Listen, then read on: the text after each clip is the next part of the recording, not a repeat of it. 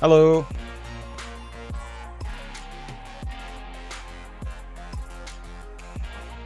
Roger.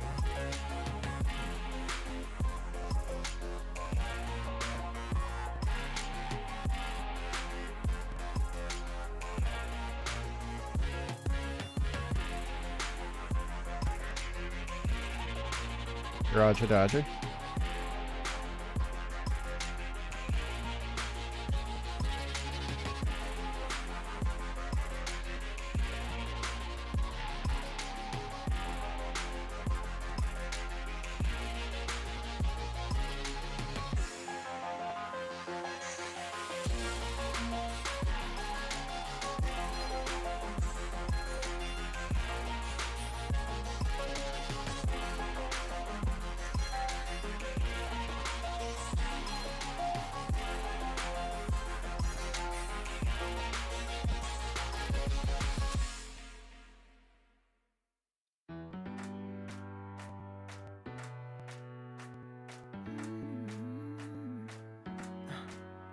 Am I wasting time? 'Cause I'm already gone. So long. Can you stay the night? Roger, Dodger. You're the thing I want. I know you're feeling different when you're stressed out. But even with no Hello. you still stand Am I out. talking? 'Cause no one makes me feel the way you do now. Like you do now. The way that you move your body. I think it might be the echo. Although I don't hear you echoing. To be fair, Ricky. I don't know why. Oh, you are definitely on Discord, alright.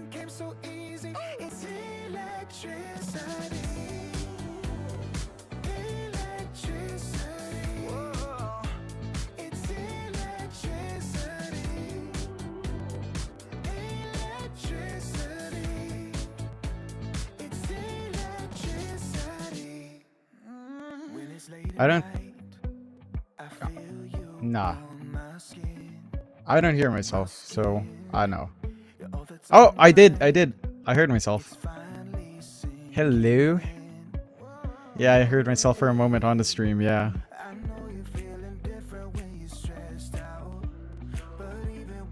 Yeah, I hear.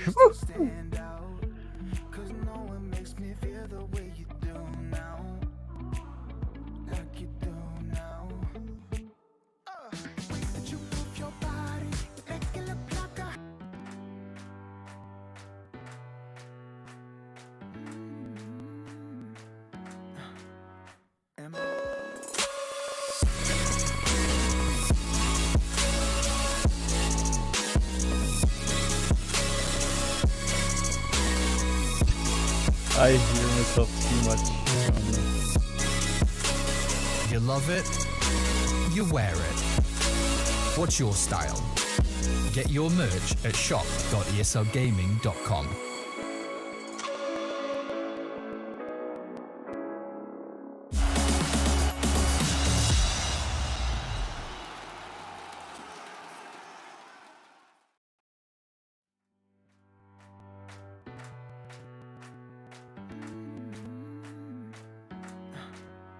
Am I wasting time?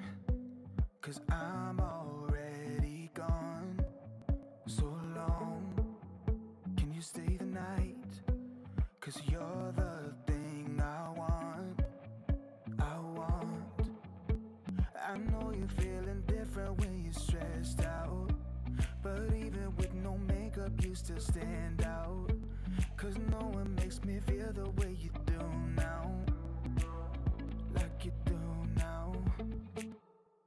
The way that you move your body, you make it look like a hobby.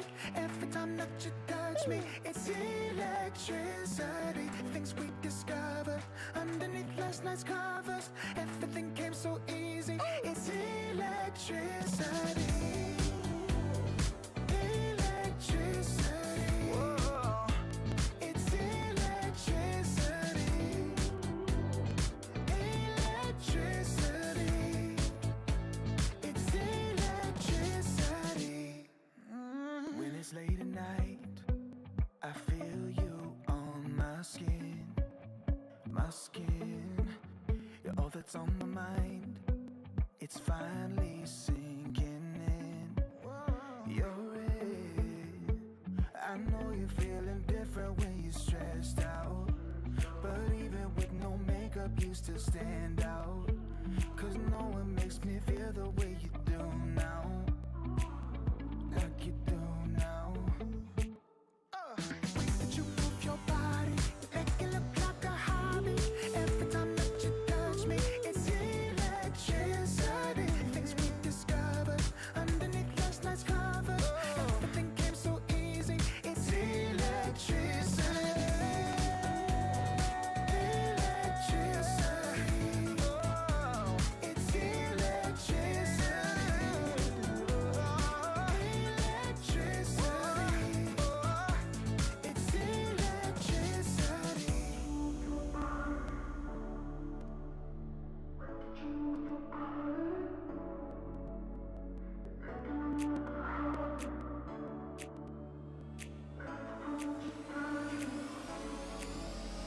The way that you move your body, you make it look like a hobby.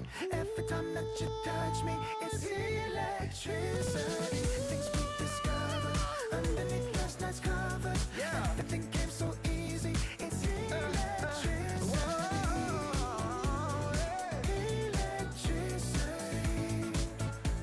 It's electricity. You move your body. Electricity. You move your body.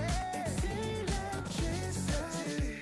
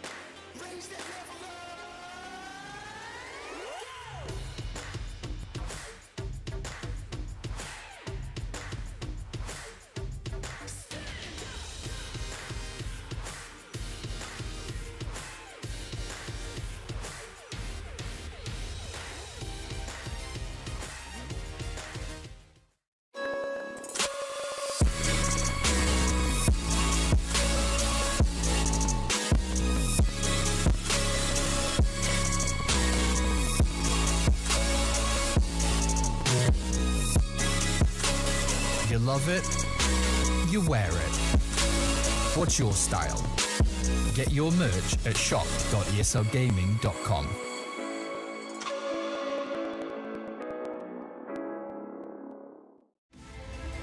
The ESL One Major is brought to you by Intel, Acer Predator, DHL, and Monster Energy.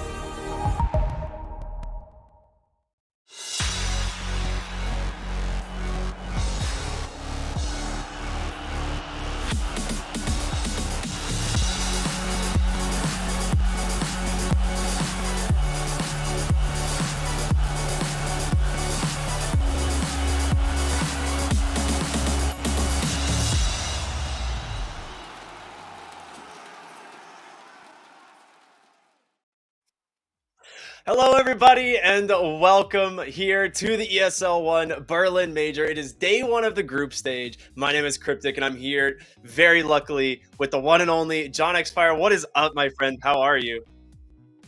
Doing great. We've got a lot of action packed in today. I'm really excited to see these matches go on. I mean, we're on a new patch, and we're on an even fresher patch, getting our B patch a few hours ago. So I'm keen to see how the teams adapted. I mean, we've seen a couple of matches on Dream League. We've seen a few teams have to play it on the tail end of Div 2 and the DPC. But to see these top tier teams that qualified into Berlin play on this absolute chaotic patch, who knows what happens? I'm keen to see it. Dude, it's going to be so much fun. I think overall, like, seeing how teams adapted, obviously, from Dream League to the new patch, but then now to patch B should be very interesting.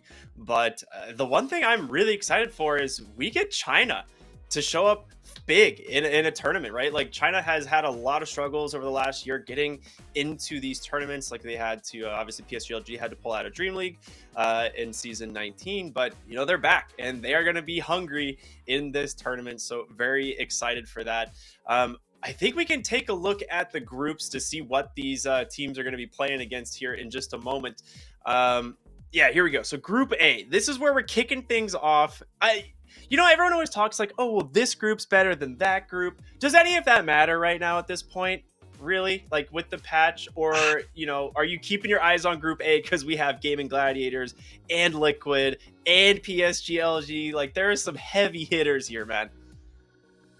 Yeah, there's some heavy hitters for sure. I'm keen to see how the other teams adapt on top of that, right? Because we had these teams, they all look pretty dominant in the last patch, but we've had that last patch standing for quite a fair bit of time. So I'm keen to see if, you know, any other team can kind of come out here, surprise us. I feel like the patch also just favors really aggressive gameplay early on. So I want to see how many teams kind of lean into that as well. And we saw it in our patch notes, right? When patch first came out, it said early kills are much more important now. It's like, it really is important. Like, it actually dictates how the rest of the game goes. Sometimes if it's so one-sided in the first 10 to 15 minutes, it feels like 20 minutes you just kind of tap out. So I'm keen to see if we get that kind of just super strong, aggressive starts from any of these teams in Group A. I have to say, though, Group B is, I mean, it's equally exciting, right? Like, teams like SMG, Talon, Shopify Rebellion, Tundra out there as well. Like, there's a lot of good action, good Dota spread around these two groups. So I'm pumped up, Ricky. I want to see these games, man. I am too, man. I am too. And there's a lot to be excited for, dude. There's a lot on the line for these teams. As with every major, there's a pretty hefty prize pool associated with it. First place, obviously, going to be taking home $200,000, but DPC points, obviously, a big part of this, right? Like, this is something that every team is looking for. They want that ticket to TI, and top 8, that's where you got to get. And it's hard, man. Majors are cutthroat, you know?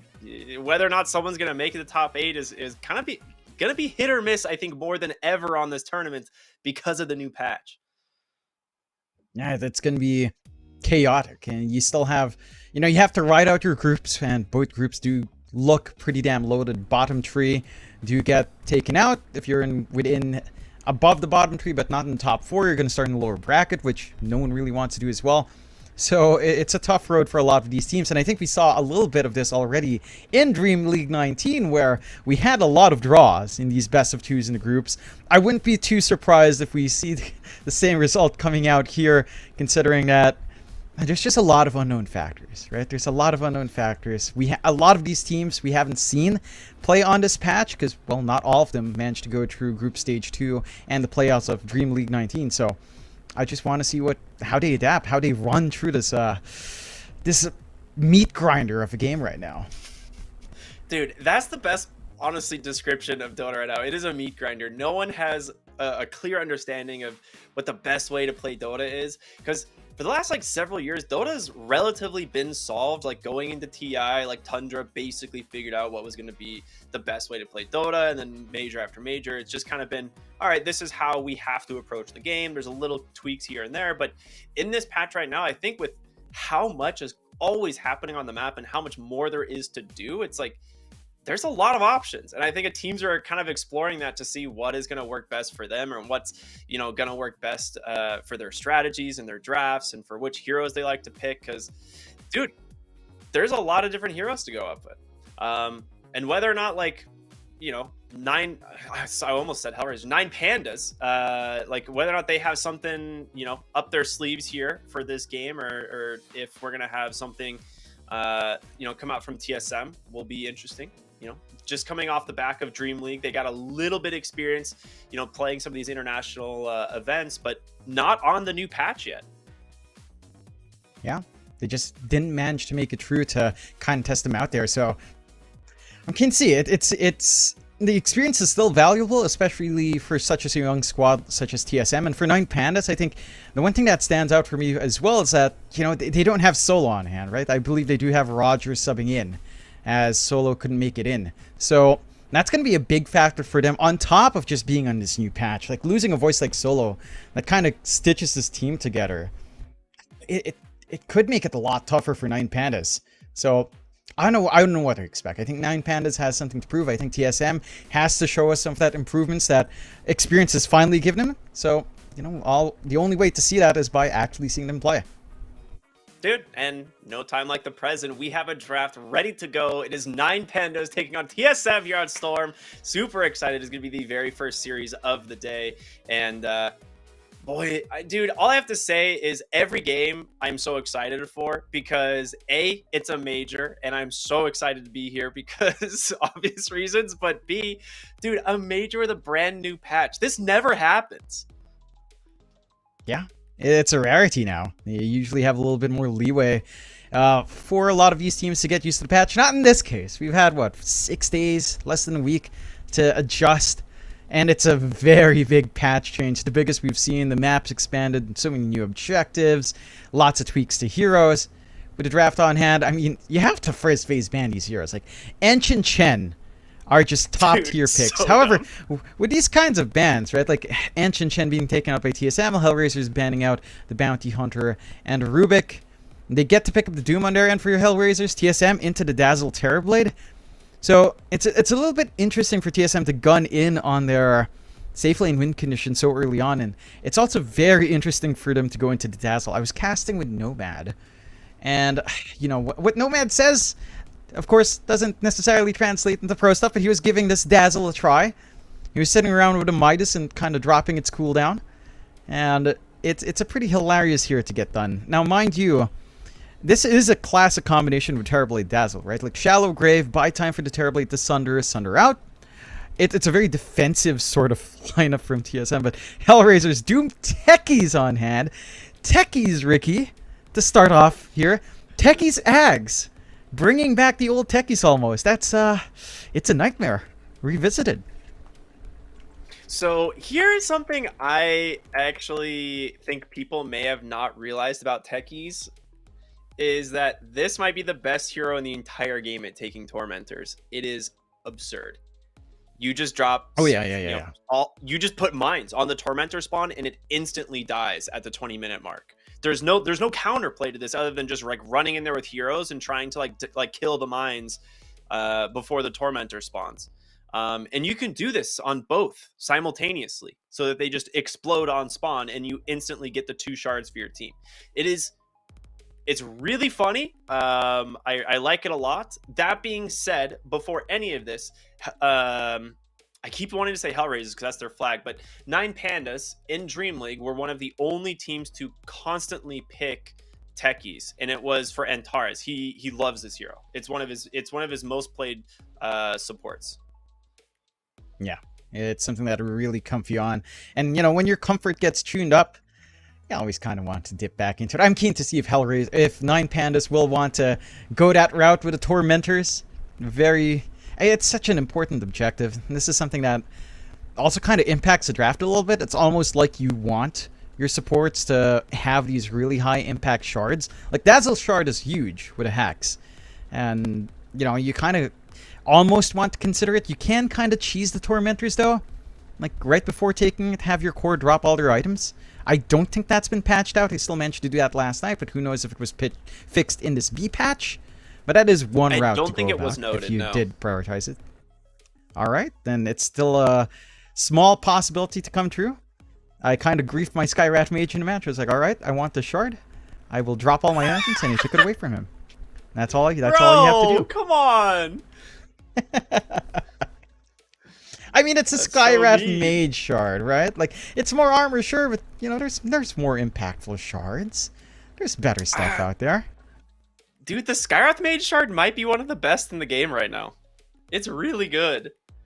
Like, most of it's because Skyrath, like, with the change to Int, right, and getting magic resist with Intellect, once he has Shield of the Scion, this hero has so much Int and so much armor provided from Shield of the Scion that he has an insane amount of damage reduction, both magic and physical. So the hero becomes increasingly tanky, and it's really funny. But whether or not we'll see, you know, Skyrath, you know, that's a different conversation. Is we're going to get the Nyx Assassin. I think one of the biggest winners of the patch currently. This hero seems so good. Yeah, I love Nyx coming back in this way. It's a little bit interesting because in pubs, people are leaning into, you know, like the Dagon build. I think the support Nyx is still strong. You could get away with maybe a core offlane Nyx if you really do feel like scaling up. That's still a distinct possibility, but the hero just provides so much. Not only has it been tweaked to feel a lot better, but we were having this conversation earlier, Ricky, where we were talking about Invis heroes overall just feeling good. Just because there's so much map space, you have less sentries to start off with. So you can easily just scout around for your team fairly safe on a hero like Nyx here. The response from Hellraisers, though, into the Phoenix is pretty strong. Like, you do not have a good egg killer outside of this Terrorblade, so your supports don't really do much about the egg. So it should have a pretty good time up front. It's good magical damage up against the Terrorblade. As long as the egg's protected as well, the Sunray is going to be continuously good. Even the magic damage in lane could be pretty good as well, depending on what sort of lane setups you want here for Hellraisers. Although one would assume Doom techies, but you can still kind of flex it around. So good solutions coming out from the side of 9 Pandas, and they go into the puck as well. Which, again, it's a hero that just feels so solid right now. The changes in some of its build-up is rather interesting. The Dream Coil auto attacks being a little bit earlier is kind of annoying to deal with. I do feel like with TSM having the Nyx, you have some solid answers, but it's still fairly slippery, especially with Dazzle's your follow-up control there. This hero, I feel like, is bonkers. Void Spirit, I could not believe didn't get a larger nerf in the B patch. Like, I very much expected this hero's stat gain or like damage per level essentially to get nerfed, because Void Spirit in the mid lane, he gets so much damage per level now. It's almost like 5 damage per level. And his ult scaling with auto attacks is pretty nuts.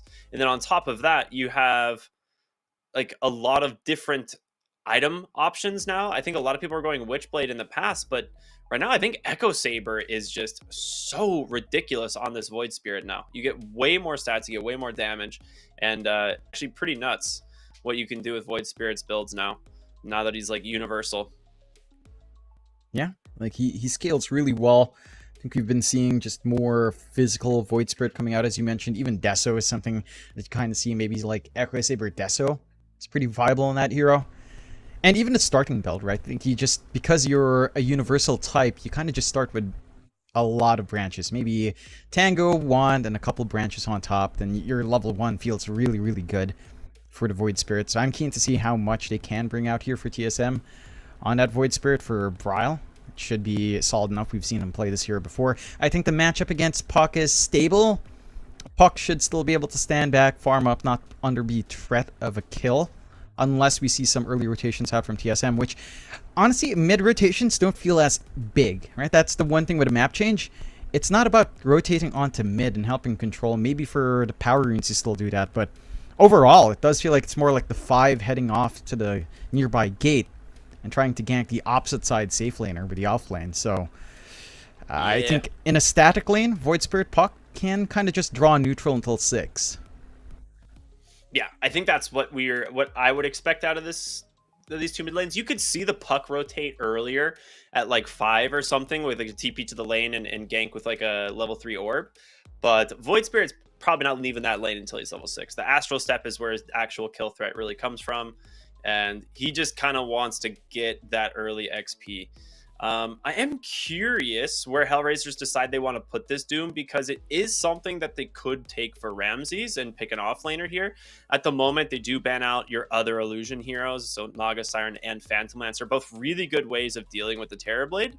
So Hellraisers, I'm sorry, 9 Pandas. I'm going to have to get over that at some point here. We'll see. It's going to take a few moments, but Same. I've been calling this team, you know, it was like when Shopify, you know, picked up XEG, and you're just like, you see the players and your brain instantly is like, that's EG, right? Alchemist, this hero, another big winner of the patch. Different, I think, for various reasons, not just because the weaponry new spell that he got, but I think in general with how aggressive lanes are and how much brawling is happening in lanes, Acid Spray feels very strong. It did get slightly nerfed in the B patch, but I think he's still very good. Yeah, it's a great hero. Innate Revel's Greed just feels really good to have, so you can always kind of scale up and farm. I think the one thing is Alchemist and always enjoying jungle farming, and the jungle's a lot more valuable than lane creeps, at least as the game goes on. Like, jungle creeps are the ones where the value does kind of keep up, whereas lane creeps, a lot of them just don't gain gold as time goes on. So I do like that coming out here. The one concern I have with Hellraisers is this draft can go a bit slow depending on how you run your Doom. Like, I've still seen a few Doom players on this patch go for the Midas play. I think an aura build-up and joining your team early is kind of the way to go. Again, emphasizing early kill opportunities, playing with this potential that you've got with the Supernova and the Dream Coil from your Puck, and the Alk as well. Maybe after a couple, or after at least one farming item and one stat item to kind of join in these fights and just go aggressive. Like, you just get so much more from kills that you do not want to kind of stall with your cores as much. I mean, it's not unplayable if you play a longer game, but you don't necessarily find an advantage going late, although the Alk is probably the one exception to that rule. For TSM now, probably just lacking their offlaner here. I see the Alchemist. When you consider the lanes of Hellraisers, like, again, likely to just see Techie's Doom, which does feel a little bit stronger, but Alchemist Phoenix doesn't feel as much of a kill threat. It's not as scary. It's like your follow-up from the stun isn't as bursty on hand, and TSM, they'll just go for the good old Underlord, which is another hero that feels like it's going to enjoy this patch a lot. Not because of its laning in particular, but mainly because of that Fiend's Gate. It's just, you control the map, you can teleport, you can take these weird-ass angles into these fights. It's just impactful. I agree. Yeah, I think Underlord is going to be a fun one. It is a strong lane hero as well. And like I said, I think a lot of what we're going to be seeing in lanes is brawling type things, like flexing between dual lanes and tri lanes constantly because of the twin gates, you know, being added. So I think we're going to be seeing, you know, a lot of value out of this Underlord pick here, pretty early on. Whether or not it can actually beat the Alk lane, we'll see, because Acid Spray is good, you know. I'm excited though. First game of the tournament here. I keep wanting to say Hellraisers, man. We'll see. 9 Pandas versus TSM should be really fun. Based on draft though, John, which one of these two are you kind of liking a little bit more? It's hard to say. I think drafting-wise, it's fairly even. I think Hellraisers has a path to play pretty aggressive early. They've got really good late-game scaling with the Puck and the Elk, even the Doom as well. The threat of the Ags down the line is pretty big. I think TSM might have a little bit more tempo on hand without forcing it too hard. Like, you can play around your Terrorblade pretty well just as long as Metamorphosis is up. You've got good rotations that can come out here from Whitemon. You've got this really great timings for Brawl to meet on his Void Spirit as long as lane goes well. So I do want to see maybe TSM kick up the pace a little bit more, try to get that earlier advantage up against the lineup of 9 Pandas, where 9 Pandas might just be comfier sitting back, trying to build up on Ramses. You know, like the top lane, again, doesn't feel like the strongest coming out from 9 Pandas with a Phoenix Elk. So I want to see TSM, you know, exploit its weaknesses if they find it there. Yeah, I agree, man. And let's get ready to do this. We're going to go ahead and jump right on into game number 1. Again, TSM here versus 9 Pandas. The ESL One Berlin Major, dude. This is going to be so much fun. I cannot freaking wait. Yeah, it's going to be exciting. I mean, I was having a little bit of a chat with good old Matthew Philemon, Mr. Whitemon himself, about how he felt about the patch. He said he absolutely enjoyed it. And I think for a lot of supports, this is a very good patch. I mean, the one pain point is like EXP. I've seen a lot of supports hit like 11 when their cores are 19. But it's really laning. Laning as a support now feels so fun. You know, you've got that lovely blood grenade that lets you be more aggressive. You've got the gates that lets you rotate even on the 5. Like, it's damn fun to be a support in this game right now. Until, you know, minute 15, minute 20. Like, even with a couple of wisdom runes, you tend to lag behind your cores if you're dying in fights first, which, as supports, tends to happen. Yeah, you know, that's kind of natural, for sure. I do like the movement here in the bottom lane. They've gone ahead and sentryed up the easy camp. Dude, I feel like the Radiant easy camp pull is ridiculously easy. It is on the lane. It's so dumb.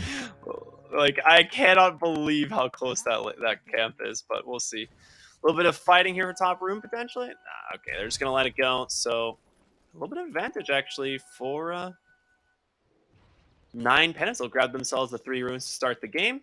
Of course, Grievel's Greed being an innate passive, one of the new features of Dota, innate passives. So he'll be very happy to grab that extra gold off those bounty runes. And Feels into the pretty game we nice go. to So start mid lane. off with the extra gold. Yeah. Yeah. Taking a look at Vryle up against Kiyotaka. And that Void Spirit versus Puck lane. Again, should be fairly even. Maybe a little bit easier for the Void to harass out early on. You already have Vryle with a circlet plus 3 branches. So he's got a pretty stupid amount of base damage. Like 65, 63 to 67 swing compared to the Puck at 48 to 56. Yeah, he just runs up, right clicks, gets the protection from the Resonant Pulse. The first few levels are going to be pretty tough. And when you land your spells like that, the harassment's pretty hard to sustain against. My first game of this patch, I come into Dota, I'm like, oh, you know, I want to try some new stuff, and I just play against someone who's like spamming Void Spirit mid. He has like 86 damage at like level 4. And I was like, what is happening right now? I'm like, how is this balanced? But there it is. It's gonna be the first blood happening at the top lane, as Antares does get Ari Tomato with the turnaround. You know, getting himself a little bit of XP and gold his way as well, but that's the power of the techies, man. We see this hero usually play super aggressive in the lanes, and he's got a blood grenade as well. One of those new... Actually, okay, I'm curious how you feel about blood grenade, because I feel like it is absurd. And Tomato actually just getting beat down as well. Does get tossed to salve, though, so he'll be fine. Should be able to sustain true. Blood grenade is really dumb. I love it. I think it... I don't know if I want to tweak. I feel like this is good for the game. I feel like just having these options to be aggressive on all sides is just really good. So I don't actually want it nerfed. I think it is something everyone has to pick up. Like, I've seen some games early on in the patch where both supports just start out with a good amount of blood grenades. They can stack up now, so they're not eating extra inventory space. And the top lane is pretty hard for Tomato to sustain true. It's a lot of magical damage early on with Techies and Doom. And again, this is more than likely 9 Panda's strongest lane coming out. And they find the kills on Ari. They're pressuring Tomato. He's already down to half HP again after the salve. So it's not an easy time to sustain. And oh god. Yeah. Dude, the fact that Blastoff has the stun built into it now instead of the silence is such a wild change for this, because it's so disorienting unless you've played against it enough. And bottom lane, they're going to see them get aggressive as well, as they managed to take down Kasane. So 3 kills right now for the side of 9 Pandas. I'm a little bit surprised they're able to bully out down bot, but that's the one thing with the Underlord. It is a stable laner, but it's not a very aggressive laner. You do have enough magic damage to, again, just kind of burn him down. You've got the acid spray to soften him up by a significant degree as well. Not the highest armor hero in the lane, and it's a double melee lane for TSM to play with. So it's not like you can easily apply that pressure onto the Alk without copying a lot of hits from the Phoenix. It's very easy for Roger to land a Fire Spirits, despite not having the best setup in something like the Alk.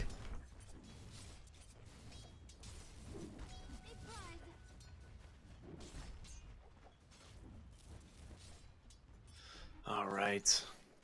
Excited to see how they kind of adjust to this lane here. I think, like, for the most part, bottom lane on the Underlord, like, he just needed to get to this Vanguard, and now that he has the Ring of Health, it should be pretty okay for him. Should be able to sustain the lane, you know, after that. But you do kind of have to slow down the Alk. Now that Greevil's Greed is just built into his hero, like, it makes it really easy for him to actually play aggressive in lanes, and he's going to try here once again as the stun does connect. Roger here on the Phoenix, burning him down with the spirits as well. And Kasane will make it under his tower. Does have to dodge the last spirit, but it does connect. Is it enough? Down to 20 HP, he will survive. Okay.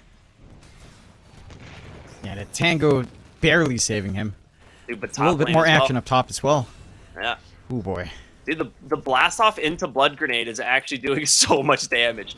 Like, this Techies is just destroying these lanes. Mid lane, Puck, though, does end up dying. His rotation from Whitemon helps find the kill, and Bryle looks like he might give his life up over to Roger here as he does connect on that Fire Spirit. So he's going to get a trip back to the well as well. Yeah, nice little punishment coming out here from 9 Pandas. But overall, I love how they're running these lanes. They're just hyper aggressive. The top lane, you expect to be aggressive. The bot lane, because your Alk just has built-in Greevil's Greed, you can go for the much more aggressive Acid Spray along with Unstable. Right? And it's a positive feedback loop. You drop that Acid Spray, Unstable Concoction's physical damage to minus armor stacks up. And the Underlord doesn't have the best armor to begin with. So you can't just shove him out, get an easy lane going for yourself. And it doesn't look like there's anything to relieve that pressure here for TSM early on. 9 Pandas are just getting away with a lot. Kasane? Yeah, they're going to make the same exact play over and over. They do go for the Impale here to buy him some space, but again, the damage is just too much. 2 points in these Fire Spirits, 2 points in the dives. I mean, it is all aggression here out of the side of 9 Pandas. Yeah, this is something that reminds me of, funny enough, a different team in this major. SMG used to love running something like the off-lane Alchemist before you had that innate Greevil's Greed, and you would see them go for the same build, right? 2-2-0. You don't really need your passive here until you start joining fights. In lane, you just harass so much with your Unstable and Acid Spray, your farm just scales up. You're not really punished for it on the Alk as much as you were before. Rotation on mid here, though. Yeah, they're looking for Kiyotaka. Doesn't hit 6 yet on the Puck. Bryle, with that XP advantage, will punish him, but the rotation from Antares as well. Trying to bring down the Void Spirit. The dive in from Roger.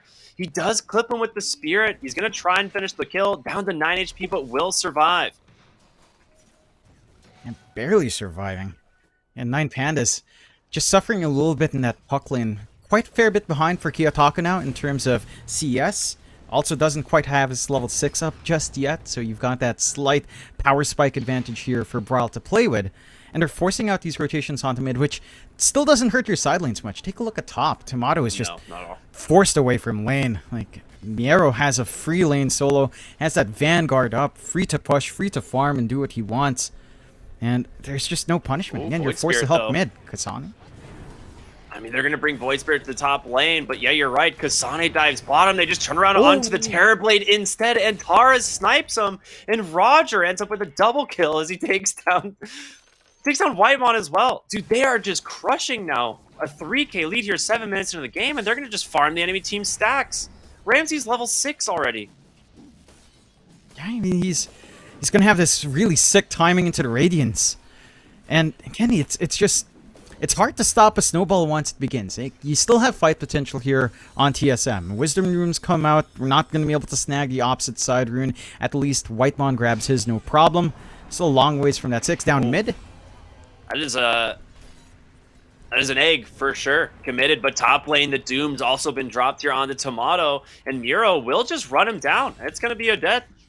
Another death here on this Terrorblade. Dude, he's 1 and 3.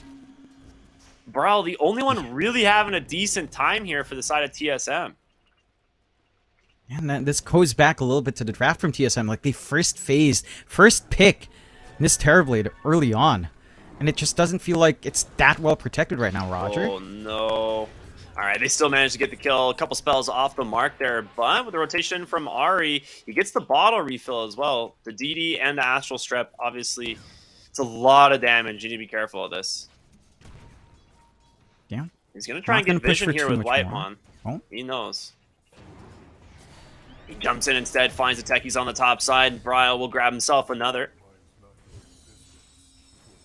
Yeah. I mean, you still manage to find something on the tail end of your double damage. Again, you're kind of trying to build up in the one here that's winning hard. So you want Bryle now to be that launching point for the side of TSM while they go into recovery mode for Tomato and for Kasane. They're still keeping all of that emphasis on mid. Not too much mana left on Bryle. No, not going to be able to snag away the bounties. Well, will they be able to? Yes. All right. Yeah, they will. Very nice. And the problem is they're a little under-leveled here on the supports from TSM, right? Like, I guess Ari did soak up a little bit of XP mid, so he's going to be level 6, but Whitemon still level 5, needs a whole other level to catch up. But bottom lane, they're going to go ahead and just chase after Kasane. The dive through, they drops a bit of Malice, try and get some space, but Antares has a blast off if he even needs it. Ramsey's just tanking the tower, does not even seem to care. But Baraya will find Kiyotaka in mid lane as well. So another trade, which he would double brace? I guess he's universal, man. This is so weird. What a hero now. Yeah, and this is something you can get done with this new universal type. You don't necessarily care for the primary attribute on these stat items anymore. Dude, so going all in strength's not too bad. Yeah, just more durability, more output, more control. Well, it has to be a little bit cautious. Doom's coming off cooldown if Mira wanted to, but nah, it's not going to wait around too long. You're almost going to find that bot tower in the next shove in from 9 Pandas. And this lack of map control on the side lanes is... it's really painful. Like, it doesn't feel like you care about mid as much. Like, you still have your inner jungle control for sure, but you have the expanded jungles, you have the expanded objectives. Like, losing this bot tier 1 early on, if it does happen, for the side of TSM, it's harder to access your knowledge rune, your wisdom rune. It's not going to be as easy to reach out into. You're going to be contested in your Tormentor, although... Ramses, the double Astral Strap just bursts him down, does not get enough regen in time, and Roger, he's got an egg available. We'll just dive away, but the chase continues as he's got a haste rune, Void Spirit. He's looking for that opening. The minus armor is there, and he's got a lot of attack speed. Gets him with the Remnant. Can they burst him? They don't even need to bop the egg. They get himself a double kill. Brawl now 6 and 1. Void Spirit completely recovering this side of TSM's game. He's done a fantastic job of just getting these key kills, like slowing down Ramses just a tad bit, delaying that huge snowball effect the Alchemist can hit once the early Radiance is up, and just buying space out for Tomato. Like, he's uncontested in his own top jungle. They'll try to force something here, though. Dude, honestly, he's fine. This dude has almost 1,800 health. Oh, nice jaunt there from the puck. He would have been super dead. Otherwise, Whitemon is here. They do catch him with the dust. He's gotten impale. Will throw it off the mark completely as the egg gets dropped as well. And Whitemon will burn Ari and his way back to the tower. And it looks like TSM will just cut their losses. Yeah, just prevent further bleed out. It's a mass commitment from the side of 9 Pandas to find that punishment. So not the biggest kill to find either, but a kill's a kill. Every single kill does count in the laning phase right now. And you are getting a little bit of relief out for Ramses, who should have his full Radiance up sooner rather than later. And that's the point where it gets a little bit scary. Like, if you start to leave Ramses alone, he's just going to come out of the jungle way too damn farmed, way too hard to burst down with a couple of stat items up. And that farming pace isn't quite there for Tomato. Like, yes, he has all the space in the world right now on that Terrorblade, farming up his top jungle and side lane jungle up top, but it just doesn't reach the same level that the Alk does right now. He goes way too quick. Yeah, dude, I love something I don't think it's talked about enough right now is the change to how power runes work. I think this is one of the best changes of the patch, personally. They're looking for Roger mid. Whitemon comes in, gets the Vendetta, bursts him down with a rotation from Bryle as well. They get him. He does go ahead and activate the shield rune, so he's a tanky boy. Whitemon will die behind the tower, giving that kill on over to Ramses. Dude, I love the shield rune. I was really hoping they were going to add a defensive rune into the game, and then here it is. 50% max HP. It's like 75-second duration or something, isn't it? Yeah, it's ridiculously long. And with a hero like Void Spirit that you can strength stack on, I mean, you get a pretty huge barrier. Yeah, that you have to clear out. With the Echo Saber up and Power Treads on strength, it's a dumb amount of EHP that Bryle has, and it's a defensive rune in one sense, but a good defense is a strong offense. So you just go offensive with that, and it's hard to find punishment onto Bryle, who's still hunting for a little bit more. Going to clear that bot tier 1, evening out map control just a little bit. You do have the full Radiance up for Ramses though, so his BKB not too far off, and the Alk can kind of commit with the early BKB if they want to force these fights out. TSM though, again, doing a fantastic job of just having Bryle be their point man. At some point, I would like to see what they can do with a Fiend's Gate from Kasane, if that's even going to be a factor for them. But on the hunt, Fiend's Gate for the XP rune, like honestly. Yeah, why not? Oh, even for the Tormentor. Mid lane, taking a lot of damage here, has the Doom available, but a nice dissimulate away. He will be able to burn him down here, though, thanks to the Underlord's rotation in, but they get the Doom off at the last second. The Egg stunning up too as Ramsey's chasing down. Arya Coil catches them as well. 3 dead for the side of TSM. Beautiful team fight there from the side of 9 Pandas, lining those up. They overextend just a little bit on TSM, flying a little bit too close to the sun, and they get punished for it.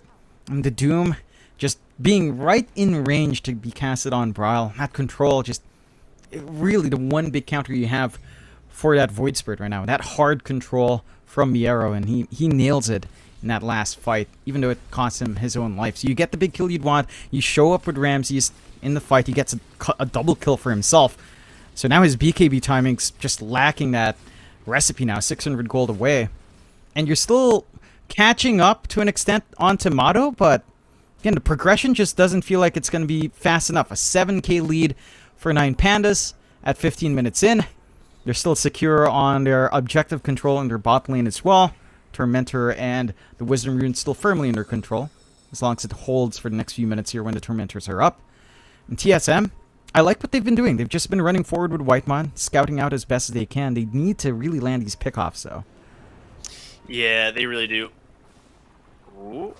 Ramses will send the stun on over the Nyx, and it will be very easy for them to bring him on down here. The Impale will buy him just a little bit of space, but Bryle, that's a double Astral Step away as Ari trying to find some space as well, but it's going to be Kiyotaka that will follow him up, goes for the grave, and it will be a slow bleed here.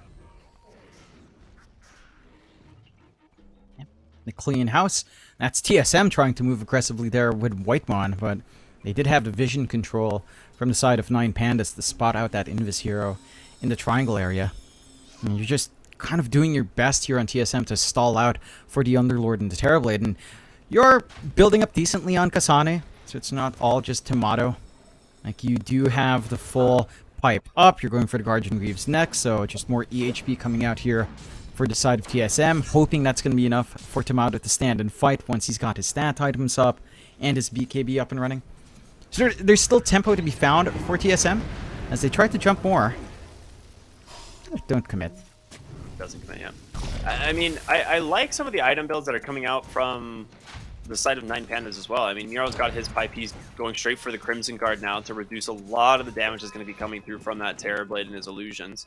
Now, Crimson Guard did just get a slight nerf from, I think, what, 60% to 50% strength on the damage block, so a little bit weaker, or rather a little bit less broken for certain heroes. So I like that change quite a bit. Made the item a lot more, I don't know, Maybe out of more fun and scales better, because I think one of the problems was like it had this weird timing of it was great at like 25 to 30 minutes, and then you go late game and you're like, cool, it's gonna block half of an attack. Yeah, it didn't feel as impactful. Now it's pretty darn busted in like really strong strength scaling heroes that do stack strength items. And down the line, if Miero finds room for, say, an overwhelming blink, it's a dumb amount of damage block coming out. So keen to see just how much value they'll get from the Crimson Guards. Pretty much done already flying out here for Miero. They're already smoked up here. TSM all kind of clumped up bot. They're not under any vision. The Whitemon might walk into some wards here. Dude, Ramses is so farmed right now, dude. 14,000 net worth here on this Alchemist. The scan does connect, so Terrorblade trying to get out of here, but he's just got no HP, stunned up and bursted down by Kiyotaka's puck. Beautifully done there. And they will TP bottom right away. Whitemon looking for an opening, as they know Antares did have to come bottom from this. They do have a ward that will scout him in a moment. Yep, there it is. But with the rest of the team missing, it's a little bit too scary. It's a bit scary, but overall, man, that kill for 9 Pandas is huge. Again, putting a stop to the Terrorblade to hit these key item timings a little bit earlier. And just taking these stacks away. Growing bigger and bigger on Ramses. With a blink up now, the Alc can just get up front and get the initiation for the team. You've got the levels and the corrosive weaponry up and running now as well. So, I mean, this hero does a lot in these early engagements. And 9 Pandas, Kiyotaka's a bit forward here. Yeah, they are. I mean, the Remnant will catch him here when he comes back, and the burst damage is there. So they do manage to finally bring down this puck. I mean, that's a lot of gold. That's almost 1,100 for the team off that kill. But, I mean, still, you got a long way to go. You're 12,000 behind. See if it will be enough. Now, Tormentors will be spawning in 40 seconds, and I did, like I said, I talked about it. The fun parts about Techies in the draft, he's just hitting that level 12. That's the magic number here for the Techies, because it does allow him to one-shot Tormentors. So we might see him make a rotation and start trying to set up for these. Yeah, he pings it immediately. He's like, I'm on the way, guys. Oh, it's good He's stuff. ready. Good stuff. I mean, dude, when do they go off anyway? So once you, if you drop your... Shouldn't you be mining before the Tormentor spawns? Yeah, you want to proxy mine usually before the Tormentor spawns. I think he realized he was a little bit too late, so he's not going to bother. He'll do it next time. But they're smoking for the enemy Tormentor instead. I like that. I like this aggressive move. They've got the gem up front as well with Ramsey, so they can spot out when the smoke breaks if Whitemon's kind of lurking in the area. Just making a mad rush. Maybe looking for a pick-off first. Ooh, the gem will scout Whitemon. And I think he's starting to realize, like, wait a minute, I think he sees me, guys. He's very careful here. Tries to juke into the trees. He will self-stun on the Alp, reflect a little bit of the damage, but the Nyx Assassin will fall. Meanwhile, the Tormentor on the top side is being brought down. So they will at least get the Tormentor for the Nyx Assassin. Not that bad. It goes to the Dazzle, which is probably even better, but you're losing Roshan. Like 9 Pandas go from that kill into the Roche. It just melts. Granted, they don't have the full Chemical Rage up and running that long. It's not the quickest Roshan without that. But it's still a massive objective. The one big thing, again, with a Roche take is the Watchers going to your side. Yeah. You just maintain a lot of map control off the back of that take, which makes the first Aegis feel more important than it once was. It used to be a little bit more of a farming Aegis. Now you can do a lot more in the map with his take, gain so much more information, and just play aggressively off the back of it. 11k lead for 9 Pandas, 21 minutes in, 21 to 11 TSM. I mean, the recovery process is still there. Tamato was forced to go for the BKB over his Scotty build-up first, so at least he has some spell protection, at least up against everything but the Doom. So Miera still has a nice, easy target to go for if he wants to, and theoretically, you can hold down Bryle just with a coil threat. He doesn't have anything to dispel. So you don't even need to necessarily doom the Void Spirit first. You can just kind of lock him in with your techies or with your puck, and then just kind of run from there. I think he has an axe, doesn't he, on the Void Spirit? Where did his axe go? Okay, he's very close. He's literally 70 gold short. I was like, I could have sworn he had the money for this. So yeah, we're going to be seeing the axe come out on the Void Spirit here fairly soon. So the silence off of Resonant Pulse is really strong. That is just one of those Aghanim Scepters that will give him a little bit more to play with. Great control for the Phoenix. There's no dispel there, as well as the puck. So could find some openings on those heroes. As in the meantime, we're going to see 9 Pandas take their Tormentor, the Aghanim Shard, who will go to the Phoenix. Okay, so that's another great one. Yeah. It just gives you so much more coming out with the Nova. We haven't really seen that many commitments out from Roger, but now in a very clumped up team fight, you get a valuable heal on hand. You get to extend Ramsey's life if you've seen the injury, maybe bail someone out, not that terribly in the middle as well, and they'll just go for a smoke. They still have a lot in the tank. Age is still running for 3 minutes more here in Kiyotaka. TSM are all kind of clumped up down bot though. They do have good vision, so probably have a good idea where Kiyotaka is.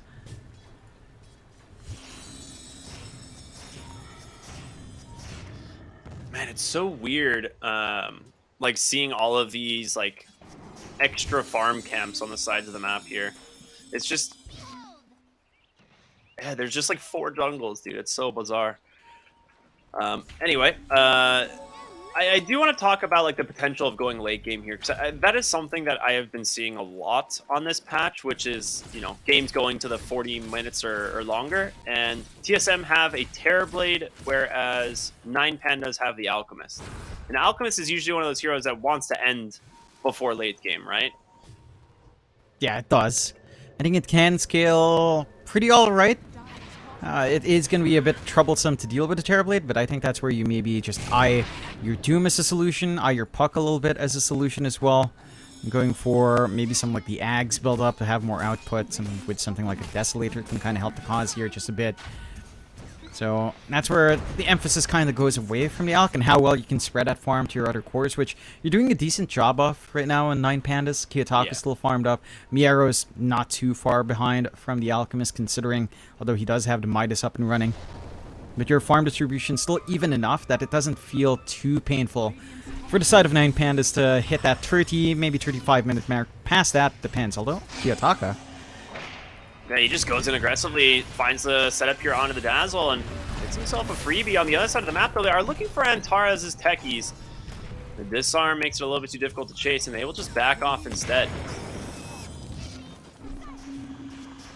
And with the gem there, Whitemon in a lot of trouble. They're looking to dive behind the bases. Ramsey goes in, does catch the Underlord. They drop the egg as well as Kasane is trying to make himself to escape into the base, but the stuns, the roots, the slows, it's just all too much. They find themselves 3. I'm going to look for this tier 2 tower in the mid lane. yeah, they're just going to take it. No defense coming out from TSM. And we saw a lot of good aggression early on with Bryle. He has the full Ags now. He realizes, though, he can't go in without the BKB anymore. Like, it's too risky. You have too much control coming out from the side of 9 Pandas. You need that spell protection, that debuff immunity on the Void Spirit. And he might get jumped. They've got a good idea where he's at. They do. They have a good ward up on the high ground, and with that, sets up for the Doom. And Bryle, no chance of escaping here as Kiyotaka secures that one. So that will stagger the death timers on TSM here quite a bit, which makes it really difficult for them to get back out onto the map. Like, yes, the Terrorblade will just keep splitting with the illusions, and he is starting to get closer and closer to his Scotty, but I do worry that you're just going to be bleeding kills at this point as they lose Whitemon once again. And, dude, I just looked at Whitemon's net worth, dude. He's sitting at under 4,000 here at 26 minutes into the game. He has no money.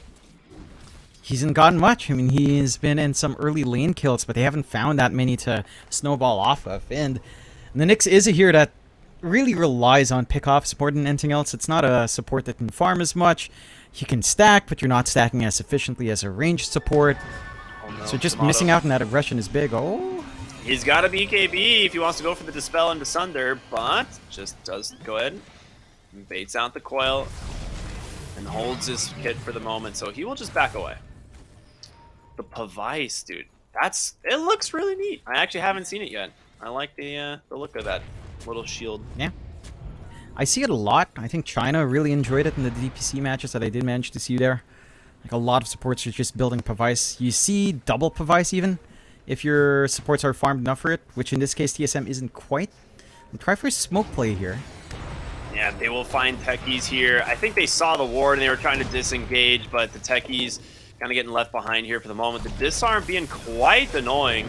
So tanky. One more astral step and the dissimulate there from Brian will find the kill. So he's starting to come back here a little bit. But yeah, that techie's super tanky with the Solar Crest, the Guardian Greaves, and of course the taser, right? That 3-second disarm is super annoying to play around. Man, he has 5 blood grenades as well. It's plus 250 HP. Really mass stacking on that. They'll smoke out here on TSM. Why? Yeah, so many grenades. I mean, it's in line with techies, right? Lots of kabooms. He just wanted to roleplay his old techies, I guess. Oh, they're going to jump in here onto Bryle. Ooh, beautiful reflected stun here from the Nyx. Able to just give himself a little bit to play around. They look for the Phoenix on the backside, but they don't have the damage to get on top of him, and instead, they're going to just try and rely on Tomato. Just seeing if he can actually find the kills. The egg does go down. He pops the BKB, trying to bring down the egg in time. They will be able to. The Underlord falling low as well, but Tomato needs to be careful. That BKB about to expire. Still has Sunder to fall back on. It's going to be a 1-for-1 trade. The Doom will be expiring here on the Void Spirit, so Ryle will be ready to re-enter this fight in a moment. The question is, will they be able to find their opening? They're looking for Ramses. Instead, they're going to settle for Antares on this Techies, the Impale to follow. They got him. Well, do they? He's surviving for the moment. The disarm doing some work to turn around onto Bryle to get the stun. He's gone. Ramses still has his BKB available, chasing down Tomato. He's popped the BKB to dodge out the Spike Carapace. They really want to get this Terrorblade. The chase continues. The stun comes out. Will he be able to sunder anything is the question. Miro with the War Slump, but the Shallow Grave comes through, and now the turnaround onto Ramses. He's been able to survive for the moment thanks to that Chemical Rage, but can they actually kill the Terrorblade? It looks like they will be able to. The Constant Hex is the blast off as well. It's 4v1, baby. Triple kill for Kiyotaka on the puck as they wipe TSM. Did they lose anybody? I don't think they did. No, not in the follow-up fight. They did lose Roger earlier on the egg, but afterwards, nothing else. And for TSM, like if you actually just settle for these pickoffs and pull back, did you see how much net worth they were bleeding out in their supports? Like that earlier kill on Taurus in the top jungle was worth about nearly 1,000 gold. The kill on Roger worth almost 1,000 gold as well. Like the snowball effect you have from coming back in. Kills are your comeback mechanic. Like you can jungle farm as much as you want. It keeps you in equilibrium, but to pull back into the game, it's down to pickoffs. And TSM almost had the right idea. They find these soft supports. They feel like they can re-engage off the back of that fight with Doom being gone, with your Terrorblade still up and running, but the fight drags on way too long, and the cleanup crew comes in for 9 Pandas. So you have to be careful about that. Like you find these wins, you have to know when to be satisfied, pull back, reset, and try to do it again and again and again. And then you equalize the game. Because, I mean, these small kills, even support kills, they count for a lot with how the net worth's calculated now in these kills. Yeah, absolutely. Right now we're going to see TSM focus up on the bottom side here on this new Ancient Camp. Tormentor is spawning in a moment. Ooh, Tomato's smoke breaks for the moment. Behind them is Kiyotaka with an Invis rune. He's scouting them all out. He gets the coil BKB immediately from Tomato as they're looking for Brow. It's going to be the Underlord trying to join him, but the chain stuns are there. Void Spirit needs to get out. Astral Step is up, and he's gone. There's a TP away into the base. He will make it, but the Doom's caught the Terrorblade, and Ari's doing his best to keep him alive. The chase continues. In comes the Concoction, the Shallow Grave as well. Is it enough? He gets the BKB into the Sunder. Tomato, he's doing his best to live, but it's just not enough. Ramses is too damn strong. He's now turning his attention to the Underlord, just beating him down, slowing him up underneath this egg. It's going to be able to stun him up once again. The Abyssal Blade comes through, and a double kill for Kiyotaka right into the enemy Tormentor. It's a 4-for-1. Yeah, it's not the cleanest from 9 Pandas. Like losing out on Miero, still dropping that kill is not too bad for TSM. I mean, that's, again, what, 1.8k gold spread out? So it's a lot still, but you're taking bigger losses and dropping these heroes. Like, you need to be able to sustain through these fights for the side of TSM to really reap the benefits, and they're not able to, and it was, again, a little bit messy from 9 Pandas, going for the Doom on the TV instead of something like the Void Spirit. You're not able to keep Bryle down, he's able to escape, but you managed to pin down and Tomato, again, outside of the Doom duration, because he did just manage to run away. I think if that fight went a little bit more disciplined out from 9 Pandas, like if they managed to Doom up the Void Spirit instead, you still had enough to probably control Tomato. he was forced to run back with quite a fair bit due to the Doom. Like, he couldn't maximize his metamorphosis there as much as he wanted to. But it still works out for 9 Pandas anyway. For TSM, they have got to find a way to just play hit and run somehow. Whitemont's in a pretty risky spot trying to scout for the Roche. I mean, he did see it.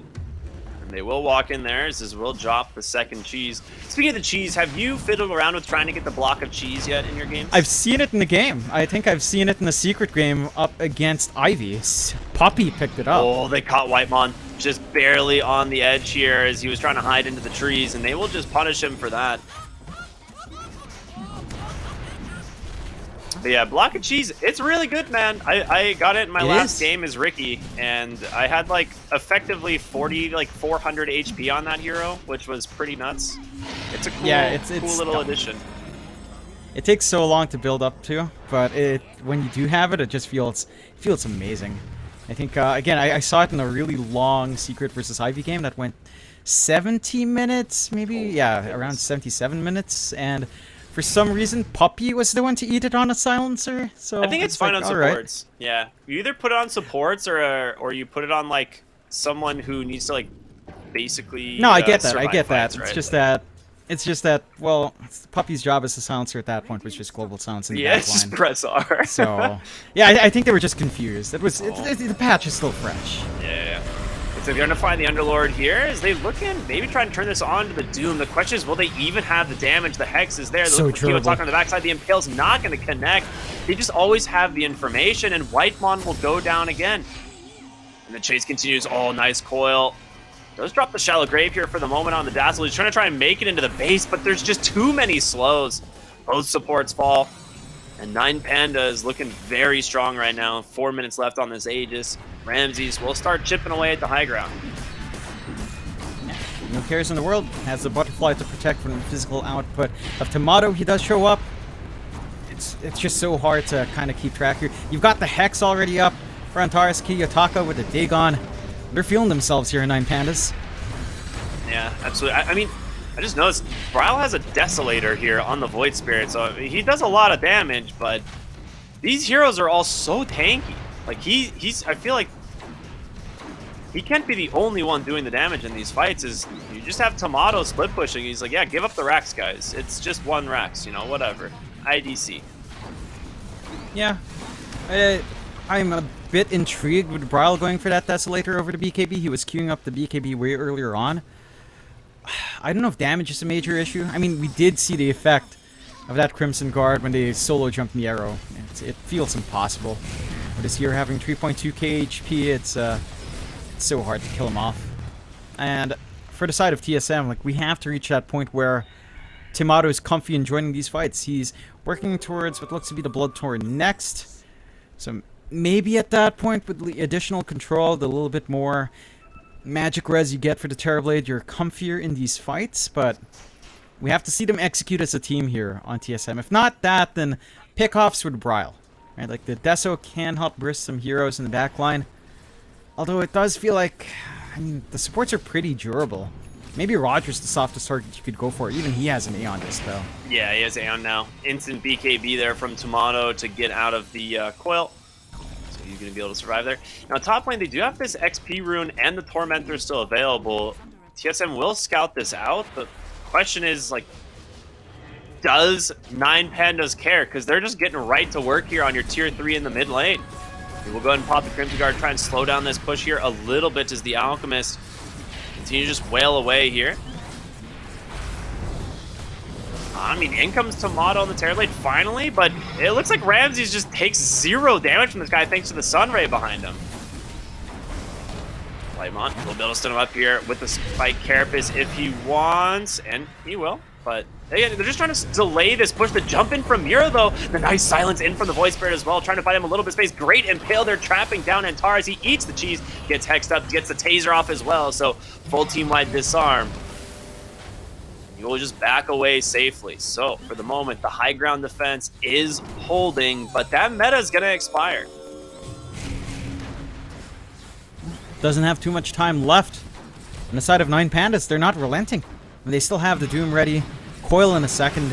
They've got everything for this re-engage. Yeah, they've got Aegis for another minute. He's still got the Chemical Rage available, and Kasane, he's completely out of resources. He needs to be very careful here. Almost no mana left. Does have those Guardian Greaves fall back on Kiyotaka, jumps in onto the backside, looks for the Dazzle. Does barely miss on the Impale, but it's just space made as Ramses has nearly finished off his racks. Fortification comes out to stall, but it's not going to be enough. They will build a graphic Kasane with the deny, but they've caught the Nyx Assassin once again. Shallow Grave here from RA Nicedon trying to keep him alive. They do get a nice 2-hero Impale. They heal him up for the moment, but the Nyx gets bursted. And it looks like 9 Pandas will just walk out of the base. Do they? Never mind, they're re-engaged. The blink in, the Doom onto the Underlord. The buyback in from the Nyx as well. Pop Spike Carapace, but a jump in from the Void Spirit, trying to find themselves an opening, but they're all just too tanky. No one losing their health, and they turn around. They get the stun. Another Shallow Grave here from the Dazzle, trying to do his best, but the chain stuns are there. Bryle falls, as now Aegis expires. You think they've back, but it looks like 9 Pandas have no... They just don't care. They're not going to retreat at any time here as they dive in for more. They get the Nyx. That's going to be the dieback. The Underlord stuck underneath the tier 3 tower, or tier 4 towers. Drops the Fit of Malice, trying to buy him space. Ari gets the Shallow Grave off as well, but he's just too far gone. Kasane dies, tier 4's under siege, your Terrorblade still farming for next game as he's 11 seconds away from that meta, and without that, I don't think he can really defend. No. Looks pretty hard for TSM. Should just be calling GG maybe after a little bit of another poke here. I mean, they're going to try. In comes Tomato. He's got the meta. The BKB from Kiyotaka will protect her. They turn around onto Bryle. He just gets just decimated. It's just way too much damage. The Aghanim Scepter Egg will be able to protect him. The Abyssal Blade is there. The follow of Abyssal Blade, the Sunder onto Ramses, but the GGs are out. And TSM will drop in game number 1 here to 9 Pandas.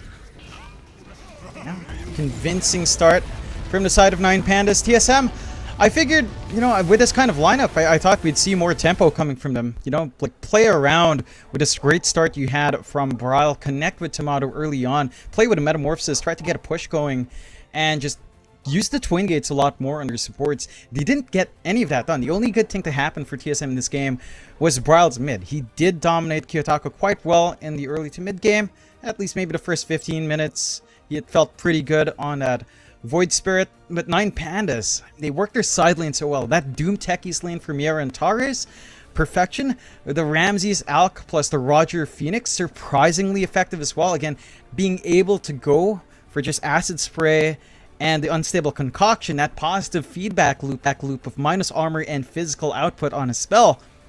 I mean, Alchemist is a pretty damn good laner now because of that aggression and the, you know, just having an innate Greevil's Greed. You don't need to waste your skill point, so you can play the lane a lot faster, and TSM just couldn't play their lanes that fast. They couldn't respond.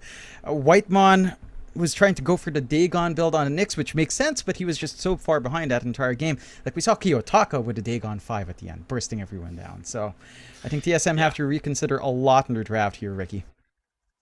Yeah, I mean, definitely. It looked really strong, like you said, from mid lane. The side lane's a little bit lackluster.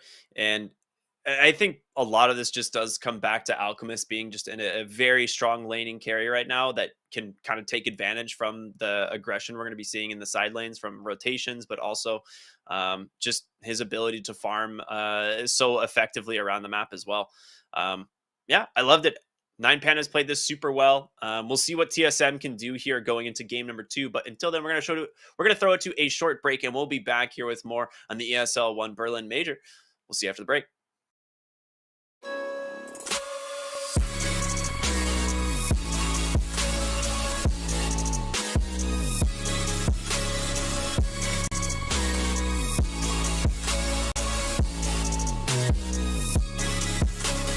You love it? You wear it. What's your style? Get your merch at shop.eslgaming.com.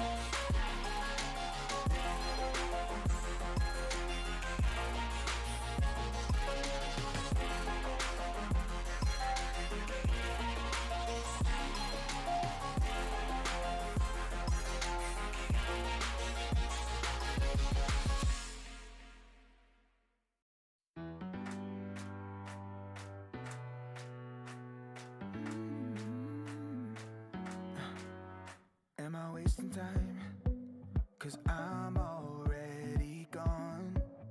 So long, can you stay the night? 'Cause you're the thing I want. I know you're feeling different when you're stressed out, but even with no makeup you still stand out. 'Cause no one makes me feel the way you do now, like you do now. The way that you move your body, you make it look like a hobby. Every time that you touch me, it's electricity. Things we discovered underneath last night's covers. Everything came so easy. It's electricity. Electricity. Whoa. It's electricity. Electricity. It's electricity. When it's late at night, I feel you on my skin. My skin. You're all that's on my mind. It's finally sinking in. You're it. I know you're feeling different when you're stressed out, but even with no makeup you still stand out. 'Cause no one makes me feel the way you do now, like you do now. The way that you move your body, you make it look like a hobby. Every time that you touch me, it's electricity. Things we discovered underneath last night's covers. Everything came so easy. It's electricity. Electricity. It's electricity. Electricity. It's electricity.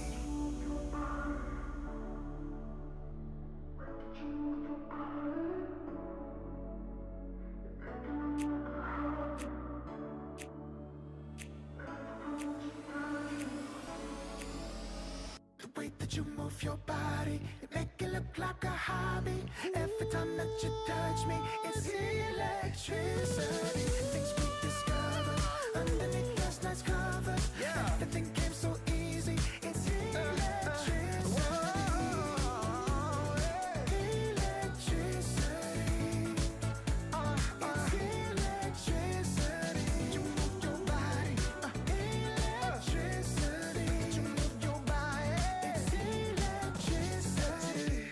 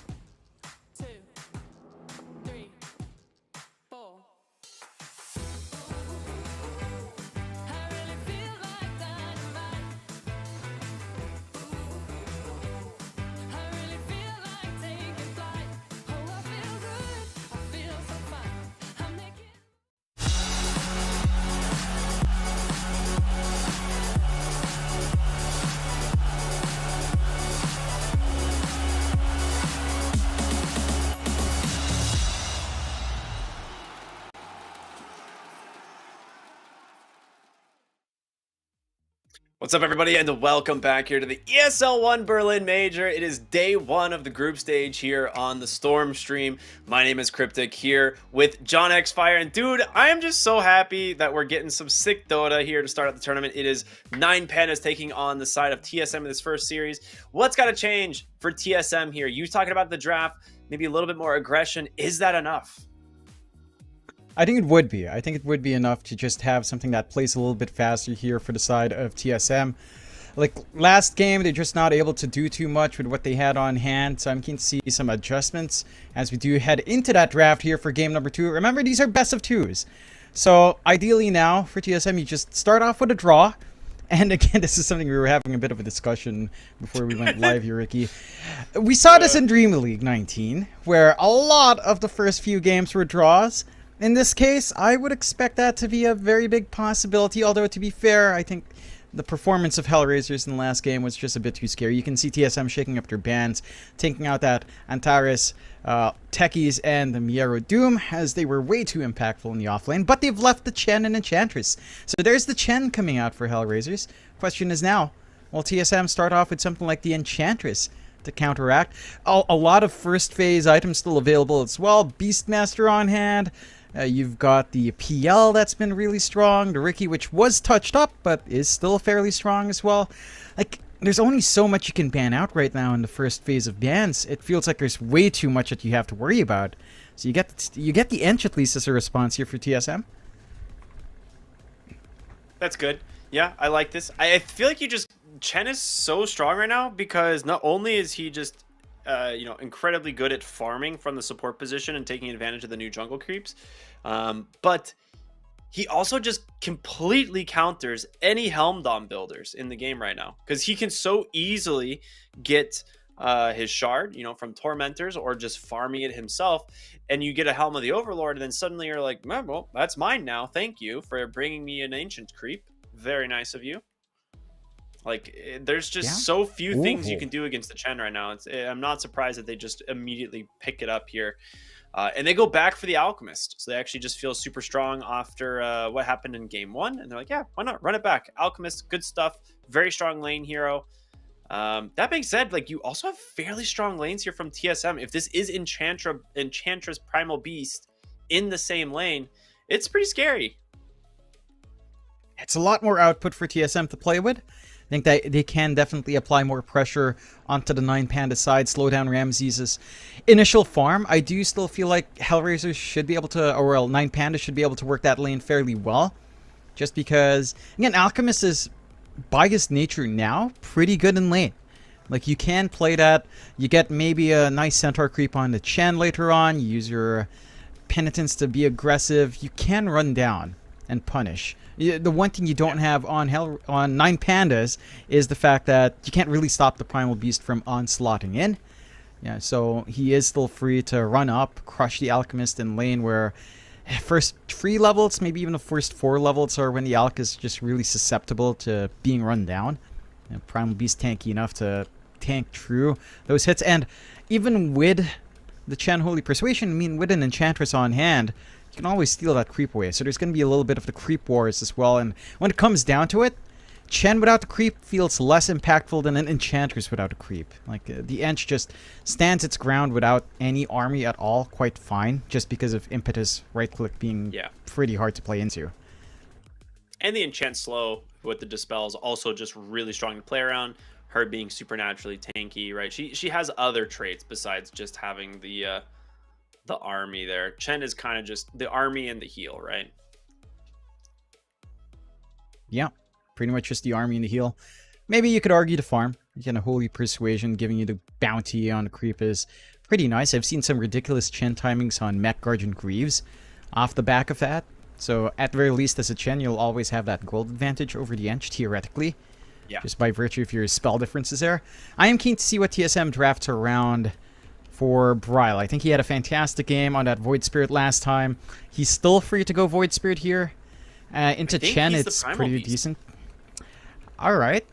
Well, if he is the Primal Beast mid for Bryle, then you do lose out in that lane where you're trying to be aggressive onto the Alch. You can still draft for that, though. I do want to see something from Kasane that can find back, and they'll go with the AA Yes. first. So there's your natural Yes. Alchemist counter. It shouldn't be as straight cut for Ramses to just sustain through these fights now. So this was something I thought of last game. That would have been really, really good pick for TSM. The problem was they had already double picked their supports by the time they had seen the Alchemist, and they didn't really have a way to deal with it. This time, you get the Ancient Apparition into both Chen and Alk, which is very good. They respond with Tiny, Skyrath, two very burst-heavy heroes here. They're going to make quick work of the AA if they ever do see him. However, I am curious which of these are going to the mid lane. It's probably mid Tiny. I wonder if you take Ancient Apparition mid. I think you can with the new patch, like in the changes to Ancient Apparition. He can definitely farm. For sure. I think that is an option, but I don't know if it feels good to put Brawl on a hero like AA, right? Like he's a super aggressive player. AA is not a hero that necessarily jumps in by itself. I think it can work. You do worry about, say, the Skyrat mid rotation down the line, just because Ancient Seal will still mess you up. You're not naturally mobile on the AA. You aren't that durable as well. So I think it's just a little bit susceptible to being punished if TSM does flex that way. But I am intrigued by the possibility. TSM, they will take the Pangolier, which should then be our mid for Brawl. Yeah, up against Tiny's pretty decent lane. Just hold your own. You can jump the back line. You're durable enough to last through the Tiny. Even the Skyrat mage rotation is still going to hurt you a lot. But you can hold your own against a Tiny lane at least, and it does give you more team fight on TSM. Like, you are kind of all in on some early engagements now. Rolling Thunder, Pulverize, really early durability coming out from these two cores right now as well in TSM. So there's more activity on hand, which was lacking in the last game. I like this course correction from TSM quite a fair bit, but I think Hellraiser still has this foundation that they can play off of really well, as long as the Alclaim isn't as shut down as you'd expect it to be. I'm kind of surprised they go with the Pango here, though, because this hero did get like pretty substantial nerfs across the board. But it is just, you look at the draft, it's a pretty good Pango game, right? Like he can actually like get on top of if he can get on top of the Skyrath, the Chen, he can lock them down. I do worry about the silence, though. That is the one thing that makes things really hard for Pango. This is not a hero that likes to build the dispel, right? You usually just rely on roll up and rolling thunder, but against the Skyrath mage, that can be really scary. It can be. It might force you to go for at least one defensive item pickup. I think a Lotus Orb might be enough, but Lotus is probably the ideal. But if you feel too shut down early on, you could still make use of the Eulets, I suppose, offensively, just to keep yourself in place and save your shard for more important situations. Allows you to maybe double up on staying still quite a fair bit. So I wouldn't mind that as well here. I think the Pango, I mean, on top of just bursting these supports, it's also a good solution for the creep army that Chen might want to bring out, right? Like, you've always got the Swash on hand.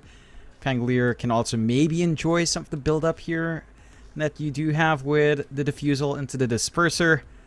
Could be a consideration for Brawl on his item slots as well. But I want to see that win condition come out now, because you do have really good tempo with Primal Beast Pangolier. Now you just need a safe lane that can kind of set you up. They banned the Axe, so I'm wondering if they're eyeing something like a PL. Like, PL into Alk can be a little bit awkward with a Radiance, but PL is kind of broken for a reason right now. Yeah, sorry, I just laughed because I remember demoing just PL into Axe. It's so funny. Yeah. Oh man, that's good stuff. The other thing too is you can't really pick PL with like a Beastmaster option still in the game as well. So if they are really leaning towards the Phantom Lancer, you could go that route, but maybe they're thinking Medusa. I still don't think the Medusa is amazing yet. I mean, it feels better now for sure with a sub patch. It's definitely better now. I think she has some. I mean, the thing is like it's power creep on this hero. I think the getting used to how she plays now was a big problem, just because of how different of a hero she is. But they gave her some pretty good buffs, like actually good buffs in the B patch. I think she could be viable. Something like Sanj Kaya, or you rush like what Kaya Yasha, disassemble into Manta, and then maybe upgrade Kaya later or just keep it passively. It's like there's a lot of things that you can do on that hero still. Yeah. But I whether or not it can keep up with Alk is the question, right? Yeah, it probably doesn't. Yeah, Alchemist can also just itemize for, say, a Diffusal, then you're still kind of dead. I Oh think my overall, god, corrosive weaponry with Diffusal. Dude, yeah, you literally you're can't pretty move. much gone. Yeah, nah. Like, I do It see is this going to big be problem. PL, it looks like. Yeah, it should be. Bloodseeker is the solution here from the side of 9 Pandas, which I don't mind too much. It can kind of work. I'm intrigued by Bloodseeker going Ags now, because now it's not a meme. The overheal passive is actually huge on the hero. Like, I really feel like Ags is now vindicated. Like, I feel great, Ricky, because the two Ags that I love to meme about, Beastmaster Ags and Bloodseeker Ags, they're pretty viable. Beastmaster much more straightforward. Bloodseeker much more situational, but still pretty damn good overall. Like, you don't mind it. Like, the overheal, again, is massive. The AoE damage to deal with illusions downline could be one way as well, to just kind of finagle and hunt down the actual Phantom Lancer of TSM gun for it here. So I think the side of 9 Pandas have covered their bases really well. It might be a little bit greedy in this lineup. Like, you do have Alchemist and Bloodseeker on your side lanes, which both heroes will kind of farm up. Yes! They'll go with the Dusa. Called it, dude. Yes! I mean, you can sing this phrases all you want, man. I've seen a Dusa lose a game in 20 minutes in a pro match already. I'm not sold on this hero. I think the base strength is just too atrocious. Even if you're not playing into an Axe or an Nyx. Ramses can still go Diffusal if he wants to. Miero can go for a Diffusal if he wants to. You'll still melt. I think this hero still has major durability issues. Sure, you have more damage coming out now. With the adjustments to the split shot, it's not too bad, but your laning is still weird because Mana Shield still counts as a level 1 spell, so you can't get it at... You can't double down and get it at 2, right? Yeah, it's not like so the you're still forced to go passive 1-1-1. Alchemist, right? It has to... It requires ability points still. Yeah, so you can only level up your Mana Shield by level 3. You're forced to go into a point in the split shot, which you don't necessarily need in the laning phase anyway, despite it being buffed up a little bit. I'm intrigued to see what Tomato does. If you consider what happened in the last game, Tomato was just kind of AFK farming for quite a fair bit. So the Dusa is maybe a little bit faster in that aspect, and you can kind of hit your build up here. I still am concerned. I think the side of 9 Pandas, they've got a draft that can play pretty fast into this. Like, Alchemist offlane into the Dusa is honestly pretty alright. An Alchemist plus Sky, it's a good amount of damage. I think Skywrath Mage would... His Blood Grenade plus his Concussive Slow can chase down the Dusa fairly well. And can just kind of slowly tick away at that Mana Shield with the Acid Spray. So I want to see what TSM has on hand, because I think 9 Pandas again has a draft that kind of suits the meta a little bit more. They have some solutions with Whitemon on the AA this time. But if you think about how aggressive your supports can be, I mean, it's kind of down to Ahri. Like, can he get his creep army going? Can he rotate with it through the Twin Gate? Work out his lanes better? That's one thing we have to see here from TSM. Yeah, I am definitely worried about that, because if you saw what we had last game, right? You had like a 3 to 5k lead at the 10-minute mark already for 9 Pandas. They were dominating both lanes. They took the tower, free farming the Alk. Now we do see the Alk on the off lane, but it could still give them a pretty early timing, because he just goes like blink BKB and starts running around with Skywrath. But we'll see how this game's going to go. So we're just going to jump right into game number 2 here of TSM versus 9 Pandas. For anyone who maybe missed game 1, we'll fill you in quick.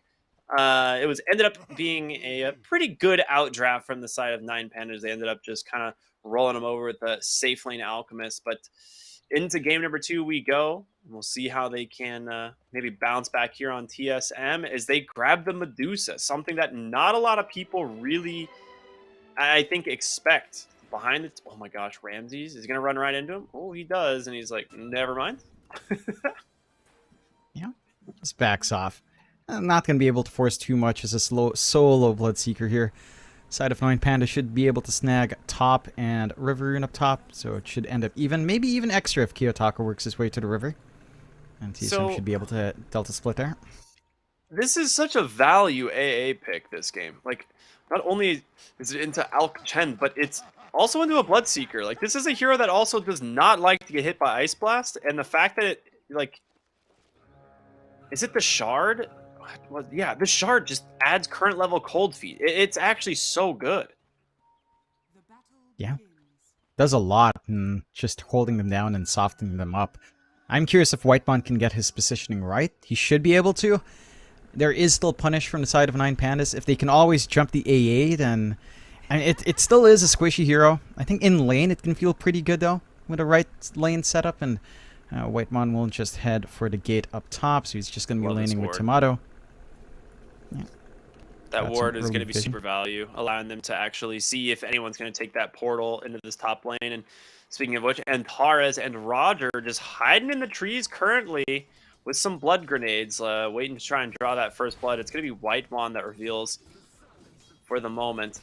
I mean, can they grab Whitemon? They're definitely going to try the snake to bounce back and forth, but the slows from the concussive blast plus the grenade. Oh my goodness. And Antares grabs first blood. Yeah.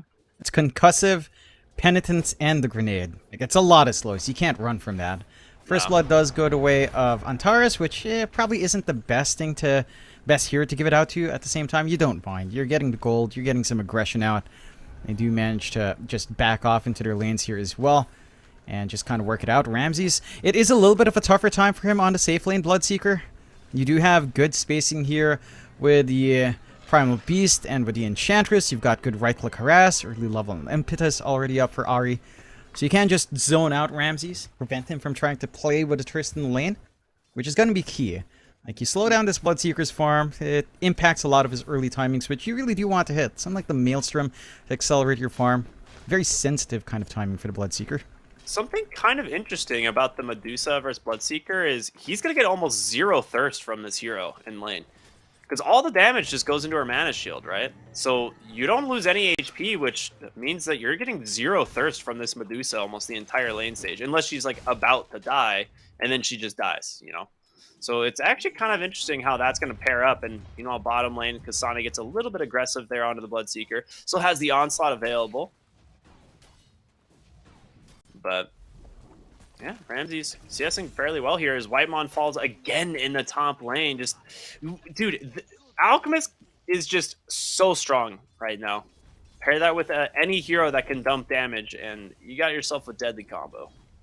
You know what I really want to see, Ricky? I want to see Alchemist Venge. I think that's a lane combo that is just made for pain. Wave of Terror, Unstable Concoction, and Acid Spray. So much minus armor. A hero can just get nuked down. That was the old SMG lane that they used to love to run. So, again, I'm just so sad. We're not going to see that ourselves, but hopefully SMG does it down line. Still, in this game, even just a Skyrat Mage on hand is more than enough.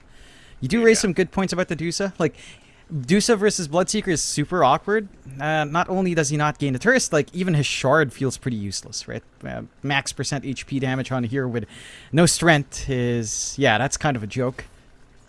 Tomato losing a lot of mana here. Does have 11 stick charges. Gets a good bounce there on the snake, though, so he'll be just fine. But yeah, I mean... You dump all this damage into the Medusa, it burns her mana, but it doesn't help the Bloodseeker lane. And that's one of the things that Bloodseeker like usually relies on a lot in the lane stages. He's like, well, I have a heavy harassment off lane duo. I'll get plenty of thirst to play around, be able to play aggressive on the enemy heroes. It makes it so he's going to probably not be able to find any kills in this lane. But, I mean, he'll still farm decently well. Still getting enough out of the lane, not too far behind in comparison to Kasane. And not too far behind even in comparison to Tomato, who's been given a lot of room now on that Dusa. So overall, a little bit more of an even start in terms of lanes coming out, despite the 2-kill lead for 9 Pandas. Does feel a little bit more playable. Your mid lane, though, is a lot better for Kiyotaka this time around. I mean, again, not too far ahead, but he's been able to dish the harassment onto Brawl consistently. Once you do reach that 5 into 6 for Brawl, though, that's when things get exciting. Again, we're not seeing as many rotations out onto the mid early on. So the impact of something like the Ancient Seal probably won't be felt. And if Brawl's allowed to reach 6 with no problems, he can definitely threaten.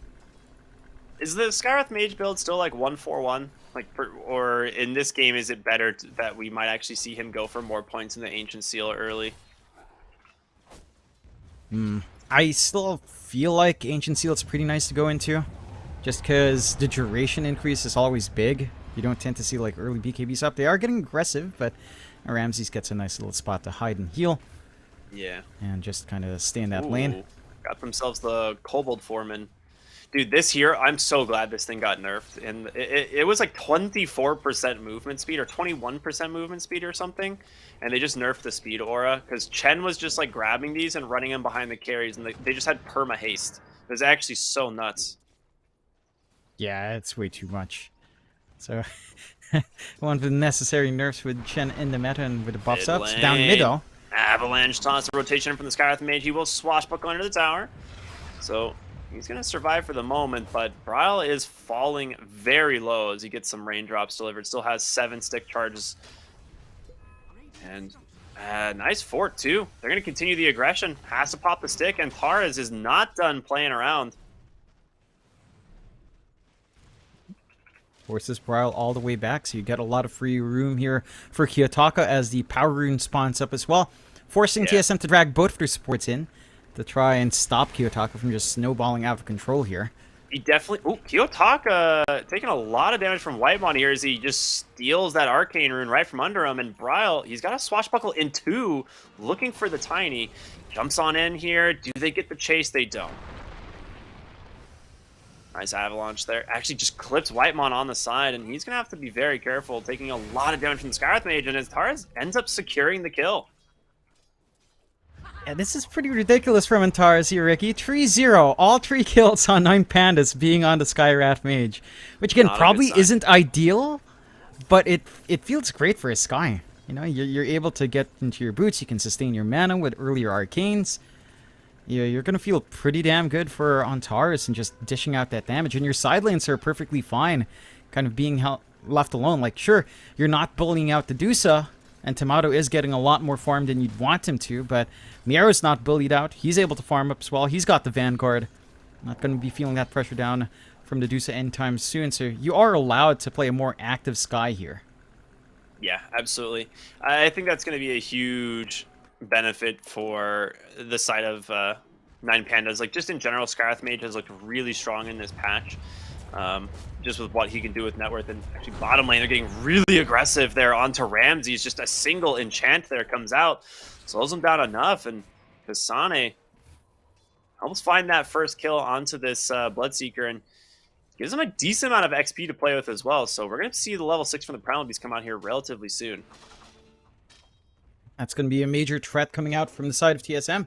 They can just easily run down a lot of heroes right now on the side of 9 Pandas. They've got a lot more play again in comparison to Game 1. Their earlier spikes feel pretty strong here for the side of TSM to play aggressively up against 9 Pandas. And they're still pressuring mid. Like, they're just surrounding Kiyotaka, Well, I mean, they're going to chainstone down Bryle. The concoction does connect. He's got a Rolling Thunder. He's going to be forced to use it as a regen spawns. Bryle, he doesn't grab it with his bottle. Oh, no. And now has to just retreat here in the mid lane underneath his tower as Miro will continue the chase. Gets hurricaned into the tower instead. They got the cold feet to slows. Can they actually turn this around? Looks like he's healing just a little bit too much, so it'll be fine. Ari takes a ton of damage, gets bursted instead by Kiyotaka. Beautifully played, and they've left the XP rune. And Tara's just going to take it from the enemy team. Are you kidding me? He got both of them. He's going to hit 6, man. He's going to have that damage for his team to play with. They don't have the best stun to combine that with, but just the threat of it, just the slows that can come out is probably more than enough to get a huge chunk of damage away on a lot of these cores. They're still focusing on mid here from the side of TSM. Just again, keeping all their supports here. Still having free lanes in the side to play with anyway. I mean, you don't have as much to worry about for Tomato, who's still being allowed to farm up, has that Dragonlance up. Now, some more HP to play with. I'm still keen to see what the response from 9 Pandas will be, whether or not a Diffusal's in the line for them on someone like, say, Ramses here, just to get some easier control. Although, Kasane. Yeah, he tries to get aggressive bottom lane here onto the Bloodseeker. Bryle does clip for the moment. There is no Rolling Thunder. Jumps on in, though, with the trample, and Kasane finds himself another kill. So that is a big one. I mean, you need this XP on the supports as well, as you didn't get the Wisdom Rune, so Ari just now hitting level 5, but Whitemon sitting mid here, level 3 on this Ancient Apparition. Yeah, that's something that feels dreadful. And of all the heroes, it's the AA which feels so pivotal this game. Yeah. And they rotate Kiyotaka in. Yeah, Avalanche toss into the Mystic Flare. I mean, that's the level 6 effect there, is they get that kill on to that Primal Beast. Is now Ryle has to just consider retreating. 3 more heroes still available here on the side of 9 Pandas, and mid lane there will be an Invis rune, so he'll bottle that one up. Start to get a little bit play going once that Rolling Thunder is off cooldown. Get a good rotation out. He is going for his Diffusal Blade as he tend to on the Pangolier. That thing hasn't changed yet for the hero, so you're still going to have that good ramp up in the aggression. Again, this space that TSM is creating is pretty big. Like, Tomato's keeping up with the Alchemist farm. Nero's not that far ahead. And he isn't going for something like the Radiance as well. True. But yeah, I was going to say, look at this build, man. He's got a Spirit Vessel queued up. Yeah, I like it into the Ench. I mean, it does kind of tie into how aggressive you kind of want to play on the Alk offlane. It can be active early on. I'm wondering if down the line he's actually just going to be like building Aghanims for a few of these heroes. Again, Tiny Ags feels nice here. The Ags on a Bloodseeker is honestly really just not that bad, because you just get a free barrier every time. And they'll try to shove him out at the least.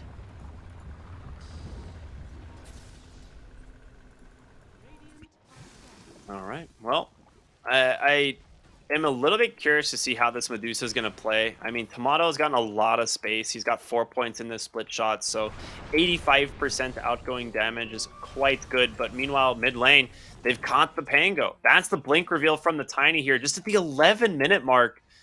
And we talked about just these 2 heroes being able to run around the map together. It's going to be really dangerous.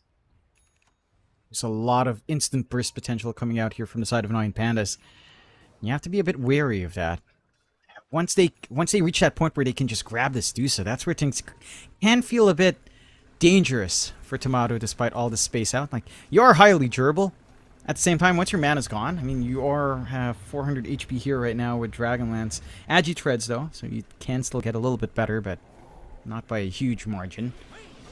And with all the attention 9 Pandas is drawing away, they're getting a little bit of room for Ramses. His full Maelstrom is flying out now, so the farming pace of our Bloodseeker can kick into gear.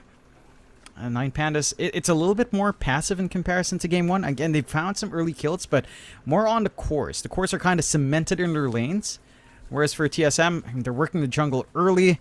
Tomato has some good stacks to clear out. Again, Split Shot is a hell lot better now, so you can actually clear out these early stacks much faster. I mean, it's a 10% damage buff. That's pretty good.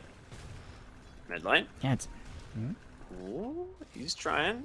Thought about going for the Rolling Thunder there, but decided to hold it. They'll just pop the fortification. Do they actually show up to defend this? You do have level 6 now on Whitemon if you want to try and go for an Ice Blast play, and the blink away, Kiyotaka pops a Haste Rune, the Ice Blast comes into the mid side. It does not connect onto anyone, and Bryle, he's just playing ping pong on the walls. Gets caught by a Rupture instead. Roger ran down here by Kasane in the Vessel Charge. Comes out, an Avalanche toss into the Mystic Flare. They burn down 2 without any problem at all. A little bit of a misplay there from TSM, just not connecting on the heroes they wanted. Yeah, and they still find the kills they'd want to here on the side of 9 Pandas. 2 core kills for a support. They get the mid tower. They get to pressure onto the triangle, which is a lot more important this game because you are up against Dusa. I think in every other game, the mid isn't as valuable because of the side camps, but Dusa is still here that enjoys this farming area just because of the stacks and how easy it is to just maintain those stacks there as well. So 9 Pandas, a nice set of kills. They get themselves a strong start, strong opening here, 3k up. And it's not all just on the Alk either. Like, the distribution with Kiyotaka and Ramses is still pretty good, although still no answers for Tomato. Still not finding that Dusa. Maybe they don't care about it too much. That could be a mistake going forward if the Dusa's just allowed to farm into the Manta, farm into her damage items, into her stat items with a Scotty coming out. That here does get scary if you don't bully it in a weaker laning phase. Roger is getting to work here on some ancient creeps, but they're attacking back with a vengeance. Meanwhile, a smoke will find him once again here on the Primal Beast. Does manage to survive for the moment. Is Tomato's going to go ahead, pump that Stone Gaze, try and chase after this. I mean, the Tiny, he's got a shield rune, dude. This hero's not dying at all. And there's an avalanche toss. This time finds the Ancient Apparition, survives, but no. Antares does manage to find the kill. Kiyotaka gets caught by that enchant as Kasane comes in, and they will find the kill instead. A turnaround will net them quite a bit. It's a good trade coming out. Getting that kill as well onto Tomato is huge. And they should know that it's not the safest spot to rotate on. Nine Pandas should be able to kind of clear out. They've already got the sentry down. They just need some vision onto the high ground. Kind of clear out the side of TSM. I mean, this is solid for Tomato. Manta timing's going to be on point. Top lane, Bryle. It actually just shows the stun icon on him. That's pretty good. Yeah, I'm really curious, like, how this Medusa is going to play. Like, with the game naturally favoring illusion and split pushing type heroes that can farm multiple camps, the Manta is obviously one of those very good items for the Medusa, because you can basically double your farm per second. Another kill here. I mean, we knew this ward was here. We just saw them make this exact same play, but I guess TSM just maybe some miscommunications there as Brow just gets picked in the exact same spot. And now Antares, he's like, all right, I'll deny my own ward. Yeah, it just takes it out before they can get any D ward going. They are lining up for Ramses, at least. He doesn't have his full BKB up yet, but they're not going to be in position to really jump him. A little bit too far out on Kasane. And a little bit stronger coming out. Like Tomato now with the Manta, as you mentioned, can clear out camps, can clear out multiple parts of the map really well. But look at the position of Nine Pandas. Roger, he's got the army ready for the Roche. Oh my gosh, he does. It's just the two supports as well. Okay, it's going to be a little bit slower, but they'll get it eventually now with the Alchemist coming in. I mean, this is really smart. I'm curious if they... I mean, they had the Kobold scouting the teleporter. So maybe TSM will figure it out, but it doesn't look like it. Well, they rotate top here on... They know. The question is, will they make it in time? They're pinging. It looks like they're just a little bit too far. Yeah, Whitemon would need to throw that Ice Blast, but it's not going to come through in time. Roche will fall, ends up going the way of Nine Pandas. They'll be very happy about that one. Yeah. Secondary life on Kiyotaka. It's a little bit interesting. You think about how many kills have gone to Antares. He's got 7 of the 11 kills. He's going for a straight up Heaven's Halberd for the team. So that's one solution for the Deuce, I suppose. I guess that works. More strength. Did a little bit tankier on that Sky. Down the line, perhaps he gets the shard, although I don't think he's bottom that word. He is not, so it's more than likely going to Roger, unless he drops his items. Or RNG favors him among the two. Yeah, could be the chosen one. So I'm a little bit curious, like, what their plan is here. They just got the diffuser here on the Pango. He's going for, like, maybe a deep wraparound.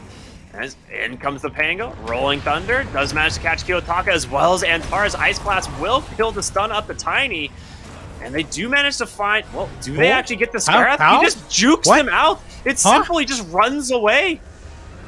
He's actually just so damn fast with this aura. And now, Rupture's caught the Pango, he's trapped up, Nero finishing him off, Kasane drops to Ramses. They get absolutely nothing on the side of TSM. And they find the Aegis life, but it doesn't count for much. They just wanted to play aggressive on Nine Pandas, and they get it. Antares, that would have been a massive kill with his streak he has, 7-0. And they can't even find a Sky. And that was before his Sanj came out for the extra durability and stat resist. So now that's a little bit tougher as well. It feels like they need to toss everything to kill off the Sky Rat Mage. He just has 430 MS passively. Always this creep is nuts, dude. Yeah. 474 with the drums on top. It's too speedy to pin down. And again, the one bright side for TSM is Tomato is farming. But we saw this last game as well, where he was just farming in that Terrorblade. Granted, it's a lot faster now. He's #1 in that worth. He is reaching that critical mass point where you will have the stats to back up the Dusa now, having more strength to play with. So at the least, it kind of helps out there. The one thing as well, I think that I wanted to mention in lane is because Barrier reduces damage before armor, right? So if you're in negative armor, it's actually not bad, right? Like you actually gain something when you're in negative armor. You just block before reductions. you're not losing more mana than you should be. Yeah, that is the one thing that makes Medusa kind of interesting is if someone's playing like a strat that is all about, ooh, yeah, that is another pickoff. I mean, how long before you can get an Aeon disc? But like, your Pango is sitting at 6,600 net worth at 20 minutes. He's sitting on Diffusal only. Like that. This is like an item you hope to get around the 13, 14 minute mark on this hero. Yeah, it's just kind of stalled out. We'll get Ramses. started to... Ooh, you can't solo this at all. Sorry, but Ramses? you are going to take a lot of damage here. Right? They're all taking... Like, Roger almost dies. Ramsey's like, dude, get me out of here. And Tar is looking for... He dies! Roger!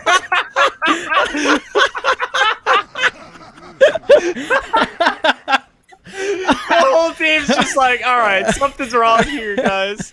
Oh my goodness. Yeah, I love Dota. I love these things, dude. These are so cool. He doesn't even get the shard. At least it's one it's death just on the back streak. to full HP.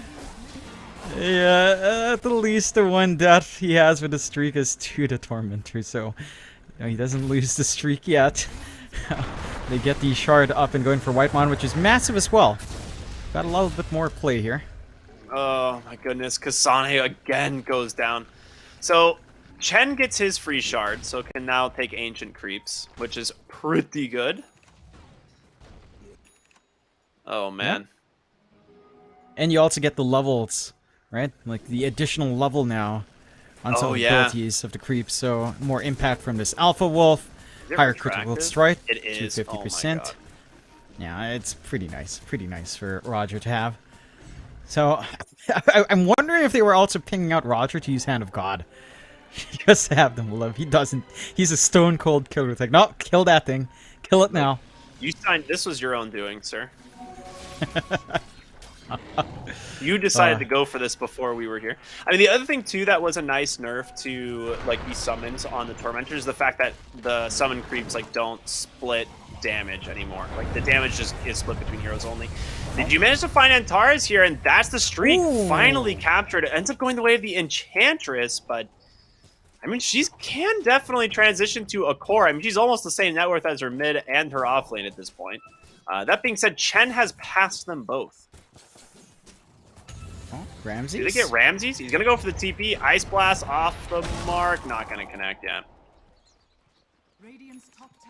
They forced out the BKBs though, and they reveal the Scotty on Tomato. So you now have a Dusa issue. She is exceptionally durable. We still have not seen any solution towards that Dusa, except a couple of Heaven's Halberds coming out. So this is where Tomato can start playing. Sure, they're 8k behind, but this is a hyper-farmed Medusa, way above even Miero on the Alchemist. 8k behind, but you've got a Dusa. Mid lane, Kasane caught once again. Pop Pig mode, tries to escape, but unable to. As Antares makes quick work of him. Rolling Thunder here from Bryle. The Rupture, it's not going to kill him. Gets the TP out. He has to... Wait, where the heck did he... He TP'd bottom. Wait, what? They see him if they want. They know. To they're like, down. guys, Bryle's over here. Maybe he grabs the Wisdom Rune, refills the bottle, and lives. We'll see, but Bloodseeker, he's hunting, dude. He wants this kill so bad. Swashbuckles down instead. There are 4 petals in this. He's just going to hide in the trees, I guess. He's just going to hide in the trees. Come on, Bryle. Grab the Lotuses. There's 4 there. That's a good heal. He's not going to find it. All right. Running off. No, Dude, this running is down scary. again. He actually just like can't go anywhere right now. Oh, there No, you it's go. still- There's the there you go. Lotuses. He has one great, so a little bit of burst healing on hand. The side of 9 Pandas don't really manage to find him, but again, he's pinned down for at least half a minute. So if you... Antares? Dude, imagine. Antares just No finds him way. right here. Oh my god, so close. They know. They actually saw the shield crash for the moment.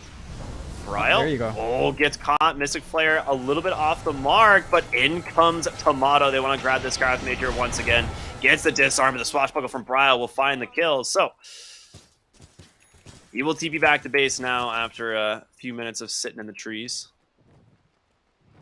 That's a pretty big kill. Again, Antares is worth a little bit too much on a Sky Wrath Mage.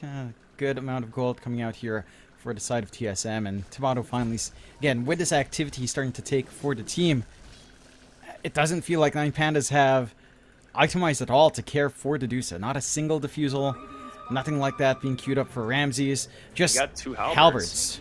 Yeah, that's it.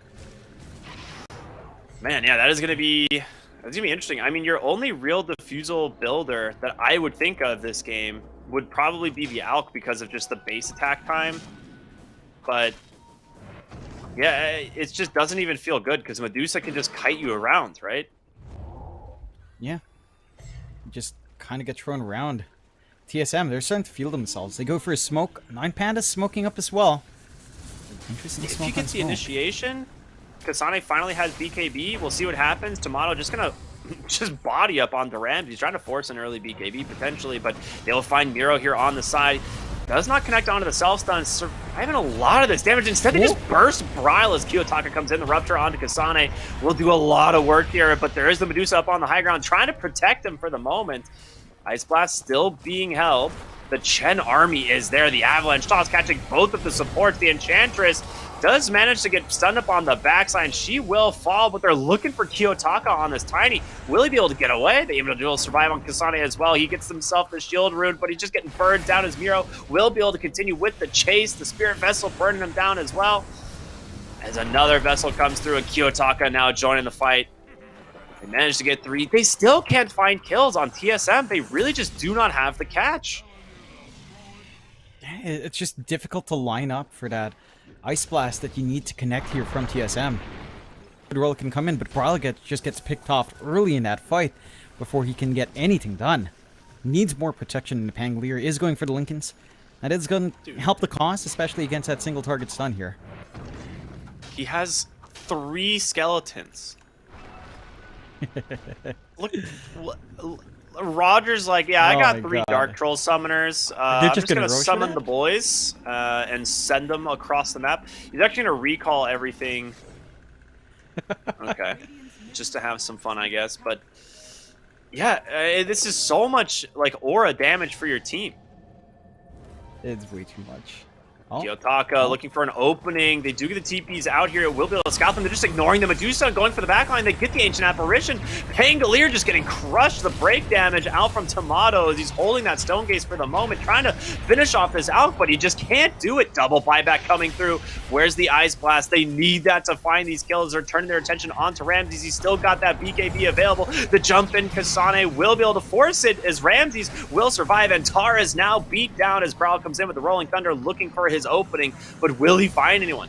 Miro stunning up on the backside as he couldn't find that hero to toss that concoction onto. To swashbuckle on in, Brawl does get his eyes on top of this Bloodseeker. We'll try to beat him down as in comes Kasane, catches him for the moment. The Ice Blast gets caught, but Ramsey's able to heal through a lot of it. What? He actually doesn't get caught. The Ice Blast missed.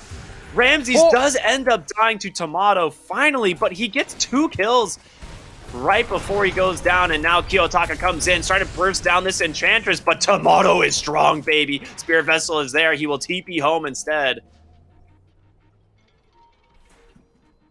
The plan is ignore the Medusa, but how much longer can they get away with this? He's looking for Roger now on this Chen. He's got a lot of damage. Just going to try and clean up the creeps here potentially, as that will do quite well.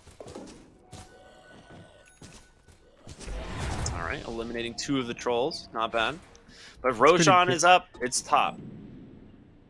Yeah, they've got to make their way there. It's top for at least 1 more minute. It's going to switch out sooner rather than later. Tomato is just a massive issue. Like, his illusions are way too tanky. I think that's the bigger thing that makes the Deuce more annoying. Not really the main hero, just the fact that her illusions with a mana shield is... it's too much. They'll try to force a Roche with a minute left. I suppose if they can clear it fast enough, you don't have to worry about any shenanigans here, but it doesn't feel like they clear it fast enough.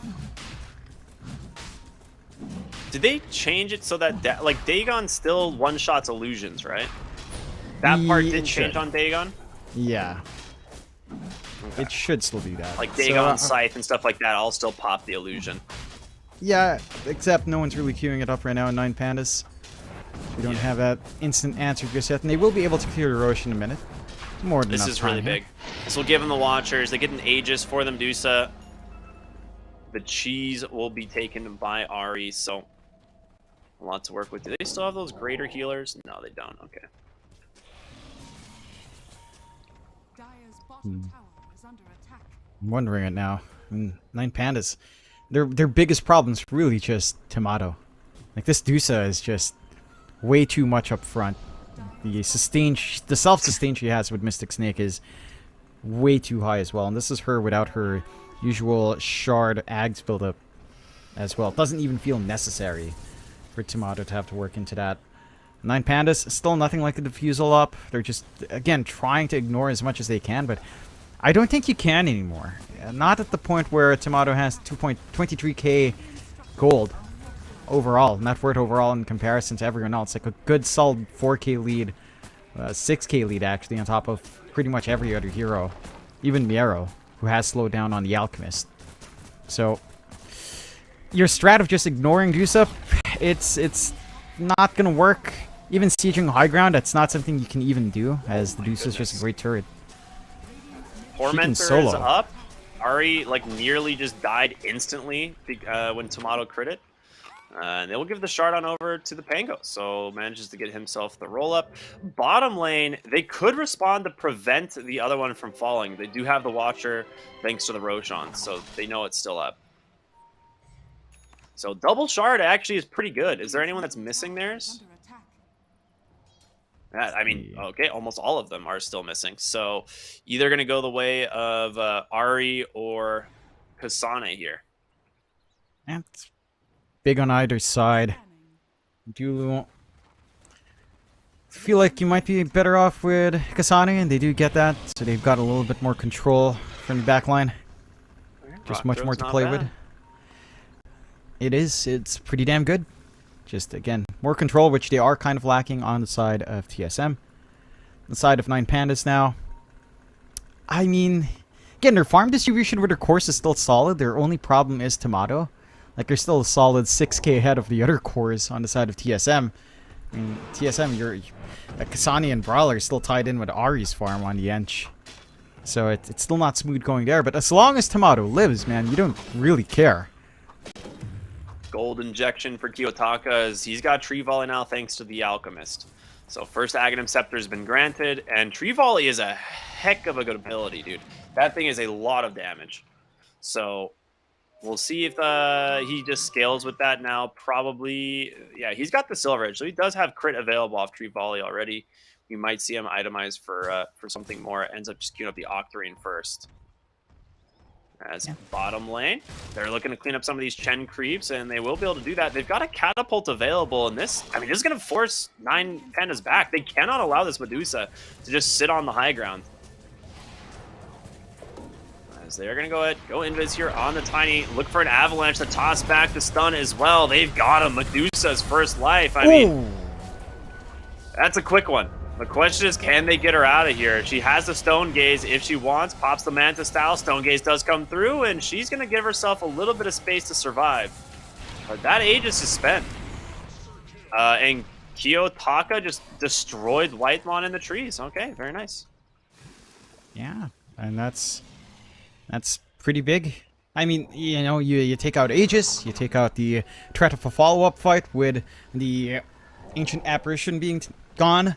So you don't have to worry about the healing reduction for a little bit. You can kind of try to force things out here, as Kiyotaka is still hunting. Oh, he's trying to find this Primal Beast. He just instantly BKBs. Onslaught's away. Does not want to risk it. Kiyotaka is so scary. He's got a Blink and a Tree Volley. He could try and look for the kill, which I think that's exactly what he's going to try and do. Does he get the crit? He does! Oh my goodness. Ooh. Yeah, this hero does damage now. That does. Other side of the map, Pangolier catches a Rupture and tries to TP. Won't be able to do it in time. Too much output from Ramses now with Rupture maxed out.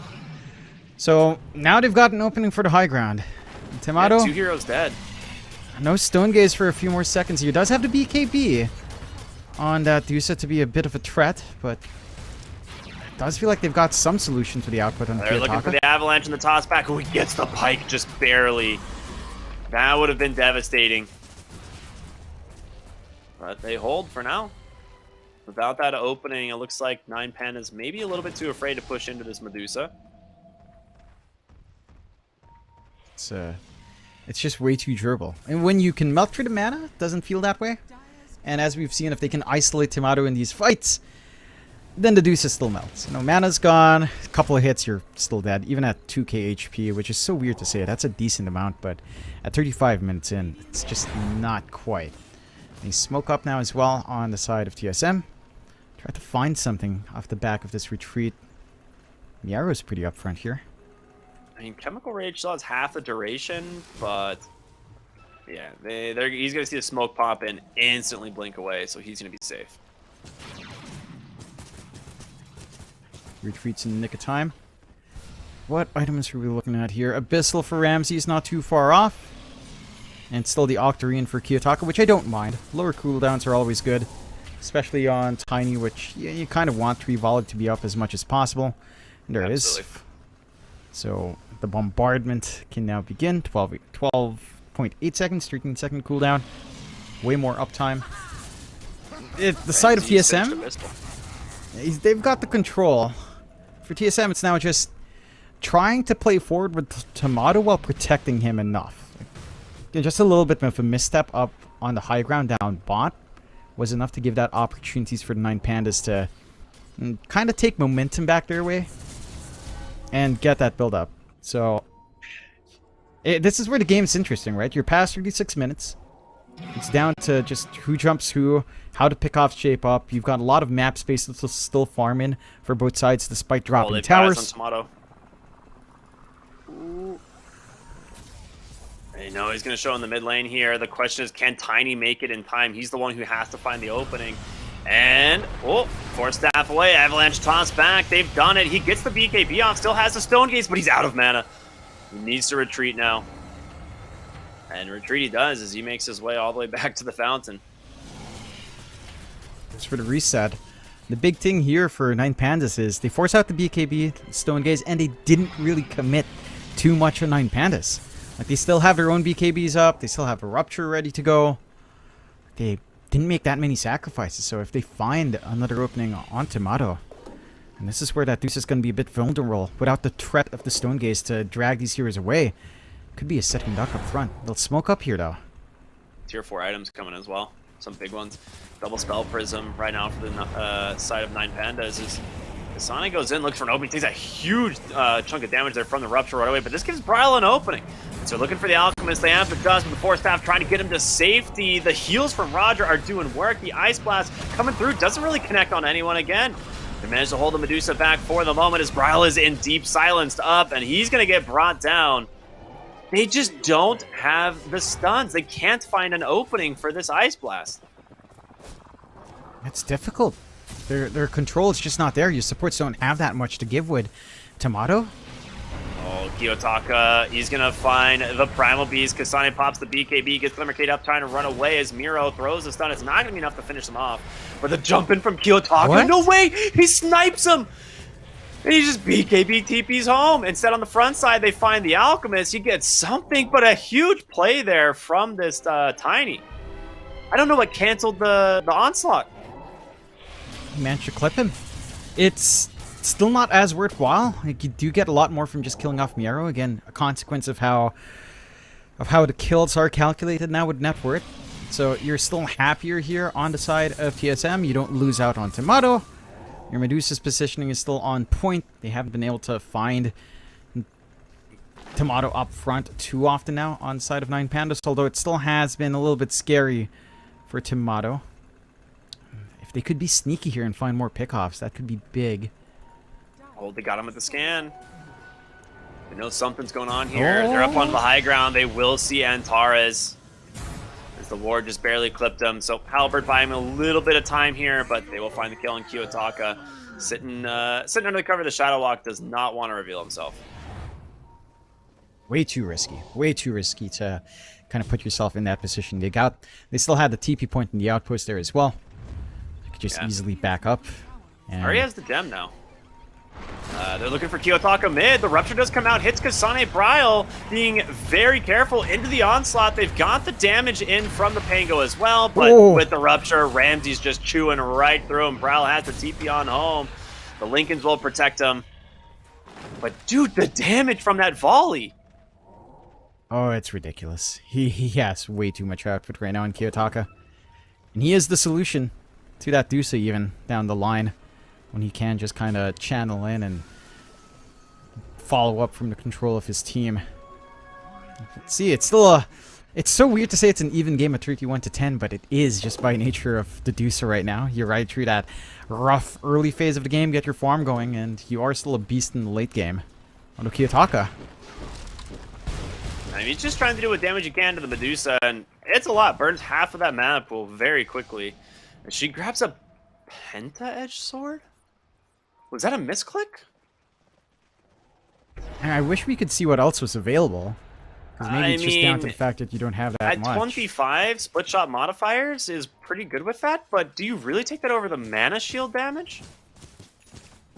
Yeah. I don't know. I mean, Yeah, maybe you have to this game. You just don't have damage, I guess, without it. Yeah, like at this point, it does feel like you're kind of durable enough. Like even the full volley, only down to half, maybe less than half mana being taken away, is already a sign enough that you could probably get away with that. Roche does begin though for the side of 9 Pandas. They've got control down bot, and that does have the free Ag's Blessing now. Wonder who they hand it off to. Daytime gives Ags, right? Very nice. Ice Blast comes through. It manages to stun them up, but won't be enough to actually finish off the Roshan. And with the Ag's Blessing, they are going to be very... Oh my gosh, Kasane just jumps on in. They're taking the portal to the bottom side of the map. They have the damage to find Miro. He just blinks away. And instead, you've lost the Primal Beast. In comes the Medusa. And she's just going to get disarmed instead. But Ramses is on the run here from this Enchantress. Prowl comes in as well. They managed to get the kill, but now... you might need to run. You spent everything on the Medusa. The Pike's going to try and buy her a little bit of space, but it's 4v1 here. Can he survive? It doesn't look like it, man. They've got him 100 seconds as Kiyotaka just murders the Medusa, as they've caught Ari as well. Bryle will TP on home, but a massive win for the side of 9 Pandas. No Medusa means high ground is a possibility. That's a very open possibility for the side of 9 Pandas. And as soon as they see that Tomato doesn't have enough to commit for the buyback, it gets scary. He bought out the Swift Blink recipe, along with a Blink Dagger. That's why he doesn't have the gold. He's 1,000 away. Oh my goodness. He bought out? Yeah, that is rough. Yeah, buying out for that is gonna... that's a rough one. I'm curious what they do with the Ags here on the side of 9 Pandas, and Antares is still holding on to it. He's not passing it to anyone yet, but he's not using it. I mean, you give it to Alk probably, but that would be only if he's given a bunch of Aghanim Scepters, so I don't know. Whitemon barely surviving there, the burst damage, but Brow just gets ruptured up, pops the roll up. He can't TP. He doesn't have it.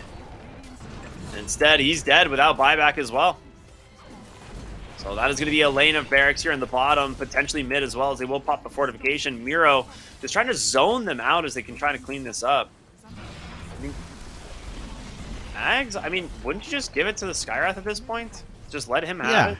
Exactly. It's pretty good, but he's not. Maybe you kind of want to give it to Ramses for the overheal, but it doesn't feel like you're finding too many overheal opportunities with the AA on hand anyway, and a Scotty. That's Vegas, baby. Tiny Just making like quick work of your buildings, and 34,000 gold advantage. Making it that much worse. This could just be all it takes for them to close out this game. They managed to get an opening here onto Kiyotaka, but he's still got that BKB available. They need to connect with an Ice Blast to actually find some of these kills. He just turns around. The Ice Blast does not connect again. Tiny's fine.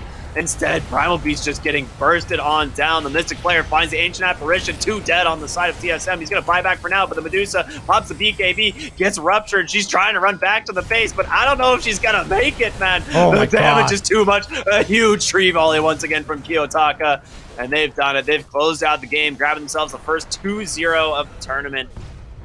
Well played from 9 Pandas. Yeah, what a game coming out from them. Very consistent. Game 1 looking a lot stronger. Game 2, TSM. I mean, they found some ways to make this draft work. You know, they It doesn't feel like TSM has adjusted their playstyle necessarily, whereas 9 Pandas are just playing really run and gun on every lane.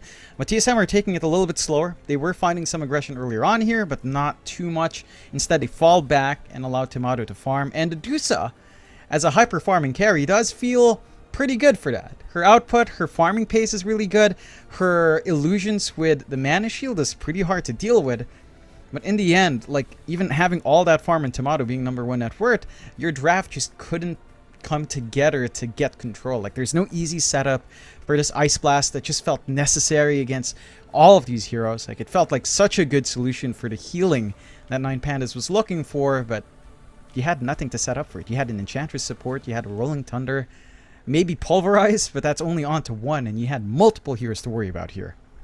Yeah, I mean, that was my biggest... That was the part that felt super rough about this Ancient Apparition, is you just never really connect on anything with it. Like, my initial thought was, okay, maybe, you know, because it's into the Alchemist, because it's into the Chen, it'll work out well enough.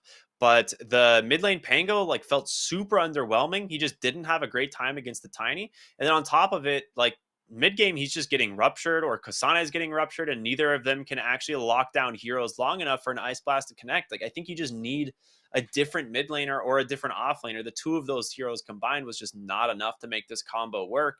And yeah, Tomato, I mean, he played a good game on the Medusa, and it's interesting to see how it plays. It honestly didn't feel like it plays much different than, say, like previous Medusa. It kind of just seemed about the same item build, just kind of farm, do your thing. It looked strong, but Hellraisers just had a much better plan coming into this game, and it shows. I mean, beautiful 2-0 from them to start this one off. Is that's going to set them up pretty well in the groups, right? Yeah, sets them up because, again, we saw what happened with Dream League with all those draws. Just having at least one series win early on helps you feel good that if you draw the next few, that one series win might be the difference maker in starting upper bracket and staying in the tournament. And it's huge. And I have to say, 9 Pandas look really good coming in despite having Rogers sub in for solo, right? Like we talked about at the start of game 1, where you're losing your captain, you're losing your shot caller, you're losing one of the more experienced members in that stack that kind of glues them together. Rogers fitting in pretty well. Their playstyle, it fits the meta, and they're connecting really well with Roger, who I'm sure they're all familiar with anyway, but again, missing Solo's voice, and that can impact a lot of teams when you're subbing in. So it's good to see for 9 Pandas that so far it's not, and I'm keen to see whether or not this maintains, because again, they were really exciting to watch. Their Alchemist shift from 1 to offlane, it felt good across the board. Yeah, I mean, he really did. His Chen looked terrifying. I mean, he just found so much net worth on the map in general, and there was just not a lot that they could do about it. This was one of the moments in the first game that I'm like, okay, like maybe they're going to get really active here with his voice spirit and find a lot, but the doom that just comes out at the tail end of this, Ramsey's finally showing up to the fight with this, you know, radiance. This kind of just was like the beginning of the end for TSM. Like, they never really managed to recover much from this point on. And, you know, Tomato, he was decently farmed here on the Terrorblade, but there's just too many answers to him, right?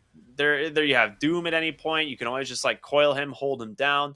He's the only hero that can hit the egg, and they just had Taser and a Halberd, so it just was a rough game to play. Yeah, it wasn't an easy one in game 1. And again, it was arguably more dominant from 9 Pandas in that game 1 as well. I feel like just the impact from Whitemon wasn't really felt on that Nyx. We didn't feel the lanes come out from TSM to be really good. I think it just was a little bit too passive. 9 Pandas just had this really good start with Miero and Antares on that Doom Techies lane.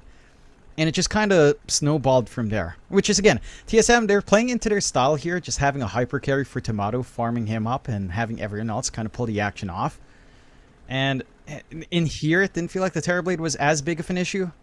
So the correction in game 2 was a lot better, but I don't know. Like, I think TSM has to look at their playstyle once more, because you could still go hyper carry on Tomato, but you definitely need much more playmaking support, or at least more control. Now that was something that felt extremely missing, even in game 1. Like Nyx plus Dazzle, you have a lot in your Nyx. Whitemon was just not able to really utilize it here all too well due to the game state. The Dazzle doesn't give you much until you get your Shard, and even then, again, the impact was sort of negligible here with how far behind you were. Yeah, I mean, I thought I thought the Enchantress Primal Beast lane like actually did pretty well in game number 2. Like they played active, it managed to find a lot of aggression out of the lanes early, but it just to me it felt weird once again with like Whitemon's heroes, right? Like last game, his Nyx Assassin, you said, a little bit underwhelming. In this game, the Ancient Apparition a little bit underwhelming. It's like picking a Mirana without a single setup, right? The hero just loses a lot of potential playmaking abilities. And, you know, Whitemon clearly, he plays the hero. He's like level 14 Dota buff, so he knows how to play Ancient Apparition. It's not an easy game for him to actually play. And this was like another scenario right here where like, oh, they're going to get Ramses, but the Ice Blast just misses and he just kills 2 heroes before he dies, you know, and he barely dies too at that. So like there's a lot of disconnect here from TSM in this game. It felt like, yeah, it doesn't feel as stitched together, which is worrying when you're up against a team like Nine Pandas, who again they're lacking their captain. They're lacking that voice. Maybe it's not as impactful for Nine Pandas in general. Like that dynamic isn't as emphasized, and they are maybe more independent players, which I can see in the stack as well. But it also feels like their understanding of the meta isn't as in tune as perhaps Nine Pandas. Right, like they just play hyper aggressive in Nine Pandas. Everyone's rotating around the map. You were seeing early activity from Ramses in game 1. You didn't see as much from him in game 2, to be fair, on Bloodseeker, but Miaro was more than willing to run around on that Alchemist in this game. So I want to see the growth of TSM and adjusting to the patch. Maybe it's just not enough time for them to analyze. Again, maybe they're not used to playing a little bit more aggressive early on. Just going back to the slower style, which, I mean, the patch notes said it when it launched. You know, they wanted to make early kills more impactful, and you need to kind of win out that early game here. Yeah, I agree, man. I feel like this Alchemist hero is going to be something we're going to be seeing a ton of in this tournament. I mean, Nine Pandas made it look incredibly good. The funny thing is he finished this game 0 kills. He's 0-1, but he has 29 assists, all starting from the lane stage. And Taras was the real winner of there, obviously, as he's just soaking up so much golden XP on the Skywrath Mage.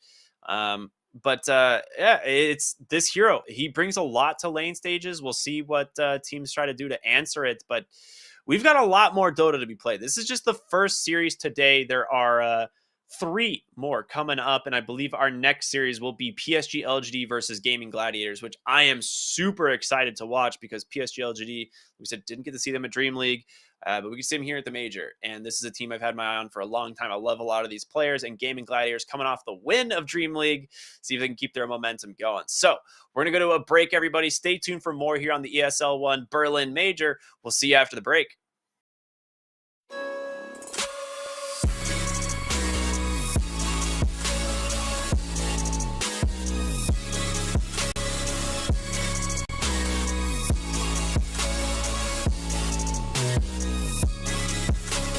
You love it, you wear it.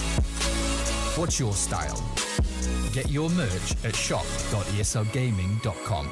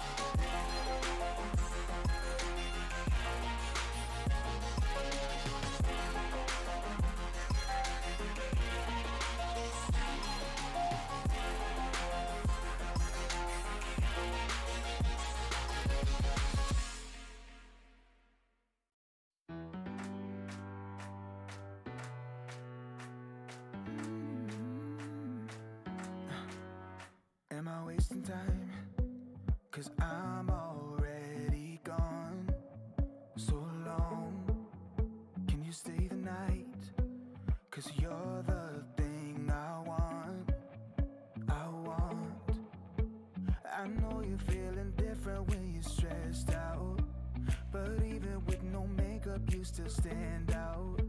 Cause no one makes me feel the way you do now. Like you do now.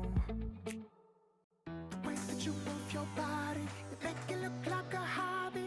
Every time that you touch me, it's electricity. Things we discovered underneath last night's covers. Everything came so easy. It's electricity. Electricity. Whoa. It's electricity. Electricity. It's electricity. When it's late at night, I feel you on my skin. My skin. You're all that's on my mind. It's finally sinking in. You're it. I know you're feeling different when you're stressed out. But even with no makeup, you still stand out. Cause no one makes me feel the way you do now. Like you do now. The way that you move your body, you make it look like a hobby. Every time that you touch me, it's electricity. Things we discovered underneath last night's covers. Everything came so easy. It's electricity. Electricity. Oh, it's electricity. Electricity. It's electricity.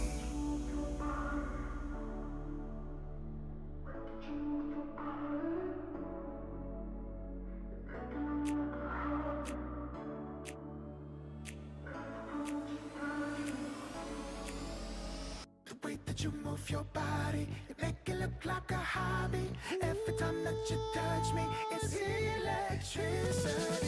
Things we discovered underneath last night's covers. Everything came so easy. It's electricity. Electricity.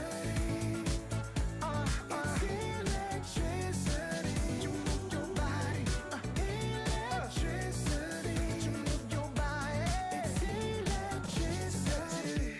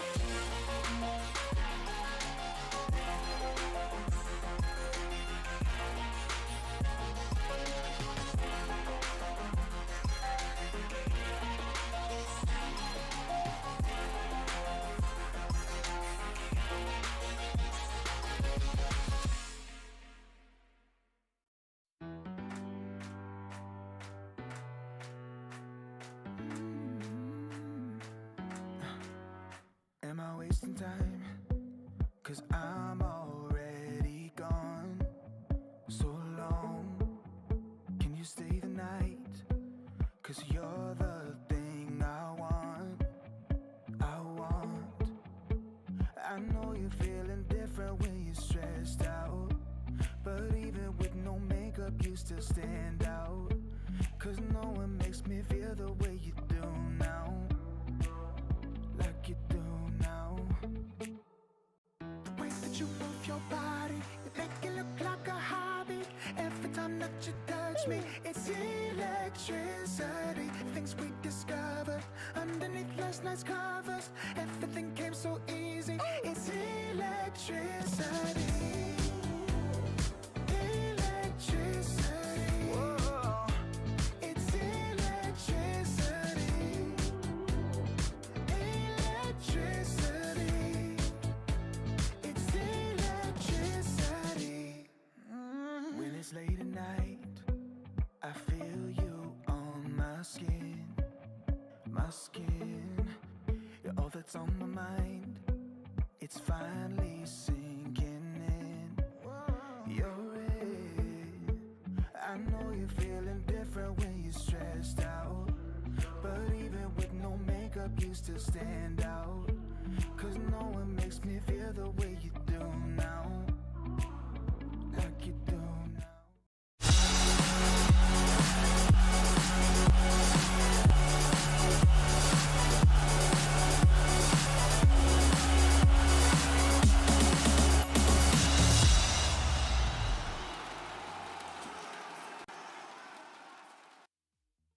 Hey everybody, and welcome back here to the ESL One Berlin Major. Very excited. We've got a barn burner of a game coming up here in a second. My name is Cryptic. I'm here with John X Fire.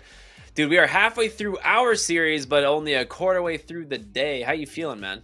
Feeling great. You know, we saw an amazing first series coming out there for 9 Pandas up against TSM. A little bit rocky for TSM. 9 Pandas looking strong despite having, you know, Roger stepping in for solo, having a fairly firm understanding on what they can get away with in this patch. And I'm keen to see how these two teams face off against each other here. LGD up against GG. I mean, PSG.LGD, it's a team that was supposed to be a Dream League, couldn't make it unfortunately due to issues. So it's a lot more of a question mark for this team coming in, right? Like, they haven't played international lands since the last major. It's so weird because that's the normal cycle, but with Dream League on hand, it disrupts expectations. And we saw Given Gladiators do fantastic in Dream League, right? They take it all, they feel amazing. So it's a tall order for LGD missing out on that experience from that previous tournament, but I'm keen to see what they've got here. Yeah, absolutely. So let's go ahead and take a look at the updated groups here and see where these teams are kind of standing. At the moment, we did get 2 2-0s and 2 ties, at least for Group A. So not too bad there, as 9 Pandas and PSG.LGD grab theirs. How do you...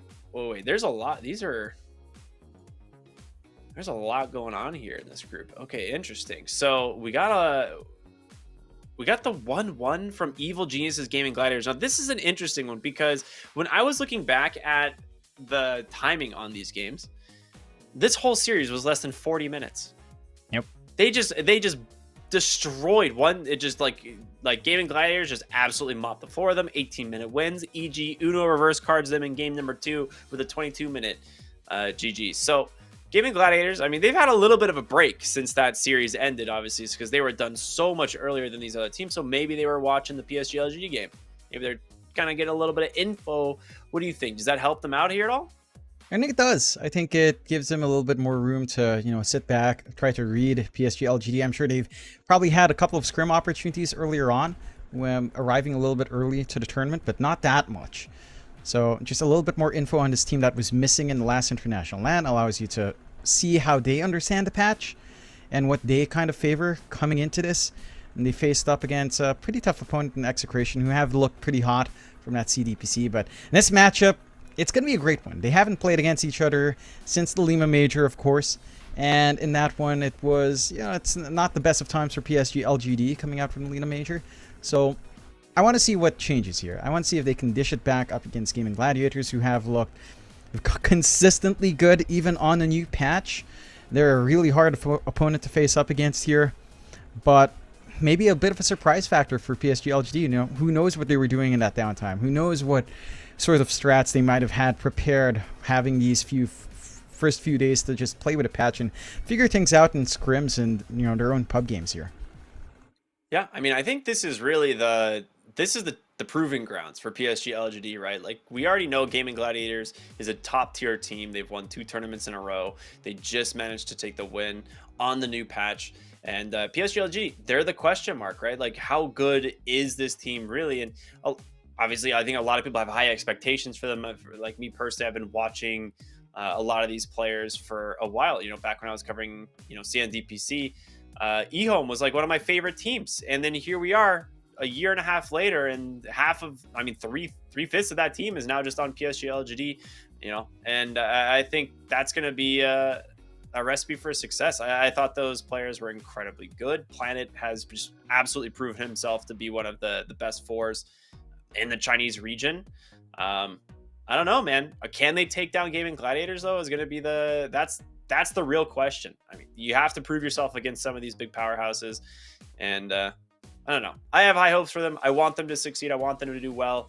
I think a lot of the Dota scene has been, you know, sad that we haven't seen the Chinese region have a lot of success lately, just because of visa issues. And this, hopefully, we get a change on that soon. I would love to see this region become a little bit more competitive again. Yeah, like a lot's hanging on the line for PSG.LGD to kind of rally through for the region. They've had pretty weak showings in the past 2 tournaments, unfortunately. So it feels like they're the shining hope for China to kind of rally through. So I want to see. But again, after those quick games from GG, they might go on for another quick one. And in comparison, PSG.LGD up against Excretion was longer. So we'll take a look as soon as we get into that draft here, of course, which should be ready. Keen to see again the ideas that PSG.LGD might have on hand. And they've already got a solid first ban. Chen taken out immediately. As, you know, Chen, it's just too good right now. I mean, the healing, the creep army, the fact that this hero can farm so damn fast as a support, it's a little bit too much to manage. This hero outfarms cores. Like, it is actually pretty dumb how strong Chen is right now. There's no way this hero is not going to continue to get nerfed. The thing is like, you don't want to nerf the creeps, though. Like, the whole cool thing about the patch that came out earlier last year was that, was it even last year? I don't know. Time's a blur. But anyway, the patch where they gave creeps all these abilities and all these cool interactions, it's like, you don't want to take that away from the creeps, right? You want to just balance Chen, you know, and it's really hard to balance right now. So Chen probably going to get a lot of hot fixes over the next, you know, few months to come. But I actually really respect the bans here, because Zeal is probably one of the best Pango players in the world right now. And Gaming Gladiators go ahead and actually ban that out. First phase, they get rid of the Enchantress as well. It leaves the IO in, and they actually steal the Lesh away. So this is obviously one of those good IO pairings, but it's also a Quinn favorite. He loves this hero. Yeah, absolutely loves it. He's loved it for years. I remember watching Quinn run it even on the offlane a couple of times, years before, way before, on different teams. So I'm not too upset by this for GG to kind of come out with. Just take the Leshrac away from the IO battery. You get the Disruptor on hand as well, so you can kind of punish some relocate saves. You've got a good solution for stuff that love to tether up to IO, like Storm Spirit into Disruptor is pretty rough if the Disruptor does get his 6 at a good time. But that's also a bit of a hurting point for supports. Those level 6s and the scaling up from there on in terms of EXP is a little bit slower for supports. And Disruptor is one of those heroes that really enjoys skill points. You know, you want more into pretty much every spell. Maybe Thunderstrike's the one that you kind of ignore for the most part nowadays. But it does feel like the EXP scaling on supports kind of getting touched down a bit outside of the Wisdom Runes. If you can grab them, it does hurt a hero like Disruptor quite a fair bit. Not to mention the fact that he was kind of touched down in terms of his output with that glimpse early on. Yeah, I mean, it makes sense, right? Disruptor kind of like rose pretty quickly as like one of the dominant 5s of the last patch. And I'm a little bit surprised that they actually picked the Storm Spirit into this, like with the IO. I mean, obviously, IO Storm is a very good combo, but Disruptor is still very scary to play against in in terms of like Storm Spirits. So we'll see what they decide to do. Next phase of bans, though, going to be really important. They get rid of the Underlord. The Pit of Malice, super difficult to play against as a Storm Spirit. So that's not that surprising to ban that out. They kind of want to reduce the amount of roots and disables that are just freely available for the side of Gaming Gladiators. Also just be a ton of match damage as well, but we'll see. Terrorblade ban, though. How do you feel about this? Because I see the Lesh here, and it's like, on paper, my thought process is like, yeah, Lesh can do pretty good against Terrorblade, but are they actually just worried about Shiro specifically because he's just such a good TB player? Yeah, I think it's just a respect ban. Like, you have some good solutions already. I think the one thing that Terrorblade does really well, it's like you mentioned with the Dusa, and we kind of saw in game 1 of our last series where these illusion heroes can farm pretty well. They can manipulate the map quite nicely with the new caps. You can just get a lot going for the hero early on, so it can kind of snowball fast if left alone. So you just kind of want to remove that possibility. There are still a few more illusion heroes coming out that are in the pool, like just outside of specialty. PL is still in the pool if either side kind of wants to go for it, and LGD kind of taking out the AM could signal something like that. Again, you're picking an illusion hero into Lesh. At the same time, I don't mind that. It also protects the Storm, of course, banning out the AM, so you don't have to worry about the huge mana bomb that you can be on the Storm Spirit. So I'm curious, like, we saw TSM try some weird stuff. I don't think Gaiman's the kind of team to dip too crazy, but it would, with AM banned out, you could try to do so. you wouldn't mind that. Okay. Well, I mean, with the anti-mage ban, it does at least, you know, make it a possibility. Ursa removed as well. I actually think this hero is...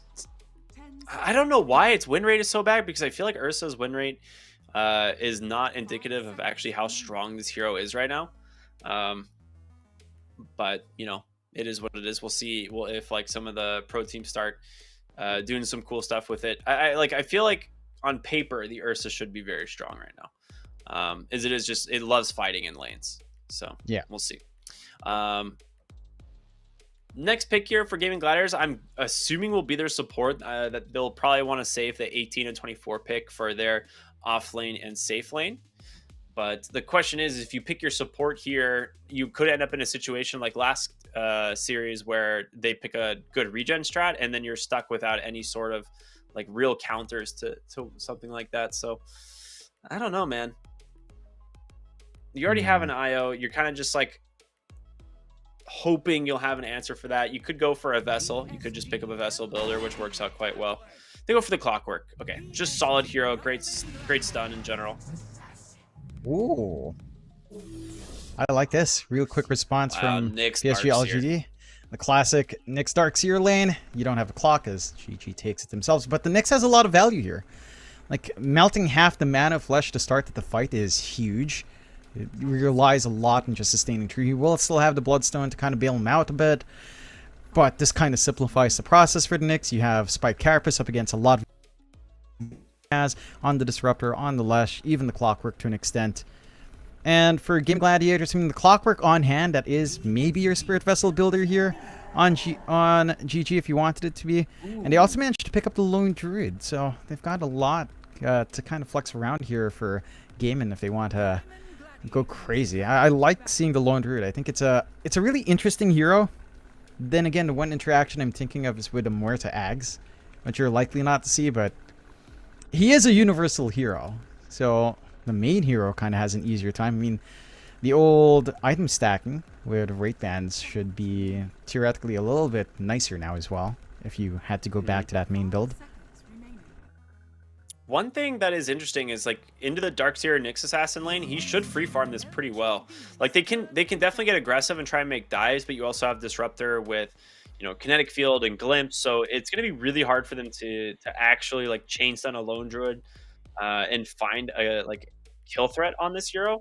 And Io's not someone that really wants to like rotate out of the carries lane, right? Like he wants to be in that safe lane with whatever carry they come up with. So I like the Lone Druid pick here quite a bit. I think this is going to do really well for the side of Gaming Gladiators. And I'm curious, like, what their response is going to be on the side of PSG.LGD, because they get rid of the Sven. Like, what other like lone druid heroes are there? Because they already banned the Lifestealer, right? They banned Lifestealer and Anti-Mage in preparation of the Darkseer pick. So there's not like a real, straightforward counter to this lone druid. Yeah, there's not the best solutions coming out here from PSG.LGD. I'm wondering, I don't know, like you take out Beastmaster and Tide. Alchemist being banned by Game and Gladiators. Again, here it's just a little bit too strong. You go to Bristle. Whoa. So there's your IO tether target as well. Lots of sustain to play with. And Bristleback does feel pretty strong. Pretty hard to bully out of lane. He can clear camps well if he needs recovery, but he can get hyper aggressive early on with a couple of durability items up. Like, I like the run and gun style that PSG.LGD does have on hand. For Game and Gladiators, I mean, you can play run and gun as well. You don't need too much farm on either the LD or the Lesh, to be honest. You can kind of get going with your team fast, but you don't have a straightforward solution to the Bristleback here. Your hold for the Storm, I mean, you've got the Disruptor. At the same time, the level 6 does feel stalled out, and Gaiman will just go into the Viper to counteract that Bristle.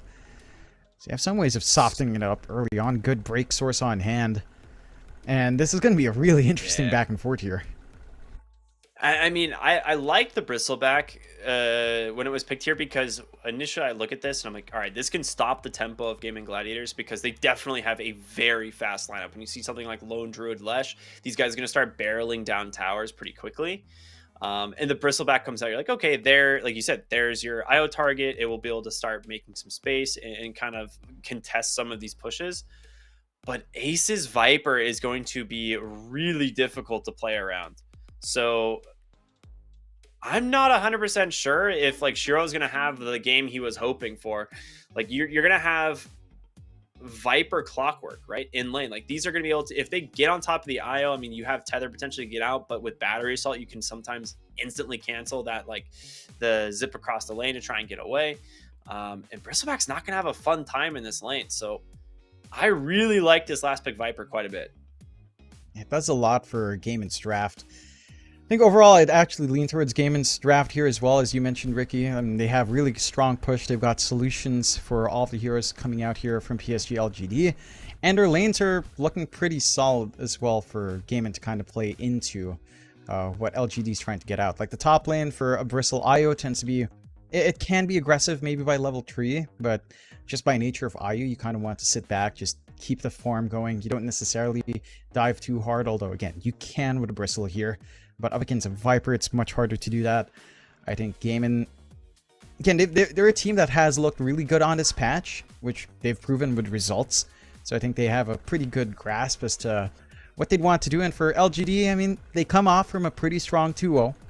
And they come off with a draft that, again, has its own tempo to play with. But it does feel like it's going to be harder for them to find their windows here. Like, it's much more unforgiving if you're off to a slower start. You're going to be watching a Storm and a Bristleback kind of trying to catch up. You're going to be watching a Darkseer with no course to connect to if these two heroes are too far behind. So, a lot can go southbound for LGD if they're not too careful in the early game here. Yeah, I agree, man. I'm super excited. We're going to go ahead and jump right into game number 1 of our second series. It is PSG.LGD taking on the side of Game and Gladiators. This is one I've been looking forward to for a while. I saw the schedule come out, and I was like, yeah, baby, we got a good one. This one's going to be fun, dude. I'm so excited. It's like, I'm a big fan of Game and Gladiators, but also big fan of a lot of the players on the side of PSG.LGD. So I just get to watch some of my favorite players go head to head. Yeah. It's great for me. Absolutely is. Nice smoke break from Y as well, just running down in the tree line. I'm not sure if he really caught a glimpse of anyone, but they do manage to dodge out the smoke play. So GG's not quite going to be able to get as aggressive early on, but they still have a really strong level 1 timing if they do manage to catch anyone off guard. Probably not too many shenanigans coming out here. Right.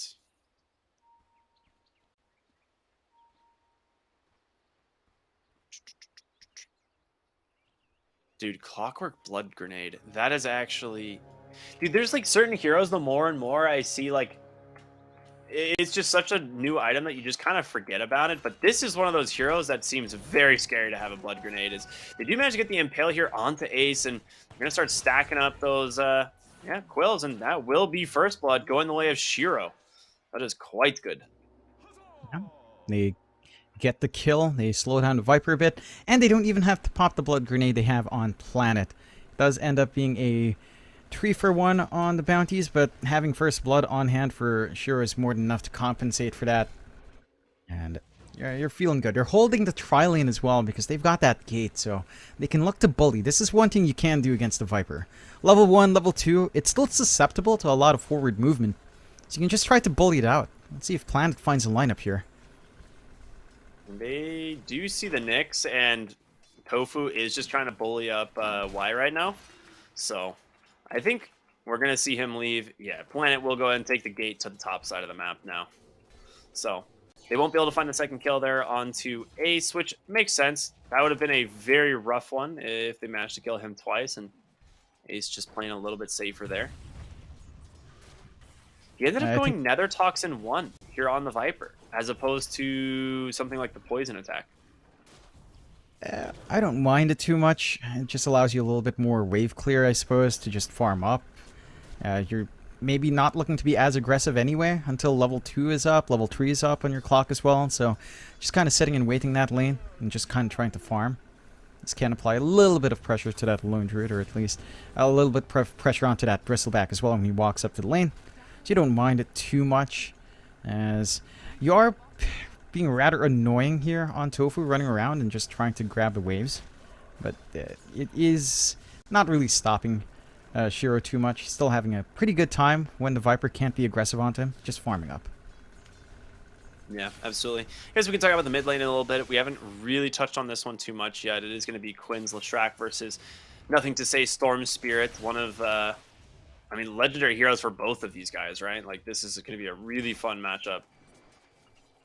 Yeah, it's going to be a back and forth. You've got a lot of play on both sides to look for opportunities early. I would say it's a little bit more threatening on the Leshrac early on, but as soon as you get 6 on Storm, it's a lot more manageable for Nothing to Say. Now we're getting aggressive up top here. It does come out with the Impale there, so Planet should be fine. But yeah, I'm taking a lot of damage from the Disruptor.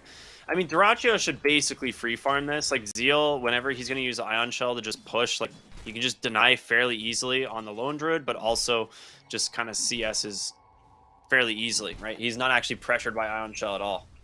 So this is going to be a very good lane for the Lone Druid. Yeah, it's one of the things with the Darkseer as well, when you're going for the dual lane melee with the Darkseer and kind of just want to run down. If you can't, the hero doesn't get as much in lane until his levels are up, like until you get level 2 Ion Shell.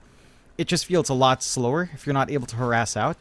So this just leads to a cascading effect for Dyrachyo to just have that safe build up, get his bear up and running, and just go bottom lane. From They're there. getting aggressive here onto Shiro. They hit him with the blood grenade, and the break does come out, and that will be enough to find the kill. Now Y on the run, Tether already spent, Cogs to hold him in place, and that's going to be 2 kills in this bottom lane. They both go the way of the Clockwork. But this is going to be a Vessel rush out of Ace. Like we said, if you get a Vessel builder this game, it's going to look very good.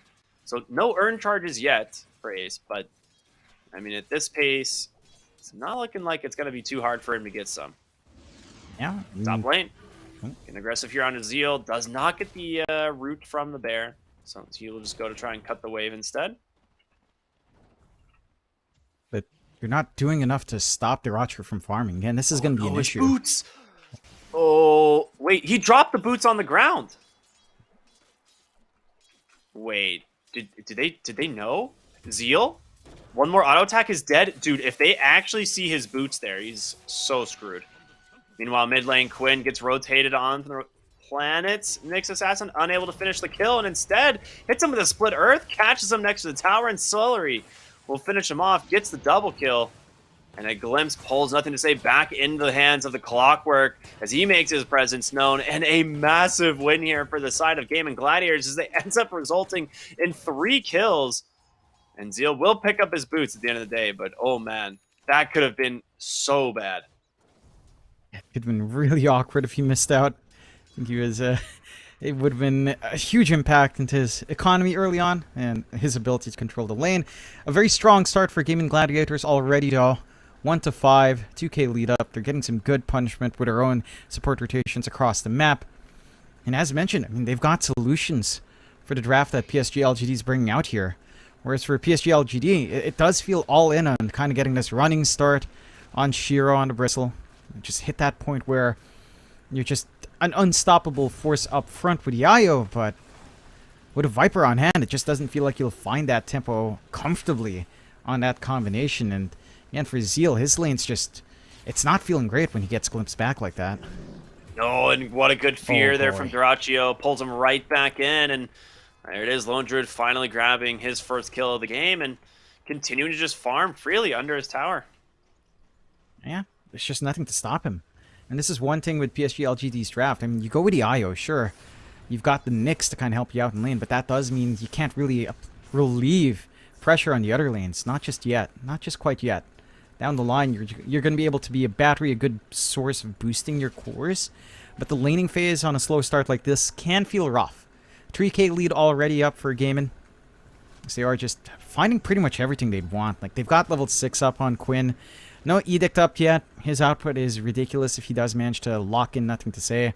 Nothing to Say, just kind of jungling to try and get his own EXP going. Is about to hit the 6, so it is going to be safe soon, but this is rather overwhelming from Gaimin so far. This kind of start. Once this bear has the full Mask of Madness up, it's just going to be a little bit too hard to manage, it feels like. Zeal gets caught from the glimpse once again as the creep wave just gets pulled into the hard camp instead, and Quinn will just farm up the hard camp. Or medium camp, rather. Dude, there's so many new camps. Oh my goodness. Shiro has just completely avoided bottom lane now. He is just jungling with the IO, and I mean, this is one of the things that you can do now, which is quite nice, right? But this is setting up Viper to be incredibly strong. He's level 6, the earn completed, queuing up the Boots of Travel immediately. He wants to play active. I like that read from Ace. You know, you just run down, you prevent the side of PSG.LGD from trying to work the lanes, from trying to work the jungle. Once you can be nat mobile on the Viper, and just trekking across the map. And like, again, it feels awful playing catch up with multiple cores, and in this case it does feel like everyone's gonna need some space to farm. Even Nothing to Say's lane up against Quinn, it's just not comfy. They will smoke up though. Oh, they're gonna Viper strike Zero bottom. And stuck inside the Cogs and the Nether Toxin, he's gonna fall. Meanwhile, Zeal in the top lane, chased down here by Duraccio, he falls as well. So 2 kills in the side lanes. And a 5k lead now for the side of Gaming Gladiators. I mean, PSG.LGD, they went for a 3-man smoke with Nothing to Say, but they get jumped before they can get anything done. So they're just not able to do anything with his time commitment. Nothing to Say. And yeah, Nothing to Say is running low on this mana here. Quinn does pop the Arcane Rune, tries to chase here, and he's going to have to spend all of his mana just to survive. No TP for 25 seconds either, so he is going to be in no man's land. Celery hoping to see if he can find him. But dude, this Disruptor is level 5. Yeah, it's ridiculous. Celery's gotten away with way too much. He's been active. He's got 2 kills under his belt, 3 assists on hand. 5 out of the 8 kills he's been there for his team. Yeah, and still finds Nothing to Say. Yeah, ends up sniping him. That glimpse damage, dude, it's no joke. 3 points in glimpse right now. Yeah, and that's glimpse already being touched down a bit on the output.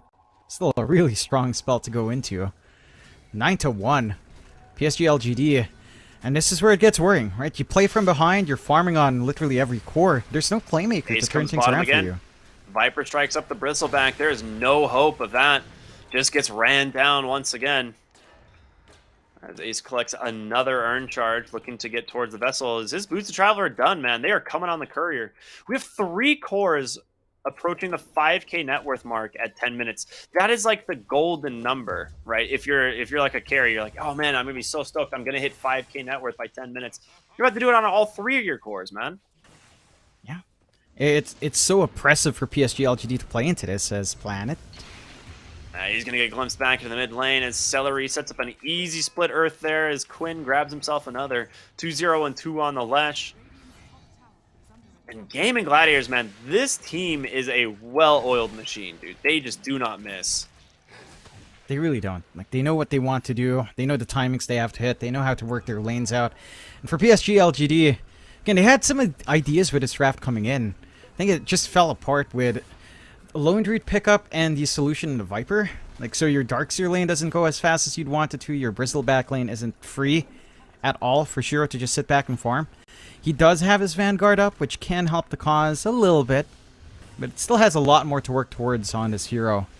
And he's just not being offered that much space. They are smoking out on LGD with Zeal and Planet. They don't have their ults up. It's a level 4 Nyx and a level 5 Darkseer. I mean, Wall doesn't do a whole lot of good, but Planet's got to hit a huge stun here. Does manage to hit Ace, and they do drop the wall here finally, but there's the Viper Strike and the break. The rotation in from Celery. He's trying to just help bring down the Bristleback, and Ace, does he survive? The glimpse will allow him to. Just a sliver of HP. Zeal's got a vacuum. He's trying to heal up, but he misses. Just barely out of range, and now heavily punished as the turnaround comes through. Ace gets himself a double kill on this Viper. Dude, everything coming up. Gaming Gladiators here. What a rotation in from the Disruptor. And with all that free space, the Roger just pushes and... They're looking mid lane. Quinn, he's running a little bit low here, but now Ace comes in. He's got those boots, and even Duraccio, they missed the fear, but he's looking to chase down Planet potentially. Now, does not get the root. And it looks like they might just settle for the mid tower instead. I mean, they've already taken top. The offlane towers are such a big deal. Now you have triangle control and potential reach into the Knowledge Rune and the Tormentor. It is not a good feeling right now for PSG.LGD losing these two objectives very early on. I mean, again, that farm distribution as well from Gaming Gladiators is still so even. Perfectly even. Within 40 gold of each other. That's just madness. And for LGD, it's a catch-up game now. All your cores need to farm. Your Storm, your Darkseer, your Bristleback. They need some catch-up gold. And that just means you're going to have to play passive. There's no one that the Nyx and the IO connect to. You might still be able to get decent IO Storm plays.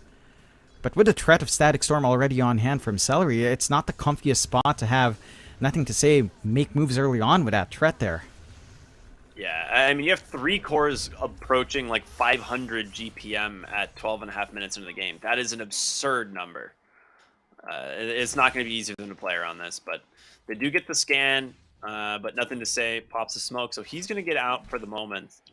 You're not really finding a whole lot here on the side of PSG.LGD, though. Shiro, still only level 7 on this Bristleback. Io, still only level 5, so you're missing a lot of experience on these side lanes. I mean, they just have nowhere to go. They can't hold the lanes. They're trying to jungle early on, which they can do with their heroes, to be fair. I think Storm's the only one that really struggles, or is slower than these two other cores, and just playing the camp game. Like, Zeal's all the way forward up top, sneaking what he can. You've got safe space for Shiro to work up top as well, on the side. So there is a recovery, but man, it doesn't feel like it's going to come out fast enough, unless you can make a play happen. Maybe when you get your support 6s, that's where it can shine. Like Planet and Y getting their ults up, they can make things happen, although... Oh my gosh, Quinn has Bloodstone already as the bots come into the mid lane. They catch the IO with the Vessel as well. It's going to be 2 quick kills for the sign of Gaming Gladiators. Just before the Wisdom Rune spawn as well. I mean, this gives them the opportunity to just go deny even more XP from the sign of PSG.LGD as they just look top for Shiro. And yes, they're exactly what Duraccio is going to do. He's just sent the Baron. He's going to take the rune right away from the Bristleback. Yeah, and they can't contest. You're too underfarmed, and Bristol to feel comfy up there, up against a very big bear, and Quinn will just grab it for himself happily, topping up his bottle, leading to faster levels into that 12. How do you stop this? Again, the timing for PSG.LGD to maybe come back is just going around with a Vendetta, looking for an opportunistic kill that you can relocate on top of. That might be how you start to find these pickoffs to drag this game back your way. And you do hit 6 on Planet now, but you don't have that relocate up and running yet on Y. It should be coming up shortly, but again, your cores are not comfy to rotate right now. They just don't have the items. Yeah, I mean, the XP difference is the main problem right now for the side of PSG.LGD. Like, both supports on the side of Gaming Gladiators are level 8. You have Disruptors even, like almost level 9.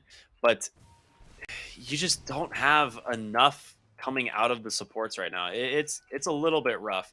A smoke gonna get popped here by Planet under the cover of Vendetta, so that is a nice little play from him. Smoke does pop again, and they will catch the next assassin off onto the side here. As Impale does come through, buys him a little bit of space, but easy pick off there once again. They just And burst down. Dyrachyo has a Deso, dude. Yeah, he's fully farmed up. He's been allowed to just hit this key timing. He had a really good Mask of Madness phase boots timing with the Deso up and running as well. Once they have that opening, they can just melt and they find another. It seems to just be never ending. He tried to reload him out on the timing, but it's just not enough. As the glimpse was there, you lost Shiro, and you're about to lose the IO as well, as he's got no friends coming to save him. And that's going to be a pretty easy pick off there for Dyrachyo. So 2 more kills. Gaming Gladiators are just relentless right now, man. 18 kills in 16 minutes. I mean, they're just showing off. It's rough for PSG.LGD, and they had a good first years to go off of, but Gaming Gladiators have had way too much experience on this patch already. And Roshan, it's not gonna last long with that Deso on your bear, with the output you have on hand. This just melts. So Watcher control going your way, a secondary life to hand onto Quinn more than likely here as well. I mean, it's a lot to have to melt through. Dyrachyo is copying a bit too much damage. Should be fine. Yeah, I mean, he'll heal it all off from the bear, right? It's not that big a deal. Quinn grabbing Aegis. You're like over halfway to an Aghanim Scepter on your Viper now. So you're going to have that nosedive coming up, which it's one of those abilities that I still don't know how good it is, because it does feel like kind of mess sometimes, but it's a lot of damage that can come out from it. Yeah, it is. Especially in this kind of game, I think it's a very good game for that Ags. They want Celery. I mean, this would be nice if they can get him, but the hookshot comes in from Tofu, beautifully blocking him off, and now Quinn coming in as well, just to clean up here on the planet. Oh man, they just all got each other's backs, and bottom lane Zeal will get found by Ace. Of course, he does have a surge coming off cooldown in a moment. But he's got the stacks up on this poison attack, and Zeal's just gonna hit the gate and run. Viper Strike and the Vessel's there, a glimpse from downtown even to secure it, and Ace gets himself another kill. They had to drop Wall along with Vendetta to try to find that kill in Celery, and they can't even find it. 1-20. 15k lead, tier 2 mid faults, onto the high ground they go from Gaiman. Nothing to stop this. They can't even clear out the creeps. There's still one range creep here from that zip. And the whole next wave these towers just melt. Dude, Gaming Gladiators won their first game today in just over 18 minutes. They might do it again. Yeah, I wouldn't be surprised. It feels so hard to come back into this for PSG.LGD. Refresh. So they have a second fort here to stop this lone druid, but what hero can you actually bring is the question. Okay, never mind. They could cut the next wave, so nothing to say did grab that one. But both forts are down. They can start pushing through bottom instead. So they're going to get the second tier 2 tower. Quinn going to try and soak up some damage here on the wave as Planet might rethink this. No points in Spike Carapace yet as he's only level 7. Impale here will stop the Lesh TP on out as they are looking for nothing to say. And Static Storm is there, but without the help from the Lesh, I don't know if they can kill him. Glimpse back. Zips away. Nothing to say. Should be fine. As Dyrachyo gets the tier 2 tower. Oh, he's not fine. Tofu gets him on the hook shot up onto the high ground. He is out of mana. And they're going to block him off there with a kinetic field. NTS. Oh, man, dude. This is not your base, my friend. You cannot go in there. He TP'd under tower vision. Just on the edge I'm not sure of if you noticed, the base is still under siege here. They're going to get a nice Impale stun here on the Dyrachyos. He doesn't have that Aegis, but he's taking so much damage here from Shiro. He gets the TP out! No way! It's just Quinn versus the rest of them, as now in comes the TP from Ace. Boots of Travel, he has the Aghanim Scepter completed. You spent the BKB on the Bristleback, and it wasn't enough to kill this Lone Druid. Dude, that feels so bad. It feels awful for PSG.LGD right now. Like, you throw everything you have and trying to kill these two isolated cores with no supports. You know, they were jumping, nothing to say there. And they still don't manage to find it. They got the glimpse. They found Shiro. Ace is ready to go without a BKB. The Vessel, the break. He gets reload out. And that will save him for now, but he is still so dang low. You can't stop this push now as Quinn's here. You're obviously waiting for that Dyrachyo Lone Druid to be able to make his way back to the bottom lane, but why will fall as the reload obviously sends him back into the enemy team. Does have buyback, but no one can stop the push. There's a 20,000 gold lead now as the bottom lane of Barracks will fall.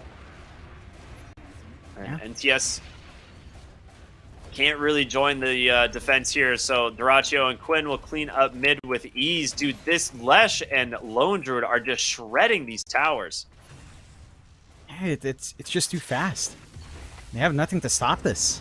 Again, with a slower laning start, you just don't have play. Beautiful Static Storm catching 3. The hook shot in from Tofu as well. The GG comes out. They're just all dead, man. Jesus. What a clinic by Gaming Gladiators. Yeah, that's insanity. That is insanity coming out from Gaming Gladiators. They get a good read on the draft that LGD is bringing out. You know, they have the counter to the Darkseer lane with the Lone Druid. They have the solution to the Bristleback with their Viper as well. So none of the lanes for PSG.LGD could get off to a stronger start. Even their mid lane matchup for the Storm versus Lesh, I can say couldn't really get a lead, which is to be expected. You are against Leshrac, he's going to be able to farm, kind of bolts you out early on as well. So you had no launching point here for PSG.LGD to get aggressive on. And I get why you pick up the IO. You know, you can't just ban everything that Gaming Gladiators loves to play. They still like the IO as well, so they tried to take it up for themselves, but the one issue with this is that you've got a support duo that just doesn't do much from behind.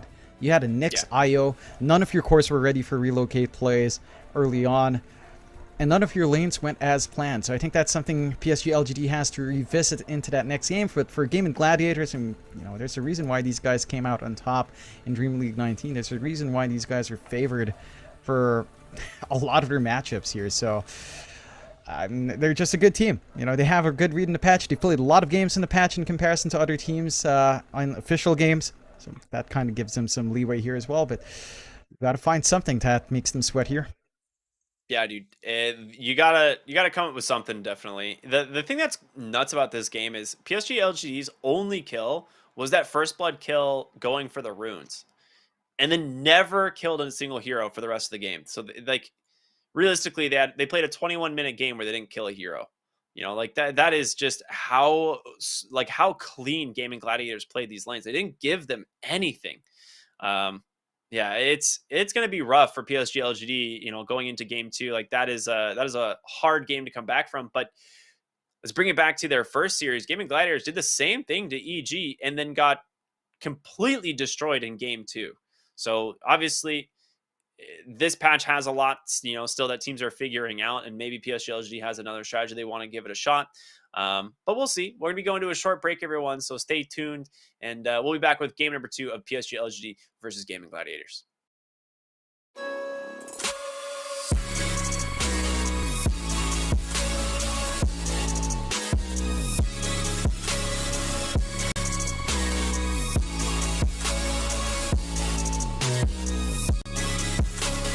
You love it, you wear it.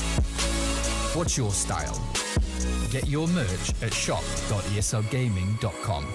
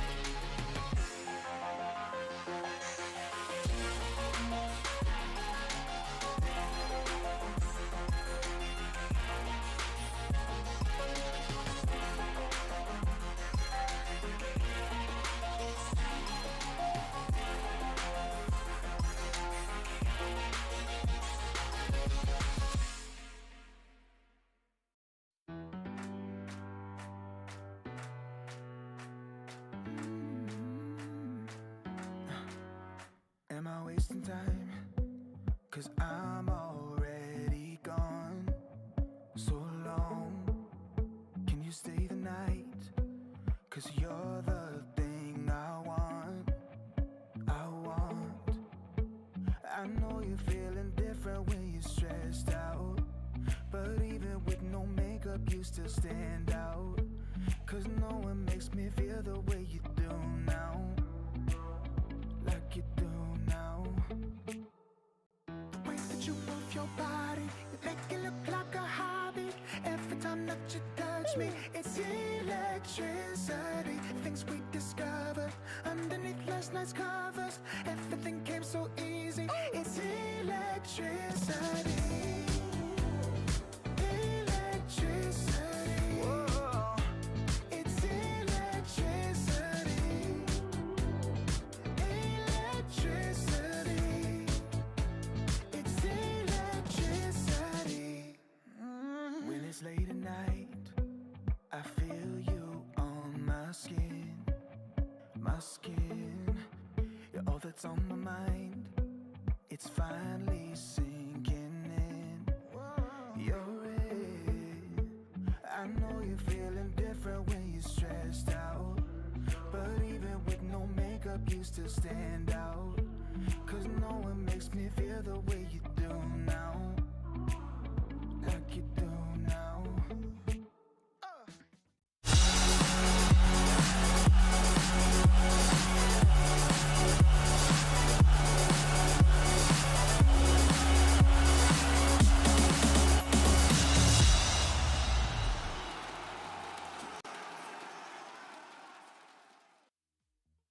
What's up, everybody, and welcome back to the ESL One Berlin Major. I'm excited, man. We've had some good games today, but Gaming Gladiators, oh my god, did they come out swinging here in this second series versus PSG.LGD. John, are you, like, what is the response to something like this? Just shake it off, you know. Yeah, maybe just blame it on your draft and move on and try to get something faster in game 2. Like, again, they're forced to do certain things here in PSG.LGD in their first phase. They're forced to pick the item themselves because they couldn't ban it. They know it's comfort for Gaming still in this new patch, and you know, they tried to get their strong lanes going, but they had first picked, so Gaming could just respond really well. Like, they go for the Darkseer Nyx, counteracted by the Lone Druid lane. Their Storm matchup for Lesh, that's something they picked really early on. They saw the Lesh early, they go for the Storm. It's like, alright, it's stable for nothing to say, but it's not something that can crush the Leshrac lane. To be fair, not much can. And it was just rough, like, not just in draft, but the execution of Gaming Gladiators was just, it's on a different level. You know, it just feels like this team, again, they've had so much experience on this patch relative to other teams. They've been on top in terms of performance for a while as a stack of 5, and you combine those factors together, it makes them such a tough opponent to go into. I think LGD, they just need to reset, shake it off, try to come out with a draft that, again, that they're maybe a little bit comfier with, maybe something that they can execute faster, and go from there. And I think if they don't manage to do that here in game 2, well, I'm worried that Game 1 will just bring out the fast game again, and it just ends up being a rough time for LGD.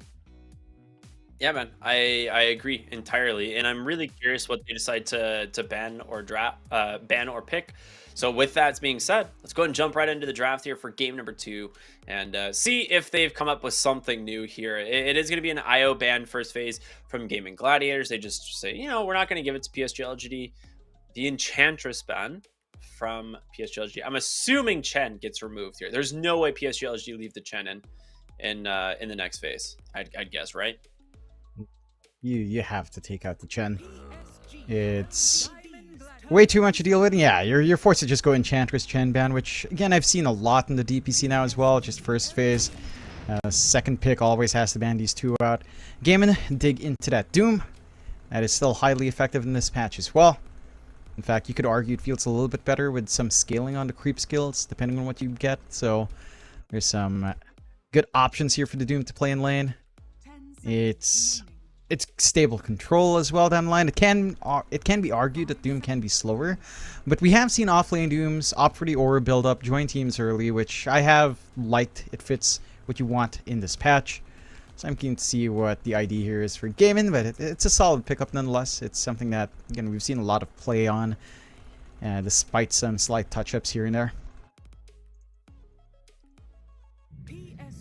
Yeah, I'm a little bit curious, like, okay, I was gonna say, I'm really curious what they respond to this Doom with. They grab Mirana. I'm guessing it's gonna be a setup here. No, they grab the Pango. Okay, so this is one of Zeal's best heroes. It was banned last game as a priority here against PSG.LGD, and they actually let it through this time. Now the question is, do you respond with something like a Bloodseeker, you know, or a Puck, one of these heroes that just really shut down this Pango? That being said, I think it's an offlane Pango, so you know, it's something to consider whether or not you want to just counter it from the lane, or if you want to try and counter it, you know, as an overall game pick. Yeah, I think that's where it can get maybe a little bit tricky for a Gaiman to figure out in this draft. I don't mind either of the picks, honestly. Like, as long as you've got a way to maybe stop the rolls from coming in steadily from PSG.LGD, you have a pretty good time here. You also, again, because you start with the Mirana into the Pango, you don't have, like, say, the Mirana arrow setup. Or at least you don't have it from the Pangolier if you are running it. If you are running that duo in the offlane. So it's not like you're going to be threatening too early on with the kills. Depending on your mid that you pick up here for LGD, you might be able to swing off of that. If they're allowed something like, say, the Ember in this game, perhaps that's the route they can take for Nothing to Say, and that's how they get that aggression going. I do like that game and just go into the Rubik. So you've got the Doom Rubik lane just coming out here. Very stable lane for the Doom to just kind of run down. You can get pretty aggressive early on. And it can be really oppressive to play into for PSG.LGD. Again, depending on how they swing this draft around. It's rather interesting, because Zeal being a specialist in the Pango means you have to first phase it, but it also means you just lack connections for the Mirana. I mean, they can ban out to protect the Pango now. They take care of that. Puck, wouldn't be surprised if the Bloodseeker is taken out, if that is something that they're worried about as well. So it should be a pretty good game for Zeal. But you have to find a way to kind of connect everything else as well. Like, how do you make this a good game for Planet's Mirana? How do you kind of just start running? How do you get aggressive with this support? Yeah, I completely agree. I would really... I would assume this is going to be Ace playing the Doom. I mean, I think more than often we've seen him take it, but a lot of teams like still don't mind running the Doom in the safe lane. And we actually saw it picked up a little bit more as a safe lane pick on the turn of the patch. But I think with just how much Doom gets out of lanes right now, because he is a relatively strong laner, he just naturally builds into an early Midas, and then obviously Devour Gold eventually kicks in as well. But I'm curious what you want to pair in terms of like team fighting with it, because they actually go ahead and they ban out the Monkey King and the TA. So and then there's the Bloodseeker as well. Interesting. So it is probably going to be the Doom off lane then. Because those are all heroes that do kind of make your lane pretty rough.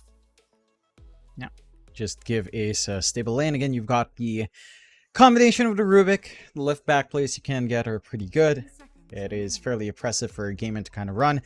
I'm keen to see what LGD kind of want to prioritize taking out. They have a lot of options still as well to kind of get this Mirana going. Ember's left in the pool. Ember matchups against most mids fairly well, although you'd probably save that for your last pick in the second phase. Maybe a last pick overall for LGD if they think they can sneak by with that. Probably not. So what else do you want to kind of take away? I mean, I don't know if you'd be keen on going back to the same draft for Gaiman in terms of at least like Leshrac still in the pool, if you kind of want to go into it. Then again, the Pangolier can kind of make that a little bit awkward, especially once the diffusal is up. You aren't laning into each other though, which is fine for the Lesh. Again, assuming Zeal plays it on the off lane, which he is likely to do. So it's kind of like pick your poison right now for LGD, and they'll take out the Undying. So just take out one of the more annoying supports right now, and they get the Clockwork. So you've got the Clock Mirana, which is a pretty aggressive support duo. They can get action across the map really early on. And they can play more active. Like, this is a good shakeup for LGD. And this is a support duo that can get you action across the map early on. They can connect with a Pangolier at the least early on without too much farm up being necessary. So you shouldn't get run down as we saw in game 1, which is a good shakeup. Like, you want to be able to have some play in the laning phase. Yeah, it really is. They go ahead and just pick up the Void Spirit right away here for Quinn, which I think is fine. I mean, this hero is very strong in the mid lane right now. Obviously good against the Pangoldeer if they decide to take the Pango to the mid lane. Again, probably, like you said, going to go the way of Zeal, I would assume. And they'll probably grab their mid lane matchup here in a moment. But the next support, it's got to be something that can play well into the Clockwork. They go for a Grimstroke. Oh. Now that is interesting from Gaiman. That is very, very interesting. I'm wondering... I mean, you already get a good double Doom off, I suppose. Although, again, I feel like emphasizing your draft around Soulbind Doom is pretty tough. This does give you some way of holding down the Pango if you catch him before the roll. He's around hero, so you can kind of Soulbind him at the least. But it is one way to stop the rolls, I guess, coming out here from Zeal. It's one solution. I'm wondering, though, if this means they're gunning for something like, say... And as cheesy as this might sound, if they're gunning for something like, say, the PL. So there's another Mirana hero for the mid lane. Something that we, would like to see when you see the Mirana picked up is like a mid laner that you can play active with. So go for the Kunkka. Like you were talking about the Ember earlier. I think Kunkka is still something that is definitely a hero that the China region likes, but it's also popular in South America. It's just not something I have seen played on the new patch yet, so I'm a little bit curious to see how this is gonna go for him. Was there any like major change to this hero? I don't think so, right? Oh yeah, they made it so that Tidebringer, like some of the other like orbs, like they're not like disabled by silence; they're disabled by breaks. I mean, that was it. That was like the only real change. So Kunkka basically the same. They changed the Ags a little bit, so it's not like an AoE that's around you. You can target an area with 900 range and 1100 radius. So there's a little bit more I didn't see that. Okay, forward play with that, with the Ags. So there are different options you can take in these fights now. And yeah, like the mid lane matchup here for PSG.LGD for Nothing to Say should be pretty decent. I think the Void Spirit matchup is alright for the Kunkka. You just play with your Tidebringer. It's pretty hard to bully out Kunkka. And Gaiman do take away the Medusa, so they're covering their bases just in case, they try to drag for a long game here on PSG.LGD. Take out the Lifestealer as well for PSG.LGD here. I'm wondering if PL slides through. Again, it's pretty cheesy, but Gaiman could gun for PL. PL Ags with Grimstroke, and I don't know if they fixed. Did they fix the double bounces, like the continuous bounces from his Lance? With Grimstroke in the sub patch? Was that an interaction that wasn't meant to happen? I didn't see it in any of the bug fixes, so I don't know. They actually banned PL themselves. They could be looking for a Terrorblade then.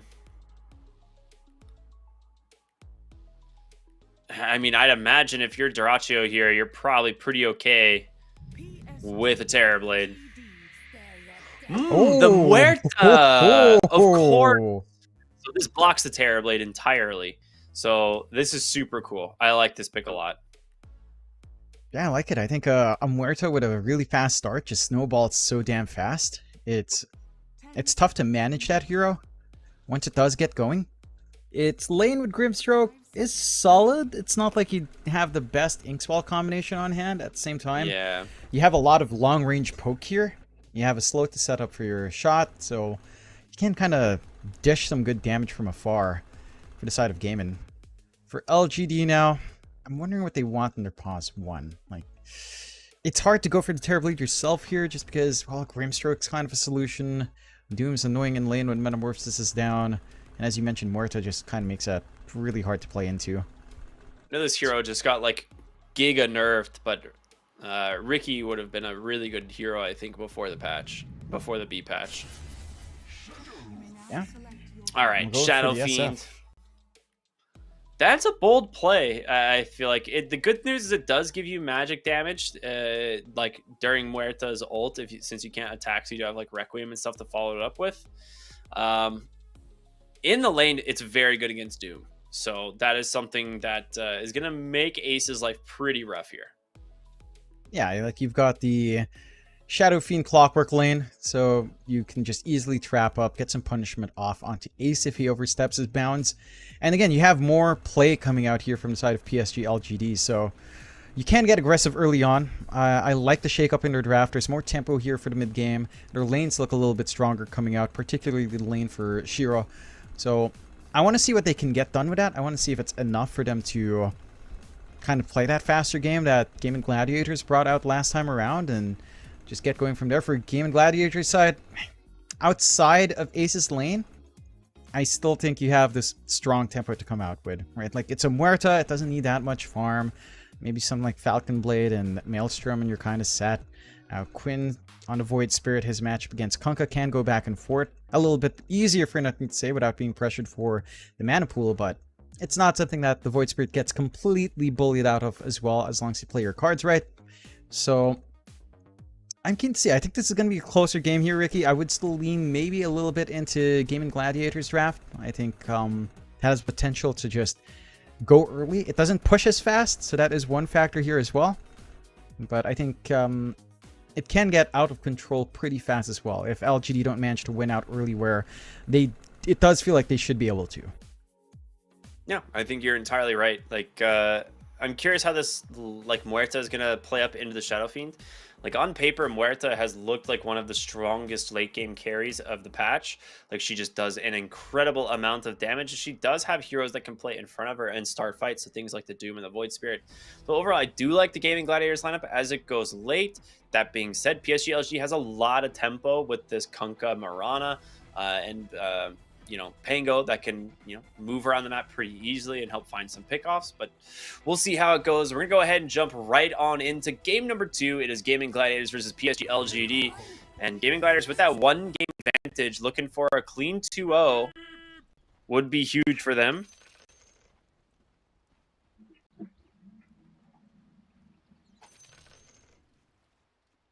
Getting a draw early on isn't too bad for their first series here for the side of GG, but like, a 2-0 just solidifies your chance to start an upper bracket. For a team like this, that's definitely something they're eyeing out for. For PSG.LGD, a draw keeps them steady here, as they already have their 1 win under their belt. So it's kind of steady, although a loss would still be, again, it could be a determining factor with how we've seen these groups break out before, Ricky. So a lot in line for both sides, even though we're early on in groups. These kinds of matches can dictate what happens to your tournament life as to whether or not you make upper bracket, whether or not you even make it through, potentially, if the rest of your series goes southbound.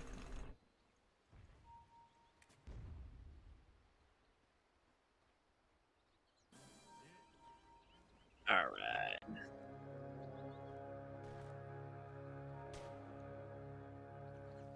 Right over the top rune here, potentially. Excited to see how this one's going to go as the Inkswell from Tofu, but a lot of slows there from Shiro on the Shadow Fiend, and of course, first blood for him as he grabs that one with ease, and that's what you're looking for, the Clockwork Shadow Fiend lane. These first kills give so much more gold and experience than they used to. Yeah, way more. Super important to find. Having that kind of strong start for Shiro is, again, going to set up. We did see Shiro pick up First Blood last time, but on a hero like SF, it does feel like you can snowball off the back of that so much better. So I'm keen to see how they kind of handle it on GG. I do like that they shift Tofu up top anyway, so they don't run the Rubik Doom lane. And the Grimstroke Doom lane, it can get aggressive with the Inkswell, and they'll try. Apply some pressure. This definitely has a lot of damage between these two heroes, but forced to throw the Blood Grenade there to try and make some space, peel off that Clockwork. Shiro, I think, is probably just going to hold some of his spells here until he gets to level 2. He just needs to be able to get those Necromastery stacks rolling. Yep. Shall we talk about mid? The Void Spirit versus the Kunkka? Yeah, this lane's pretty stable for both sides. Again, you can kind of play this fairly well, Nothing to Say, although Quinn can just stand back a little bit more, play a bit defensively until he sees that early Tidebringer commitment. And you can get some more aggressive play for Nothing to Say as the levels go up, especially once he has level 2 Tidebringer there. Ace got a little bit too cocky there, trying to run down the Clockwork, and ends up eating a triple raise there from Shiro. So he grabs himself his second kill of the game here on the Shadow Fiend. Yep, good punishment. Again, a good start to establish for PSG.LGD in comparison to game 1. They have stronger lanes to play with. They're showing us why the Clockwork and SF lane can be really potent to play into. And even their bot lane's not doing too badly as well. Diracho is still able to farm, but a Muerta Rubik isn't as aggressive as any other lane. Well, to be fair, I don't think the Grimstroke Muerta is as aggressive either, but there is more damage that you can get, perhaps going for the Stroke of Fate and trying to line up with a slow into the dead shot. Still, Zeal is not getting as much as he'd want. We'll need a few more levels. Muerta can poke from fairly far. And the calling kind of makes it awkward for Zeal to run up as well. Yeah, well, bottom, or top lane rather. Once again, we see them get active as this time they take down the Grimstroke, and Ace is the one who needs to be careful as Shiro's got those raises coming off cooldown. The slows are there. The third raise will connect, but the cogs just off the mark, and Lions have taken a bunch of tower shots as a result. Overall, still very good for this safe lane of PSG.LGD. Now they're still running down. They still have the stable start for Shiro. Everything you could ask for the Clockwork and SF to find. And Ace is under a lot of pressure in the lane. Forced to bring out the Sal for himself. Shiro still... He is running out of regen. So he still has the Lotus at the least to get some flash mana on hand for a couple of spell uses. Well, I mean... Despite this top lane going really well, the other lanes are looking decent here for Gaming Gladiators. Is Quinn's CSing extremely well mid. He has 19 and 5. Muerta doing okay in the bottom lane as well. So at least these other lanes are not, really a disaster for the side of Gaming Gladiators. That being said, they do actually put a lot of damage into Dyrachio right there. They're applying some pressure. A couple of tangos forced out onto Dyrachio from Celery to just kind of try to regen back. I think the one thing that we aren't quite seeing from PSG.LGD yet is a connection with a Mirana, which is something that's lacking. Up top, they got cut off from the chase. At once again. Okay, this time they actually managed to find the kill there onto Y as Shiro is going to kind of force Ace to try and dive him. All right, he does not manage to get the turnaround into the double raise, so Ace will just be able to back off. So do find themselves their first kill of the game here. This is good for gaming, and they needed something to get going. They inadvertently pull into the neutral, as the neutrals are more aggressive now. They're not going to be able to just meet the creep wave by their tier 1 and try to hold there, but again, important to find. Still in a good position for PSG.LGD, although there is a slight net worth advantage coming out from gaming, which you would sort of expect. And to your point with the other lanes, you are still getting that farm you'd want. Diracho's not bullied out. His timing into power treads is still good. Zeal's trying to get aggressive, but Pangolier Mirana just doesn't connect all too well until maybe when you get the Rolling Thunder up. Then you could try to preempt, like estimate when the arrow can land on that roll. Go from there. No opportunities to rotate here for Planet due to the pressure onto Zeal. So you're not able to try to get, nothing to say, to kind of snowball off with, say, X arrow combos while Quinn is still vulnerable. And it does feel like it's going to be too late for any movement now. He's about to hit his 6. So it's harder to pin him down at that point. I mean, he's going to use this right away to just jump the Kunkka, and that's his level 6 timing. But nice torrent there. Instead, top lane, they get a dive where they manage to trade 1 for 1. They get the Doom. And he will TP to safety in the mid lane. So X TP on out. He's fine. Well played there by Nothing to Say not to give up that kill. Yeah. Doesn't have a bottle to really manage his return to lane to apply even more pressure and just have stronger regen on hand. But oh boy, DD. Yeah, this is a little bit scary.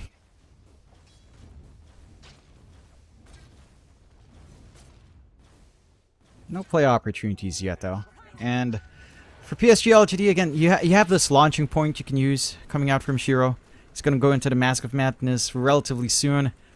For the side of Gaiman, it does still feel like once you hit this timing on both Diracho and on Quinn by maybe mid 15, that's where things get scary. Although down mid, yeah, the boat comes through, and NTS will manage to keep himself alive once again, but no TP, so he's going to have to walk all the way back. Yeah, it still frees up a lot of space here for Quinn.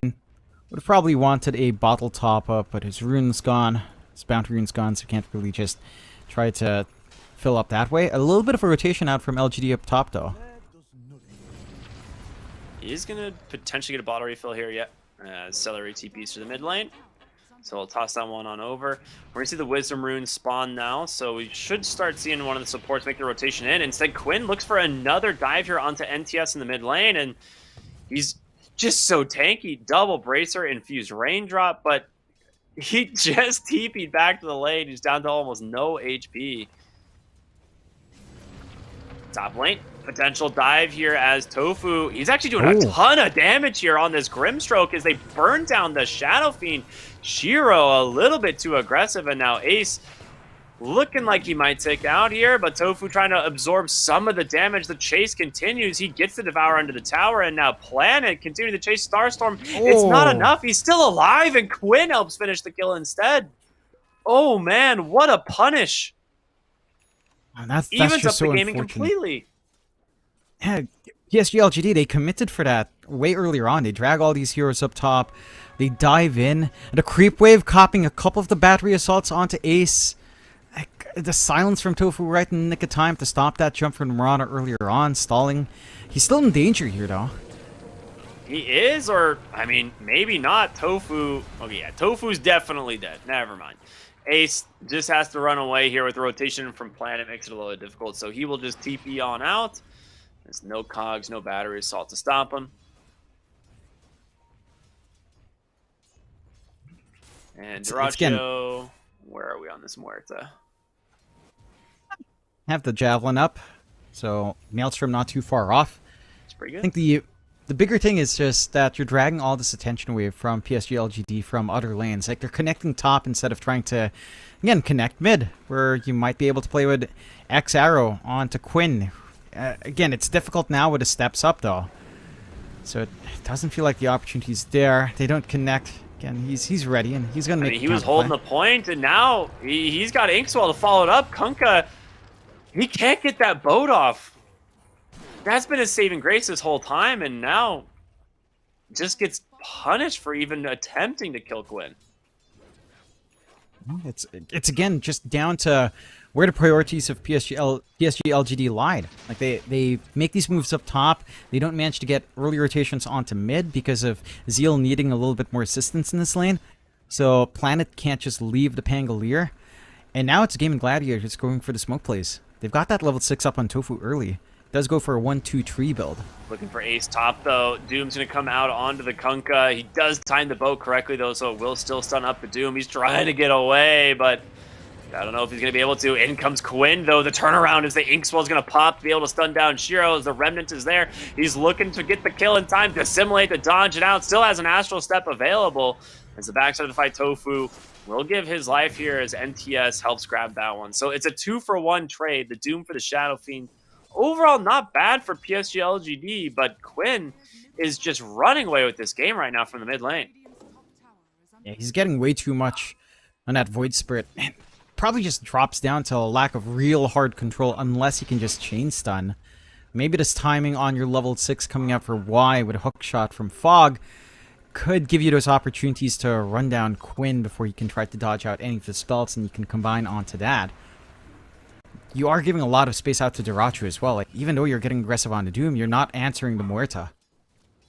And our Doom is going for a little bit for the Midas recovery as well. Yeah, I was going to say, you also have Celery on this, Rubik, who is, he's level 6, he's farming and sets up a kill here, potentially onto Y as Dyrachyo comes in, using that Pierce the Veil to help find the kill, and they've done it. Rotation in from Zeal, though. Can they finish off the Muerta? Oh my god, they even brought Shiro, the wraparound, baby. They got him. Dude, those Twin Gates are really confusing sometimes. It's like, where did these heroes just come from? Yep. You just go across the map. Like, you don't have vision here as well from the side of Gaimin, so easy access coming out here for PSG.LGD. They're finding a grip in this game. They do sacrifice their mid tower, which, again, all things considered, probably isn't the biggest deal in the world. It's not like you have a hero that really needs triangle stacks right now either. So you're pretty alright with that trade, finding the bot tier 1 in exchange. Having a little bit more forward access with a nice aggressive ward here as well for PSG.LGD. For Gaimin, I mean, this is something that we did mention when you do have the Doom, like sometimes it does feel like you're going to need to recover in that hero more than you'd want from the offlane. So for Ace, after the Vanguard, just going straight for the Midas and trying to get his way back in, but you have Quinn to compensate. Echo Saber up, Smoke up again, level 9 with an Arcane Rune. Looking to find a gank target here. I mean, nothing to say is Kunkka would be really good. They are currently being protected by the Moonlight Shadow. And you don't have a ton of wards to play with here. They do see the Kunkka for the moment. The Astral steps on in. He does get the boat off for the moment. The Dissimulate will dodge the stun, but they should have the damage here to finish off the Kunkka. The stolen boat there just in case. As the Silence will catch the Pango, but a nice hook shot on through. We'll try and grab the Grimstroke as Quinn is still very tanky. Had this Arcane Rune going as well. Another Inkswell comes through. He's looking for Zeal on the Pangolier and drops the Remnant as well. Dissimulate tries to just get away instead. They don't want to fight. They brought everybody. The numbers you hear from PSG.LGD, but instead, Quinn goes back in. They try to burst out until he gets him. Oh my At god. the last second, Celery on the Rubik, helping set that one up. And Quinn doesn't look like he's done. They got the telekinesis back. They try to grab Planet, but it will not connect. Being said, Shiro does need to be a little bit careful.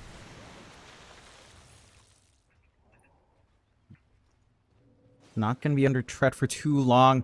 Big plays coming out from game, and like that stall out with the lift back to slow down that kill onto Tofu. The stolen Starstorm right in the nick of time to help soften up that target in Zeal.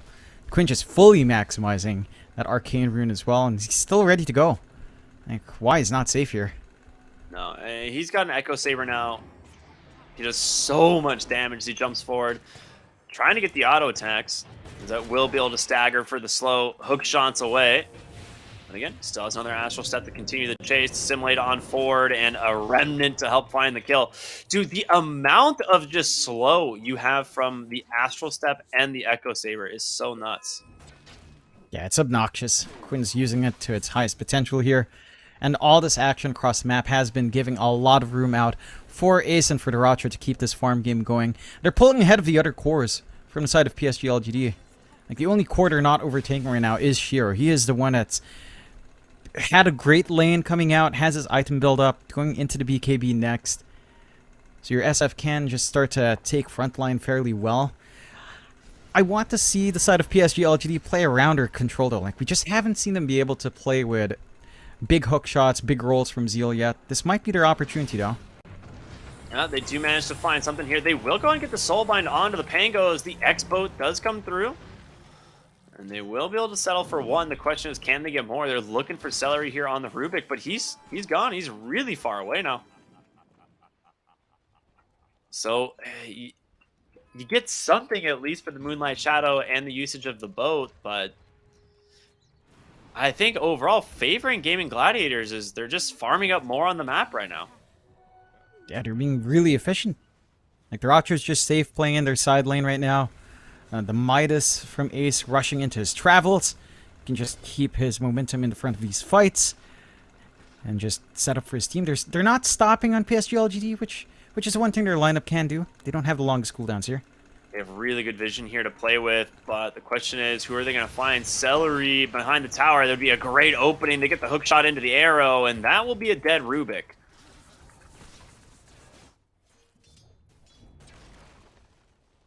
Once again, another steady kill coming out from PSG.LGD. As long as they keep maintaining this aggression, they're pretty happy with us. It makes it a little bit more uncomfy for Duracha to hold triangle. He's still poking and prodding though. And they are starting to get some room to get a little bit of a push going. Oh, they really want to dive them where they hear the nice silence will stomp that Pango's roll though. And instead, time to just get out. On the backside of the fight, though, they managed to catch the Pango. Oh, Quinn goes boy. in once again with the help of the Inkswell. And they can just keep this aggression going. He's got another Astral Step. Does not end up catching vision there of Y, though, so he'll end up backing away. They find a bigger kill despite dropping their supports earlier. You find his kill on Zeal. Worth a lot more for Gaiman to find. And Quinn already has his full Kaya up. Onto the Sanj next.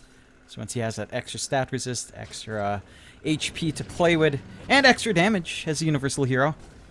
His Crescents up front is going to be even harder to deal with. And for PSG.LGD, this BKB timing on Shiro is still big. And you'll also line that up with Nothing to Say Zone BKB timing.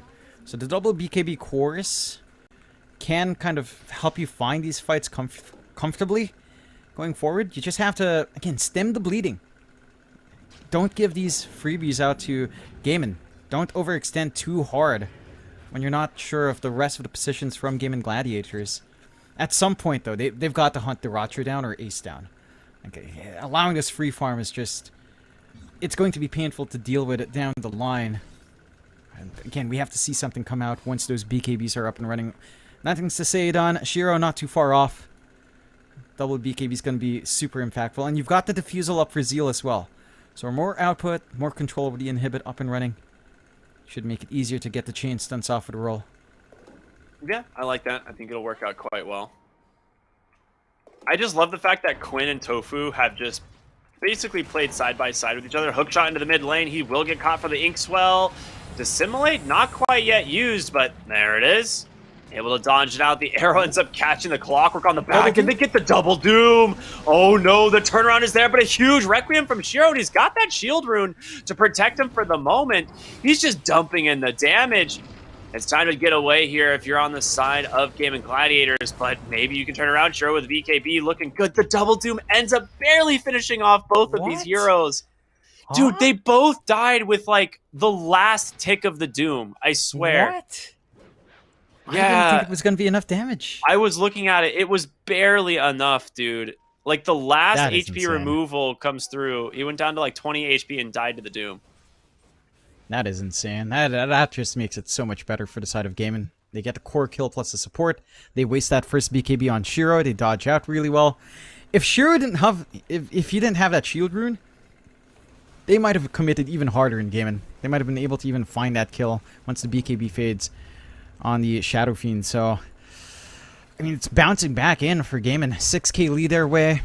They're allowed to keep farming up on the Ratcho. He has not taken the activity outside of a couple times. He was ganked up. His Force Staff's almost done. Hurricane Pike afterwards into that Daedalus. That's when... I mean, it's already a bit ridiculous with just a Hurricane Pike up, but even with just a Chrysalis, this hero just hits so damn hard on the Muerta. I love this hero. For a while, I was running just, like, Magic Wand, like 3 branches from this... Ooh, mid lane. Hold on. There's going to be the Soulbind once again. As they take down the Clockwork. Shiro trying to get aggressive, but Quinn knows better than to go for the dive there, and we'll just back away. They'll settle for the 1. And they force more heroes to the mid lane while they just do this. Again, relieving pressure from Duracho, relieving pressure from Ace, who is working onto the Blink. That's the point where you want to see the Doom join more frequently, or at least whenever the Doom's up. Just kind of take point. And that should align pretty well with at least perhaps the Chrysalis coming out on Duracho. So more output coming out. 6k lead. Shiro, the only hero so far in PSG.LGD to be above any of the Gaimin Gladiators cores. Number 2 right now on that SF. Going into his own Chrysalis. Probably into the Silver Edge, but kind of open for him to go full nuke as well. And again, for PSG.LGD, I mean, they've got this draft that feels like it should just be able to find X mark arrows, have hook shots to start with, but they haven't been in that position for a while. Yeah, they really haven't.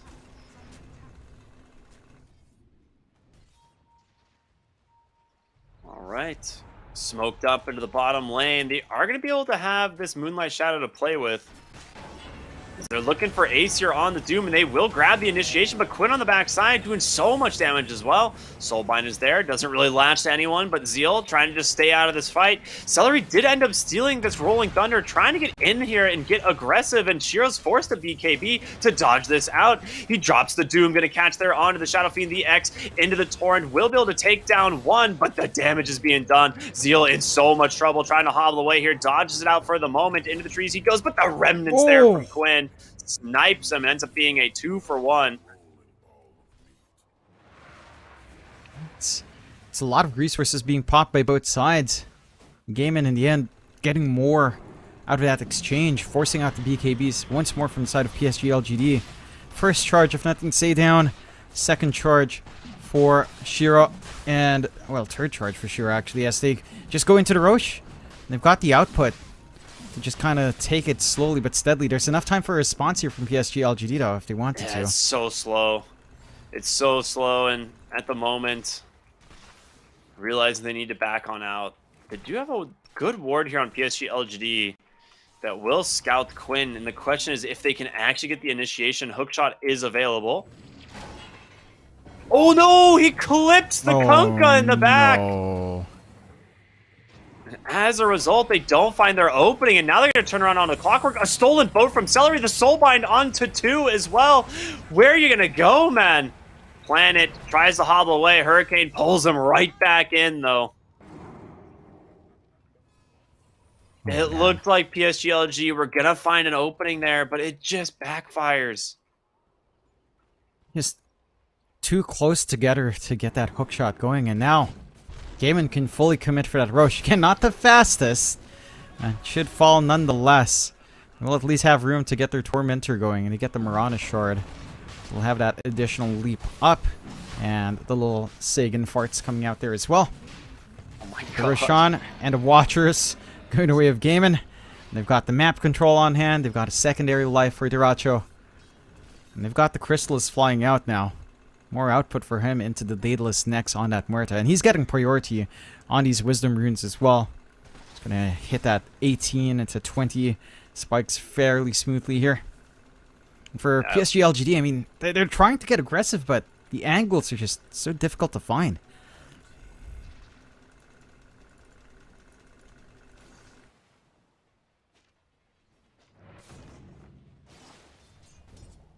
All right. It's an 8K gold lead. Gaming Gladiators just still looking so dang good in this series. I mean, Quinn's at 8-0 and 5. He'd be so worth trying to commit heavily to get a kill on him. The gold bounty as well as the XP bounty would be pretty massive. But he's going for a BKB next. And he's already got the Kaya Sange and an Echo Saber. So, I mean, he's pretty tanky just right out of the gate with just these items. 2.4k HP on Strength Boots. Can go for the Disassembly on the Echo Saber as well if you want to go for the BKB that way. I'm just going to pocket it for now. For the side of PSG.LGD, it's kind of all in on Shiro. He's going for the Daedalus. They've got the Blink up on Zeal, so it can simplify the process for him jumping forward with a Rolling Thunder, at the least. And they've got the Fortify to stall out this top push coming out, but it's just set to fall for free here for Diracho. Just going to be able to find it. And they'll go hunting. They are definitely going hunting. Celery was smoked up, making his rotation mid, and PSG.LG under the cover of Moonlight Shadow once again. The scan does connect, so they know something's going on here as Diracho takes the outpost. He's looking for something. It does connect on the Fear, and Pango goes right in. He gets caught by the Silence, and he's just going to get crushed by this Pierce the Veil. Muerta is not messing around. Yeah, I mean, that jump forward from Zeal just punished by Diracho so nicely. All by himself. Didn't even need too much backup there. Just additional control to ensure that the roll doesn't come true. So, even then, like, jumping Diracho of all heroes with the Aegis still up just feels extra difficult to kind of pin this guy down with 2 lives. Yep, nice little pick on top here. Again, Tofu and Quinn just doing a really good job at playing together on these really high, really high gank damage heroes. Yeah. And they've cleared out 2 tier 2s. Like, the bot lane's still fully intact for PSG.LGD, which is one blessing for them in this game, but that full BKB is up now for Quinn. So even if you could find this big target, like, how do you chain stun this guy down? Seller grabbed himself a torrent, not too bad. Yeah, I think I agree. Like, I actually don't know how you chain stun down Quinn at this point. Like, there's not really a lot of options for that. Like, he has a BKB, so if he ever even feels threatened, he's just gonna BKB and walk away. And it's not like you have the Arcane Blink, you know, Requiem that we used to see out of Shadow Fiend. Like, that Arcane Blink has been changed, doesn't really do the same thing anymore. So you're not gonna be able to hold this Void Spirit down long enough. Certainly not, and Well, you've got the big damage spike lined up for Duracho. He's got his Daedalus. Shiro has his as well in the SF. But the Muerta in the Pierce the Veil form with that Daedalus, it's scary. It's very, very scary to play into. It's just, you're not going to be doing the same damage back to Duracho. You're not going to be able to target him with your right clicks, with your Daedalus here for Shiro. And they'll just clear out the bot so that they take complete map control on the side of Gaimin now.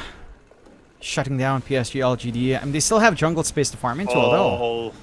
They spot Y here, just up on the high ground, and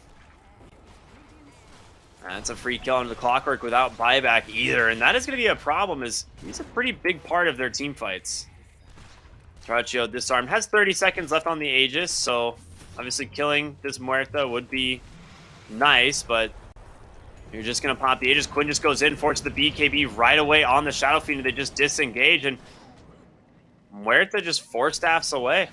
They decide they don't want to give the chase. You get some big spell uses out. Rolling Thunder down for a little bit of time. BKB on Shiro down. 6 seconds now. His Aegis was set to expire anyway, as you mentioned, so not the biggest deal for you to lose out in that for Gaimin. And they get themselves a Wisdom Rune. Like, losing control down bot feels so bad. Your Tormentor is going to be exposed. Wisdom Rune access is just a lot harder now as well to kind of catch up. Inside of Gaimin, 16k up, 21 to 13. PSG.LGD certainly looking sharper than they did in Game 1. Gaimin still just getting way too much momentum. Quinn's just been on fire. 807 still on that Void Spirit. And still no solution for this really jumpy hero. Like with that BKB, it's just... Unless you get maybe a good hook shot into like a roll angle with the arrow coming through from Plan, like literally everything you have onto that hero, you can't pin him down. And again, PSG.LGD have not been able to start these fights on their own terms in a while here.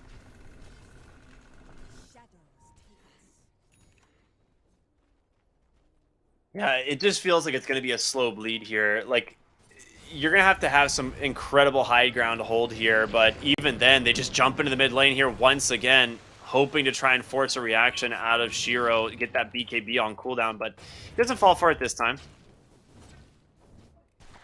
There is a gem on Quinn as well, so it's going to be that much more difficult to try and play in these fights as decided PSG.LGD. Like Moonlight Shadow, going to be a little bit less useful as he's going towards the Assault Kuros. Wants to just pick up some armor for himself and his team, which, I mean, very smart pickup. Helps a lot up against that Void Spirit for sure. Planet? Snipes the Wisdom Rune, finds the Tormentor. Does not manage to get scouted by Quinn, though, so he's going to be out. Gets a bailout. So you find at least some of the resources on the map here for PSG.LGD.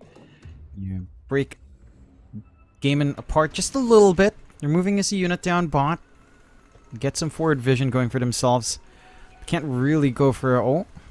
Oh, boy. Ace, that is some hate, my friend. Just finding the Clockwork solo. He's like, yeah, whatever. This is worth it. I haven't used Doom in a while. It's got an Octarine core. Yeah. And just put it on cooldown. You don't feel like you're going to be engaging onto the high ground anytime soon.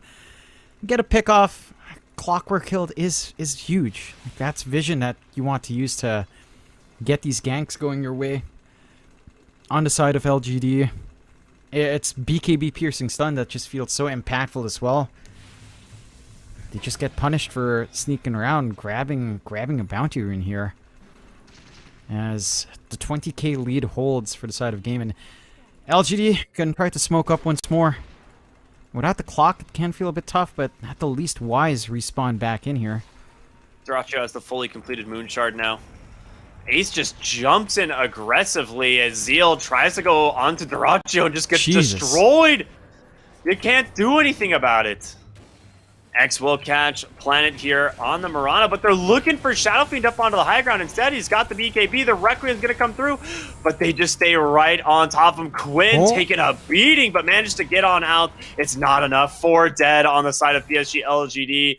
Has nothing to say. Will make his way into the base, but the damage from this Muerta is just overwhelming. The 4 staffs, the chase continues. They're not done, man.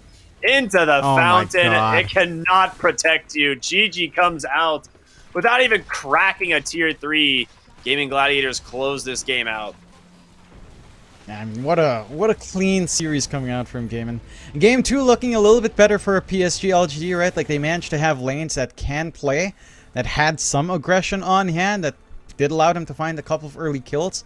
And again, they had this really strong start for Shiro. Like, they had a good lane for Clockwork SF. They bullied out Ace quite a fair bit.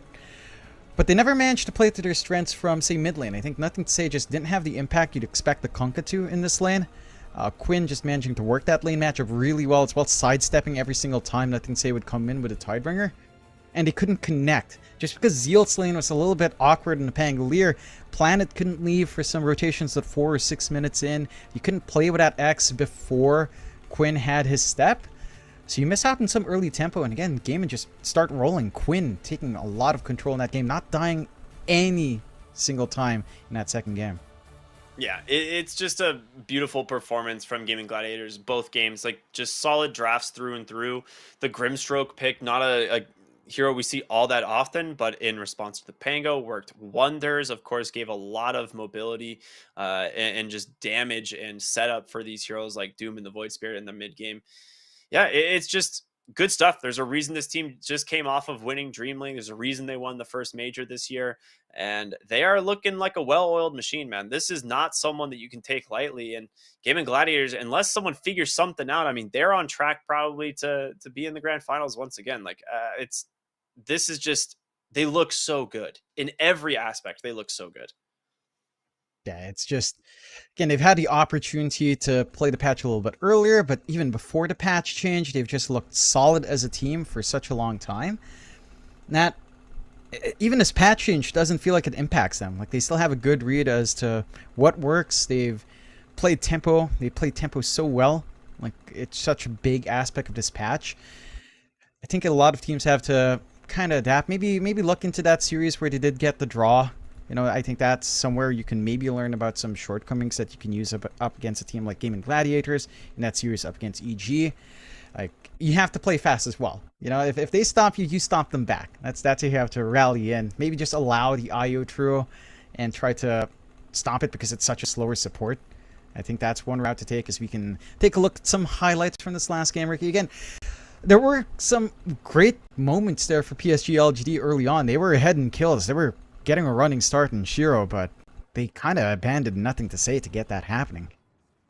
Yeah, I think it kind of just ended up being the Quinn show eventually, like in this whole mid game, like his ability to just play with Tofu and just max his ink swell on this hero, and it just made it so difficult for them to actually play the game.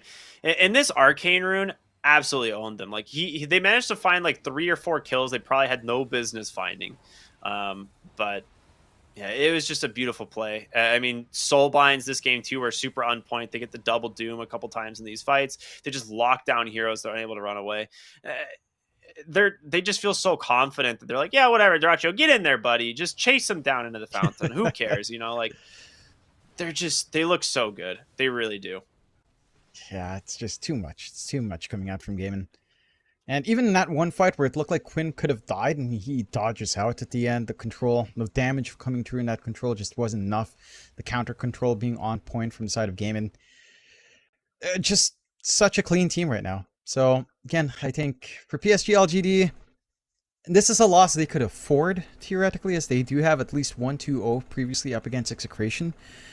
But again, yeah, you kind of have to watch yourselves. That keeps you at what, 2-2 in terms of scoreline.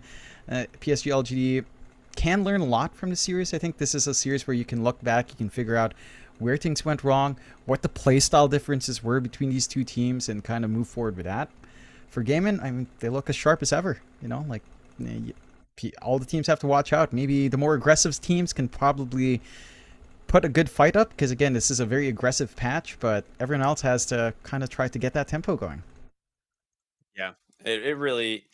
I'm just curious to see like what other strategies teams are going to come up with, because like we said, there's a lot of options in this patch, and we might be seeing some teams come up with something pretty unique, as it is still really early in the major. But we're also really early in the day. We're only halfway through, and there's a lot more Dota to be played. Just for those of you who don't know, we do have Shopify Rebellion coming up next up against Invictus Gaming. And then rounding out the evening is actually going to be Invictus Gaming once again, but this time taking on the likes of Tundra Esports. Those are going to be back to back.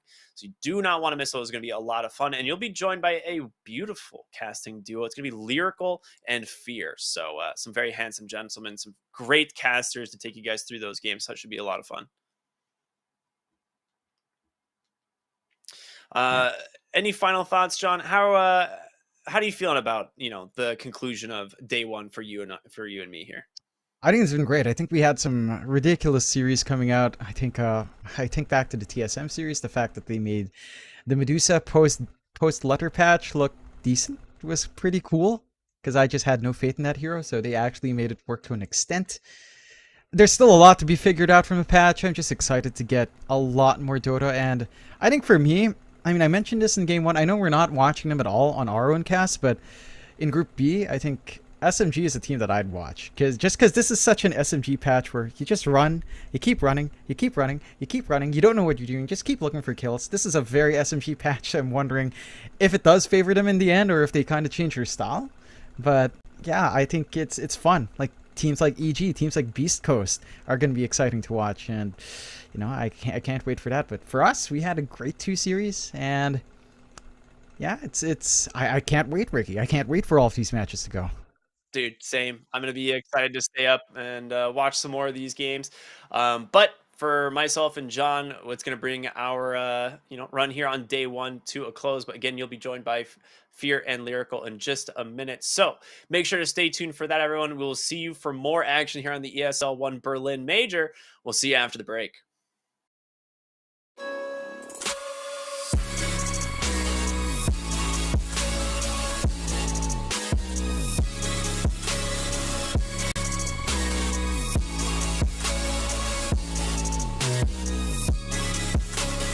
You love it, you wear it. What's your style? Get your merch at shop.eslgaming.com.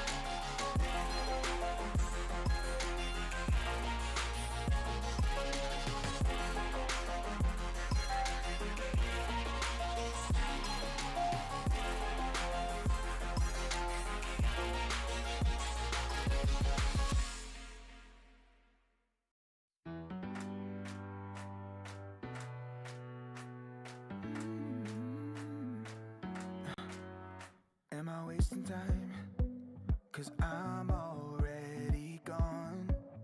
So long, can you stay the night? 'Cause you're the thing I want. I know you're feeling different when you're stressed out, but even with no makeup you still stand out. 'Cause no one makes me feel the way you do now, like you do now. The way that you move your body, you make it look like a hobby. Every time that you touch me, it's electricity. Things we discovered underneath last night's covers. Everything came so easy. It's electricity. Electricity. Whoa. It's electricity. Electricity. It's electricity. When it's late at night, I feel you on my skin. My skin. You're all that's on my mind. It's finally sinking in. You're it. I know you're feeling different when you're stressed out, but even with no makeup you still stand out. 'Cause no one makes me feel the way you do now, like you do now. The way that you move your body, you make it look like a hobby. Every time that you touch me, it's electricity. Things we discovered underneath last night's covers. Everything came so easy. It's electricity. Electricity. Oh, it's electricity. Electricity. It's electricity.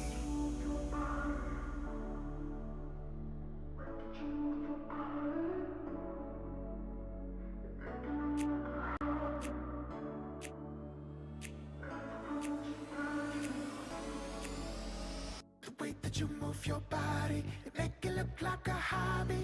Every time that you touch me, it's electricity. Things we discovered underneath last night's covers. Everything came so easy. It's electricity.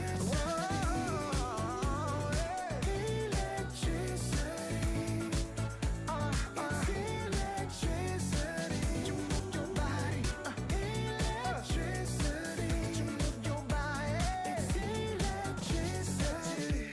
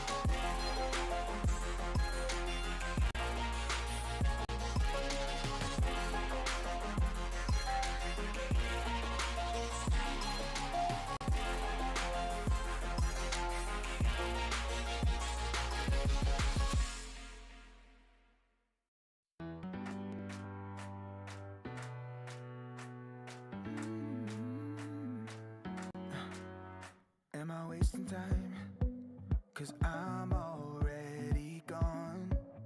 So long, can you stay the night? 'Cause you're the thing I want. I know you're feeling different when you're stressed out, but even with no makeup you still stand out. 'Cause no one makes me feel the way you do now, like you do now.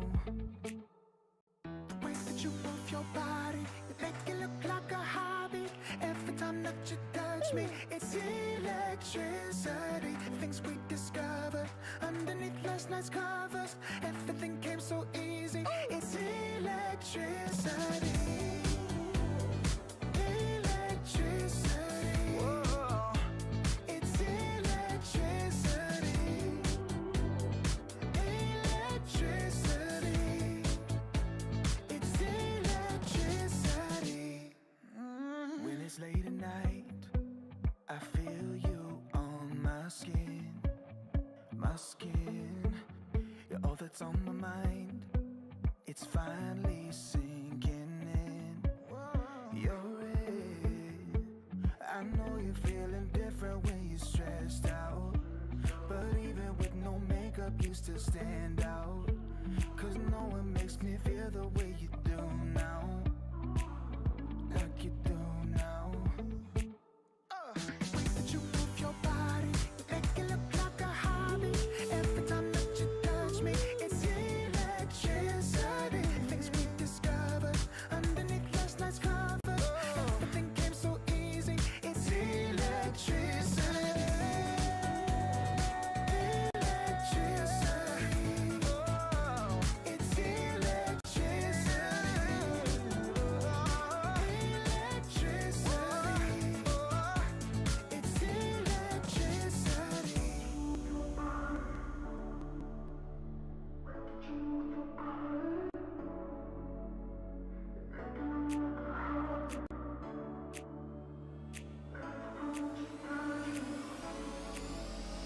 The way that you move your body, it make it look like a hobby. Every time that you touch me, it's electricity. Things we discovered underneath last night's covers. Everything came so easy. It's electricity. Electricity. It's electricity. You move your body. Electricity. You move your body. It's electricity.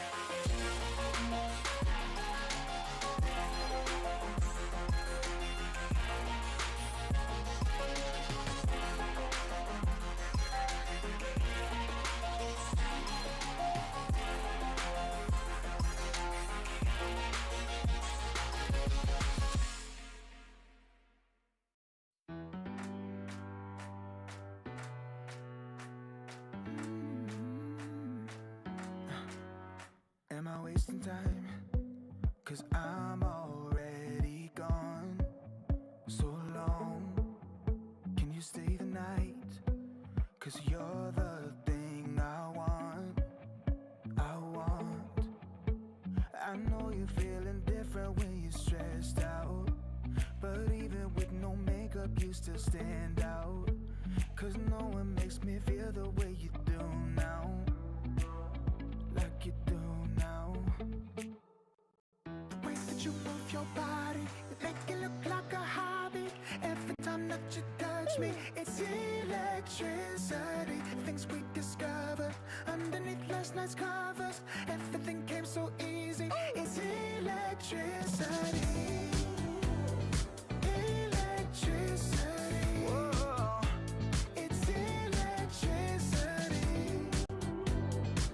Electricity.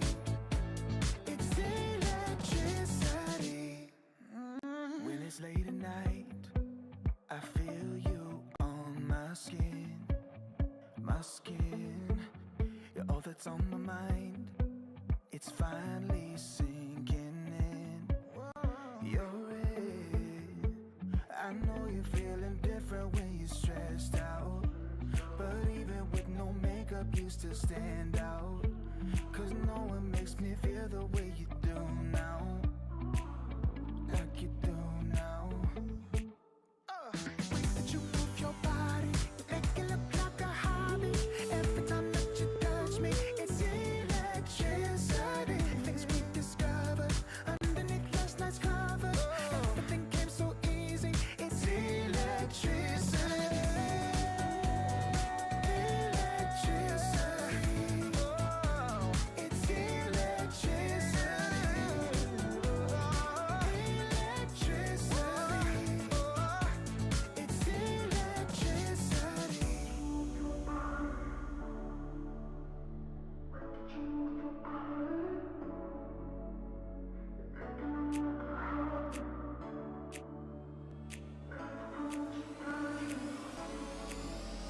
The way that you move your body, you make it look like a hobby. Every time that you touch me, it's electricity. Things we discovered underneath last night's covers. Everything came so easy. It's electricity. Electricity. It's electricity. You move your body. Electricity. You move your body. It's electricity.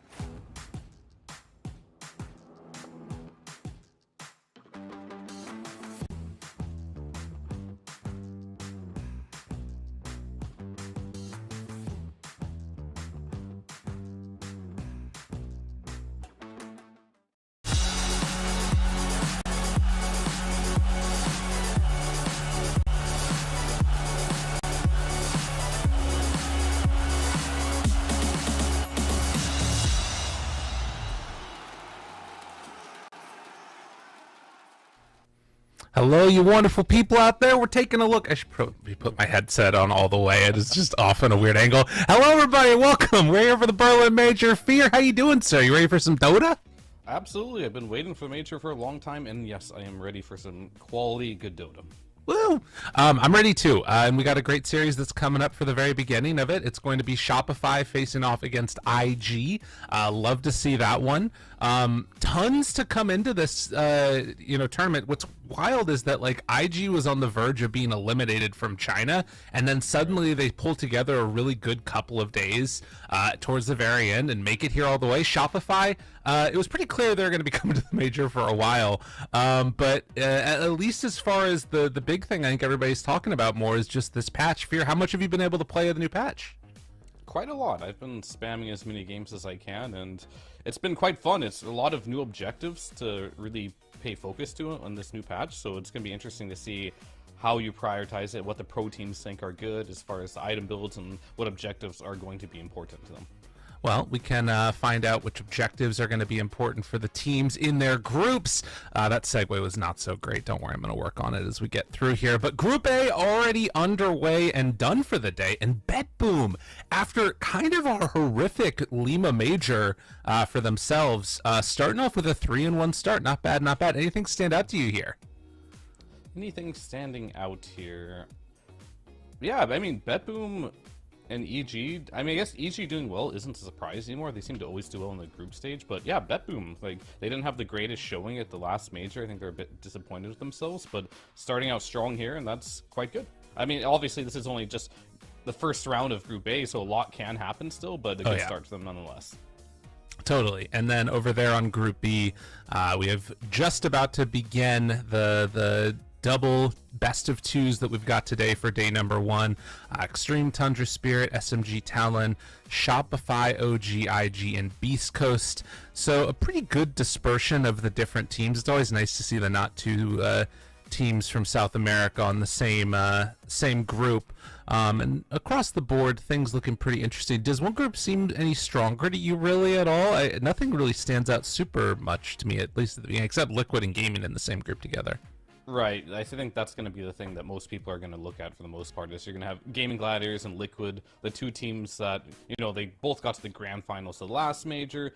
During the Dream League tournament, they also got to the grand finals, so it feels like these are the two teams to beat right now, and seeing that they're both in the same group, a lot of teams will consider that the group of death, because you have like the two best teams you have to play against, and normally that'll limit your chances of like getting an upper bracket or a better placing if you have two teams that you probably can't beat. So I would say Group A might be a little bit harder for that reason. Okay, well, we'll see if Group A is going to be able to sort of do what they need to do. Let's take a look at the prize pool here for the tournament. $200,000 right off the top for first place. A bunch of those DPC points. That's the big thing people come for. Yeah. I mean, the prize pool, it's whatever, really. But 500 DPC points, that's why all the teams are here. Getting first or second place. I guess 50 points between first and second. Any amount can really matter in the grand scheme of things. We saw, like, last year it came down to, like, fractions of a points, right, to get into qualification at TI. But, you know, it's double the money for first, so getting first does matter a lot, and getting those DPC points is why everyone's here, because everyone wants to go to TI. You want to play at TI, and you want to win at TI. That's most Dota players' dream. No, totally. The big thing, gotta just win it all as it comes out in Dota. So this is, of course, not winning at all, but these teams winning the series would be pretty good. Shopify facing off against IG. That's the matchup that we've got today here on this Stream C, which I think is the ESL Storm. Might be seeing some Storm Spirit, potentially. Who knows? All right, I'm done. You can take a look at the lineup. Nothing really too crazy all over the place. That is Zhang Yu that's standing in for IG on loan from LGD, which is why he doesn't get it. Yeah, I was going to say he's just the nameless man in the center. But yeah, very interesting. So this is going to be probably the team I've watched the most of, Rebellion, versus a team I've probably watched the least amount in IG. So it'll be an interesting matchup. I'm curious on how they're going to go against Rebellion here. And you have to keep in mind, Rebellion is now, they're rejoined by Abed. He did not join them recently for the Dream League tournament. They were using a stand-in, so they had a lot of practice without their normal mid laner. Now they're coming back with a different mid laner, so they have to readjust yet again here. So it's going to be interesting to see how they're going to be able to transition from that. Well, let's find out right now, because I do believe we already have a draft that we can hop into. Game number 1 for Group B, Shopify versus IG. Let's hop right on into it right now. An interesting way and things to watch for. We also did get that sneaky little patch last night. By the way, I'm just going to, because it's the first match of the day for us, the voice team, chat team, push to talk, open mic thing. I'm pressing it right now. Don't worry, Dota TV, you can hear us. But it is, was there anything that really stood out to you in that little mini patch that we got? Last night? I wasn't even looking. What even happened last night? So, or yesterday day, there's a dot B.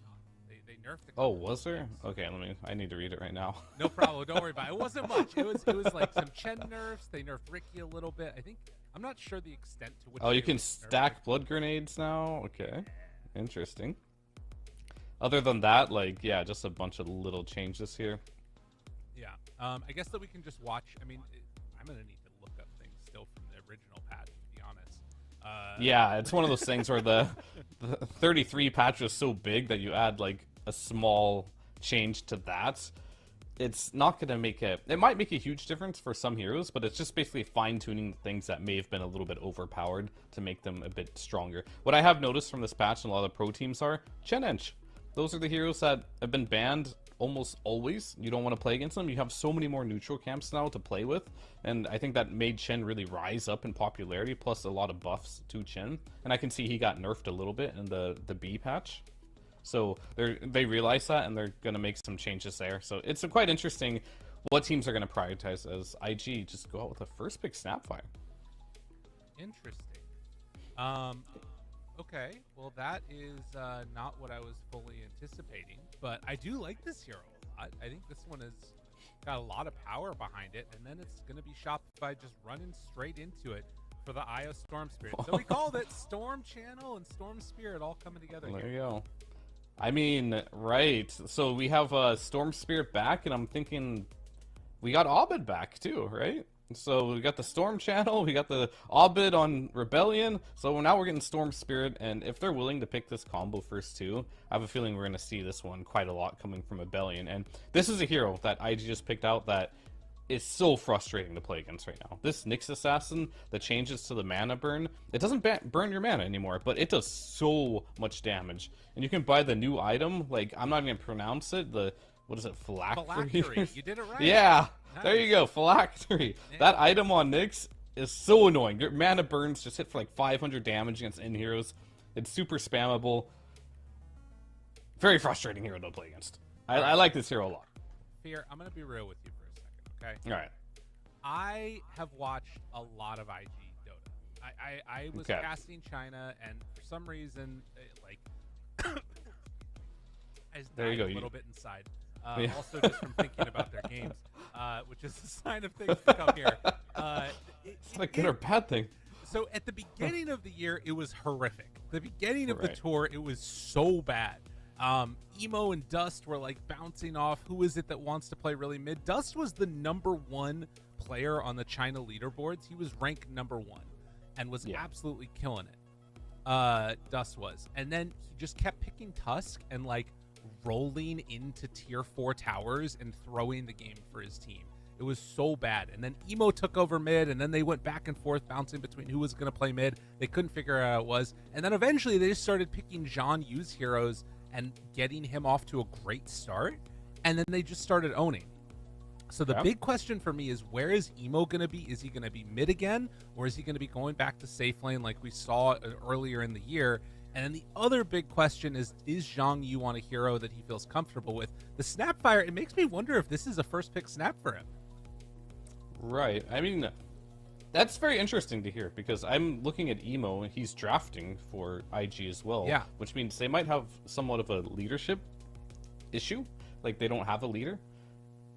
I'm not sure if that's entirely true. Yeah, so you're having that captain carry or captain mid type of scenario, which oftentimes you'll see a lot of instability, I think, because when you don't have your support or your coach drafting or captaining for you, you can have a lot of weird views on the game, because your mid lane or carry, they see they see the mid and late game pretty clearly, but I think they have a distorted view on how the early game should be. And I think drafting is a lot about getting the early game pieces in the right spot and how to move your heroes around the map. So hopefully they figured that one out.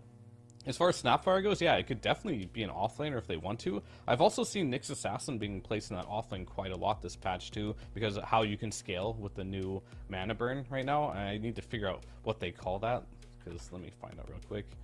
The new spell is called Mind Flare. That one's going to take a little bit to get used to. Yeah, Mind Flare. So figuring out, like, this new spell, the Mind Flare, and the scaling of the hero, I have seen this hero more and more on that core position, so I wouldn't be super surprised if it does end up in a offlane position, potentially. Okay. All right, I could be down. Offlane, why not? I mean, they're banning out Darkseer still. We've seen a couple of different Darkseers get picked up that God, I tuned in briefly to, I think it was one of the Chinese teams picking, I think it was LGD, and it looked so bad on Zeal. And then apparently Whisper was zoning on it earlier. Yeah. They take the Disruptor out and now go immediately into the Ember, a fast-paced lineup from IG. Yeah, okay. Very interesting. So, what were your thoughts on, like, Darkseer, for example, right? You play that hero a lot. Yeah. Universal hero now. Yeah. Like, does that change a lot for the hero? Like, when you're playing versus Nyx, for example, you don't have to build into, like, intelligence items anymore to still get some bonuses. Like, has there been big changes, like, with you playing universal heroes?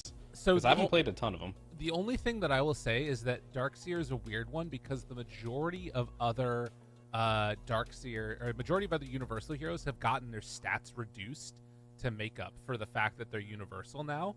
And that would be crazy damage. The couple of heroes that really haven't that much is Void Spirit and Darkseer. They still have crazy high stacking. But like, I think Timber is one where he has kind of like, in some ways been very strong when he can get that Aghanims. He's just unkillable and it's insane. But on the other side, I feel like he is much weaker in lane because he doesn't have as much strength as he used to. I'm pretty sure that's how that works, at least.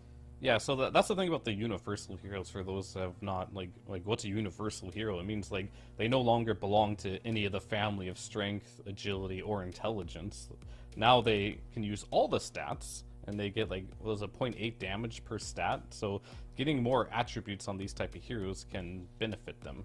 You can get, like, a lot of damage in the early stages if you, like, go branches, for example, which some heroes can benefit from, but we haven't seen a ton of. But Timbersaw is a hero that is quite interesting to see picked up this early. Yeah, you're playing against an Io, which is a strength hero, which normally you pick Timber against.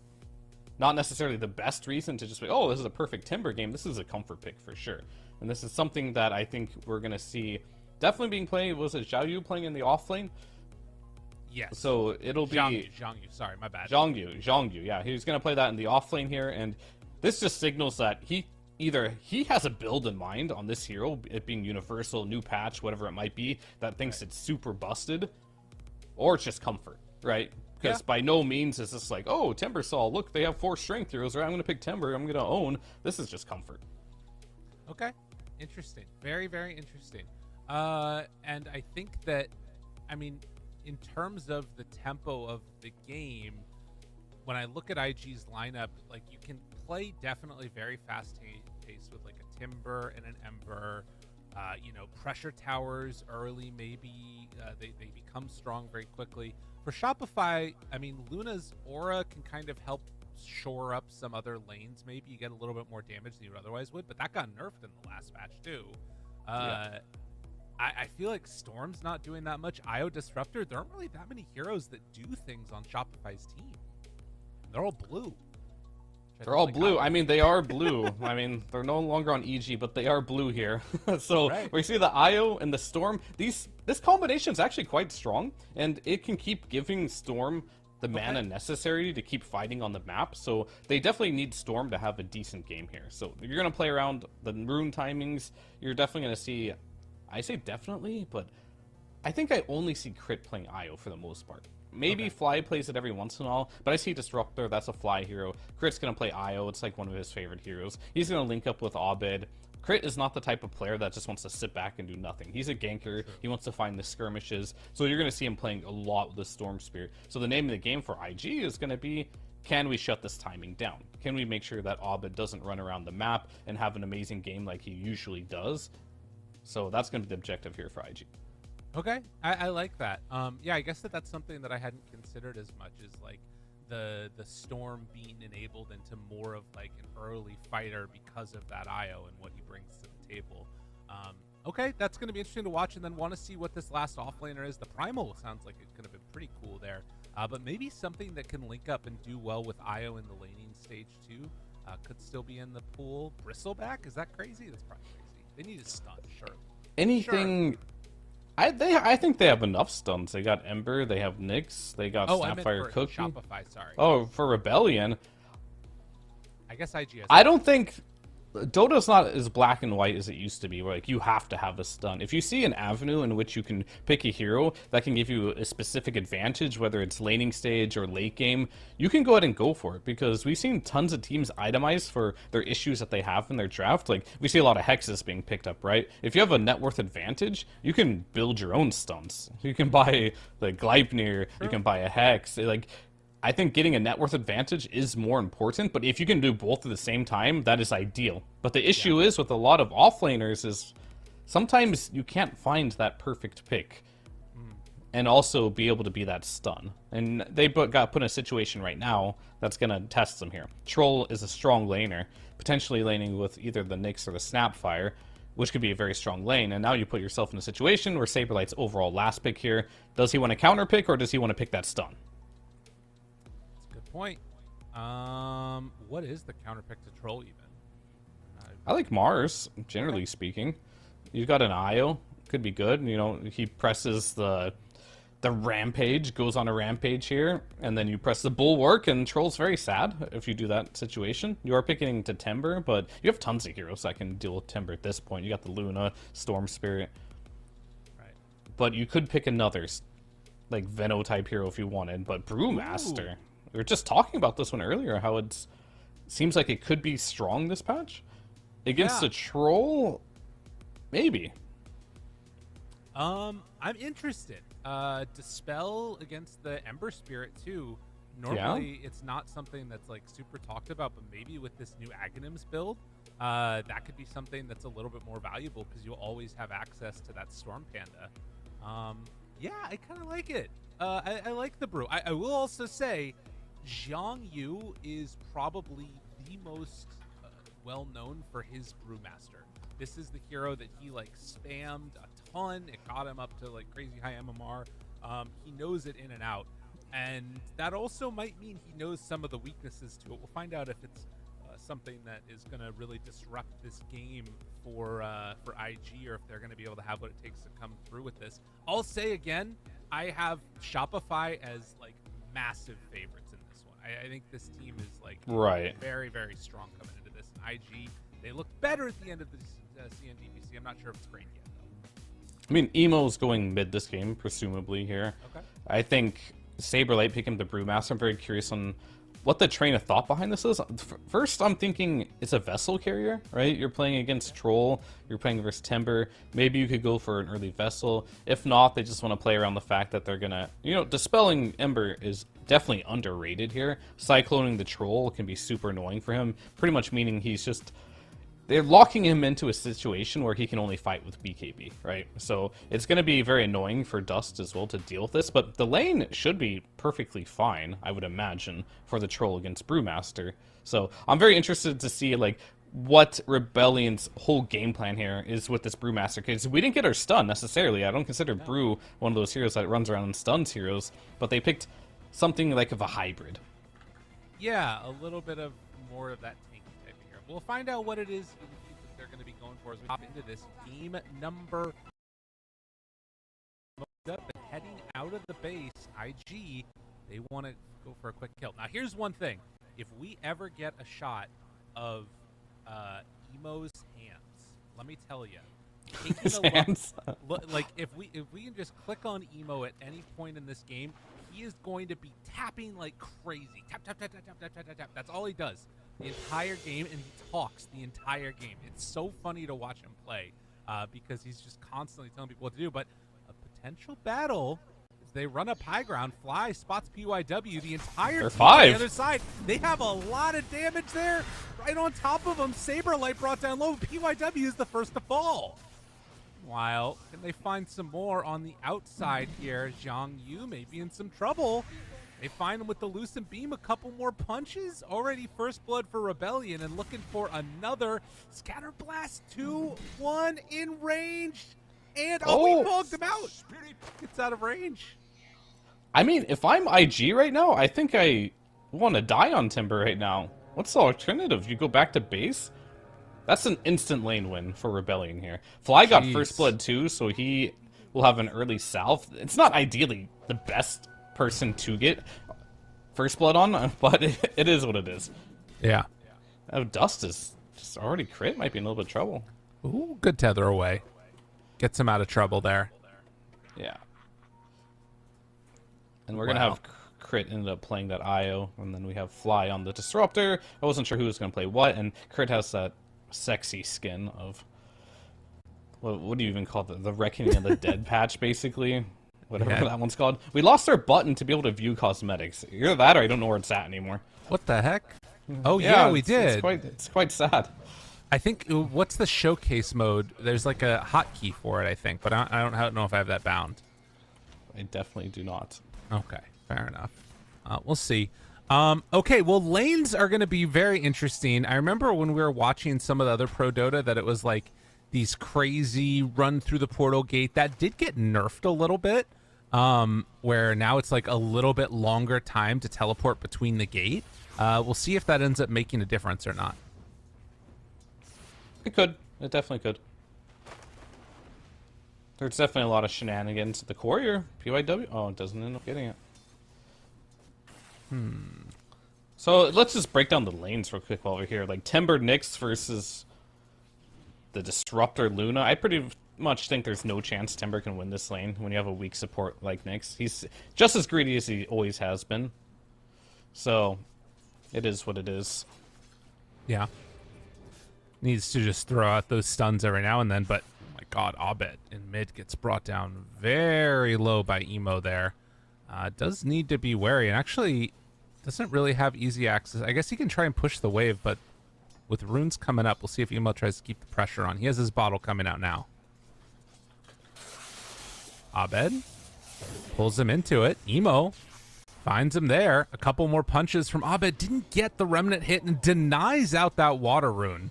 The bottle coming to Emo just a second too late. He can maybe deny Abed's rune, though. It looks like he's going to be able to. This is really bad for Abed in the mid lane. He's going to have his bottle coming out, sure, but at the same time, I mean, it's empty. He doesn't have a rune, and he's really low, so he's going to have to go find a bounty rune at the 3-minute mark, or he's going to have to go back to base. Somebody assuming needs to Emo die. doesn't kill him. Oh my god, somebody needs to die, and it's going to be Abed. Oh my goodness gracious. Emo with the solo kill onto Abed. Crazy. Yeah, I mean, Abed didn't play in the recent Dream League here. Maybe a bit rusty. As we normally don't see Abed lose lanes necessarily. Very interesting to see him die there. Emo off to a great start, though. I think at that situation, he... I don't know. Like, I am so not used to seeing this happen to Abed, but he's back to the lane. He's full HP, going for a double Null Talisman build, changing up his build a little bit here. But Emo off to a great start here. Yeah, he's getting what he needs to do done. And that's, again, thinking about Emo, somebody that hadn't been playing mid the entire year. He had been bouncing between it with him and Dust.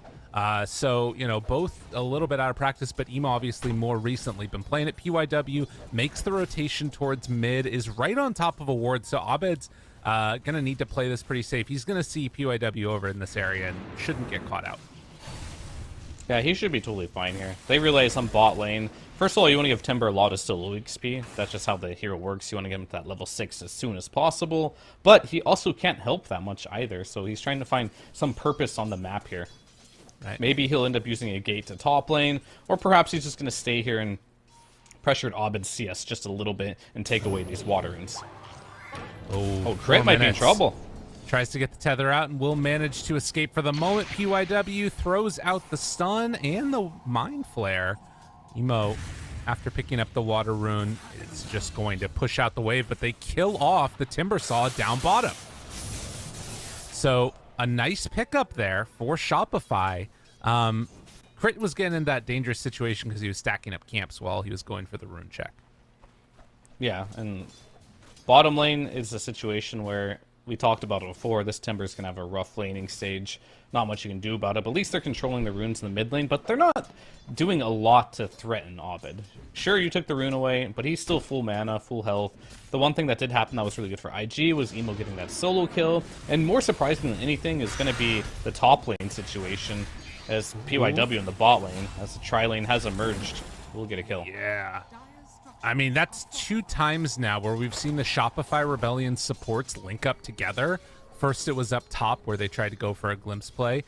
Couldn't make it happen, but now down bottom, finding that kill and getting another glimpse pullback onto Jiangyu. With the Ring of Health and some stick charges, he should be okay here, but still getting hampered. And this looks a lot more like the IG games that they were losing in the beginning of the season, where Jiangyu just didn't have a game, and then Emo and Dust were pretty farmed. I mean, I'm not surprised. He's not really giving himself a situation to really thrive in, right? Just picking Timber blindly like this. And he's playing against a lane that is definitely not easy to play against. Yeah. As a Timbersaw here. And a lot of this is possible due to Crit being able to move around the map. And why is he able to move around the map? It's because Saber was given such a good early game. He's almost up to a Vanguard. This is a hero that normally we see struggle a lot in the laning stage, but he's not struggling at all. Sitting at near the top of the CS, beating the Troll, and close to that Vanguard now. All he really needed was the Ring of Health, just so he can start roaming around a bit on this IO. But when he gets a Vanguard, he's going to be pretty much untouchable. The build for the offlaners hasn't changed that much. Get Vanguard, and then supports can't really mess with you at all. Right, and sort of showing the value of having, you know, the disruptor in lane versus the Snapfire, right? Snap is not going to punish in the same way that leaving a sort of Timber solo against Disruptor will. As stun comes out, Fly can't really do much there. Yeah. I mean, it's definitely the supports as well, for sure, but a lot of it has to do with how much CS did you get in the early laning stage. And if you look at Timber, he's got 9. Yeah. If you look at Brewmaster, he's got 31. So the difference in CS is quite apparent here, as they might make a rotation on Arteezy here. Can they get him, though? Bring him down. Looks for the body blocks. This would get him back into the game on that Timber. The chain. No! It doesn't happen. 22 HP and he gets away. Fly comes in for the save and might even take down QYQX. Doesn't have another glimpse available. Still, an impressive save in Arteezy. Boy who lived. What a glimpse. That was so close. Arteezy would have died for sure there. But he's going to waddle his way back to base, getting saved by Fly. And Fly's going to get a little bit of glorious solo XP for his troubles there. Everyone's happy in this situation. If you're Rebellion. If you're on IG, you're probably not. And not so happy on IG. That's pretty, that's a sad one, in fact. And in the meantime, Shopify, they're taking this top tower. Dust just can't do anything. I mean, he's got a cornucopia to his name and nothing else. He's trying to build in that battle fury. It's going to be a while. Yeah. Let's see here. In the mid lane, so they got the top tower, which is great. Everything is going Rebellion's way at the current point. I'm looking for the one saving grace, and that's probably going to be Emo in the mid lane. Right. And what can he do with this? Because it's him against the world at this point. This Timber is really far behind. Brewmaster's off to an explosive start. Mid laners, I would say somewhat even, but Abed taking the lead just a bit there. But how are you going to bring this Timber back in the game? That's going to be the big question. Oh, Emo. They went right in there, stole away the Haster, and going to try and run him down. Does have a Remnant to get away, but a hasted Arteezy and a Crit moving rather rapidly sets up for Emo to be in a bad way, but the Remnant gets him out of trouble. And, is Dust dead? No? Maybe Saberlight's dead? He already popped the ulti for this. Trying to bring him down. Oh, the Cinderbrew. It's doing some damage, but it won't be enough. Emo gets the kill. And that's a big one, too. That's your Brewmaster who's been completely free farming, beating a Troll in lane, which I feel like probably shouldn't happen. If you're going to pick Troll and play versus a melee, you want to make sure you win your laning stage. And that Brewmaster was getting out of control. He's still out of control, to be fair, but that just accelerates Emo a bit more in his farm, pushing him into that top 3 net worth, joining the rest of Rebellion's heroes. And Troll not that far behind, but the poor Timbersaw, man, he's super far behind. So I want to pick your brain about this for a second, though, because there is something I'm seeing IG do that I like a lot, that I've been seeing a couple people do as RTZ. Oh, maybe in trouble here. But no, with some help and some friends showing up, he is going to be brought down. Okay, never mind. No, it's all gone. It's all gone to shit. IG's in trouble. I just did. So the double stacking of the ancient camps. Yeah. How much does that sort of help salvage this, right? Because it's a 3K gold lead, but Shopify, I feel like they're in so much control of this game. If Timber like takes these double stacks of ancients, does that salvage things at all? Salvage is a strong word for his situation. It helps him a little bit, but okay. Salvaging implies that he's back. Right. And if he takes those stacks, he's not necessarily back, but he'll be in a better spot. Because at this point, he can't really pressure that mid lane, though. Static Storm is there. Cookie not able to keep him alive. Stick charges, but can't survive. Ember is brought down. Well, Zhang Yu is going to try and take him now, and hopefully that helps him out. But, I mean, they're losing out so much on the map right now. Yeah, the thing is about these stacks is they're essential. That's the best way to put it. He needs these because he cannot pressure, right? He just can't find any pressure on the map, not with his start. So getting some net worth is definitely going to help him here. So they're doing what they have to do. Yeah. But what needs to happen for the most part is he needs to keep farming, get his farm up, and he needs to get carried for a small majority of this early game. And then they need to get some kills. Okay. Getting kills, I think, is going to be super important. Bait out the glimpse, or rather the Spike Carapace there, as Abed, after that solo death, has been looking quite good and is sitting top net worth in the game right now. Mo hit with the Thunderstrike. They don't have Static Storm available. Not for now, but they're going to bring in Saberlight here, and they should easily clean up this tower as Brewmaster does have his Primal Split available. IG is going to back out here. Pretty much the whole map at this point is going to be Rebellion. Yeah, they're just taking that second stack of Ancients right now, and Martizi continues to farm up the entire time through. So a good injection of gold like we talked about, but not really salvaging things completely. And at the moment, I mean, you've got Dust just like AFK farming, trying to build into his Battle Fury. Everybody from IG is just farming. If you look at their heroes, they can't really get kills. Nyx is about to crack level 6, which will help, but Snapfire at the same time is not level 6 either. I think when these two heroes do get their ultimates, you can see IG potentially do something with the Ember Spirit. I think Timber can join at some point, but if you're Troll, you're definitely AFK until Battle Fury, potentially even a BKB against the lineup of Rebellion. Yeah, and that's the thing that I kind of felt like too, is this like, oh, Emo? Okay, he gets out of trouble. It does feel like without Tomes, as Dust pulled back in trouble, has stick charges, but with the relocate, there was no way he was getting out of that one. Every time I try and talk about something, IG just dies again. Yeah, you're talking about the tomes. There's like the...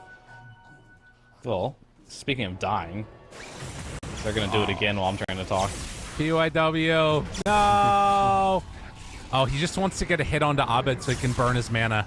Emo? Oh, he messed up the timing there. That was not good, and he has one remnant already out, but...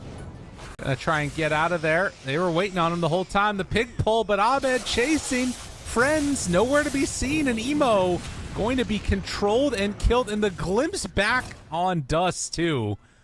Man, they are really getting nothing right now on IG. Luckily, though, the map is 40% bigger here, and you have those neutral camps on the edges of the map here that you can sneakily farm.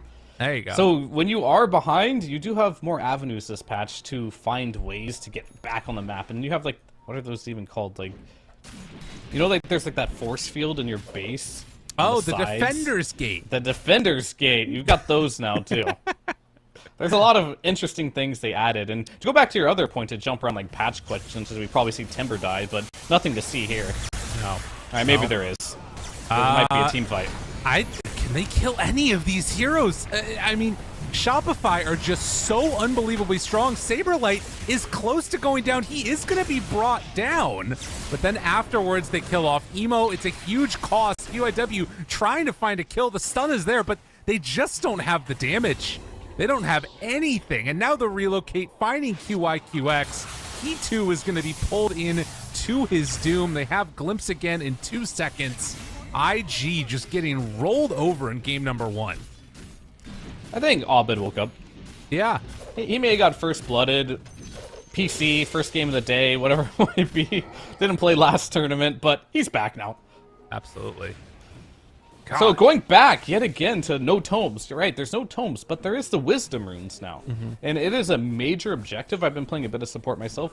If you don't make the wisdom runes your priority at 7 minutes, you're going to find yourself in a situation where you probably are not going to get that level 6 by 10 minutes into the game here. And that is definitely an issue. Absolutely. Oh, Dust, he went back for that one creep. Is going to try and TP out, and that actually will be enough to get him out of trouble. So well played by Dust to not die. Highlight is not dying. You know the game's not going well. Yeah, but that's one thing that I was wondering about is, like, you know, not having those tomes, it was such an easy thing where, like, okay, whoever needs it for a strategy can get this. And I feel like with Wisdom Runes, you can kind of build into that where it's like, okay, maybe Snapfire runs over and tries to sneak it or something. Yeah. But it feels sometimes as if it's harder to get that strategy planned out perfectly where the person that needs it is there right on the second. It has to be a priority if you're a support player. Simple as that. And if you're playing, let's say you're playing POS 5, right? Yeah. You're going to try and steal the enemy's Wisdom Rune. Meanwhile, the POS 4, so oftentimes you'll see the 4 and the 5 there. They made such easy access. There's just a path that leads straight to the Wisdom Room if you're playing POS 5 there. You don't have to go through the tower or anything. It's so easy to get there.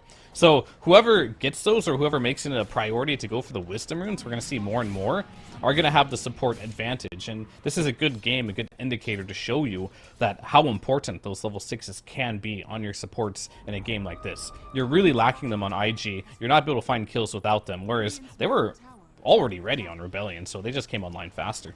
Absolutely. Why lanes can become so important. I'll also say that one little bit of bright news for IG, I do like this ward down here right below Saberlight, actually, that they put onto the low ground. Normally you see it up on that pillar above, but actually I really like this one. That's high ground vision, actually. Yeah, isn't that kind of cool? Yeah, no, I like that too. It's a good one. This is what I've been wanting for a long time. Whenever anyone asks me, what do I want in the new patch? I wanted a new map. Yeah. Why did I want a new map? So I can see new ways to ward, right? Yeah. You can see new, creative, interesting things. Where are people going to play on the map? Because I guarantee you, none of these teams know exactly how to play this map. They're kind of just playing and learning as they go here. And you're going to see a lot of new and surprising things. Well, no, it's not surprising, though, is what's happening mid lane. Yeah, that's a dead Timber Saw. Does live for a while, get some good damage out with the Snapfire ulti. Actually killed all the blue lanes. Okay, and now maybe a turn. Okay, Zhang Yu tanking the gank for his team, and now they're going to try and pull it together. He's got see chains. if they can find a couple. The chains is going to be there. They find Fly for the kill, but now Arteezy, he shows up. Dust tries to get away, will manage to escape. Emo is still willing to play very aggressive. Remnants out the last second before the damage came in, and now Dust right on top of Ortor. He's rooted, he's caught, he's controlled, and he's killed. And now Abed from up on the high ground thinks about zipping in, wants to get the little bit of retribution onto Emo for that early kill. The pullback is there, but now Io in trouble as Dust is on him, but Abed maybe just gonna clean this one up. A triple kill for him. And through it all, that ends up being into the favor of Shopify again.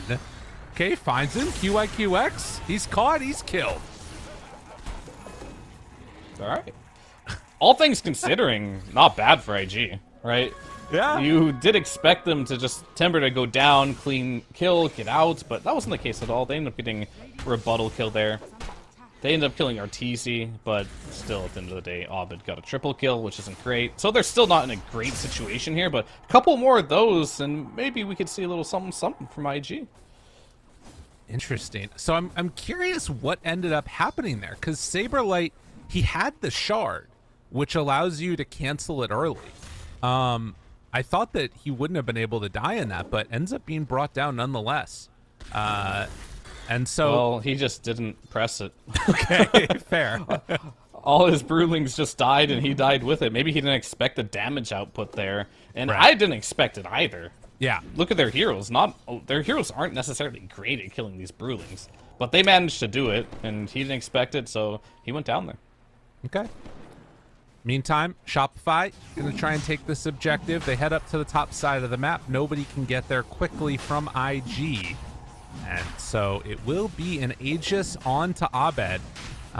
They've got both versions of the items with Sanj in them. Kaya Sanj and Sanj and Yasha. A little bit of a, not what I was expecting from the Luna, but cool to see it. That was the first thing I thought when this patch came out. Really? Sanjin Yasha is going to be OP. Why is that? If you think about it, they nerfed all the stun durations, right? Just inherently. Oh. And if you add status resist on top of it, heroes like Earthshaker was the first thing I tested. They're so useless when you have this much status resistance and your stun durations are so low, as Abed's just going to go in here and get dust. Finds him. Dust, trying to stay on target. Stun RTC has no comes through Aegis. onto both of them. Oh, he's gone.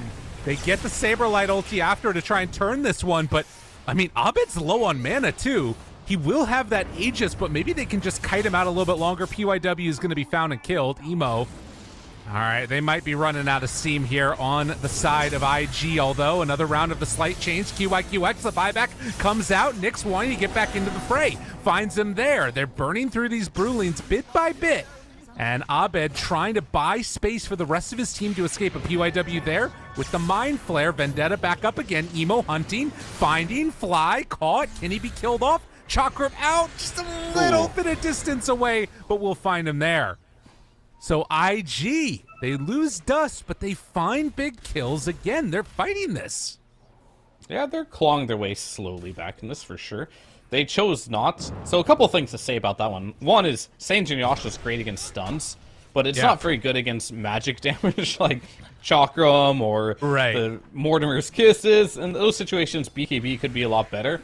I understand why they gave the Aegis to Abed because he's having such a good game, but there's also an argument for maybe Arteezy should get the Aegis. That way he can play in the front, and Abed is already so tanky with the IO playing behind him that may have hurt him a bit. And the Tormentor will go down for Rebellion here, and it looks like IO will get the free Aghanim Shard.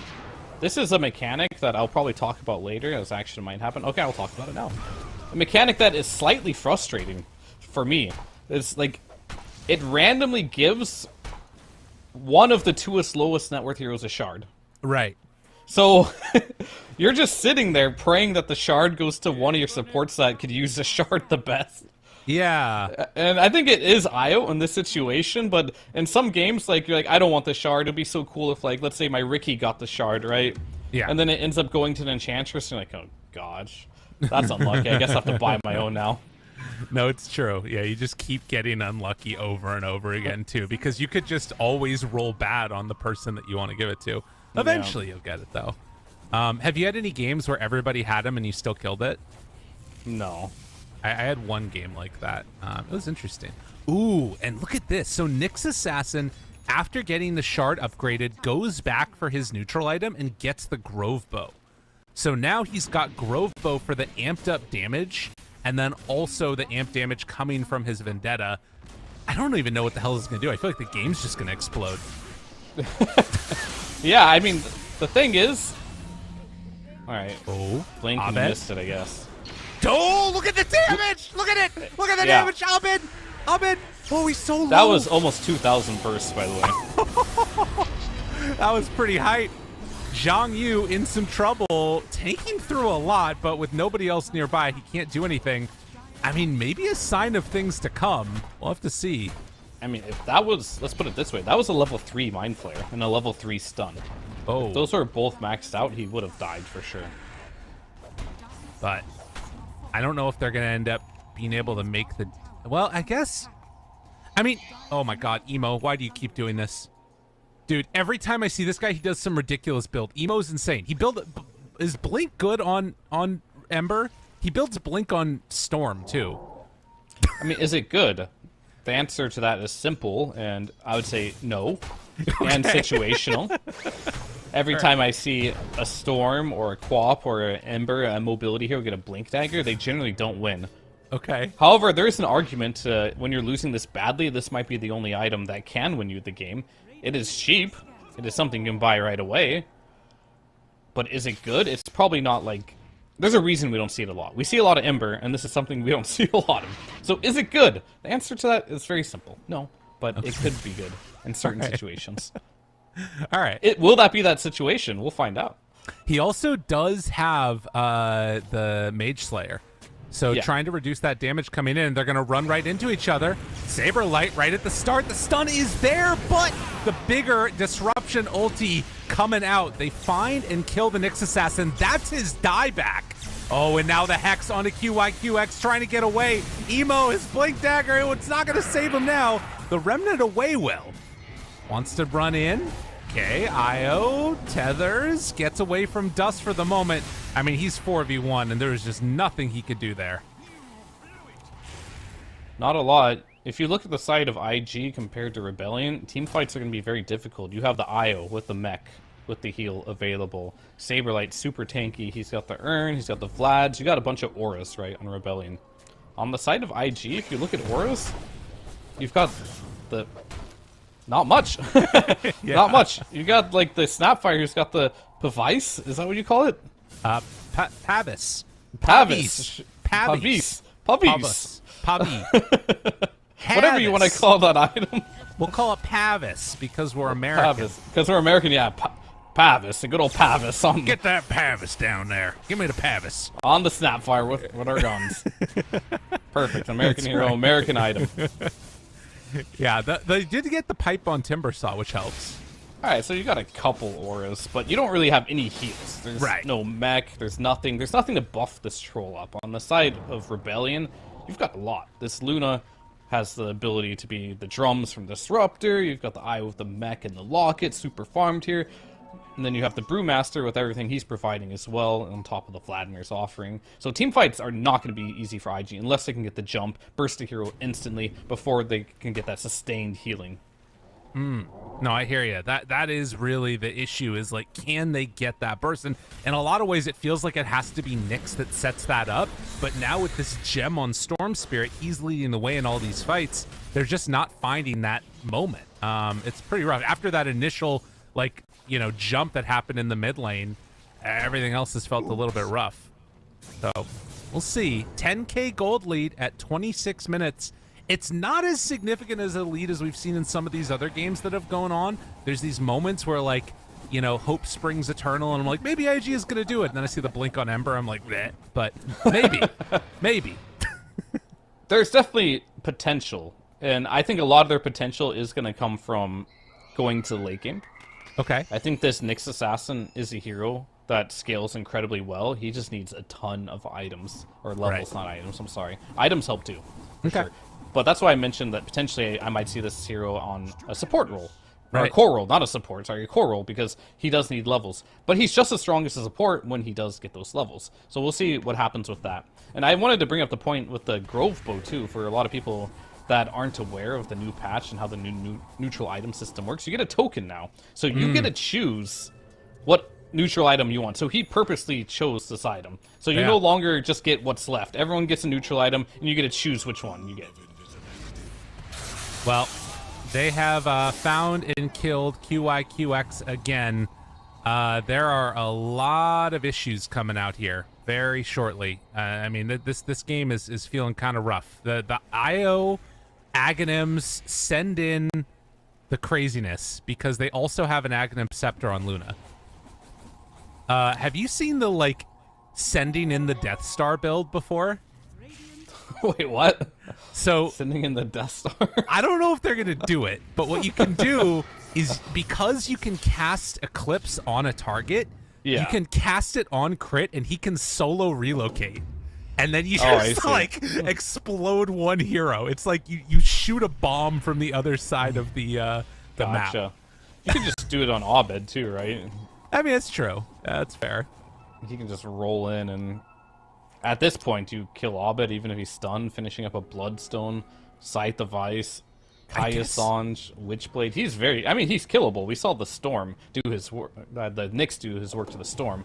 Right. But I think at this point, this is why you have the Gym on the Storm. Nyx is priority number 1 for Abed to kill. Fair. Yeah, and it makes sense. And I guess that is something else that it not necessarily gives a win condition, but a way to play around this. If they can steal that gem away, if they can kill Abed, their game, I think, does become a lot easier in that regard. But it's not going to be easy to do. They need to sort of catch him out in a weird position. With that said, he does, like, his main survivability item at this point is Bloodstone, you know? He's and it's just natural, I guess, 3k HP pool, and he has status resistance. Okay, it's gonna be tough. That's why we're seeing a lot more of this Storm hero, and I think most of the heroes that do buy Kaia and Sange are super strong. Right. And it really does come down to the fact, like, these Ember Storm Spirit heroes, what do they hate? They hate being stunned, right? Those are, like, the number one thing. And they nerfed stuns this patch because they nerfed BKB.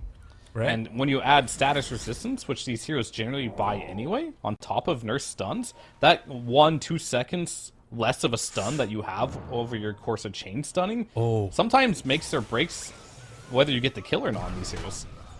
Look at this. Heading on in, they're smoked up. Smoke. He's got a gem on Abed. They break the smoke. They find the stun on to Luna right at the start. KB out, jump in the back line. Abed finds and kills the Snapfire, but Disruptor already gone, and now the ulti coming in from Luna. Her damage is going to be insane. She has 500 damage a hit. Get the hell out of here, Timbersaw. You're not doing anything.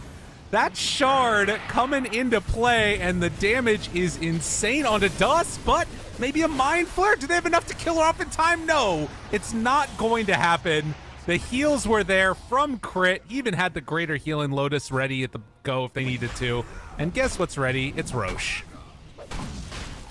Yeah, have you seen the upgraded version of the Greater Healing Lotus? I have yet to see that in the game. What's it even called? Oh, is that it? We got it. We got the great... Wait, it's called the same thing? Yes. Doesn't even have a new name? I mean, you know, it takes a lot to code those things. It's fine. I see. I thought it'd be like a super Greater Healing Lotus, but no, it's literally the same name. But it is indeed the 3rd level of the Healing Lotus, which is 900 HP and mana. Yeah. That's actually insane. Dude, Io does feel very strong this patch. I mean, the one thing about it is I feel like this is a hero that doesn't necessarily like fight early himself, but he allows others to fight early, I guess. Right? Yeah. That's why you pair him with a Storm. Yeah. Yeah. Because you definitely don't do anything by yourself. Yeah. But you make the hero you're tethered to do a lot more. So you need to make sure you're getting a lot of bang for your buck on what hero you're tethering to in the early mid game. Yeah. And Storm is one of the best. Leshrack's the other one, right? Mm-hmm. Oh, totally. And now ready to walk up this high ground. PYW, they have this ward up here, which they scout, and then the Hex is there, and Nyx, target number 1, killed immediately. Emo gets out of harm's way.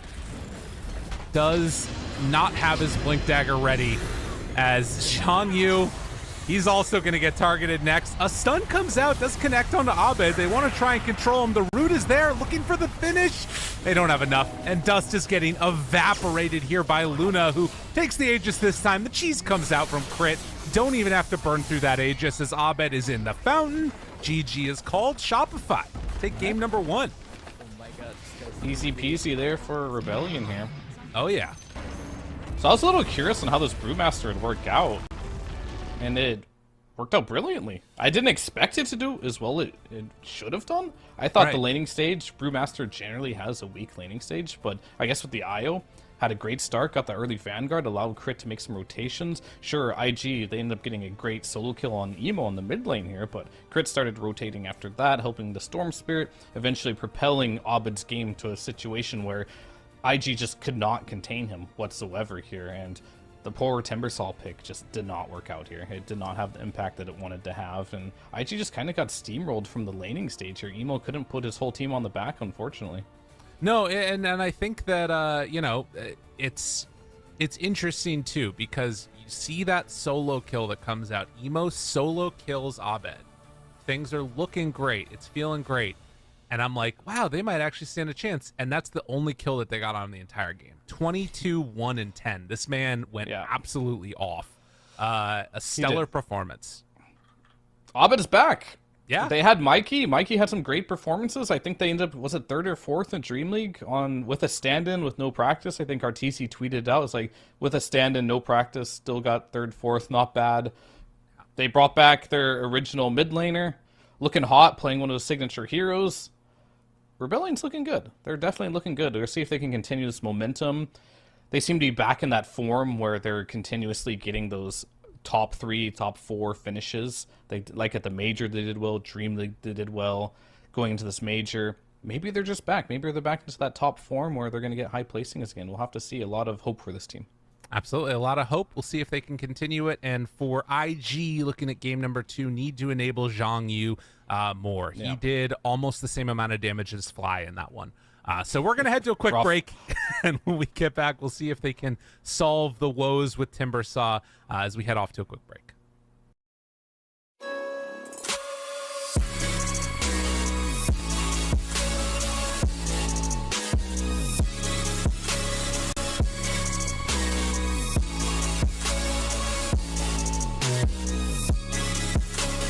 You love it, you wear it. What's your style? Get your merch at shop.eslgaming.com.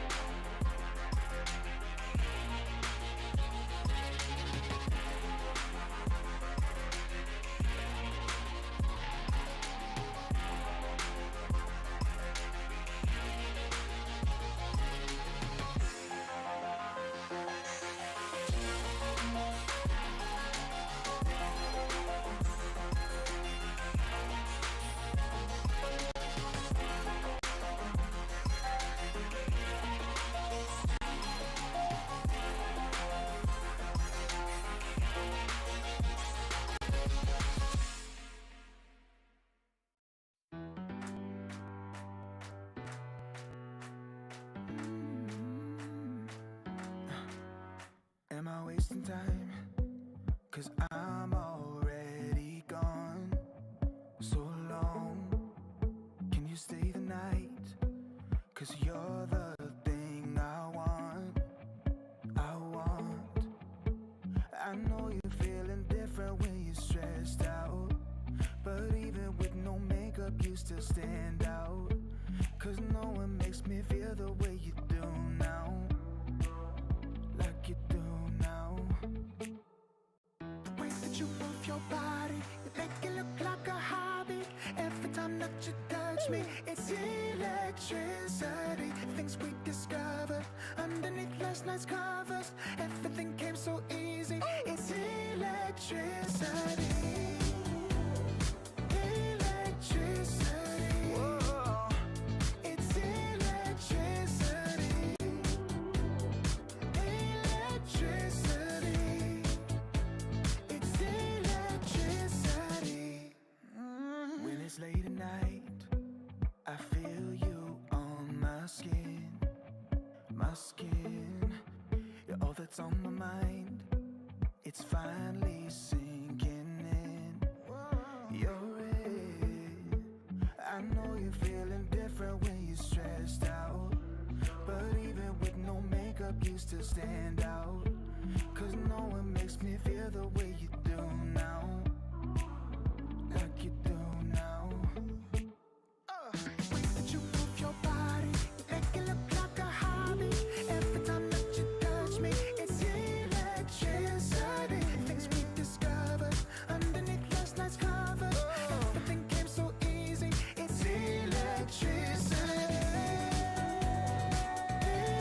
Electricity.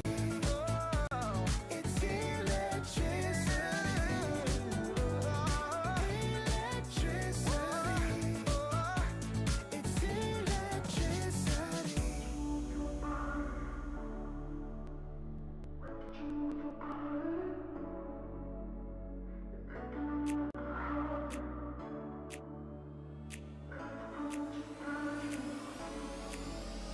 The way that you move your body, you make it look like a hobby. Every time that you touch me, it's electricity. Things we discovered underneath last night's covers. Everything came so easy. It's electricity.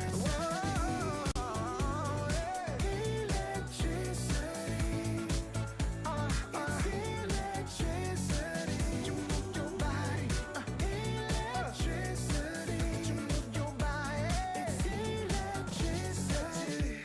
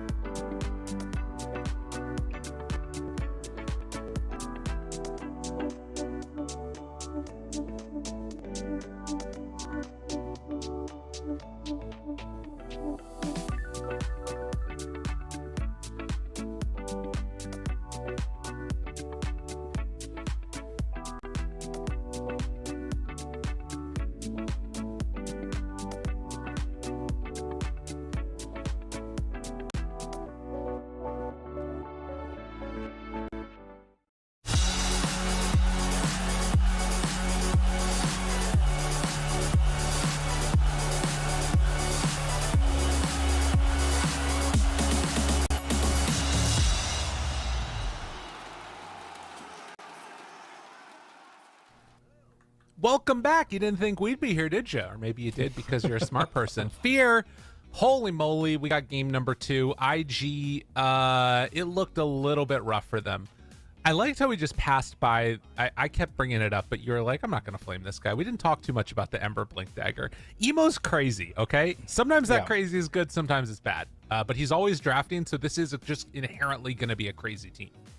I couldn't say anything bad about him because out of everything that was going poorly for IG, right, he was the one doing the best. Okay. So even though he picked up the Blink, there's no item in Dota that's 2,000 gold that would have salvaged this game. Right. It just didn't exist. So if they were winning and he bought that item and then they lost, I may have had a bone to pick with him. But in this situation, this is not the reason why they lost. There's no way. So I have yet to see an IG game where he throws a game by, that was a level 3 Mind Flare, by the way. If that would have been maxed, it could have done even more damage. I am really impressed by this Nyx hero overall. I think he's quite strong, but we did see the weakness of the hero in this particular game, and that weakness is the laning stage. It's not great. He laned with a Timber, they got demolished. So if you can get past the laning stage, potentially this hero could be good with the new changes.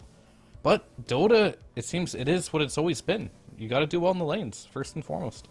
Right, and that's something that this team, Shopify, has always really talked about being, or at least it seemed like that's something that they've prioritized a lot. Was that the case when you were playing with the, I mean, obviously not all of these players, but the players that you were playing with, that there was a focus on the lanes? I think for Bulba specifically, he definitely has a big emphasis on snowballing a game. Okay. I believe this team has the mind state of if you're winning a game and you have a snowball, the ball's in your court. So if you lose it, you made an error in gameplay. Okay. So they always want to start off doing well, winning, and then at that point they feel like they can itemize or move on the map efficiently every single time to win that game, or the point that heroes shouldn't matter as much. So yeah, I definitely think their whole strategy as a whole is to get off to a start and not lose that lead. Okay. Well, that is something that we'll see if they can replicate here in game number 2, as the draft is already good to go. Let's hop right on into it. And for me, the key things that I really want to see are making sure that Zhang Yu has a better game out of that offlane. That Timber Saw was so sad, and it just did not feel like they were ever able to catch up. They're going to take away the Disruptor right at the start, one of the heroes that can punish when it turns into these like 3v1 situations, which is what we've sometimes seen these offlaners turn into. Yeah, they're going to change up a ban, which is fine. And I agree with you, he needs a better laning stage. But I don't know if there's any ban in the world that can fix that. It's going to have to be more on your pick itself. Right. They picked Timber in a situation where it didn't make much sense. You saw a Disruptor, which is inherently pretty decent versus Timber and locking him down, right? Yeah. You saw Io, which, great. Timber's good against Io, and then you saw Storm. So their approach is going to be, you're playing versus Abed, you take away Storm first pick. Interesting approach, to say the least. And this is something I feel like Rebellion is not afraid of whatsoever. Yeah. I think they should maybe... But the cool thing about this is, if they take the Io, that you don't no longer have the Storm with the Io, and Storm is good against the Io. So IG put themselves in a situation where maybe they can next pick the Io and have the reverse strategy. Let me tell you, man, I mean, you called it right away. That is what they're gonna do. But I am looking at this draft. I am looking at what happened, and I'm wondering, did Super, the coach of IG, travel with them? I don't know if production has access to the cameras that they can see what's going on and let us know, but I need to know, is Super in the shot? Is he drafting with Emo? Or did he not come with them? And Emo's like, I am first picking myself Storm because y'all lost me the game. You know what I mean? And then he immediately picks up the second mana battery in Pugna. So he's like, no matter what, I am going to have a good game. It's going to happen. Yeah, I definitely think there was a thought process behind this, though, for IG. I think the idea was Storm's good versus Io. If they don't pick Io, we get the Io. Yeah. But Rebellion call their bluff, and they're like, we'll just take Io Leshrac, another super powerful combination. Which, I think you're okay with this if you're IG. Like, this is not a bad situation to be in as a first pick Storm. I could imagine much worse situations where you're harder countered. So I think everything for IG has gone okay. The only questionable thing here is the fact that you picked a Pugna. Yes. Yes. Yes. I have seen a lot of support Pugna. More than I would have liked to have seen in my time. Because normally it doesn't do well. But there is an argument for it can work with Storm Spirit. You're playing versus Leshrac as well. The Death Ward can be of some value. Right. But there is an IO that can heal it back up. But you have to do some sort of damage to be able to kill him, right? So, back to the age-old question, how to beat IO Leshrac. Gaming Gladiators has kind of proved the world that you can't. Yeah. Yeah. Rebellion now has it. Obviously, this isn't Gaming Gladiators. Their IO Leshrac's a bit different. It's special. But Rebellion, they surely play a good one as well. And the other thing, just to think about again in the more macro sense, Shopify in Group B, both Liquid and Gaming in Group A, I would say there's a decent likelihood that Shopify scrimmed against both of those teams. Would you kind of agree with that? Oh, yeah, for sure. I think Rebellion has been pretty open with the fact that they like playing versus Liquid, and I'm sure Liquid like playing against them as well. So there's a lot of scrimming going on. I'm sure that there's been tests about the Zio Leshrac and trying to figure out ways to beat it and all the rest of it. Yeah, and the other thing, too, is like this Pugna battery of helping out Storm Spirit, that only happens at level 6, so they have to make sure that they get that Wisdom Rune. If you miss out on a Pugna, and granted, Pugna, very quick little guy running around fast, should be able to get there. I am feeling like, you know, that could be an issue. If he is stuck at level 4 at like 12, 15 minutes while Io's like bringing the greater freaking Lotus Fairy trinket, whatever stuff to Storm Spirit, it's going to be terrible. Yeah. Man. So the difference between the Io and the Pugna battery is, you can look at it this way. Io is like a combat battery, if you will. Like, in the middle of the fights, Io can give you mana and help you. Pugna doesn't do it in the middle of fights. It's like, you go, you jump, you make a kill, and then he'll top you off after the fight so you can keep going. Right. But there has to be that downtime, because you're going to break the life drain every time you zip. So Storm has to get off to a really good start. So he can pretty much just control the show, and Pugna's just like, oh, you just got a solo kill? Here you go. Let me give you mana. Go do it again. And you can keep going in that regard. Whereas Io is going to be like, in the fight, with the mech, continuously healing you slowly over time, where Pugnas is going to burst heal you at one point, give you mana, and then you're going to keep going, which is interesting. And I think our objective for this game, at least for me, is we're going to pay close attention to the Wisdom Room timings and who's getting them. I agree. 7 minutes, everyone. 7 minutes. 7, 14, 21, 28, all of them. Just keep going. Okay, no, I think just the 7-minute one is the really important one. The rest of them are fine, but unless you just want to count by 7, then feel free. Yo, IG. All right, listen. I'm just gonna say, you talked about at the beginning of game number 1 having these carries as your main drafters, like being a very like volatile thing, and that is emo in a nutshell. That is IG in a nutshell. Bodies chaos. That like literally just the chaos agent of the world right now. They're like, nice draft, we're going to run it back, we're going to take the Luna now, give that aura over, and then also have the Visage there. So now Visage familiars with the Luna aura, it is going to be giving less damage than it did before, but it's still quite strong. This is a fast tempo draft, again from IG, but can they win the lanes? Does this lineup win lanes? You've got a Pugna support running around, for goodness sake. Against Sky. Yeah, so the change to Luna was, it gives less damage to your teammates, but it gives 200% bonus to yourself. Right. So it's better for like the carry aspect. But it's still decent. The nerf is only, 7 damage? Right. To the familiars. So it's still going to be plus 21, which is still good, I think, for the most part. It's still good. It's nerfed for sure. It's definitely nerfed. I'm not sure if they know about this, but it is definitely nerfed. So it's okay. It's interesting. And Doom is a hero that was banned a lot in the first phase at the beginning of the patch. It's kind of chilled down a little bit, but this hero is still good, especially when you're playing as a Storm Spirit. Get that Doom on him. A lot of this draft is going to revolve around how well can the Storm Spirit perform in this game. The Luna Visage are going to be good for objectives. overall, I will say IG's draft is really well-rounded, but Rebellion's is as well. I normally don't have to look at Rebellion's draft and be like, oh, Rebellion's draft, they look like they don't have everything. No, they make sure they check every box, every single draft. It normally comes down to a gameplay thing when it comes to this team where they win or lose. Whereas IG, I think you mentioned it best. They're the type of team that you don't know what you're going to get, either in draft or play.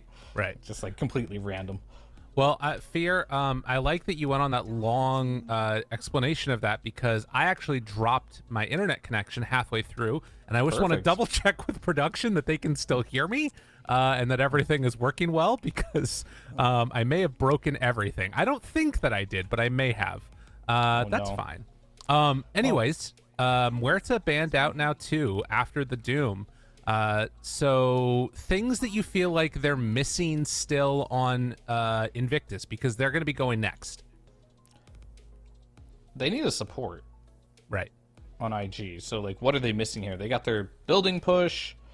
They got their healing. I think they could use another stun. I'd like to see them pick a POS 4 that's melee. The Nyx is banned, which is one of the more popular ones. I've seen a resurgence. Like, I don't know. Like, no one knows what the meta is right now. Not even me. But Rebellion's in the same, like, mind state, right? Like, the melee stunner. They ban out Earth Spirit. Is Tiny still viable? Tusk could be good as well. These type of heroes is, I think, what you're really looking at if you're on IG here.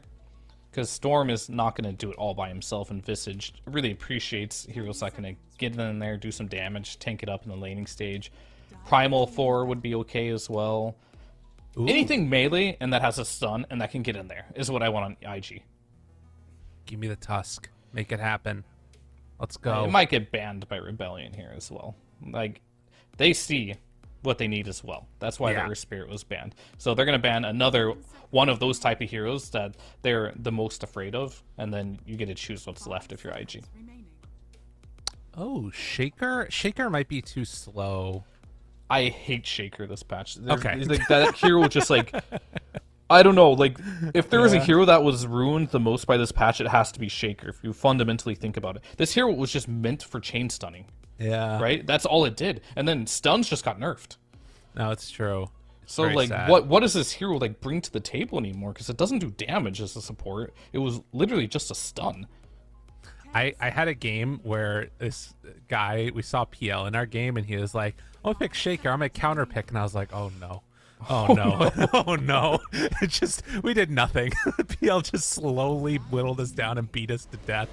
They're gonna go for the Monkey King. Okay, so a little bit more like scouting potential. Okay. Yeah. Speaking of PL, by the way. Yeah. That hero's pretty good. Ooh, you think we that hero?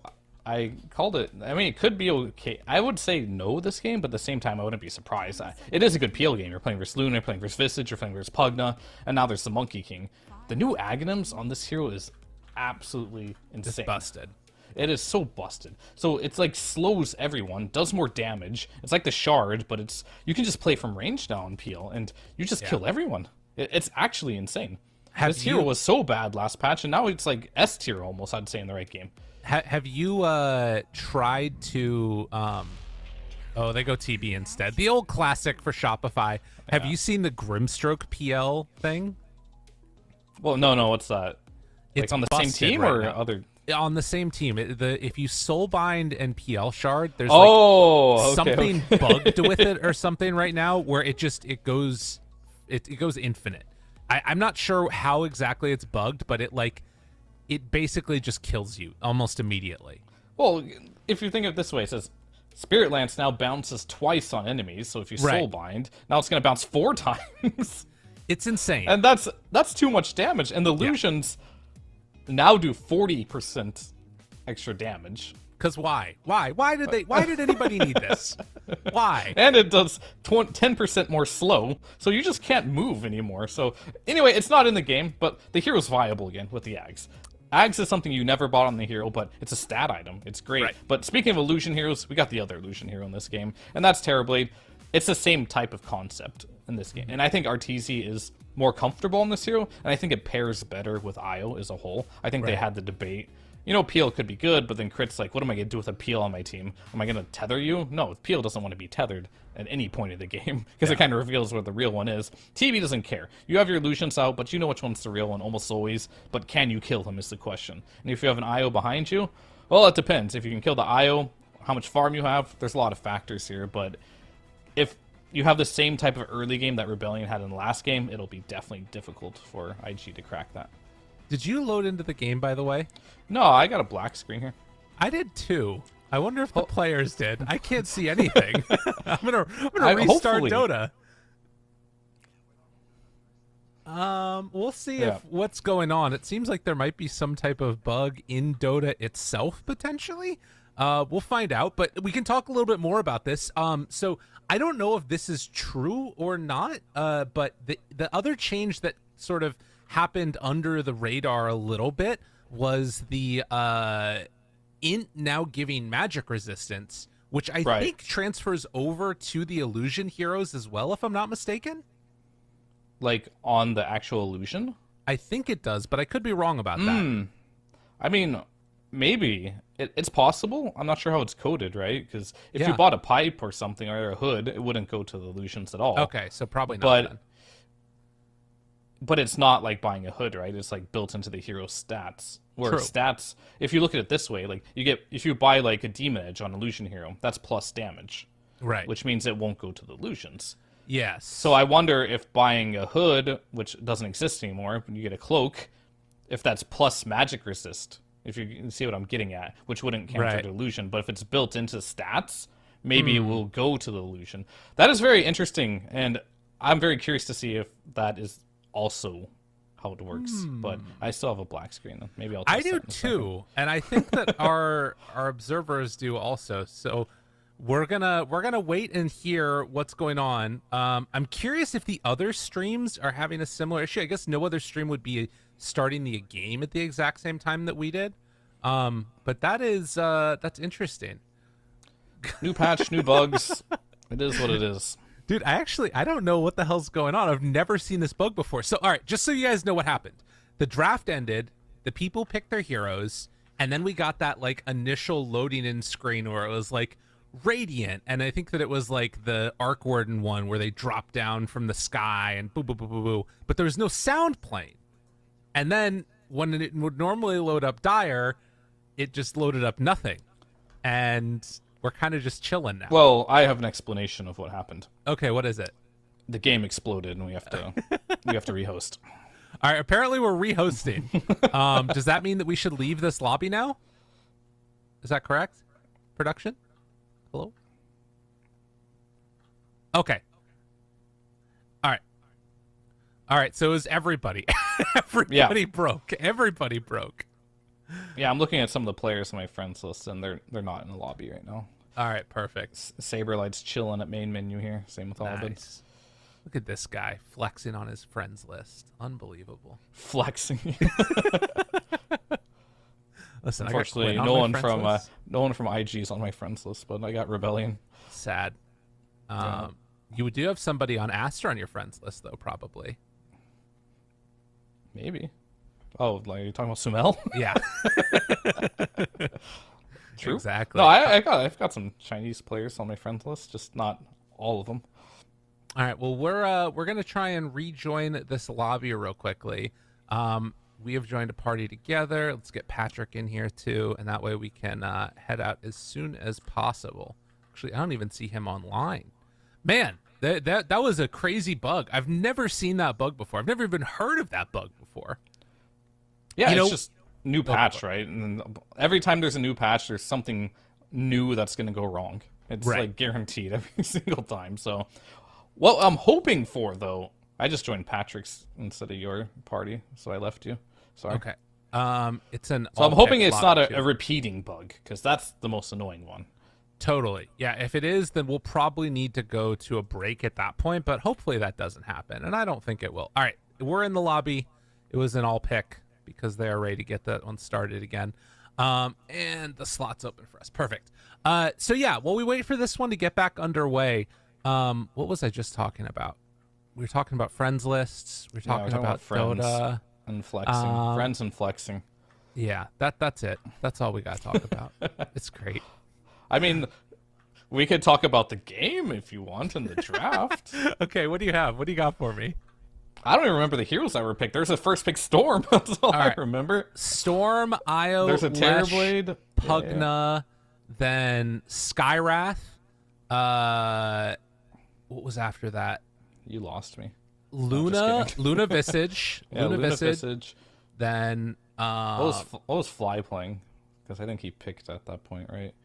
Oh, Sky Io. Okay, so Sky Io, right. yeah, that's support duel with the Leshrac, and then what was Saberlight playing? I know TB was on our team. Doom. So what was Doom? Okay. Doom. And on the other side, we had Visage off lane. Yep. Well, okay, they overall last pick a POS for melee, and it was Monkey King. All right, Yes. so there you go. Look at us. We got it. Look at us. Nailed We it. have the memory. Sort Good of. memory. Sort of. It took us a while, but In we our got old there. age. In our old age, it's happening. It Oh, has man. happened. So the Monkey King pick, that was the one. That was the point that we want to talk about the most. What can it achieve in this particular game? It's going to be laning with the Visage. It's a pretty strong laning stage. It's going to be support. They 24 picked, meaning overall last picked their support, which is pretty unusual. Normally you save that for your carry or potentially your, not even your mid. It's normally your carry that gets overall last pick. Sometimes your offlaner, Right. as you generally get a lot of value in late picking your mid. And mid hasn't changed that much in this patch. It's still water runes. Yeah, that's all I have to say. There's still water runes in the game, so mid is always going to be somewhat easy to lane in, almost always. Those couple of camps that are like a little bit close to it, you know what I'm Right. talking about? I'm Yeah, I wondering, do. does that function sort of how like the small camp used to, in a way, for certain heroes? I haven't seen that happen too much, where there's been like the stacking and then clearing of it that quickly. So the difference is going to be in the fact that you can't just like throw a nuke while laning at the same time and farm it. Okay. And that's kind of why that small camp was so busted for the longest time, is you literally were just sitting there farming it while still farming mid at the same Okay. time.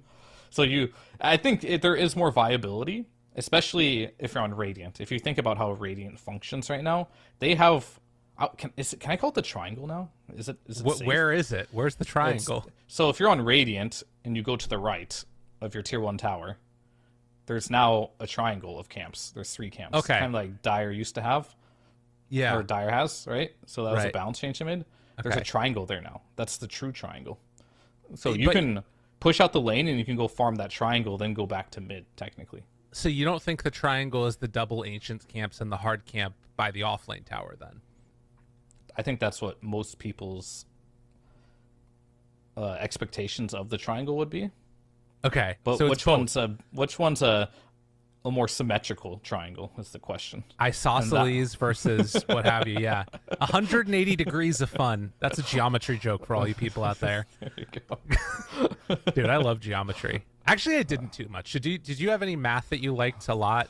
Oh, I just hated math all the way. What? You're a Dota player, though. I feel like Dota players like math, Yeah, right? we know addition and subtraction and small percentages. All right. And We know- geometry. Clearly, Yeah. triangles. Yeah, of course. The most complex geometry of all. Is this a triangle or not? Literally, and- what they teach you like when you're 2 years old. But they Identify also the have, shape. they have like, they talk about radius a lot with the circles that come out, yeah. Finding the circumference of an area in Dota. Yeah, that's all the time. That's normal pro player talk. We just, They talk a lot all about it is. circumference. of course. Great. Well, with that, we're going to head on into the game. There is no secondary bug.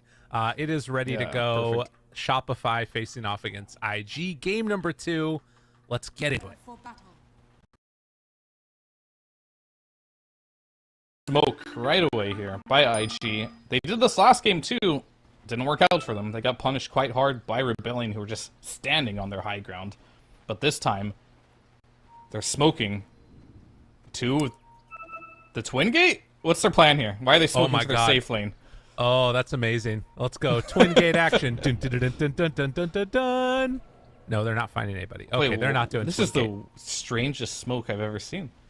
Do people normally come here in their scrims? To their tier 1 tower? Well, to be fair, Shopify last game came to their safe lane. So IG's like, No, hey, but they were it worked. standing on their outpost, right? And then Yeah. IG walked onto the high ground, which was a fatal mistake here. Yeah, you know. Either way, it's not going to work out, so it is what it is. And Rebellion, they're doing the same thing they did last game for the most part, just standing on their high grounds waiting. So you would say that IG is in their triangle right now. Kalma lang kalma. Okay, let's take a look at the triangles. Okay, so first of all, that triangle you call Yeah. on the left side, that a is the weird most one. whack triangle I've ever seen. That's It's got a wide base. the triangle Barkley I'm triangle. talking about. All right, anyway, there's going to be some action on the dust here. Oh, Saberlight stealing the bounty rune. Not bad, not bad. That's going to be 3 for Shopify. Yeah, Ovid landed a nice stun there in PYW. Crit might be in trouble here. Dun dun dun dun dun dun dun dun dun. Blood The grenade to the face. Get blooded. I'm just getting started. That's a It good is- use of blood grenade for first Yeah. blood. Yeah, I like it. And they're actually laning the Monkey King with the Luna in the laning stage here. Very interesting. And they're going to put the Pugna with the Visage. I do not know if I like this. Because, as you can see, Pugna's not going to offer much assistance here for the Terrorblade in the laning stage. I say that, but maybe RTZ Ooh. overstepped. Oh! Okay. Second blood. Look at that. Dude, What? The amount of damage coming out from double soul assumption is insane. I mean, yes, it is, but RTZ, this I isn't don't his know what first he's game of Dota. He knows that. What is he doing?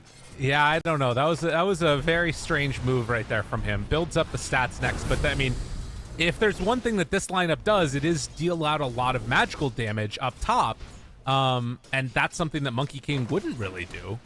So maybe if RTZ just keeps on walking into magic damage, they'll be okay. Yeah, I mean, RTZ just makes some more jokes, you know? He wants to kill himself faster. He bought a blood grenade.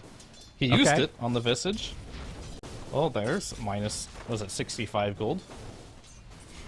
Yeah, that's also not great, is it? I mean, Wow. the good thing about that item, I thought it's like, oh, he bought a blood grenade. He's going to just buy it for the raw HP, because it gives passive HP, right? For a decent Yeah. price. True. But then he just uses it instantly, so Maybe he misclicked. He's I don't know trying what to I tango. don't know what Artur's doing up here. I got no idea. Well, PYW is keeping the pressure onto Saberlight right now, trying to survive through this. Needs to go Debated? for the mischief. Mischief, no. Doesn't get the mischief, but Dust, he gets the kill. So who's the real winner? I mean, probably still pretty good to, you know, get the kill first, but whatever. Dust is low. I would say Crit and Dust are the winners in this one. Okay. That's fair. Because Crit They're gets alive. some solo EXP, they get the kills, everything's good. Yeah, things are fine. It's a decent trade. So, Fly playing on the Skywrath Mage, first of all, on a flying hero, feels like it's appropriate for the first time in a long time. But not a hero that I'm used to seeing him on. Blood grenade. Turns, punches, dead. Now can they go for a second one? QIQX in trouble. Yeah, they got it. Well done. Double kill for Arteezy. He's back in it. Arteezy's back. He had a couple bumps in the road there in the early game, but I expected this lane to be a giga stomp for the side of the Dire here. But those couple kills that they got on IG were definitely necessary and nice. And interesting to see enough that the Visage is going to go for a Medallion Rush. Okay. But to go back to your point, yeah, Fly on Skywrath is not something we normally see. This is a very aggressive hero. The name of the game is all damage.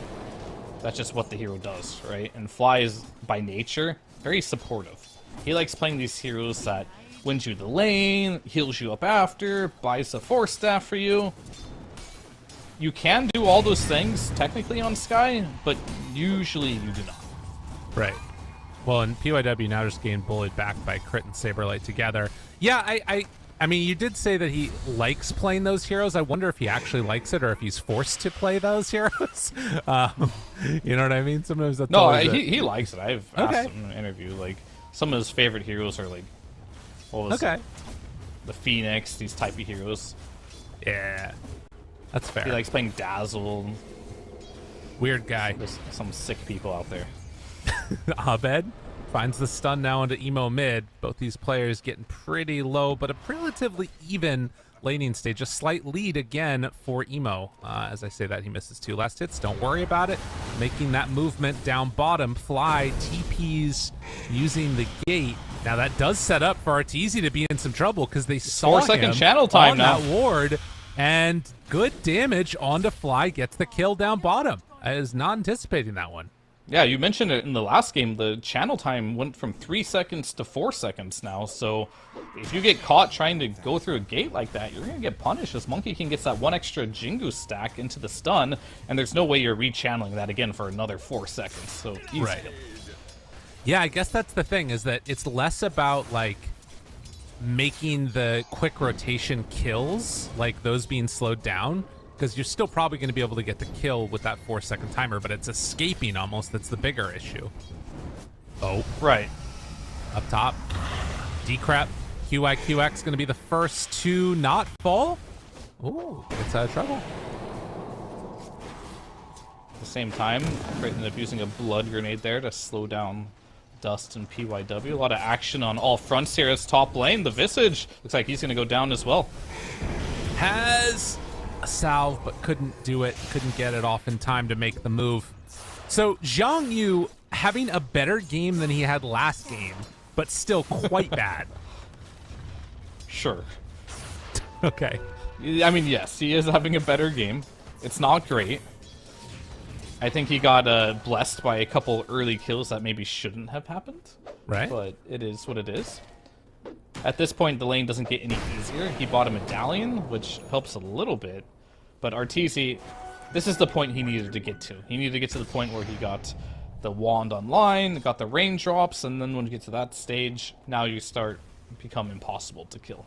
And he's going to continuously free farm throughout this game, which is obviously going to be a big issue here if you are playing on IG. But the good news for IG is their other lanes are doing great.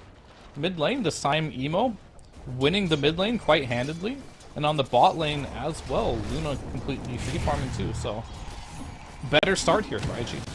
And I also think that their lineup probably comes online in a bigger way than what Shopify is going to be fully ready for, right? Like, I'm thinking about Luna getting 1 or 2 items, grouping up with that Visage. The amount of damage that could come out could be pretty strong. They jump Speaking of up damage, top, find him. Arteezy in trouble, pulled back, and killed. So Emo getting active, making it happen. Does get that was a stunned killing right there. spree too. Oh, 7 minutes, no. 7 minutes, Oh 7 minutes. no, they stole it. Double. Oh, QIQX, he's level 4. He's so sad. You're 8 seconds too late, buddy. This is the officially the most soul-crushing thing in Dota right now as a support player. When you go to that rune, you're like, oh no, I'm late by 2 seconds, and then it's gone. And you're like, those were the most 2 important seconds of my life. Now I'm sad for the rest of the game as Dust goes on bottom lane. I mean, the other thing about that, too, is it's not just QIQX that's going to be sad. It's Emo. That was his mana battery, right? Like, he doesn't get level... I mean, Emo's like, give QIQX the lane. Go jungle. Freaking Visage. Oh my god. Jungle at level 5. Exactly. Good luck, my friend. No, it's true, though. Your supports need... If they don't get those... The wisdom rooms aren't as much as a tome, for sure.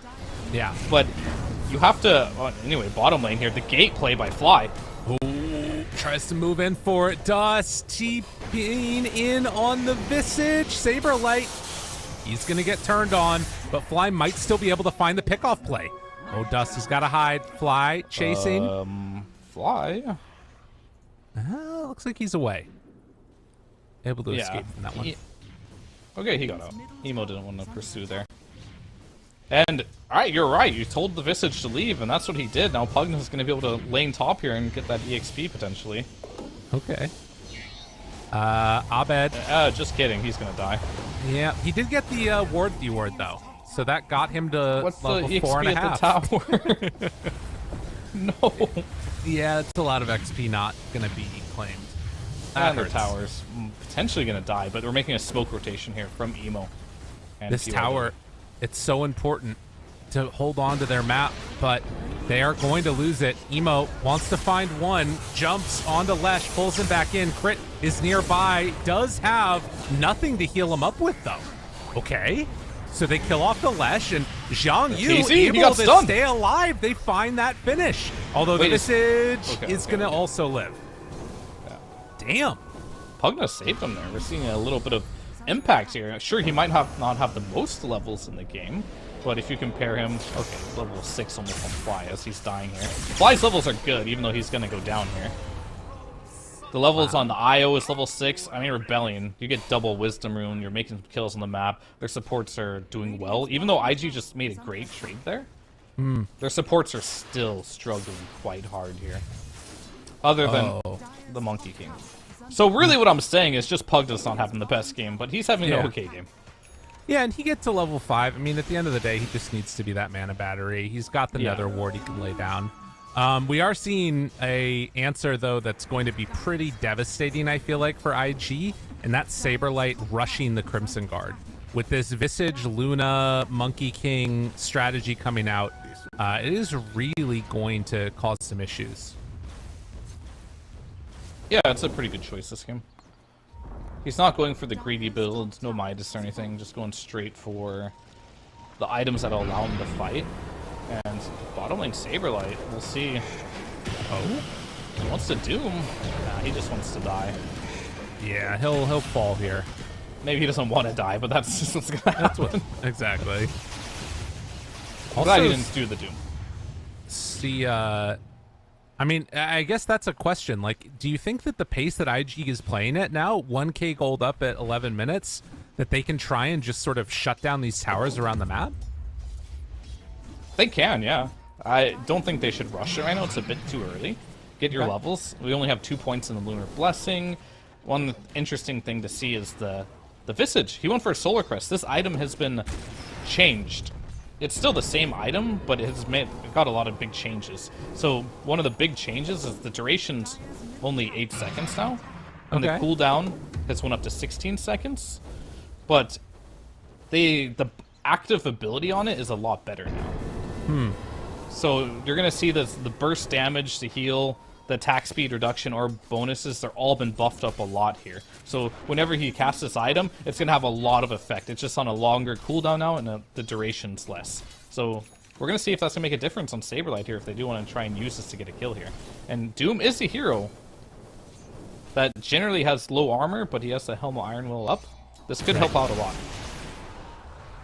In mid, they're also maybe setting up for something as that rune is going to spawn. It's a shield rune. Emo, able to get it.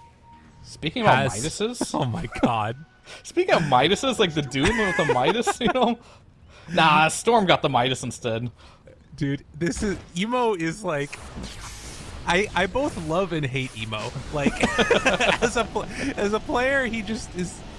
He's that guy, you know? Yeah, I am starting to understand why. He's such an interesting character. And then the other thing is that, like, if you look at him in his player cam, you saw him there. There's the shine. Okay, Saberlight ready to turn on and get away from this, but there is no escape. So they destroy the Doom. Too. Yeah. Double whammy there. So I think right now, this doesn't look good for Rebellion. No. You're in a situation right now where you're not snowballing the game. And now you're relying on what? A TB late game to carry you? That's a fine contingency plan, sure. But this is not the state of the game that they wanted to be in. As Abed has not really taken off this game whatsoever. But he is approaching that item where he can become more of an impact, and that's the Bloodstone. We'll see when he finishes that, what he can do with it. Well, right now, PYW scouting it out with QIQX and Zhang Yu nearby. They also have Emo, the last remnants of his shield rune, waiting around. So why does this shield rune last so long? I don't understand. I don't know. It's silliness. Saberlight. Look how slow he is. I mean, he is big chillin' for the moment. That Crimson Guard soaked up so much damage. Yeah. Alright, so... Oh that's my the god. thing. Oh my god, he's gonna steal the bounty or the experience. PYW. Nice move. He needed that, but Fly smoked and got the other one. So okay. Good trade of runes there. and drops a ward for his troubles. Oh, PYW wanted both, and he realizes it's not there. Dust needing to get over to the side, but the help is here. They bring in the rest of them, turn with the Eclipse. And when normally that would have been a kill, IG able to reinforce their teammates. Crit oh, they goes got down, him! Which means Abed is stuck. A double for Emo. Very good. Great rotation there. What is IG team, man? Like, where were they game 1? I mean, this is the thing, right? Like, you play for your team in game 1, Emo kind of does, and then game 2, he first picks Storm Spirit, builds Hand of Midas, and then he just, like, takes over the game. Like, I don't know what to think of this guy. There's a reason that he question marks, you know? Yeah. He's just I like that this guy already. Yeah. Hate him, Roche? love him. Oh, this is really fun getting trampled by Roche. Absolutely. Well, they're going to start taking this quickly, and the rest of Shopify, can they get there in time? Can they get there in time, though? Oh, Saberlight's taking the gate, too? They back away. They're trying to set up on this. They think that they're all in the pit. Oh, but that's now a double stun. Moment, but there's a stun on the both, and Emo finds crit right at the start. The silence is there, but more than enough damage. Stomp comes out. Visage dropping low. Arteezy is off to the side. They get the Doom onto Emo, and oh, how the mighty have fallen. IG will get punished. They made the greedy move, backed out, and a triple kill. And now guess who can take Roche if they want to? Shopify maybe could. Maybe without the IO it's a bit tough, but a huge win for them. Yeah, for sure. I think the big difference in that fight was the Crimson Guard. It was completed there. They just didn't have the damage in that fight, and Arteezy's positioning was immaculate there. He was just sitting in that tree line, killed the Visage immediately before Visage even knew what was happening there. But yeah, the MVP of that fight was definitely Saberlight. Got the Doom onto the Storm, popped the Crimson Guard, and that's all they needed to win that fight. Big plays all around. And a very contentious game that we've got. It looks so good, too, for IG, right? With that double stun on the Boundless Strike and the Wukongs, but, like, they just didn't have the damage, so that's a point of concern now. The items are starting to come in line for Rebellion. They were making great kills before. Maybe 2 or 3 minutes ago, that would have been another wipe for IG, but now these items are coming online, and the tides have turned. Yeah, and like the pipe coming out soon for Saberlight, that's going to be another one of those things that really does become an issue for them trying to break through that barrier. Granted, they're also going for it for Visage. It's going to be a little bit later than the Dooms, it looks like. So maybe they try and find a window there where Shopify can fight with the pipe when IG don't have it, or they can just keep farming up, because honestly, I think that they scale really well.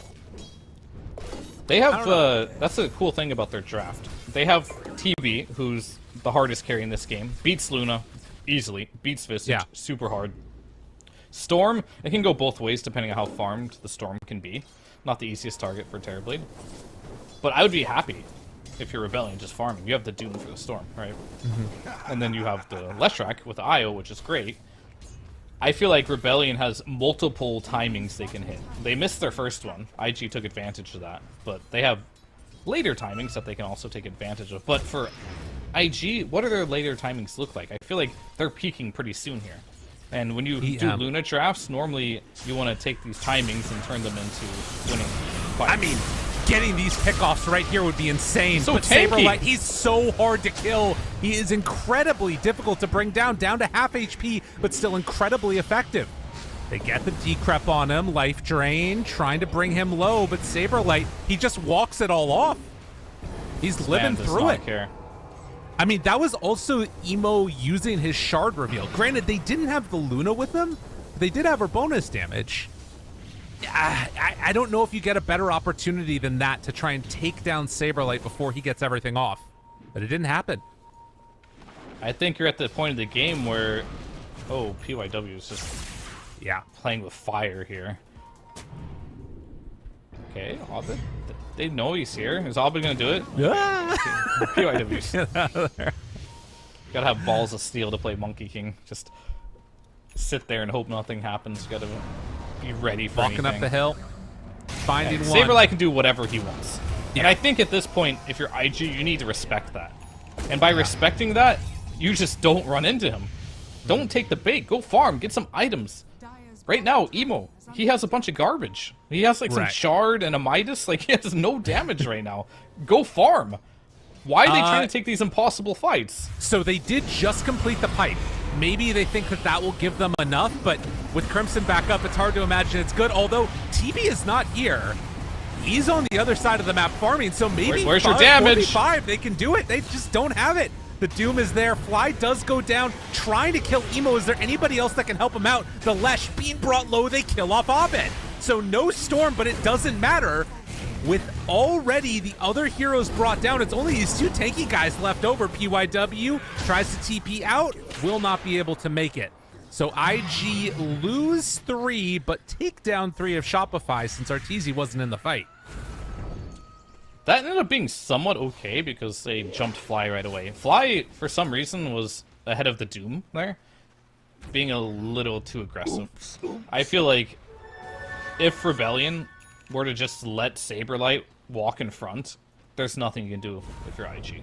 Yeah. So I'm glad IG like took advantage of that though. Fly just being in the front line as a Skywrath, not really the best thing in the world there.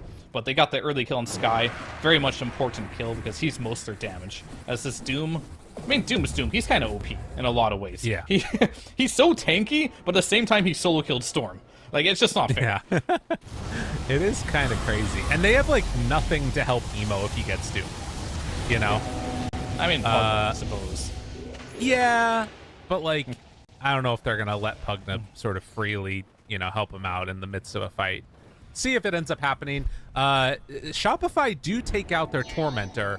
IG not opting to right away. Instead, wanting to try and get this farm. Like you said, go and farm. They're trying to do it. Shopify are doing it faster with these stack here. But we'll see what ends up happening. Abed takes the Wisdom Rune. They also leave over the other one.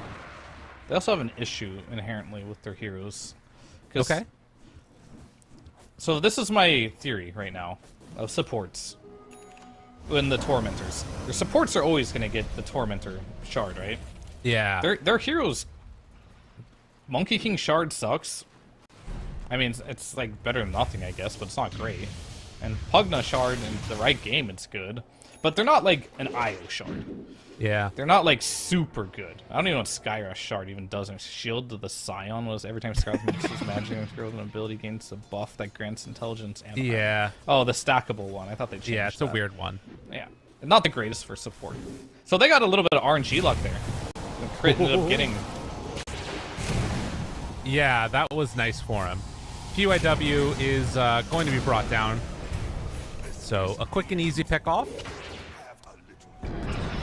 And yeah, I get what you mean. They are going to go and take this now, opting to claim that. Oh, speaking of this patch, and I was reading up on the B patch. Okay. Apparently, summon units and illusions would tank the split damage before. Right. From that, and they changed that now. So now all of a sudden it doesn't. So you're gonna take damage from heroes. Like PL could solo it. That was like the issue. You could literally, maybe that's why PL had such a good run rate too, because he could just solo the Tormentor, because it would split amongst all those illusions and not hit the heroes. Doesn't do that anymore. Okay.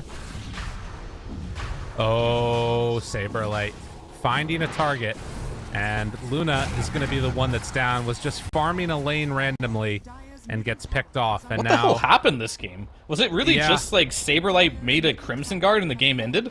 That's kind of what it feels like. It's like they literally just IG's owning. They're doing great. This is a different game. Then Saberlight finished a Crimson Guard, and then IG have not won a fight since. I mean, to be fair, we have also seen Emo not do a ton on this Storm in the last couple of minutes. Yeah, he's built a lot of garbage for sure.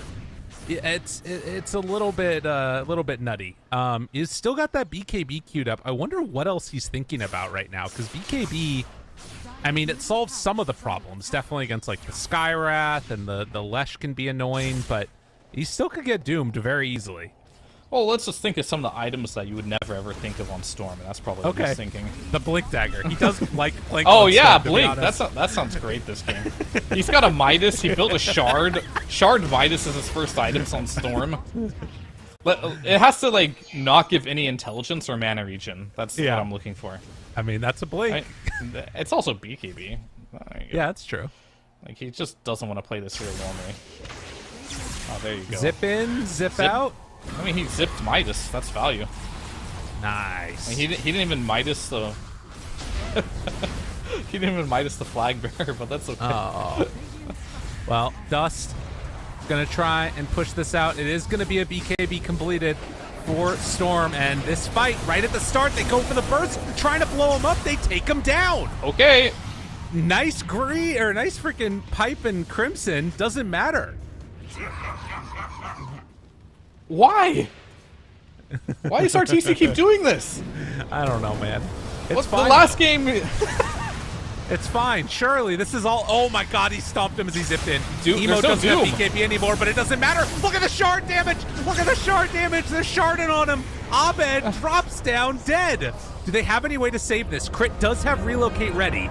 Gonna try and pop it and get him out of trouble, but no, it won't happen. Fly. He gets pulled in. He gets killed, and they're like, oh, look at this. There's a little IO waiting to come back for us. Wait, does they find it? Yeah, Zhang Yi picked it out. So first IG gets 5 for nothing, and then it goes the other way, and Shopify loses everything. I'm having deja vu. Like, literally last game, RTC refused to take Aegis, gave it to Abed, died on his Luna randomly by running in. Now he does the same thing this game on Terrorblade. I'm so confused on what the game plan was there. I guess it's just a simple miscalculation. That has to be it, right? Like, he just thought he couldn't die there. But Maybe Crit wasn't tethered to him or something, too, when the mech came out? I don't know.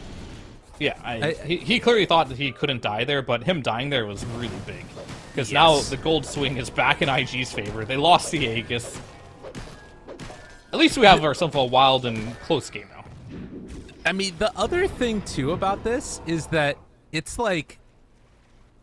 I feel like losing a team fight like that to a Luna is particularly terrifying because all it takes is like 1 or 2 fights and your base is gone.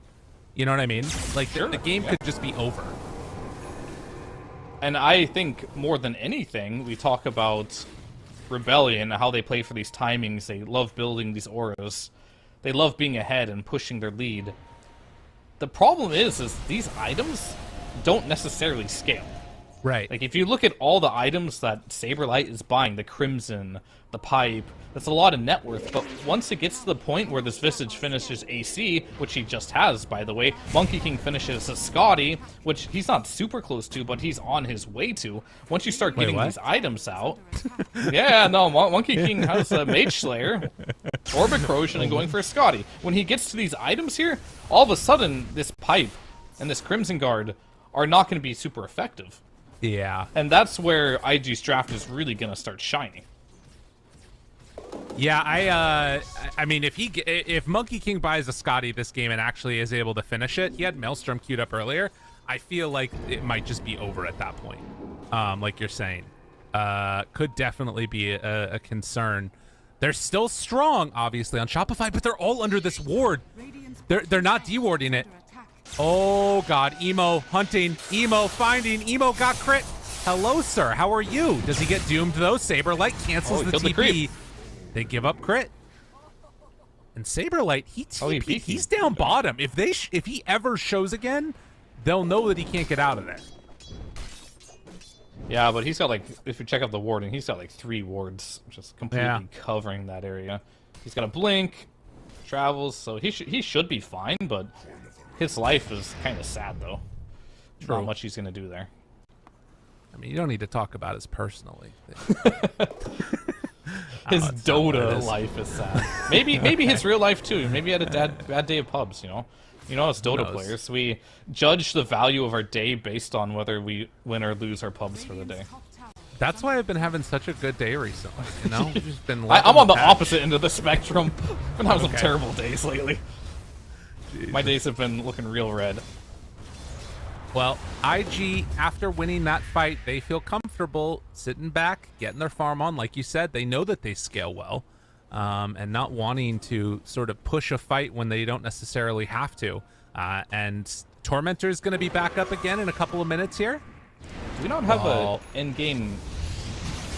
No. Oh, God. Zhang Yu. He got found out.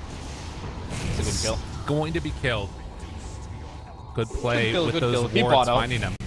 Yeah, he bought out before he died, so at least making the best as he can from that situation. But what was I gonna say? I don't remember. Are Shopify just gonna kill them all right now? Why? Like, I don't know. I feel like 4v5 they could just try and They play have a fast. ward here. I think they're gonna kill a monkey. Oh man. Okay. Well, they'll get him at least, but PYW not the end all be all. So 2 quick Yeah. kills for Shopify. These are fine deaths, but you have to stem the bleeding. And if you look at the warding that Rebellion has, and the smoke that they're doing here, there's 2 dead. You can't bleed anymore. If Emo gets caught here, things are going to start spiraling out of control. And Saberlight has no Doom, but can they catch him? It seems like a hard kill, though, without Doom. Very hard kill. Yeah, he still has that BKB. They're still hunting, though. Saberlight. Oh, tried to get it. Not going to be able to, though. QIQX. The next one chased. And They just Glimmer need Cape to to get reset. away. Reset if you're IG. Go again. I don't want to see this getting picked off thing. If you're going to lose, at least lose in a team fight. Dude. This is the IG way. And we're talking about the shards and the value, right? Monkey King ended up getting the shard. Okay. He hasn't used it a single time. Yeah, Nor should he. that's fair. I feel like Monkey King Shard should give a secondary effect, you know? Like, reduces cooldown of Boundless Strike by 2 seconds or something like that. Because it's so terrible. Yeah, it's not great, is it? I think there's some things about... I think as a core, when you get it, it feels a lot better. Because then you can, Of like, course. Boundless... And I liked it when you But could... you'll when never the old buy Arcane it. Blink happened. No. Unless you get it, like, you have too much money. You'll never buy this over a real item. That's how bad it is. Are they gonna... Okay, they're taking Enemy their Tormentor? Tormentor. Oh my god, the birds exploded. You just can't Yeah, use your birds on the Tormentor. Holy shit. Saberlight looking. Trying to find somebody. Oh my god, Emo just got doomed. Leave Okay, him that's for IG. that's not good for IG. And It's honestly fine as long as you don't lose more here and you smoke out immediately. Oh, I got news for you. QX, he's gonna drop. So they still only lose 2. This But they like BKB'd. death by 1,000 cuts thing is kind of a little rough for him. Yeah. So what they had to do there was get out, only lose Emo, instantly smoke with your BKBs, take the next fight with no Doom. But losing Pugna, it's fine, I suppose. But the big issue is the BKB was used by Dust there.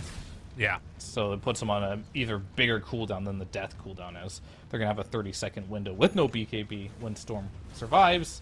And if you're Rebellion here, you have 2 choices. And I think the choice they're making right now is the one they should not be making. But I could be wrong here. I mean, I guess they forced the glyph. But the map is so big now. When you get a kill like this, you can just go farm everything. Right, that you think the idea of pushing is a little bit premature from them. PYW did cut the wave, so that makes it a lot harder for Shopify to make this move. They're still trying to hunt him. He jumps away, though. And the Monkey King on this map, doing a really good job of being able to scout out Roche. Like, they don't have an easy way to find him. No, they definitely do not. He has a... You can see they're planting high ground vision from the Dire to try and see him. That's about it. Oh, But they're speaking sending of in the shards courier. as well, Pugna They're got sending it. in the courier. Oh, Okay, the courier okay. has spotted PYW. Get out of there, buddy. They're He on has to no ya. quelling blade. He has no quelling blade on Doom. Oh, That's always the funniest thing when I see people like, oh, I see him jump here, you blink, and you're like, oh, I can't do anything to this tree. I guess I'll just stand here. Well, they do have a good ward down, which scouts out some of these areas for Dire. Now, Radiant smoked up. Emo, Dust nearby each other, ready to go. They spot Abed, jumps right away onto him. BKB pop, immediately going for it, but the Doom is down. Doomed again, but still doing some decent damage with this BKB off. Emo tries to back out. They try and reset from this one. Arteezy doing what damage they can, but with the Doom wearing off, now Storm does manage to zip out, but Dust left all alone does not have nearly enough, but Shadowblades gets away. They still lose Jianyu. So Emo and Dust able to escape from this, but a huge win for Shopify. Yep, I think they really need that Scotty and Monkey King to take these fights. Otherwise, it's not going to happen. But that was a good relocate from Crit, saving Orbit there in the clutch. He's got the little Pandas, keeping him alive there with the mech and the Glimmer Cape. Still showing that Rebellion is a team that they can't get past the Auras yet. They just can't do it. They don't have the damage. Now with Arteezy with the BKB, they have too many fires to put out right now, and they don't have the items to do it. Yeah, they really need some like significant damage increase, it feels like. These Lincoln spheres, again, it makes sense. Both Storm and Luna going for it. They're going to try and take another Tormentor here and see what they can get out of it. Pugna almost dying to it, but will be able to survive. And it is going to be... who was that given over to? Luna. Luna got it. Luna. Okay, that's pretty good. That's actually huge. That's a big damage increase. Yeah. Every little bit helps for them. They need all the damage they can get. They're just running into the simple fact of their lineup is built to do damage, where Rebellion's lineup is built to absorb damage. So the only way to beat Rebellion's lineup is do more damage than they can absorb. And currently they just don't have enough damage to out-damage the heal potential of Rebellion here. Or the mitigation, I guess they have as well. I do like what you're talking about also about just giving Monkey King some more time to farm for himself. I feel like he has to get this Scotty done. Yeah, it feels like he has to be a core at this point, right? Yeah, they need more damage. Simple as that. Nope. Like, there's nothing wrong with the way they're taking these fights. Like, the initiation's on point, their spellcasting's fine. It's just, the heroes aren't dying. That's like their only issue right now. Well, he does have enough money for it now after finishing it off, and he's bringing it out to himself. So, Monkey King becoming a core again. Oh, he cannot afford to die right here, though. Oh, God. Gotta run. Gotta hide, and he gets out of trouble. Aghanim's Scepter now done on Doom. Oh, that's a fun one. So, does Monkey King survive in these fights, though? That's one thing I'm worried about for him. He doomed himself, and he got no one. Unlucky. Oh.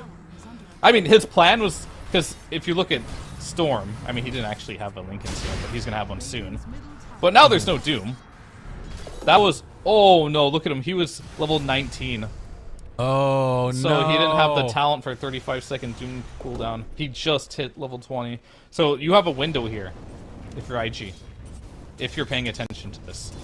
Otherwise, you're being like, he's 20 with Octarine, Doom's up anyway, go hide. I think that's the read they have, which is slightly wrong, but it's okay. Sometimes those things can be... You know, he literally just ticked at level 20 2 seconds after he jumped, so it's not the easiest thing to keep note of. Well, you know, they show us the items that heroes have without looking at them. Maybe they'll give us cooldowns next. Yeah. You know? Oh, that's what I was gonna ask before. When are we getting a Tormentor notification on respawn? Yeah. They spawn 10 minutes after you kill it, right? Not just every 10 minutes. Yes. 20. Exactly. Yes. So we need a notification right next to Roche. I mean, look, there's a little bit of space right above the Roche timer right there. I see a place for it. Let's add it. Well, 10K gold lead for Shopify, but I do think that, like you talked about, maybe some things have changed a little bit with this Monkey King getting the Scotty. He still needs to be able to survive in these fights, which is why he's getting into the BKB. All right, let's do a comparison then. Like, we have not Scotties. A lot of circles are online here. We got 2 Lincoln spheres completed, and a Scotty for IG. Arteezy finished a Daedalus. Gonna hurt a bit, and I think so far Abed has not finished anything, but he's going for the Shivas. We just saw the Ags reveal on the Doom. I'd say this timing definitely favors IG a little bit, but you are playing into an Aegis for 1 more minute, so perhaps just dodge until then. Oh, that was nice by Saberlight. Preempted it, knew that Monkey King was gonna jump in because he saw him running on that lower ward there, and ends up getting the pick off. Not bad at all. Yeah, that's good. It's a big kill. 30 seconds 40 until seconds. Doom is up, because why not? You know, Right. that's fair. One of the strongest team fight spells in the game on a super low Yeah. cooldown. Yeah. Very strong. I mean, that is why Doom well- is still good. Yeah, absolutely. Okay, well, we'll see how this one goes. They have a Scotty now done on Lesh. So AoE Doom, Scotty, Lesh, along with Scotty, a sheep Lesh, stick for him. Shivas. Shiva's Lesh, excuse me. Scotty on the brain. That's how it goes. Yeah, that's how it goes. It's okay. I called the Lincolns something else as well. It is what it is. But yeah, Shiva's completed for him. And then Doom is going for Overwhelming Blink. It feels like IG's just too afraid to do anything. You finish these Lincoln Spheres, which is a defensive item, which gets bypassed, by the way, the Ags on the Doom, so now you're not feeling great about that either. Right. The Monkey King has finished his Scotty, but he has yet to use it in a single fight. IG kind of feel lost right now on what to do, and what can you do in this situation? I think you have to go place a ward and make something happen. Alright, they're going to smoke out. And, I mean, they're just going to run right into them. Okay. Fly. Maybe the first point of initiation. Jumps in.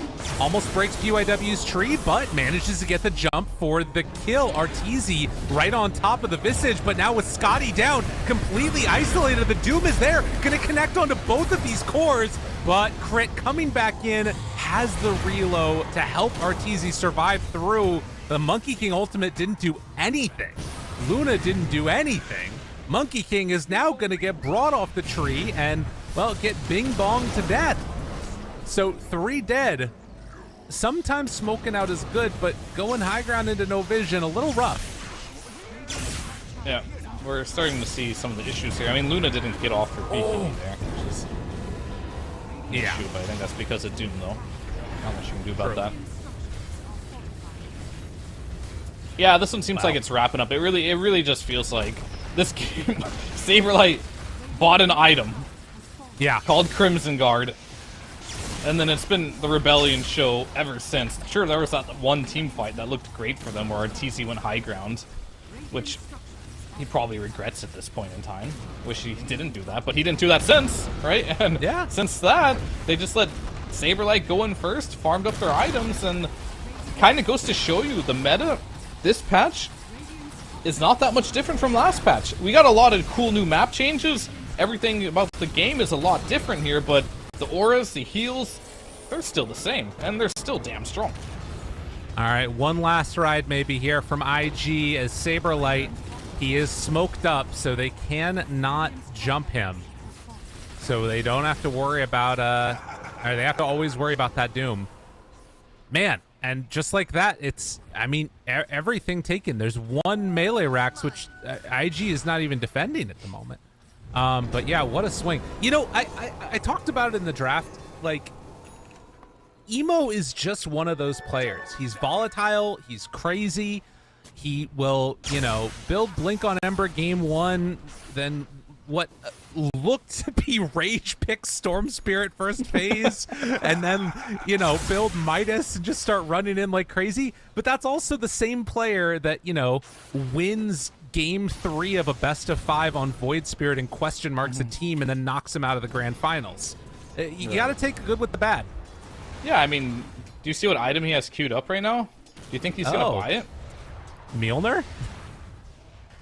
No, is that what that is? He just has a Hyperstone queued up. He bought a Maelstrom.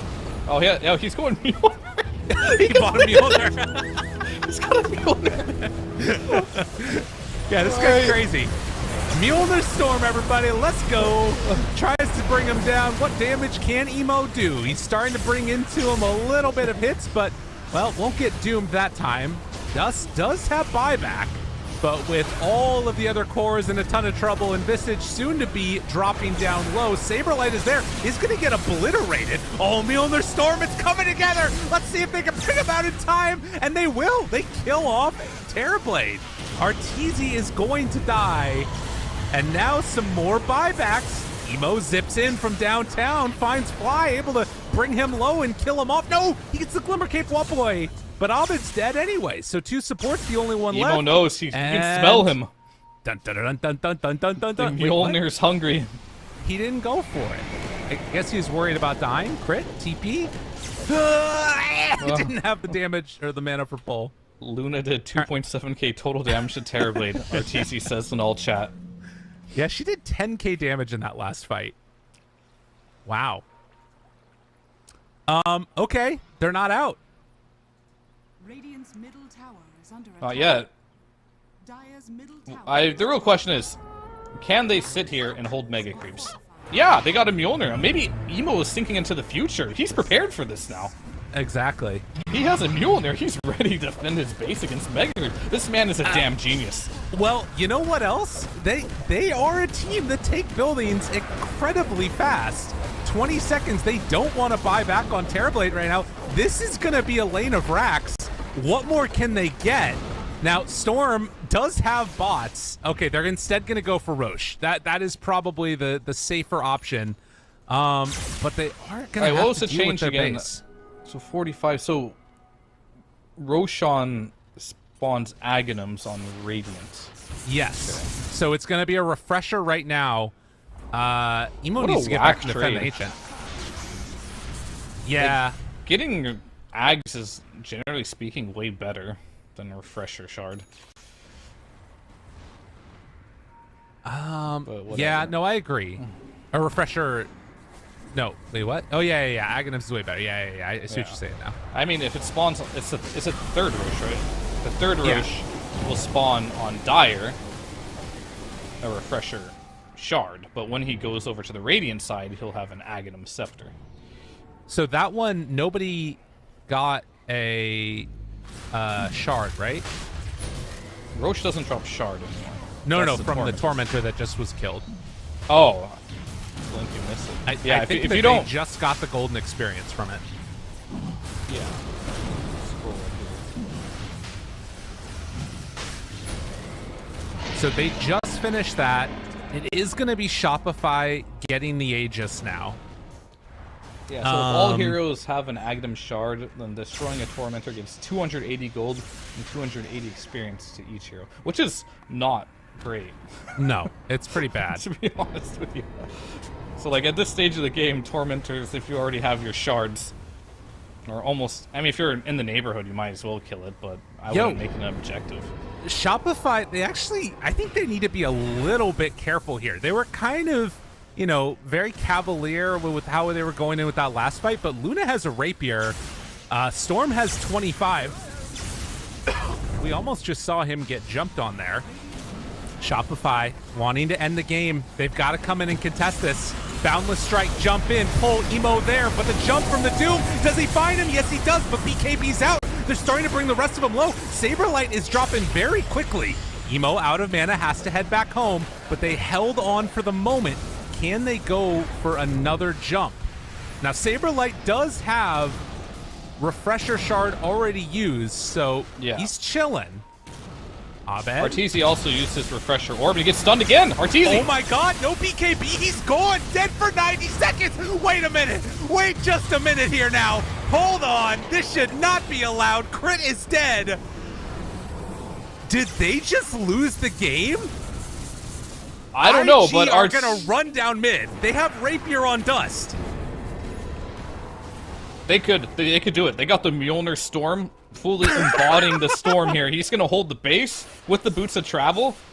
And Arteezy, he got 2 chances to use BKB. He got 0 BKBs off with using Refresher Orb. Oh my god. And now he has no buyback. He bought out for that Refresher. He bought out for it. Oh my god, he didn't even use use it. Available, but he doesn't have the gold. All right, Saberlight is trying to go for the big brain play, kill Emo solo maybe, and then they can't defend. But I think he needs to be back here to defend the base. He has no Doom. This is not going to work. Dust is getting ready to head on in. Can he do this himself? QIQX gets silenced right at the start. Emo is in. They're trying to cut the wave, but Dust, they're going for the all-in play. 25 seconds. The cliff is already used. The damage is out onto the Slash. Crit stun for the moment, keeping keeping him backing away. But the Crimson Guard, it's doing a lot, but will it do enough? Dust still living through this. The creeps are not hitting the Ancient yet. They're starting to take it down. The Hex is there. The Control, the Doom, they're bringing down Dust. They got backdoor. Take down this Ancient, but no creeps. No creeps. IG, it was so good, but it was not good enough. And as they die, Shopify hold out. Oh, pain. Pain, pain, pain. Saberlight cutting the creeps is going to win them the game, most likely. I can't believe it. I mean, either way, this has been a roller coaster. Like, did they need to do that? I feel like sitting in their base was a fine position to be in, but they just lost the Rapier. Oh. They die. No buyback on Monkey. No buyback on the Luna. Oh, they got to do something here. Hugna's going to die. They're trying no to make buyback. a play before they get here. Emo, he's only at a quarter mana. They want to get this kill desperately. They pull them in, bringing them low, but the turn is there. Saberlight with his Rapier, ready to just punch away. They're creeps in the base. They're starting to take the throne as Emo is desperately wanting to get the finish. He has a Rapier on the ground, but the Ancient exposed, no clip, and GG is called. Oh, God. I can't believe that happened. Oh, my goodness. That was a game from IG. Like, that was really fun. That was a fun one, for sure. Did they deserve to win? Probably not, but did they Shopify almost did. Deserve to win? Did anyone deserve to win in this game? That was the real question. No, I think Rebellion should have won this game. Yeah. For sure. The only times that they started to lose was when Arteezy kept frontlining. And he was in their fountain, too. I think that also didn't help them one time. So, whenever they killed him without getting BKB off, is when they got back into this game. But every time Arteezy sat in the back line, got his BKBs off, I felt like IG had no hope in this game. And really, it was just a Saberlight. I would say the Saberlight show, but he just popped Crimson Guard and kind of walked in. Wasn't really the hardest thing to do. But he got some key dooms onto the Storm as well. Abed, he had a pretty quiet game, I'd say, for the most part. Normally, we see a bit more explosive here. So, what I'm basically getting at is Rebellion played their standard Dota here. IG were crazy as hell. Emo's build was wild, but it was fun. They had a great start. Things are going well for them, but they just didn't have the damage to break the meta, which is building the auras. They even added more auras to the mix for some unknown reason, even though everyone's been complaining about them. But it is what it is. They're still super strong, and how do you beat this? Either build your own or find ways to do more damage than they can heal. And I think that, you know, I want to harken back again, not just the auras that we saw that looked really good from Shopify, but the more crazy style of Dota that we saw from IG. If you guys are looking for an interesting team to watch, this IG team is super weird and super cool, but mainly just weird. Because Emo's drafting, and, like, you never know what the hell you're going to get out of this guy. Like I said, game number 1, for those that missed it, he went this Ember Spirit. He solo killed Abed in the mid lane, was running over people. It was looking great. And then he built, like, a Blink Dagger after things kind of fell apart a little bit for him, and then they ended up losing. And this game, he first picks Storm. He buys Midas. He starts running around. There's these crazy calls. Midas Shard, the first items on Storm. Midas Shard. Mjolnir. He's just got his own way of thinking about the game, which I love to see. I mean, it is fun to see as a spectator. Yeah. If I was on his team, I don't know how I would have this conversation with him. I don't even know where to begin. Because you always want to let the player play their hero. Right. You do. But there comes a point where you're just like, come on, man, not this again. But not every game. He's the captain. That's the thing, right? Like, what are you going to do? I mean, that's again why I want to find out, is Super, like, actually there with them? Is he having conversations? Because in every interview that we had with Emo, everybody on his team was all saying, yeah, it's Emo. He's the one that tells us what we're going to do. I don't know. I don't know either, but we're blessed with 2 IG games, I think, today, so we get to see some more Emo action. Absolutely. More Emo action coming up soon. It's going to be versus Tundra. I will say that one feels pretty rough for IG, but who knows? Maybe they'll make some more magic happen. Shopify looking good. Get the 2-0. What'd you think? Any, wiping the rust off for Abed after game number 1? I mean, he killed it, but... Yeah. I mean, that's a team, right? Playing with Orbit again. I mean, Yeah. Shopify Rebellion is looking like Shopify Rebellion. They're looking pretty much meta, I would say. They're just methodically playing the game, hitting timings, doing things that they normally would do. Every once in a while, you see the silly Arteezy death, and they're just playing the way they always do, like top 3 Dota. Whether they can push that any higher than that, we'll have to see. IG, yeah, I think every team they play against at this major is going to be an uphill battle after watching them a little bit, but at least they make it fun, so there's always that. True enough. Well, we're going to have some more fun here on this channel as we're getting ready to hop into our next game, IG versus Tundra. We'll see if the chaos can overwhelm the calm, collected, and cool way that Tundra play their game. I think I might actually be on a different team, but we're going to head to a quick break now as we get ready for our second series.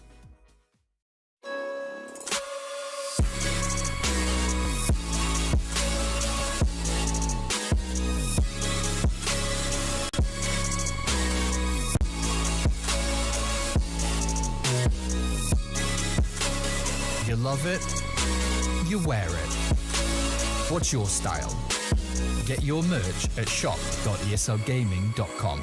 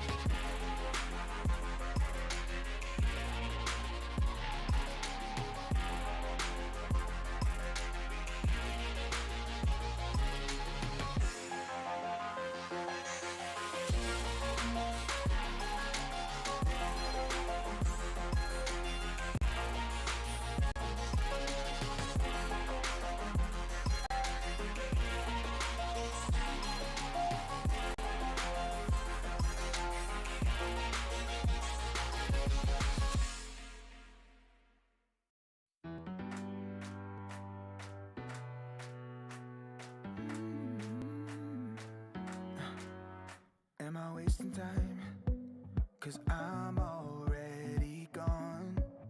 So long, can you stay the night? 'Cause you're the thing I want.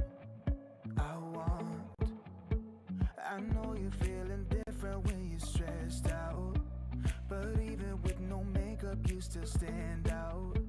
'Cause no one makes me feel the way you do now, like you do now.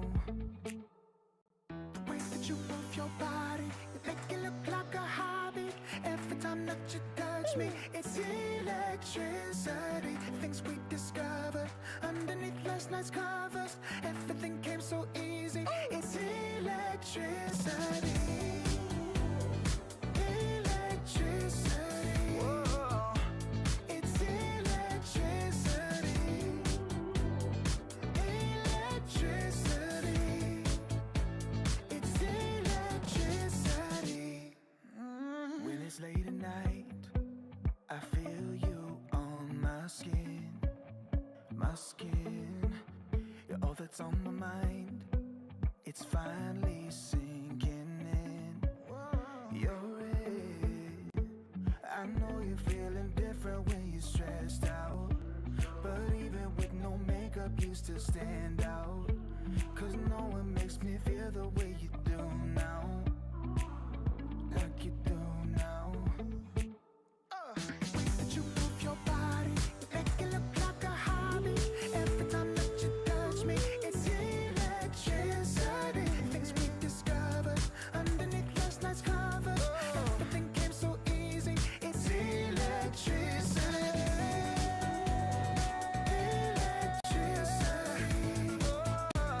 It's electricity. Electricity. It's electricity.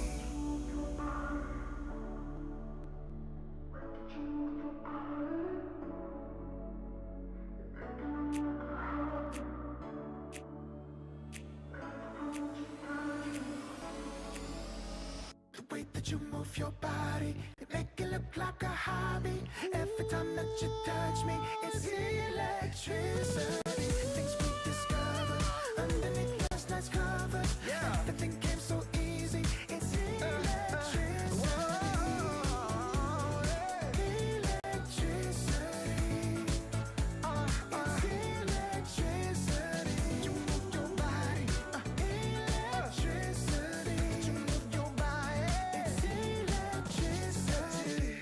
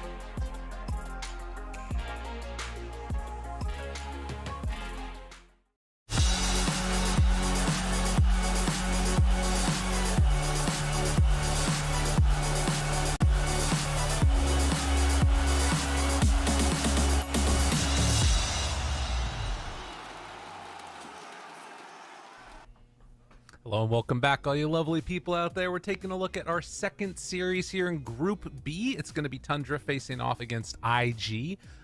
We can take a quick little look here in a second at the group stage and how it's working out across the board right now. But Fear, you know, we're sort of got blessed with an IG series at the start. Do you think we're going to see another Storm Spirit first pick overall into Midas Shard? This is prediction. I would predict no, but Okay. I would not be surprised if it happened. Okay. Ooh, You never know. this. Like, oh yeah, we got some groups. All right, very good. What do we got here? Okay, so let's. Got some 0-2s here. That we casted one of them. SMG not doing so. OG one, Rebellion one, Beast Coast Tundra, Spirit Talon all tied. That doesn't surprise me. Like those 4 teams seem pretty close in skill level. It is a little bit interesting because right now I think that everybody kind of has a similar top 2-ish, I would say, right? We're looking at gaming, we're looking at Liquid as some of the top teams. And then those other squads in there kind of inhabiting like a second. I don't even know if I'd give it like a full tier below, maybe like half a tier or something. Where do you see Pro Dota, or is everything just like so thrown up in the air because of the patch that you can't even predict anything? I don't think the patch changed things that much. Like, there's a lot of changes, don't get me wrong, and there's Right. a lot of the changes, if you're playing at the level these guys are playing at, we already saw. You're already on top of these wisdoms right away. You know what side Roche is going to be on. Even for me, like, I played a couple pubs, like, I figured it out in one day. This stuff isn't, like, super complex. What's going to be complex is, like, the most efficient way of warding, where the best warding camps are, how to play the map. This is going to take some time, for sure. And the teams that can figure it out the best are going to do well. But overall, the Auras, they're still in the game. A lot of the heroes that bought these items are still the strongest heroes, for the most part. So as long as you keep your core fundamental strategies from last patch going into this patch, I think you should still be at the same placement as you were in the previous patch, if that makes sense. Because, like, I think Tundra, there's a team that is always pretty... Okay, they're not always consistent. Who am I kidding? But they're probably more consistent than IG, right? So they have that going for them here. But the one thing they always do have is they have some type of system. And that's what's going to really put them at an edge here. I mean, that is something to consider, right? Like, we saw Tundra versus IG, the matchup now, and in a lot of ways, this to me feels like the distilled order of Tundra. They set the meta last year, coming into TI, and, you know, after that, the last patch, they sort of became the kings of it. And I think in some ways they didn't necessarily want to have to, like, change things up a ton. But I also think that there's some of those players that are happy to, like, try and solve this new system, and they're going to be some of the best at it, in spite of the fact that it's, you know, something completely different. But Tundra take the Enchantress first overall, and IG opt to go for something completely different, and they take Primal Mirana. Maybe this is their, like, Ench Chen answer? Yeah, so basically, when you spend a lot of time theory crafting on a team, going into a tournament as important as a major, you have a good idea what the first overall picks are going to be, and you kind of, like, nailed it when you're like, Ench Chen. So we're playing against these type of heroes. If they pick this hero, we're going to respond with these heroes. And so when they see the Enchantress out, Primal Beast Mirana is going to be their go-to, and it makes sense too. Primal Beast doesn't really care about untouchable at all.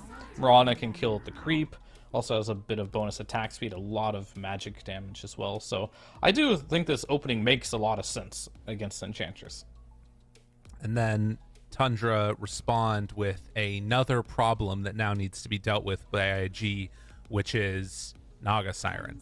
How do you contend with this hero? How do you shut down that farm on the map, which we know Skitter plays this hero like crazy?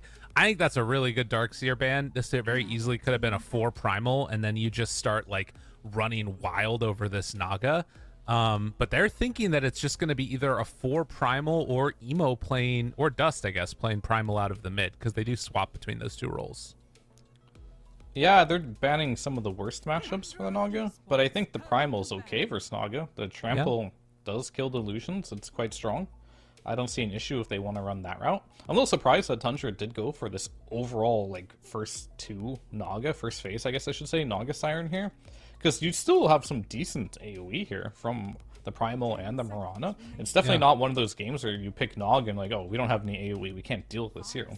But maybe their read on the game is slightly different, where this Naga's laning stage is going to probably be fine because Enchantress is just that strong. Sure, you have Mirana that can kill the creep, but you can just put more points in Impetus and just harass them out of the lane. That's kind of why Enchantress is such a strong hero right now. You can go one of two routes. You can either go the Impetus route or you can go the creep route, and they're both really strong. So I think that's probably the route Snaking most likely will go as he plays this. However, the Naga Siren I was getting into real quick is like, there's more camps on the map, and Naga, sometimes it felt like last patch you could farm so much more, but you didn't have the resources to do so. But with more camps, maybe you can just farm a lot more on this hero.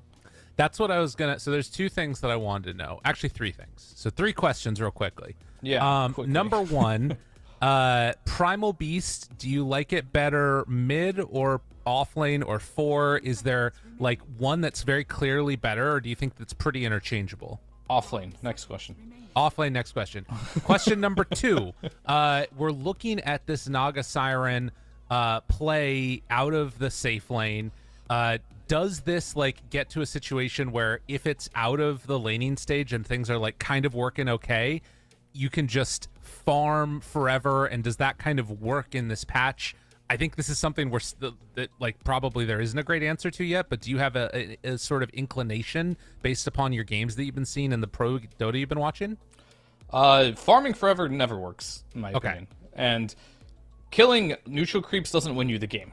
It just gets you items so you can kill enemy heroes, and to kill enemy heroes, you can now take objectives, and objectives are what you need to win the game. So you have to participate with this hero. And I think pushing lanes out, sometimes neutral camps are a bit of a debate. Because you need to push the lanes out so you can get vision of what the enemy's doing, and so you can make your own plays. But if you're only hitting neutral camps and you're not dealing with the waves, then all of a sudden you're not really doing anything for anyone. You're just selfishly getting your own net worth up. You're not helping your team. So I want to see the Naga just push the lanes out and get aggressive, buy items that can kill heroes. And yeah, you have a third question. Sorry. The third question was less of a question, more of a request, which is, can you watch Skitter this game and just figure out where he's sending their illusions so that way he can I would steal his build? Yeah. Okay, cool. Thank you. They take the lion, though. And a great answer for the illusions. Now Tundra going to put forward a new set of problems. The Pango and the Coddle. So Pango got nerfed a lot, I feel like, at the beginning of the patch. I don't remember if there was something in the B patch, though. But I can check. Pango base strength increased from 17 to 19. Okay. And then the mana cost on Swashbuckle went from 75, 85... No, I saw 75, 80, 85, 90 to just 75, so it's cheaper mana. And then mana cost decreased from the ultimate, so he doesn't need as much mana anymore. And I was thinking that like his laning stage had gotten really hurt by him switching to Universal and getting the stat reduction. But now likely going to be played for 9, and IG decide to take the Ember Spirit in towards mid. Yeah, that is a very classic counter to the Pangolier in the laning stage. I normally see Embers do really well. This isn't very far off from last patch, right? We saw a lot of Pango mid, we saw a lot of Ember mid, and Ember almost always won this matchup because you rely heavily on your shield crash to CS, harass, trade, but if you're a good Ember, you can dodge it with Slight quite easily in the laning stage, which really hurts Pango's lane pressure. Okay. Yeah, keeps that, hero a little bit under wraps and not able to make all the moves that he would normally want to. In terms of just like the general sentiment of this game, what I've seen from IG so far is it feels like Tundra is putting forward these problems in the game and IG is trying to react to it in the draft. And I think the clearest indication of that is, like you talked about, the Naga Siren taken in the first phase overall.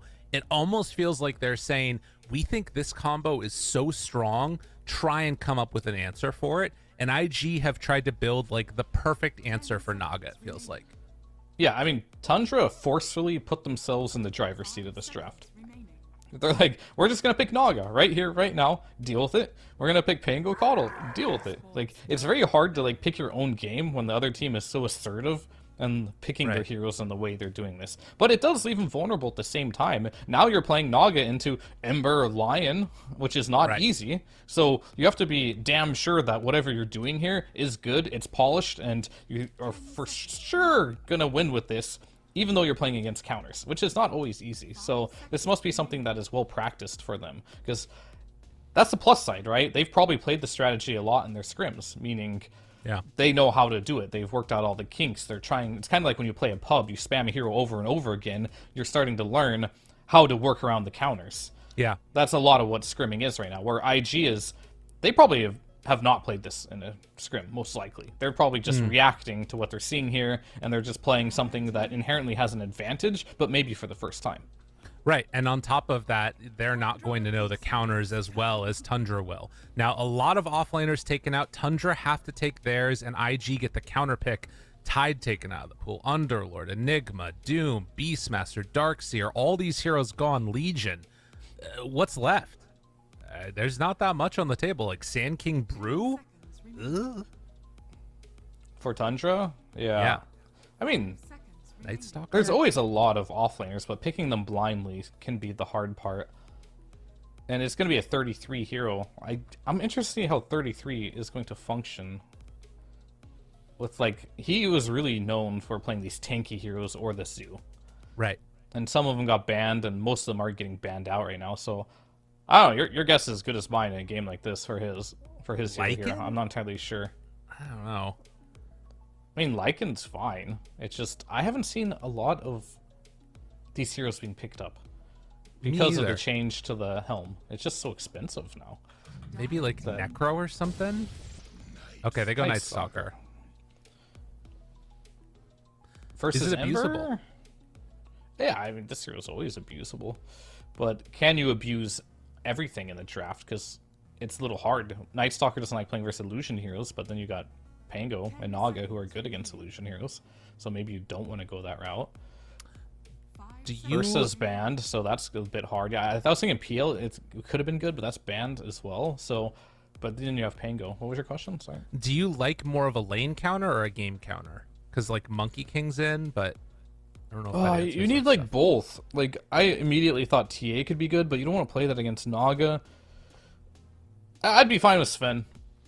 I suggest this hero. A lot of people think it's Cap, but first Night Stalker, you just press your ulti. You're strong. You got the cleave versus Naga. Don't care too much about the Pango. It's a fine Sven game. We'll see if IG can find the perfect pick. I give him a good pick. I don't know if it's a perfect pick, but okay. I wouldn't be sad if they pick Sven here.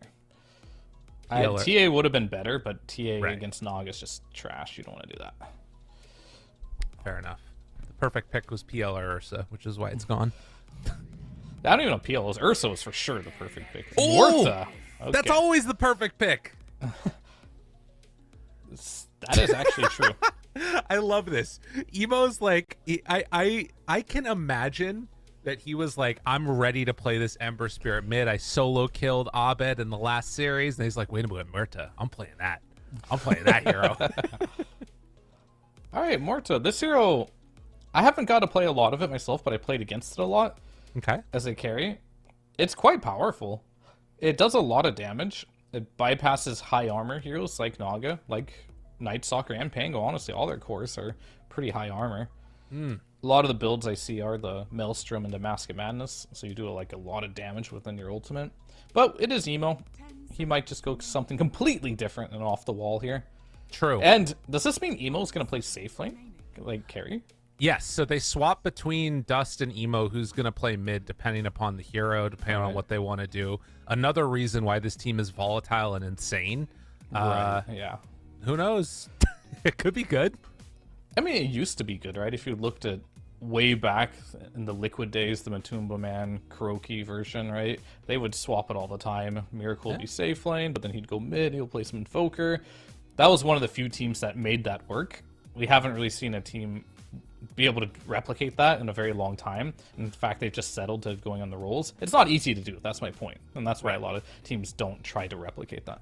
I'll also say that IG have looked their best in games where Dust is playing a hero that has less capability to go in. that like he has a tendency to go in and just die. Right. Yeah. Is playing Ember. His Tusk, I see. his Bat Rider. I remember one game where they picked Storm Spirit. Dust played it. He like dove in past tier 2 at like 7 minutes, died. And then the next game, they GG'd out at like 15-20 minutes. The next game, they picked Storm Spirit again, and Emo played it. It was like first pick Storm, and he took Storm. So there was like that was in their volatile stage. This is the less volatile. Oh, this that is the we've seen. less volatile version. Okay. Yeah, I love Very it. interesting. We'll see how it works out. I feel like it's difficult to have like 2 players playing the same hero. Yeah. Meaning like, yeah, you have one dude's on Ember, and then the other game, the other dude's on Ember. That's kind of weird to me. It makes sense to me. It's like, oh, this is your Ember player. He's going to play whatever role, and we'll switch that. But, like, they just, like, play the same hero on different players, so very strange. Anyway, we got some level 1 action going on here. That ward that Snake King dropped right there. Why the hell is there no cliff on the Dire side? I don't know. Why? Why is there this Ember location here on the Radiant, and just Dire has nothing? Because they have the low ground over there, you know? The low ground. The low ground crystals. Oh, the crystals. Oh, yeah, those are OP. You can put a ward in there. Yeah, I know you can. You can block the camp there. So you control the crystals? What does that do for you? I mean, look how much vision it gives you full vision of both camps. It's such an advantage. Like, if I'm ever playing support on Dire, I will always put a sentry there, 100%, because you just can't allow a ward to be up there. Fair. It's just that good. You're underestimating. Oh my god, this they're gonna let him deny the rune. Oh my god, they're gonna let him deny the bounty rune. Wait, who's denying? Oh my god. Oh, Skeeter, yeah. He denied too bad. Well, Soxa denied one and Skeeter denied the other. Oh god, IG never change. I love this team. They're so sick. Yeah, well, out of the 4 bounty runes, 2 of them went to Tundra and the other 2 are gone. Yeah, that's good. That's very good. Okay. Huh. I like this ward on the gate, twin gate. Oh yeah, This is good. This is cute. I feel like I've seen that one a lot. People Yeah, like it's kind of important, right? You can just see people porting in, like so. But that was from the Dire, and here comes the Lion. Where will he be? Does he have what he needs? Oh, he's taking some punches now. Snake King will trade very well against him, although some uproar, some action, a couple punches there. Not bad. All right. So they're not even laning the Mirana against the Enchantress, because I think they realize they don't really need to kill these creeps, as Ench most likely will play around the Impetus for a little bit here, and they left a camp here. Okay. Well, it left the camp where? Oh, sorry, the Radiant safe lane, small camp. Snake King has pulled it as it was not blocked or anything, so he's just going to continue to pull it. And look at these creeps, they're like stuck in the trees here. Snake King ate one tree there, and now the creeps are like going weird. I don't know if he planned this, but I'm going to assume he did. I wanted to say in the drafting phase that Tundra is one of the teams that has some of the most innovative players. Like, you've got 33, right? You've got 9, super innovative. I don't think Snake King generally, to my eyes, is super innovative, but you got Aoi. Oh, right. First Blood. And Aoi's a guy who really likes to innovate and make a lot of different type of strategies and come up with these quirky little things that work here. And I wonder if that was planned or not. I'd have to go look at that again. I'll see. But anyway, First Blood was happening on Soxa. I mean, I completely missed that one. My bad. He just got ran down. A quick and easy punch and QIQX. I was too fascinated by things like pulling small camps. Well, and you can see that he does a good job of it again down there, pulling away 3 of those creeps, and is going to get the range creep denied first again. So very nice stuff coming out, and this actually might be all 3 of them getting denied. Takes over the heal creep too, so can top up. I mean, okay. I mean, we talked about they're going to put forward a problem against IG, which is the Enchantress Naga Siren lane, and I think we're already seeing some of the issues. This small camp being open and then being able to have access to it is completely messing up IG. Yeah, that's what I was mentioning before. It's like they're going to let him farm that. I think PYW made a big mistake here by not blocking that camp. Yeah. Just allowing Ench to completely pull here. Now, guess what? Ench level 3. Hello, big creep. No Mirana in my lane. Don't mind if I do, as you're going to be in a bit of trouble here. As you do have the Hurricane available here. Yeah, they're going to try and do what they can with the trample, but they just beat him down. He has Hurricane available if he wants to chase him down. PYW gonna get pulled back in, and now the body blocks will commence. Does manage to get the Got a impale slow available off, stick. Slow him. Oh, Impetus! Another couple shots, There and it is. holy moly! Yeah, this lane is destroying them. Now, top lane too. Emo. 33, finding a pickoff. Yep. So Night Stalker and Keeper of the Light, the old combo that hated each other, now working together, but they end up losing one. They hate each other? They hated each other, remember? Oh, I mean, it makes sense. The Night Stalker ulti against Coddle. It's terrible. I remember the Phoenix one. The memes, like picking Night Stalker and Coddle together. Lol. I remember when they were OP. Remember the Aghanims with Coddle? Night Stalker Ags Coddle? Where was it? Yeah. One major where that was first pickable. It was completely broken. Sad times. They're bringing it back.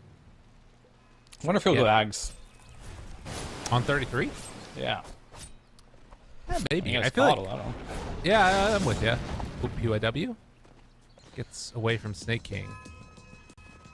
And scary stuff. PYW likely going to try and stack up some camps or just walk right by him and get back to lane. But a Vanguard already done for NS. And Primal not really close to his. He has been shut down bottom. So, Dust is doing okay mid. I guess he's going to start taking off now that he has levels. So he's doing well. I see they definitely have two mid players here. Yeah. But who, if it's not too rude to ask, who do you think of the two is the stronger mid laner? So here's the thing. Dust, for a very long time, and I think maybe even still now, was the #1 MMR on China leaderboard, playing mid a lot. And bouncing between that and carry. I think that he is a stronger laner and Emo is a stronger mid-game player, but they are both crazy, like very hyper-aggressive players. Gotcha. Okay. I don't know if that answers the question or not, but yeah, it does. No, it does. That's good enough. I was just curious to, like, when you see IG play, like, who do you want to see mid and who do you want to see carry? I guess that's essentially my question I was getting at. I want to see I want to see Dust not on a go-in hero. That's I want to see he's going to carry the role. Exactly. Oh, he's going in right now. I know. And this is the danger. Although 9 didn't connect on that swash. Tries to punch. No more remnants. Yeah, dude, this is what I mean. Grenade. This is what I'm talking about. Like, Dust just does this sometimes. Oh, God. They kill him. Although, it might set up for a kill from Emo. Tries to get it, but with no pierce Emo the veil, is gonna he get... goes down 2, maybe? No, he's going to be okay. Surely. Okay, outplayed. Well played. I mean, 9 made the same mistake I did. Is not checking his magic stick charges, as he had a lot of them there. And bottom lane is just a disaster at this point. You cannot lane versus Enchantress by yourself. Yeah, and 7 minutes. It looks like PYW is going to get their own Wisdom rune, while likewise Saksa heading on over. Oh, I like that move. I'm going to steal that move. The stack and get the rune? Yeah. That camp seems super good. I love that camp. But it only really works if you're playing position 4, though. Or if you're playing off lane and your lane's going bad. I mean, griefing your support now, too. Hey, taking the Wisdom rune. Listen, somebody's got to carry, okay? Yeah. We all know the supports who are level 5 at 15 minutes in a game. What's the win percentage of that? Yeah. Quite low, as 33. Getting slowed down by the Ghost here. Oh, the calling. Chasing. Dead shot. Back at him. All right, Emo's been practicing. It's an easy peasy. I want to see his build. Already going treads, which I think is fine. Okay. They did something to treads. What was it? 55 for melee heroes. Okay. Something that isn't talked about a lot in this patch is units get more move speed at nighttime. Right. So everyone, so theoretically mid lane, ganking at nighttime is better. Right. Because you can get across the map faster. But there's a downside too, because you don't have as much vision. It's kind of weird. Yeah, so the vision-oriented nighttime heroes could be really good. Night Stalker being one of the key ones. Yeah, exactly. Like, you get some more move speed, you have some more vision, you can make things happen. Maybe the first night, you're not going to do much, as 33 has no boots, Vanguard, and has a Midas queued up before getting boots. Yeah, in no boots, but still moving around at, what, 430 movement speed or whatever it was there? 395. Yes, he was going through the river faster. I don't know why he's not now. It's weird. Someone have drums or something? Oh, no, look. See, look. He's moving faster now. Oh, it's because the creeps hit him. Oh, yeah. Yeah. Yeah, if you get hits, it cancels your move speed. Okay. Or if you hit a creep, it cancels it too. Either one. Well, Zhang Yu is going to have to onslaught to get out of there. I mean, this might be a game where he needed to take that freaking experience rune, because holy moly, they are struggling. He's almost level 6, though. Yeah, I think they need to start before that and just give him a better lane. Yeah, probably. Maybe pull the lane or something on the line, or at least block the small camp. This is why Inch is banned so much, or first pick. The laning presence of this hero is insane. Pulverize? I don't, maybe it will work. QIW there for the stun with Dust moving in. There you go. They find the kill. 9 trying to clean this one up for themselves if they can. But Snake King, will he be able to get away from this? Sleight of fist back up. Wants to go for it. Dust, he gets the kill. Is he going to pay the price, though? It looks like the answer is yes. Dust, he always goes in. Worth it, right? Yeah. Got the kill. I mean, they did kill the Naga too, so it's not that bad for him. He ended up getting 2 kills, ended up dying for it. Forced rotations to the bot lane. Space for more to farm. It's alright.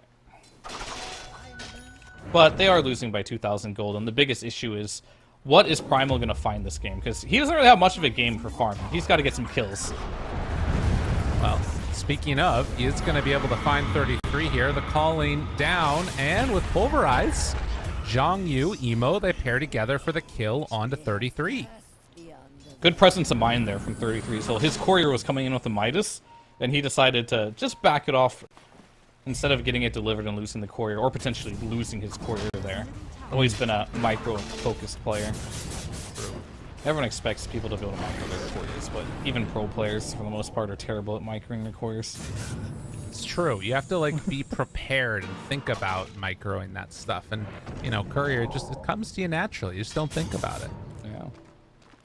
Yeah. Okay. Well, things that we've seen so far, Tundra putting a lot of emphasis on trying to take this bottom tier 1 tower. It's going to get denied right now. And at 11 minutes, taking that tower away, I feel like that's one of the most important towers of the game now. The side lane tier 1s? Like defending the wisdom runes, defending, like a lot of the game feels like it gets played by the offlane towers. The tormentors there. Yeah. Yeah, I mean, it definitely has a lot more value than it did previously, for sure. Right. Mid lane, still probably going to be really important because it gives you access to 2 jungles. So undoubtedly, that's going to be a very important tower too. But yeah, they definitely got a lot more value there. I'm not entirely sure what is like the absolute most important tower anymore. Right. But you bring a good point, or good case. Well, Primal is going to try and play catch up again. We've seen this 2 times now where IG falling a bit behind, rely back on stacks of these ancients.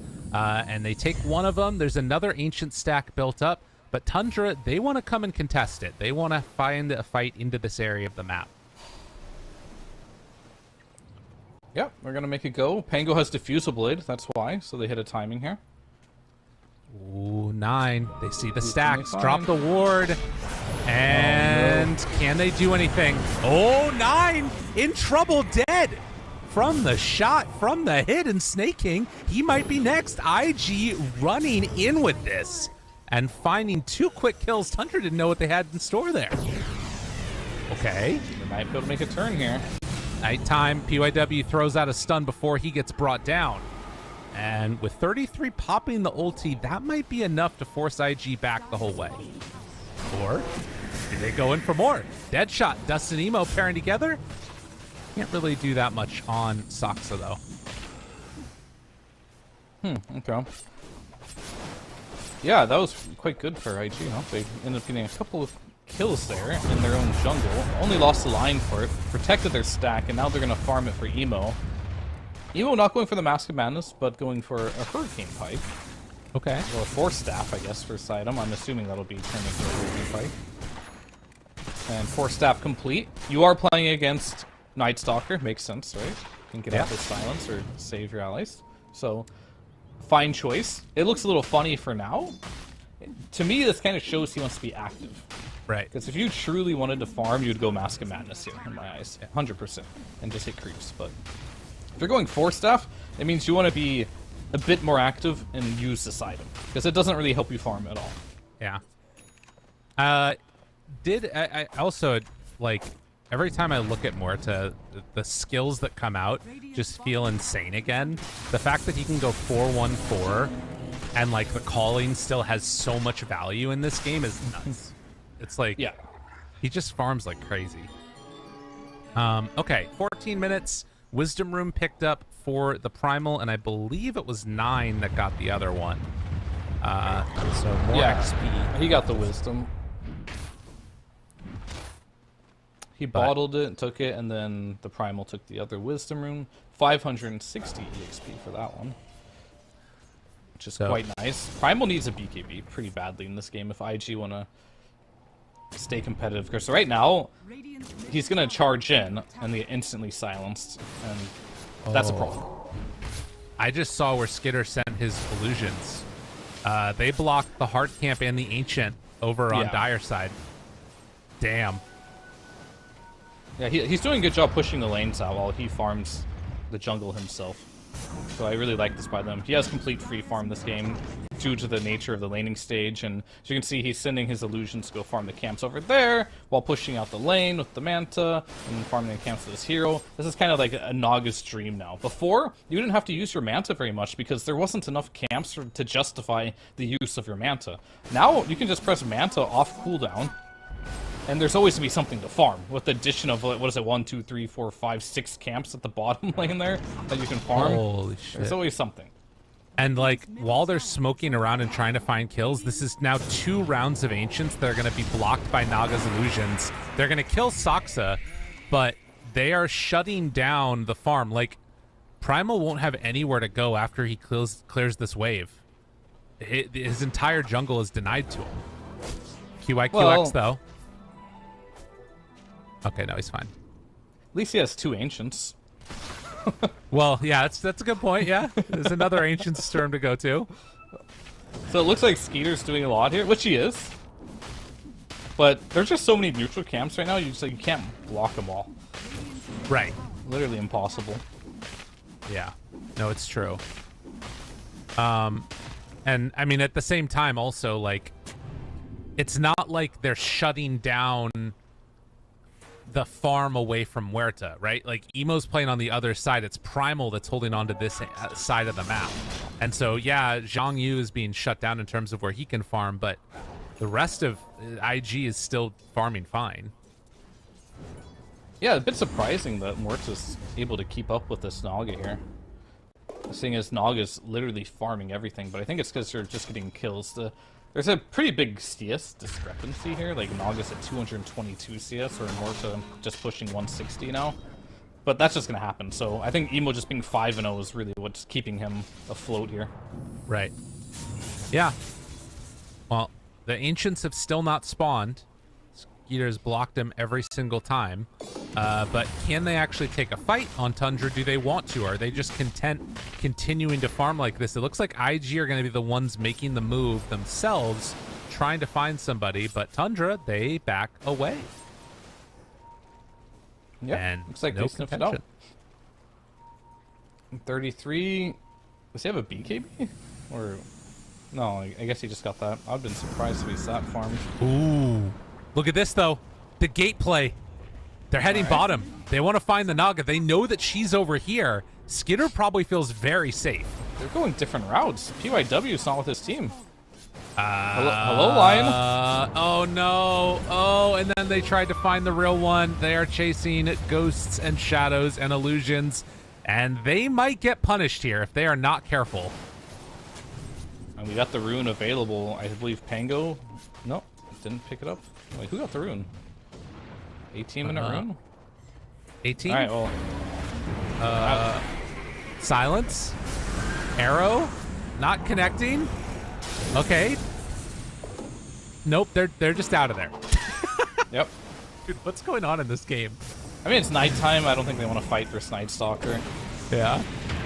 33 in though, and they yeah, find Muerta. Does not have a way out yet. The Hurricane Pike can pierce the veil, but the damage comes in from Saksa. That's enough for the kill. BKB reveal on to the Primal Beast, but do they have the damage? Pulverize containing 33 at the moment, but now they're just going to run ragged over him, and Zhang Yu, nowhere left to go. He gets pulled back in and killed. 3 cores dead. You know what the problem I have with watching IG has been? What's that? Like, I don't know what their timings are. Like, I look at their drafts, and it's not obvious what they're playing for. Whereas, the teams they're playing against, I mean, Nine's just chasing him down forever. PYW? I think he should be good. Yeah, he's out. Like, you hit this timing on Naga. He got his Orchid. He's ready to go. Pango got the Blink Dagger. We even saw the timing with the Diffusal Blade where they make a play. They're making plays with some timings. And I'm just looking at IG. They hit the timing of the BKB on Primal, but they didn't use it. Yeah. They're not, like, making something happen with it. And now they're back in a position where it feels like they don't want to do anything. Or maybe they feel like they can't do anything. Oh. But they will find snaking. Oh, good Hurricane. Saving a life for a moment, but never mind. Snaking does get brought down. Emo, he did pop ulti for this, and is Orchided. And I believe Emo is going to die. So they catch now onto Skidder. Do they have the damage? No, the arrow. Oh, he's able to dodge it, but Skidder goes down. So they have all of the counters in the world for Naga, and they put them together there to finish him off. Okay, okay. Not bad, not bad. Why does my Primal Beast have an Orb of Destruction? Well, you know, It does not apply to Trample. Okay. This hero does not like right-clicking very much because he attacks very slowly. They need a way to take Roche. Okay.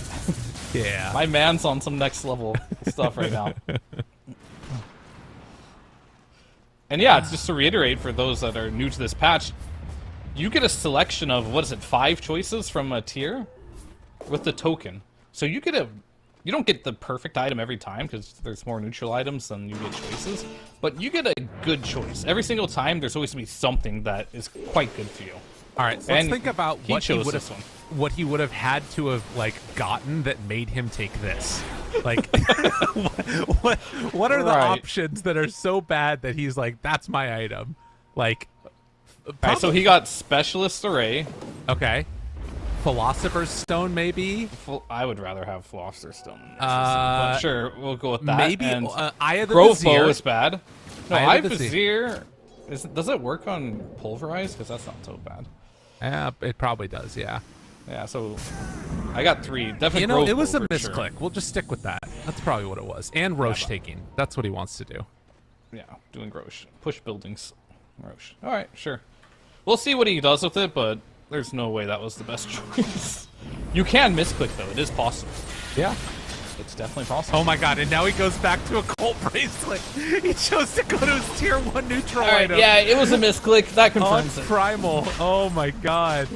Yeah. Yeah, he misclicked it. Did they wait to arrow the the Tormentor? Yeah, maybe. Arrow the okay. Tormentor. That's good, though. That's what they wanted, right there. Yeah. They did not want Mirana to get that shard. It's so RNG. Like, if that would have went on Mirana, they'd been like, well, okay, I guess Lion, instead of finishing your Force Staff, you're gonna have to buy a Shard. But now he has a Shard plus Force Staff.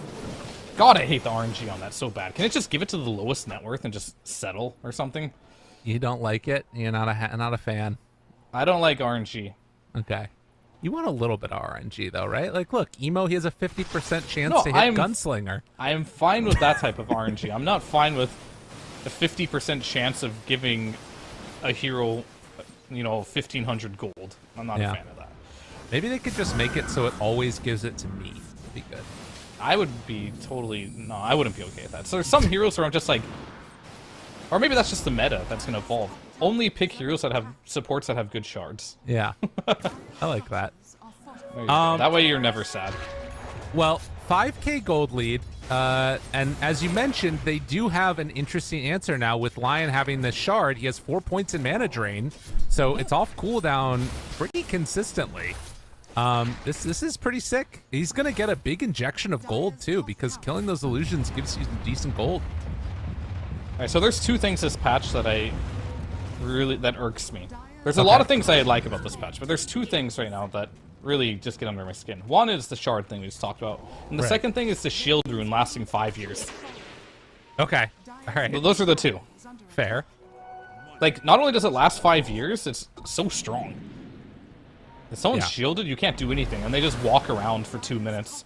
You just can't go on them, unless you can dispel it. Yeah.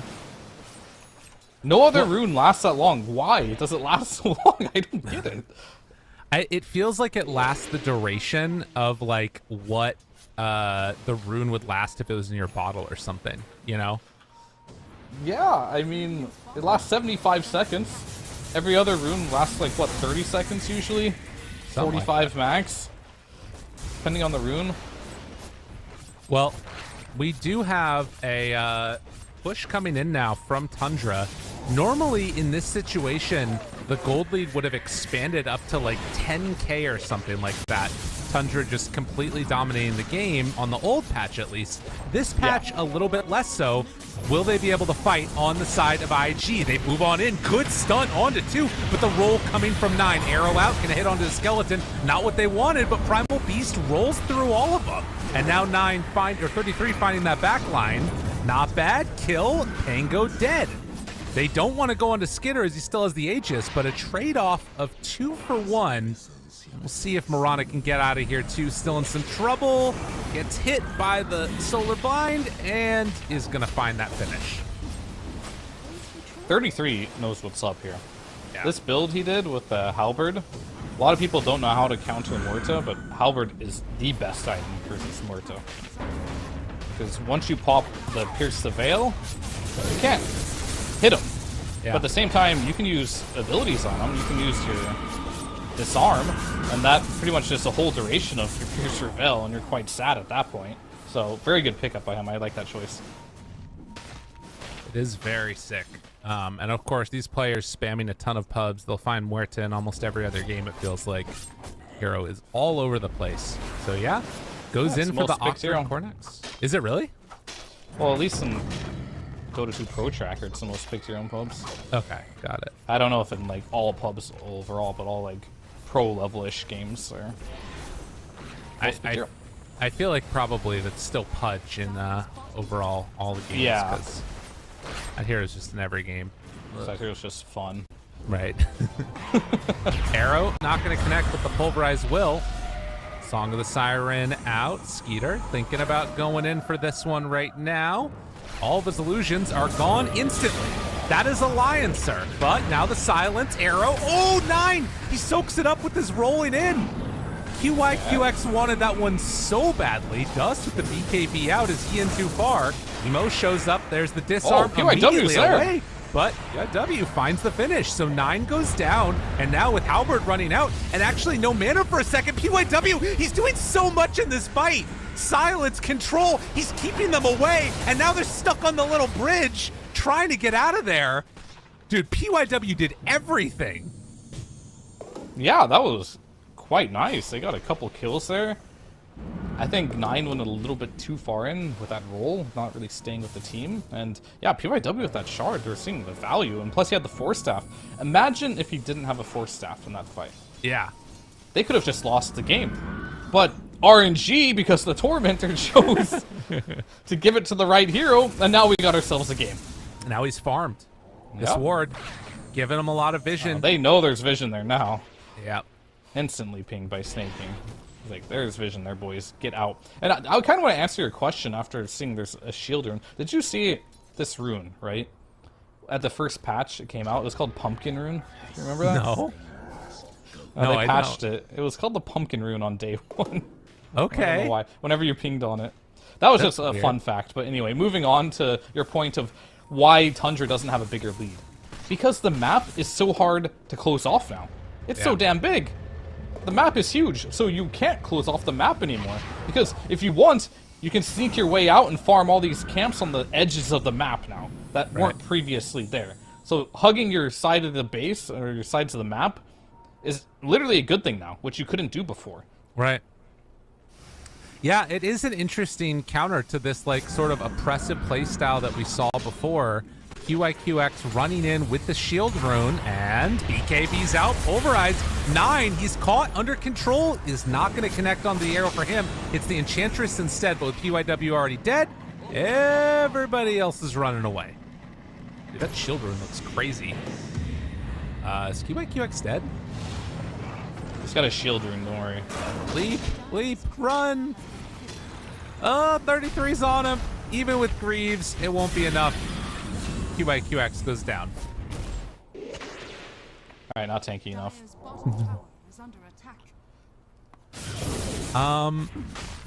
Okay. What the hell are we looking at now? Did I see that correctly as well? I feel like there's a bug right now, or am I missing something? Pulverize went through BKB, right? Yeah.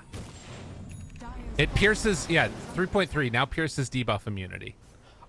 Oh, I see. It was part of the patch. Okay, Yeah. okay. Alright, my bad. I got nothing to say. Yeah, you're good. I mean, oh, look, he got a new token. What's he gonna choose? Don't misclick this time. Oh, Tier God. 3, Defiant Shell. This is good. Counterattacks. I don't know Come if on. is Is that the best one? I mean, it's a little tanky item. Yeah. I passive? very rarely like that. Passive? What is it? Reciprocity? Wait, what? That's the Oh, passive. yeah. That's the name of it. Reciprocity. Interesting. Yeah, I always like reading the names they give them, because no one ever does that. True. It always ends up being pretty funny. I guess he does have really high damage if they like hit him, and so just getting a random right click in there is pretty sick. As Coddle Ags is out, or Agnum Shard. Ooh, recall. Damn, that sounds sick. Yeah. All right, let's go back to how bad his items had to have been to get this one. When attacked, you counterattack. And 7 to all stats, 5er. That's pretty good stats. Yeah. But your other choices are things like Ogre Seal Totem, Cloak of Flames, Ceremonial Robe. Yeah. I don't know. It's okay. It's not bad. It's definitely not Orb of Destruction bad, but Right. But I think that was simply a misclick, right? Yeah, that's what it felt like to me. But I mean, he put it back in the stash and picked up his other neutral item. Yeah, that's not that confirmed it for me. Confidence. Okay, well, 14k gold lead as Tundra have managed to win a couple of fights. The fights that IG have won, they were able to get the Naga kill one time there. They were able to find a couple kills onto 9. As heading into this area, they're gonna de-ward. So IG should realize that there's heroes in this area. Naga illusions taken away. I'm just kind of looking at this game and as a whole, and I'm a little worried for Tundra right now. Really? I mean, yes and no. No in the fact that they're 15k gold, right? But at the same time, if one fight goes wrong for them, and the way they're itemizing, I would be worried. If Snaking's just going full auras. Ooh. You have the line to deal with the Naga, right? It's Skeeter's true. not going any damage. She just went a Hex into an Orchid. It could be scary. That's all I'm saying. Arrow comes out, 33. They remnant on in, not able to connect onto him. He has great vision right now, though. And Just all zoning of for Roche. IG. Yeah, they're going on in for it. IG though, with Ags on Dust, do they feel like they want to go in for this? You're gonna run out of Night Stalker ult soon, and it's daytime. For Yeah. another minute now. I think 33 went for the Octarine core here, so it'll be back in 50 seconds, but you got an opportunity as IG now. This has got to be one of the best opportunities for them, playing into a Night Stalker with daytime Roche. If it goes to nighttime, this is going to be Tundra's Aegis. So giving this one away right now, in a way it feels like they have to take this fight. A minute and a half to go before it comes out, but they can defend it kind of with Naga Siren. Jumps in, PYW stun immediately onto this Ench, gets the control onto her Hex. Do they have enough damage? The Song of the Siren is out, and she's away. You've still got another minute until Roche comes undone. The jump forward, tries to fight him. Got no sleep now. All the damage, the control is there, and Naga's starting to fall, but the roll-in coming from 9 isn't enough to keep her alive. No, she does have buyback, and to use it now. Dust TPing away immediately, but drop the remnant so he can come back into this fight. They have a minute left until nighttime, but second nighttime comes out now. Muerta under control, going to die 70 seconds with no buyback. Dust did not choose to come back into that fight, and that Aegis is going Tundra's way. It did cost them Naga buyback, so there's always that. And they used a bunch of spells, but they did kill Morta in the process of that. So they will get the Aegis, and I think the more important thing is, during this Aegis timing, it'll be nighttime. Right. So they're going to be able to move across the map quicker, because it is nighttime. Inherently, that's just what happens. But now they have an Aegis to boot on top of Skeeter here as well. But it feels like Skeeter isn't doing much damage in these fights. He's just kind of surviving and being tanky. And this is what I was like a little bit worried about as this game continues to go onward. I feel like a lot of their damage coming from these fights is honestly... I didn't check the fight recap, but it looks like Sox is doing a lot here as well as this Pango. Yeah. So maybe that's all you really need to do is just survive. Be tanky. Absorb spells, use your Hex, use your Orchid. Maybe that's why Skeeter's not building up for the Lucians, right? Because he knows they're just going to die Right. quickly in the fight, so that makes sense. Well, Pango Shard is a nice pickup for them as they steal away the Tormentor from the side of IG. So more gold going their direction. Did see Skeeter do a cool thing. He went through the portal, popped his illusions, and then went back through the portal. So he could try and that's control cool. two sides. Yeah, you theoretically could just sit on the portals as a Naga and farm both sidelines if you wanted to. Because the map is so big now, it's a bit harder to sit in mid lane, as they will end up finding... Getting his Dust. BKB off. Gets it off now. There was a recall used at the same time. They were camping his BKB, but won't be enough as that BK, or camping his remnant rather, but Dust manages to get away. Snake King has a gem now. Gonna just sweep across the map, kill all the vision. Am I seeing this right? Both teams don't really have any vision out. There's like one ward on the bottom twin gate. I mean, they have That's Naga it. illusions. Yeah. Don't buy wards. You got Naga illusions. You heard it here first. There it is. Popping Darkness to get a little bit of extra value out of this, maybe. I'm gonna tell my carry player that next time. I don't need to buy wards. You're playing Naga. Exactly. But stuck back in their base for IG. Level 20 on Emo. He gets that Gunslinger's chance up to 70% now. Still That is gets quite good. wrecked by the Halberd, but that's fine. Yeah. He just has to BKB. Or Right. just play a really long fight. Like, the last fight was perfect, right? They found their target, pop BKB, burst them. Unfortunately, Naga bought back. But that won't be the case for every fight, right? You're not always going to have that buyback available. But for now, Aegis is available, so I do believe taking it slow is a good idea. But how do you play the map in a position like this if you're IG? It's You really gotta get out there, right? Yeah, I mean, playing against Saksa too with the recall, it really becomes quite difficult, it feels, to sort of make anything happen in this game. And you can see the net worth. I mean, he's taken over both the Primal and the Lion at this stage on this Coddle. He is mega farmed. They have 4 cores on Tundra, basically. Yeah. That's a 20k net worth advantage for you right there. I'm still a little afraid for Tundra's team fighting, to be fair. Okay. And we saw that last fight, things can go badly. You do have the heroes to mitigate the net worth. And I'm mainly just looking at Naga, right? Like, look how much net worth is on this Naga. And if Lion presses 1 mana drain, maybe halves that net worth. Maybe not that extreme, but maybe takes 25% away because you are going for the Hex and Bloodthorn builds, so you're still useful without your Lucians. Oh, they saw that. They saw that Primal pushed BKB when he was TPing out. So they know no BKB on Primal. And Muerta, silenced. Hex onto Lion. Has that BKB, popped it, but still disarmed. Pierce the Veil, tries to do what damage she can, but I mean, that's BKB and ulti used on Muerta, and now back in onto the Primal. They know there's no BKB. Skitter, Song of the Siren is out. Lion does have buyback. Emo, or rather Dust, in on it with this Ember Spirit. Forces out a couple of abilities. PYW gonna deal with those illusions. Wait, didn't get it off in time. Oh no! You would have had magic immunity, or debuff immunity, whatever the hell it's called, but it is not going to happen. And now Tundra continue to just run amok here. Disarm onto Muerta by 33, and then the run through for the kill. And now the buildings are going to start to fall as Tundra in dominant position right here.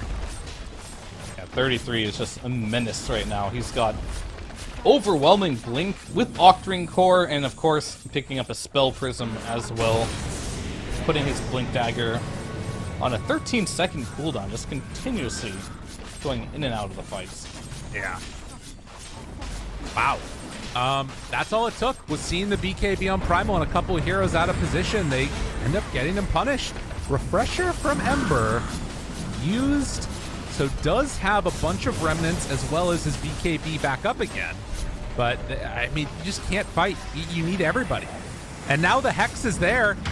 Almost have another one done, but the stun rolls through. They find Muerta again. She does have BKB. Popping it a little bit late. Does finally get it off, but they just walk away. And IG, no answers. Tundra, they're too good.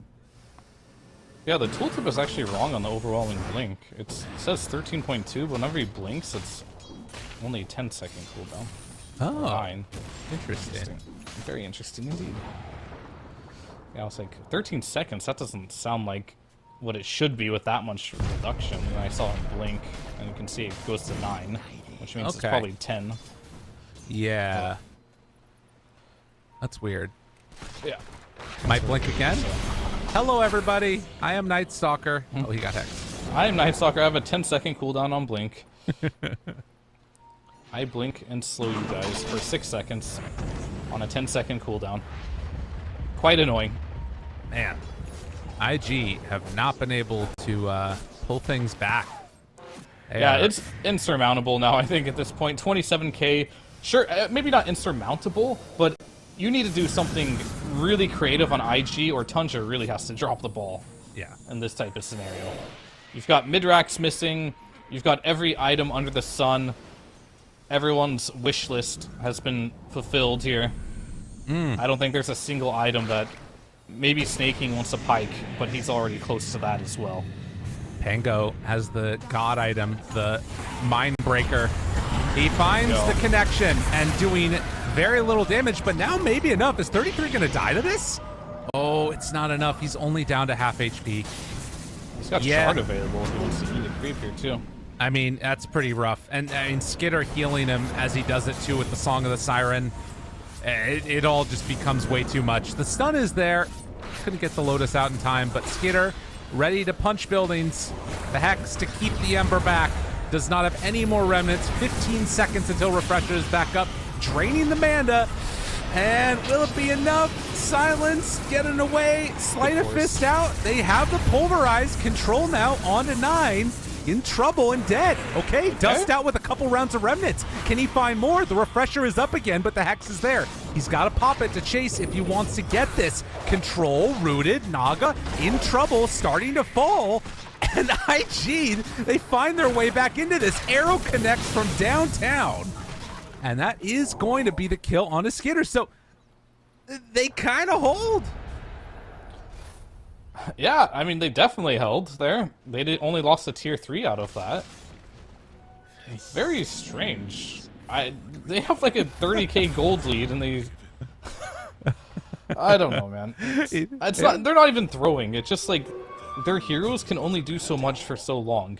That's just really what it comes down to. Maybe 9 was a bit too deep there, but they don't have any burst. They have to take the really long fights, and if they get out of position just a little bit, then they're into big trouble, because IG's heroes are really good at bursting with the Morta and the Lion there, so quite nice.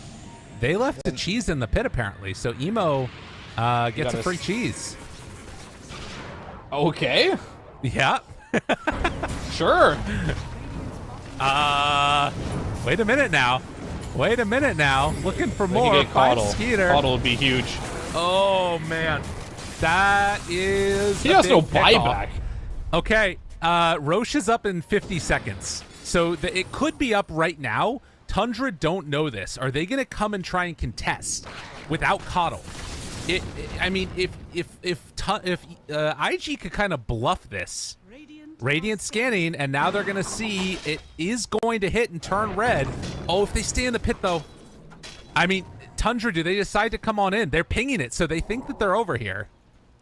They can't do anything about it. There's no way, right? They just need to show not all the heroes on the lane. Okay, they QY, cancel the TP. QX, one of my favorite names all time. He's doing the MVP move, doing God's work, sitting in the pit. Yeah. Come on, 10 more seconds, buddy. Patience. I know it's hard. I know you're a gamer. You want to click around somewhere, but just AFK. That's all your team needs right now. Dust farming up in the base, keeping them off of it, and it looks like it is up. So they're going to come back and take this. Oh my god, and this is... Oh, wait a minute, but they only have 4 seconds. Oh no, it's nighttime now. They gotta... Yeah. Roche is going. He's piecing out. Oh Can god, you stun him? oh god, oh god. Cancel that TP. Oh god, oh god, all of Tundra's coming they're all through, going, but they're Tundra's waiting. Here. Tundra's here. Oh, what a blink. They turn, they get him. The pulverized Nine, he's dead. Nine's oh, dead. God. He's out of there. And now Skinner in the area wanting to do what they can. Can they control Muerta? They're doing some good damage. The blinding light, the pushback, disarm, but still living. Where's the detection? They get the dust out a second too late, but they still have the damage. Skinner, BKB, 9 in on them, and now in trouble. They don't have buyback on Muerta. And IG, oh god, the nighttime switch. That's so crazy. That is so crazy. It instantly matters. And now, Tundra, they're going to try and run in and end this game maybe. IG, can they survive long enough? They don't have buyback on Muerta. She needs 800 gold. Can you stun Roche while he's channeling the teleport? I don't know. I think so. They should have canceled his port and just had Muerta kill Roche while he's trying to port in. Oh, yeah, that would have been interesting. I mean, I don't even know if you can. It might be uninterruptible. But if you could, that would have been sick. The Tundra would have been sitting there. Why is Roche not coming, guys? Because they could have chain stunned him with their heroes. Lion, Mirana. I'm talking about all the wrong things here, but that fight was pretty interesting as well. This Pulverize against Pango is starting to become a very big problem. Like, he had to buy back, right? Hello. All good, you're back. Yeah, I didn't miss much. I was just talking anyway. I didn't even notice you were gone until you said hello. You could have played it off cool. Oh. Oh, okay, perfect. We got a slight disconnection from Lyrical. He'll be back in a second. But moving on for this game, I wonder what items Dust is going to build. He did have a Radiance queued up, but he switched from that, going into a Maelstrom instead. Also another approach you can use for Sanaga. As Skeeter's attempting to solo kill the Tormentor here. Okay. Needed help with snaking. But they got a shard for the Enchantress. Okay. There you go. Little friends. Little friends. I mean, it's buffed. Right. It also, you get 2 creeps you can enchant now. So it's nice. You can split push like crazy. And you get the little friends, which this ability is absolutely terrible this patch because nobody picks Sue. Oh, sad. But you get 2 charges of enchant. Not charges, but you get 2 creeps. Oh, PYW, don't die. Oh? Oh, Naga's here. Oh, was it worth it? They have BKB, they have Satanic on Muerta. Of course. Oh, you can... I forgot. He's fine. They're out of there. No, they're not. They're very much not out of there. Defender's gate. Get in the gate, boys. Go through the gate. Is Dusk going to be able to escape? Wait, you can go through there? You can. It's dumb. You can't walk through it, but you can force staff through it. You can do a ton of things through see. it. It's like a cliff, basically. Gotcha. Those illusions are stuck there.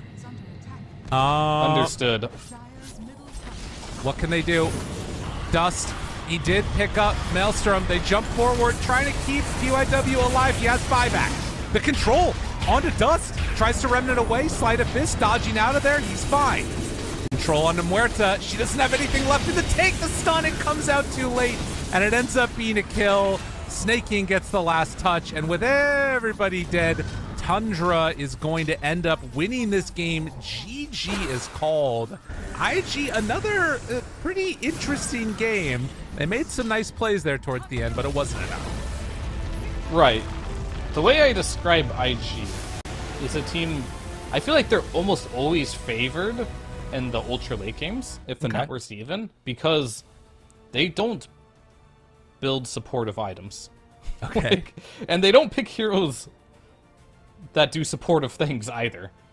They're just like all killers. They all itemize for their heroes. Sure, they build force staffs like every support would, but they don't build like these drums or boots of bearing or solar crest, greaves. They don't build these items. Right. Or they're playing against teams that are buying a lot of these items. And it feels like this is why they're not winning the mid game. They're always behind for this reason. And it's the same reason why I always feel like in the late game, if they can make it there, they have an advantage because they're just playing straight for the late game. Fair. But unfortunately for them, they're not able to like deal with the discrepancy in gold that's happening in that time. So their strategy, it makes sense, I get it, but it's just not working. They just can't get there. Maybe it's time to start picking some of the old patch stuff because it's still good. Build a couple more auras, build some utility. Not everyone has to play like a carry and build so selfishly. I mean, I hear what you're saying. The one thing is that when you say do some old patch stuff, this is what they did on the old patch also, which is why they lost a lot of games. Right. But then they won some too. I hear what you mean. And I think the one thing about this IG team that is very interesting and I like, and I actually like, when people say interesting, they usually mean this garbage, but I don't want to say that.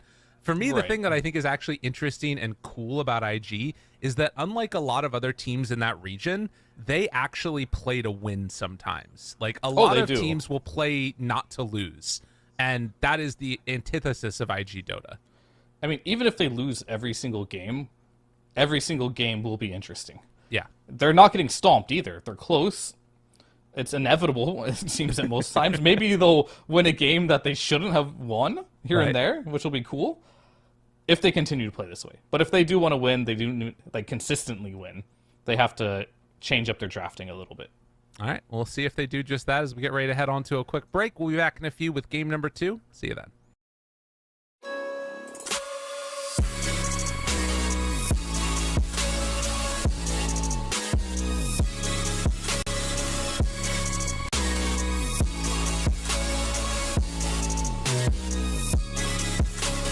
You love it, you wear it. What's your style? Get your merch at shop.eslgaming.com.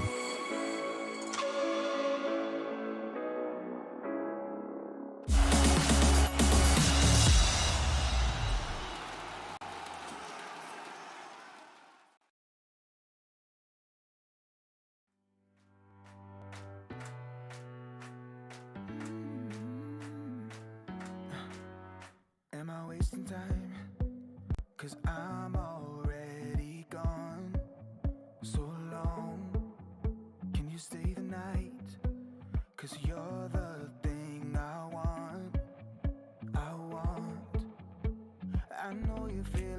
different when you're stressed out. But even with no makeup, you still stand out. Cause no one makes me feel the way you do now. Like you do now. The way that you move your body, you make it look like a hobby. Every time that you touch me, it's electricity. Things we discovered underneath last night's covers. Everything came so easy. It's electricity.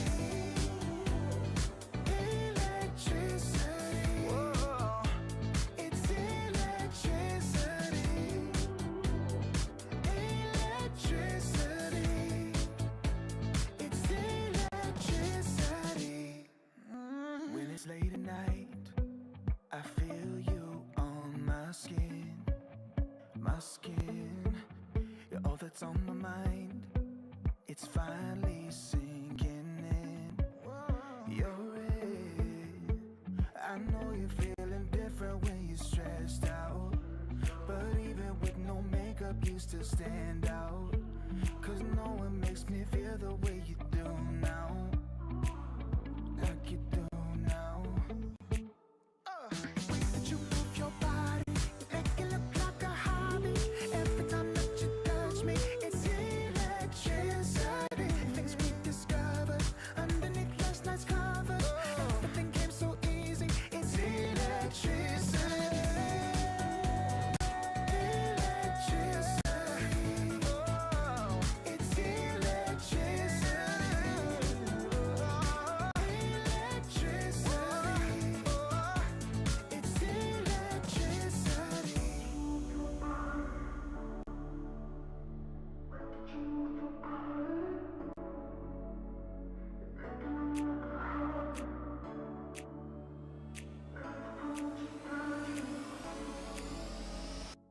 You move your body, you make it look like a hobby.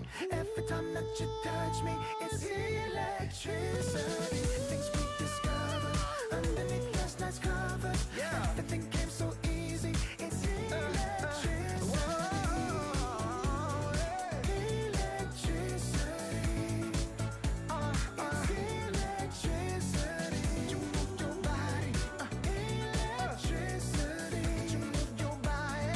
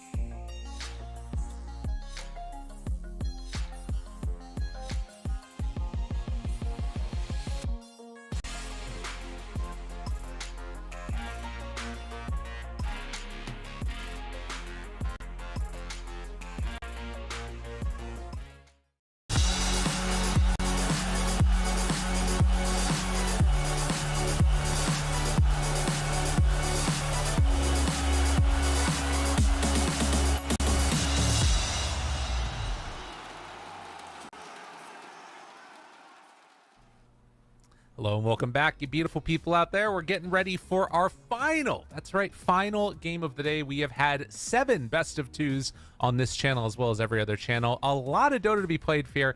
Did you get to watch any of the early games at all, by the way? I did not catch them. I'm gonna didn't either. after this. I'm gonna catch. I mean, they're just 3 o'clock in the morning for us, right? So normally I watch the replays after I do the casting to check those out. Yeah. I want to check out because I saw a Whisper Darkseer game. I want to go see that, but I'll probably play some more Dota later. Regardless, we've got a super solid one. It is going to be game number 2, IG versus Tundra. Thoughts about sort of what we've seen so far? Are you anticipating more craziness coming out from IG? Do you think that Emo is going to, tilt pick a Storm first phase again, potentially? I hope so. I hope he does something extremely crazy, because it's entertaining to watch. Honestly, last game was not that crazy by them. Right. It was pretty standard. It's just they were losing pretty badly, and they made some moves to try and win the game, which I really respected. You mentioned that as well, that sometimes when they're losing, they'll try to play to win, and maybe it'll expedite their loss, but at least they gave themselves a shot to try and win the game, and I really liked that. Sure. No, totally. It's good to see that when that happens. We do already have a draft, so let's hop right on into it now, because it does look like there's going to be a couple of changes that come out. This time, IG are going to have the first pick overall, and because of that, Tundra, they decide to ban out the Enchantress and then Doom Beastmaster. We'll see if a Chen makes it through the pool. Chen did get nerfed, though. That is something that I did see. So, as you mentioned, this patch rolled out, was it just yesterday, right? Yeah. So, even if you scrimmed a lot, it's kind of hard to be like, this hero got a nerf, let's not play it. All of a sudden. And yeah, the nerf was, he got a strength reduction, 25 to 23. And then the bonus attack speed went down by 5 attack speed at level 1. And then overall 20 attack speed on max level. So it's actually quite substantial, the nerf to Penitence and his HP on Chen. So still deemed as a strong hero. We saw the first series as well. Rebellion versus IG. They would not let Chen or Inch through. Tundra doing the same. They're not first pick, so they're not going to leave Inch or Chen in the pool. So the meta is almost clearly defined, I want to say, as far as Chen, Inch are heroes that people just don't want it in the pool. Right. And then instead they decide to take out the IO, and Tundra, they're going to steal away the Storm Spirit. So not wanting to give him that combo, and guess what it is? It's going to be another mana battery. I like this one a lot better than the Pugno. We saw the Pugno one. It's official, I'm a Pugno support hater. Okay. I've been on the fence for a long time, but I'm hopping over it now. I never see this hero win. It's garbage. Stop picking it. Thank you. Coddle, though, this hero, I've been impressed with it. With the new changes. Like, the ultimate has Solar Bind now. It's stronger than it was before. But it is linked to an ultimate, of course. Now, Blinding Light is a basic ability. So it's very interesting now. And most people just don't level Blinding Light now. And you're just like, oh, cool. I didn't want to level that third ability anyway. I wanted to level my nuke and my mana, right? That's like every Coddle's dream. But you had to get Solar Bind. It was so good. Now it's built into your ultimate, so now you can just do a normal build. I think that's a big reason why Tundra see this hero and potentially want to pick it up more. Okay. Well, I think that feels like a pretty good answer, and it fits their playstyle well. We saw Soxa get crazy farmed on it. It does lead us into a new answer for IG. They're going to take the Nyx Assassin. They took a long time with this pick, burning through a little bit of reserve time after the Storm was stolen away from them. Seems like a good answer. Yeah, this is a classic versus Coddle. You can Carapace back the Illuminate, that's the name of it, and Storm. Both these heroes take a lot of damage from Mind Flare. Lots and lots of damage. Only problem I've seen with Nyx so far is, how do you get him to the stage of the game where he's scary? You need a lot of levels, and it feels like your laning's weak too. So how do you combat that? That's going to be like IG's task here in the drafting stage. So get Nyx and Io into the game, as both these heroes don't do a lot by themselves. Well, actually, Nyx does a lot by himself, Io doesn't. But they need levels, and they need someone to play with, and they need a good laning stage. Right. Yeah, that is the big issue, and we'll see if they can do that. Now, is there any chance that we see the elusive Nyx core? Probably. There's always a chance.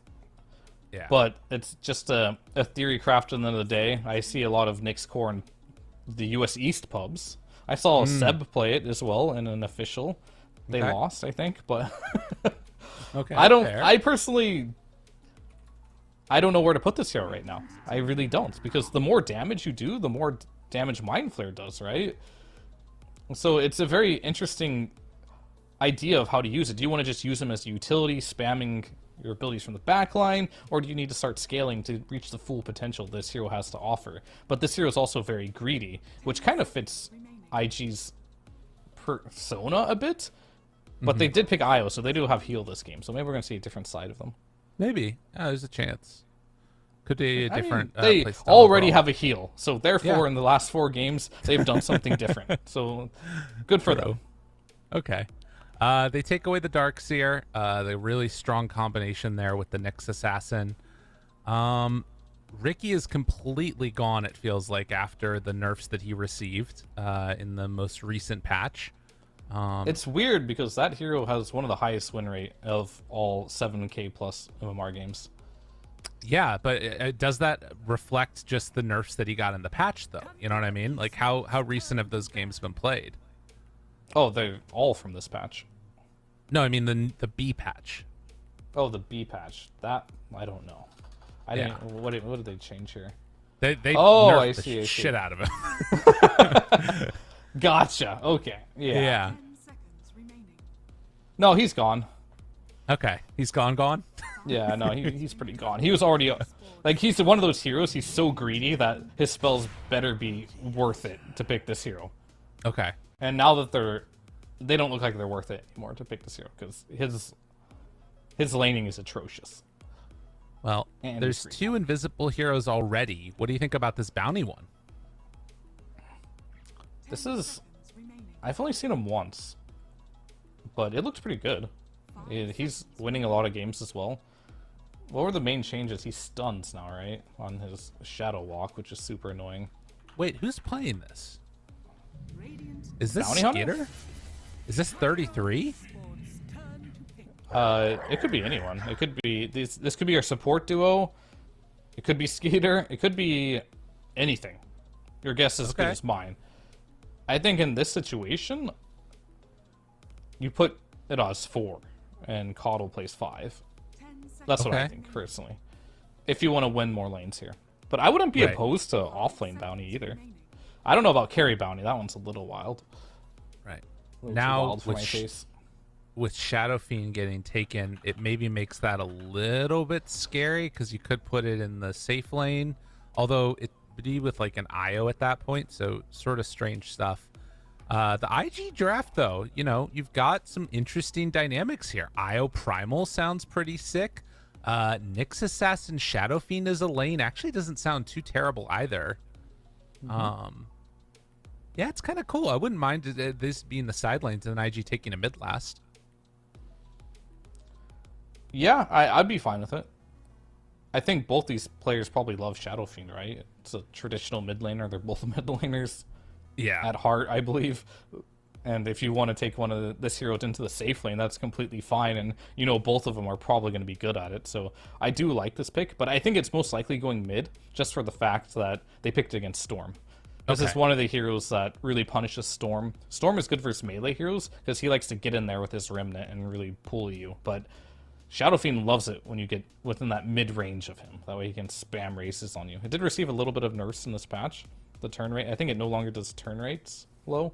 Yeah. So that helps, but it still is going to slow you, and it's not the biggest issue. The biggest issue is you take a lot of damage whenever you want to CS. Yeah, that lane could become a big problem for him. They are going to take the TB now, so the dreams of Skeeter Bounty Hunter are dead.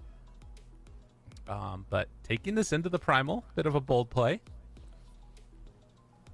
I don't know if I mind the Primal that much, but what is it good against? It's good versus Nyx because you get to push lanes out without showing your hero. Like, we call it like shadow pushing. So he can farm safely deep in his jungle while still getting net worth by pushing the lanes out, which is really nice to do. Shadow Fiend hates this matchup. Terrorblade just has so much damage, and Shadow Fiend has no mobility, right? So you just get on top of him and kill him really quickly. But Primal does have some tools against the Terrorblade. Not enough to make TB feel like he can't play the game, I would say. So Right. I think it was a good enough reason to play against Nyx, IO, and SF that TB was good enough for them. Okay. I mean, the Primal is a little better now against Terrorblade because he has that Pierce's debuff immunity for his ulti. Yeah. So maybe you can sort of combo that with the last little bit of damage to make sure that Terrorblade doesn't get a Sunder off or what have you. But the PL banned out, as well as the Tidehunter, looking for the last IG hero, either safe or mid, depending upon which way they want to run this. Or they could pick an offlaner if they wanted to. Run Primal mid. Who the hell knows? That is possible. Probably not. If they want to do that. But I believe they want to carry, because I think Shadow Fiend, as I mentioned, he has this purpose in this game. He wants to bully Storm in the mid lane. I don't see why else they would pick it there. Primal Beast kind of is like locked in on either position 4 or 3, depending if they want to be really spicy and put Nyx off lane, which I don't think is a good idea for TB. And yeah, I guess that leaves you with Nyx 5? Is that what they're gonna do? Okay. There's no way Nyx and Primal can lane versus TB, can they? That sounds like a terrible lane. It sounds horrific. I would rather see them pick like a Drow last. Lane it with Okay. Nyx. Play versus TB. Burst through his armor. That is a hero that both Emo and Dust play. Yeah, let's see. What did they change about Drow Ranger? They gave her the Glacier Shard. Which has And the your bonus Ags. buff that's not listed in the changelog, where you get an extra hit on your multi-shots. Yeah. I don't know how beneficial the Glacier is going to be against Bounty Hunter and Storm, but... I think you get True Strike from it, too. From what? The Glacier? If you're on the Glacier, I think you do. Huh, maybe. I wasn't sure.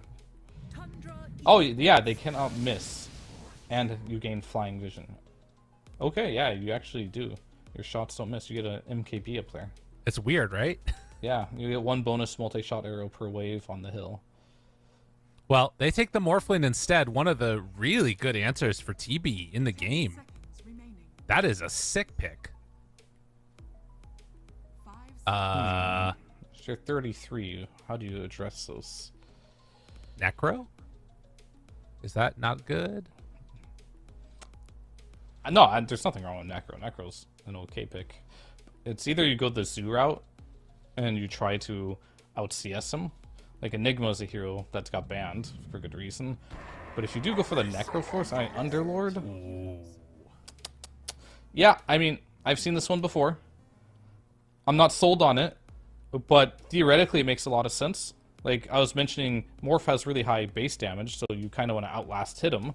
So therefore, you oftentimes will pick heroes like the Zoo that gives you bonus damage, Nature's Prophet, Enigma, make Morph's life hard, because harassing Morph is very difficult.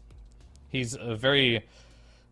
He just switches to strength, right? He just heals up, right? And killing him feels almost hopeless. So he's going the Underlord route. You get a lot of bonus damage when the creeps die. You get last hits. And you also remove a lot of Morphling's high attributes.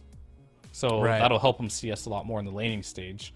But I've seen this matchup get pretty hard for the Underlord if 1 or 2 things go wrong. But it's 33. He barely has rough laning stages. It seems like he puts a lot of emphasis on his laning stage. And more so being, what's the right word, greedy, making sure he can keep farming throughout the game. Yeah. Well, this is definitely a map that's built for that.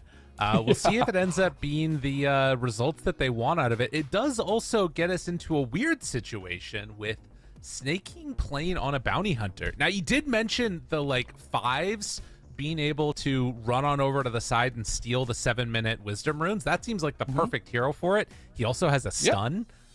So that part of it sounds pretty perfect. cool. We'll see if it works, though, in the lane itself.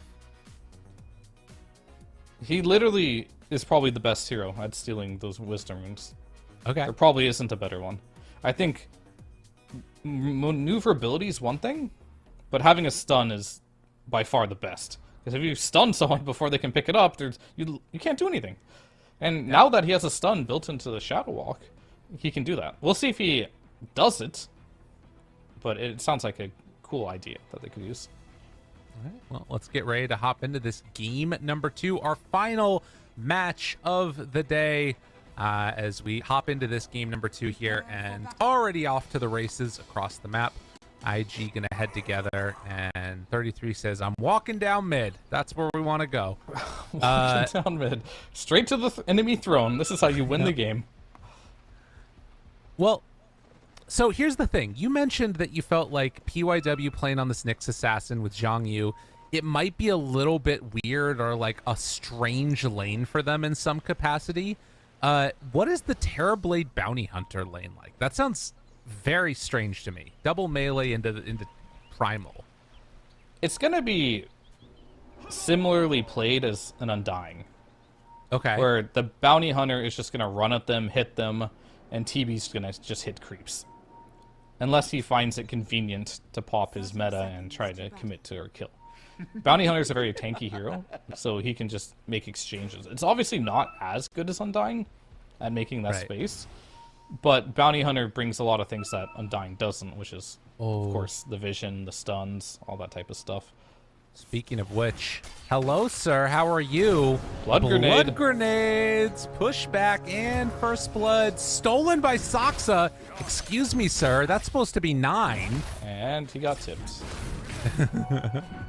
Meanwhile, Skitter able to outclick Zhang Yu. Very frustrating. And look at that ward that was placed down, too, by Tundra. That is a super sneaky first ward that they placed over on mid, just scouting everything out over there. I like that a lot. Yeah, no, it's pretty good. Oh, they're killing the range creep first there. Very cute move. Okay. Give them a little bit of advantage there on the equilibrium. Dust trying to zone back 9 a bit here, but he gets the deny right in his face. Will get hit by a third raise, and oh my god, he's going in for the finish. Solo kill Dust at 40 seconds. Nice deny, bro. Way to go, nerd. Yeah, this is the matchup. It's hard for Storm. You have to get in there to drop your remnants, right? Then all of a sudden, you've got 3 stacks of raises on you. What are you going to do? You're just going to die. That's what's going to happen here. But what I'm going to keep a close eye on, personally speaking, is the Caudal 4. Okay. Because they made it so Blinding Light level 1 does 100 damage, which is a lot. You can secure every range creep with that, and I want to see what he builds into after that. If he's just going straight into the... I think Blinding Light's a value point, just for the laning stage. So you want to see if he tries to spam more of it to try and like help out, denying out Emo's CS and stuff like that? I just want to see him secure range creeps with it and see if he only puts 1 point in it. That's okay. Okay. Fair. Should also mention that, again, there is the swap up coming out. Emo this time playing on the Morph lane. Ends up getting denied by 33 even after committing the adaptive strike. Super annoying lane for him. That crazy high damage from 33. Well, up top, Zhang Yu forced back with the Metamorphosis pop. You can see how much damage Snaking getting that stun out there does to him. And 9, not able to lane. Yeah, this is the theory craft we're talking about with the Underlord. It's going really well for him now. He's got like, what, 88 damage right here compared to Morphling's 61. So Morph is not going to be able to see us in this lane. And this is not what Morphling likes. Morphling likes to control the lanes by himself and make sure you don't get any CS itself. So it's working out really well for him. I mean, the one lane that definitely is going well, though, is Dust back mid. As you can see, Primal struggling up top. It has been up to him to try and keep this 9 Storm down a bit, and he's been doing an okay job of it. Yeah, I mean, he's crushing mid. He's got 1 kill on it. Unfortunately, it was not first blood, so that won't help him. But 9 is sitting here at level 3, and he can't really lane. Every time he comes up, he might give up on it soon. He might just be like, I'm just going to go hit jungle creeps. Because that probably is more efficient at this point. And this is a beatdown. This is the way this lane should go. Yeah. I watched a lot of NA DPC games, and people have tried this matchup, and unfortunately, the region is just so stacked that, you know, some Abed on Storm is just beating SF Submit. It gets crazy, but it is silly. But the thing is, I like seeing this matchup because when I'm on panel, I was just like, you know, for sure SF's going to crush this lane and all of a sudden it loses. But this is how it should be. Maybe not this bad, but this is a very difficult lane for the Storm. As you see, 9 can no longer even go back to this mid lane. QIQX does manage to, or doesn't manage to come on in and deny out that rune though, and now with Snake King nearby, oh my god, is 9 gonna get a roaming Storm Spirit kill out of mid? Skinner takes it! Dude, look at your Storm!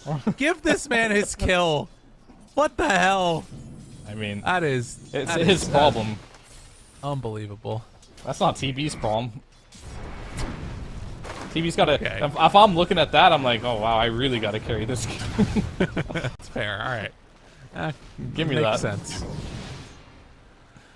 Oh, 1,000 gold lead for Tundra in spite of 9 not having a game. Caudle actually might pass him up pretty soon here in terms of net worth, honestly, as he is getting zoned out completely. Look at PYW. PYW just stole both of his creeps.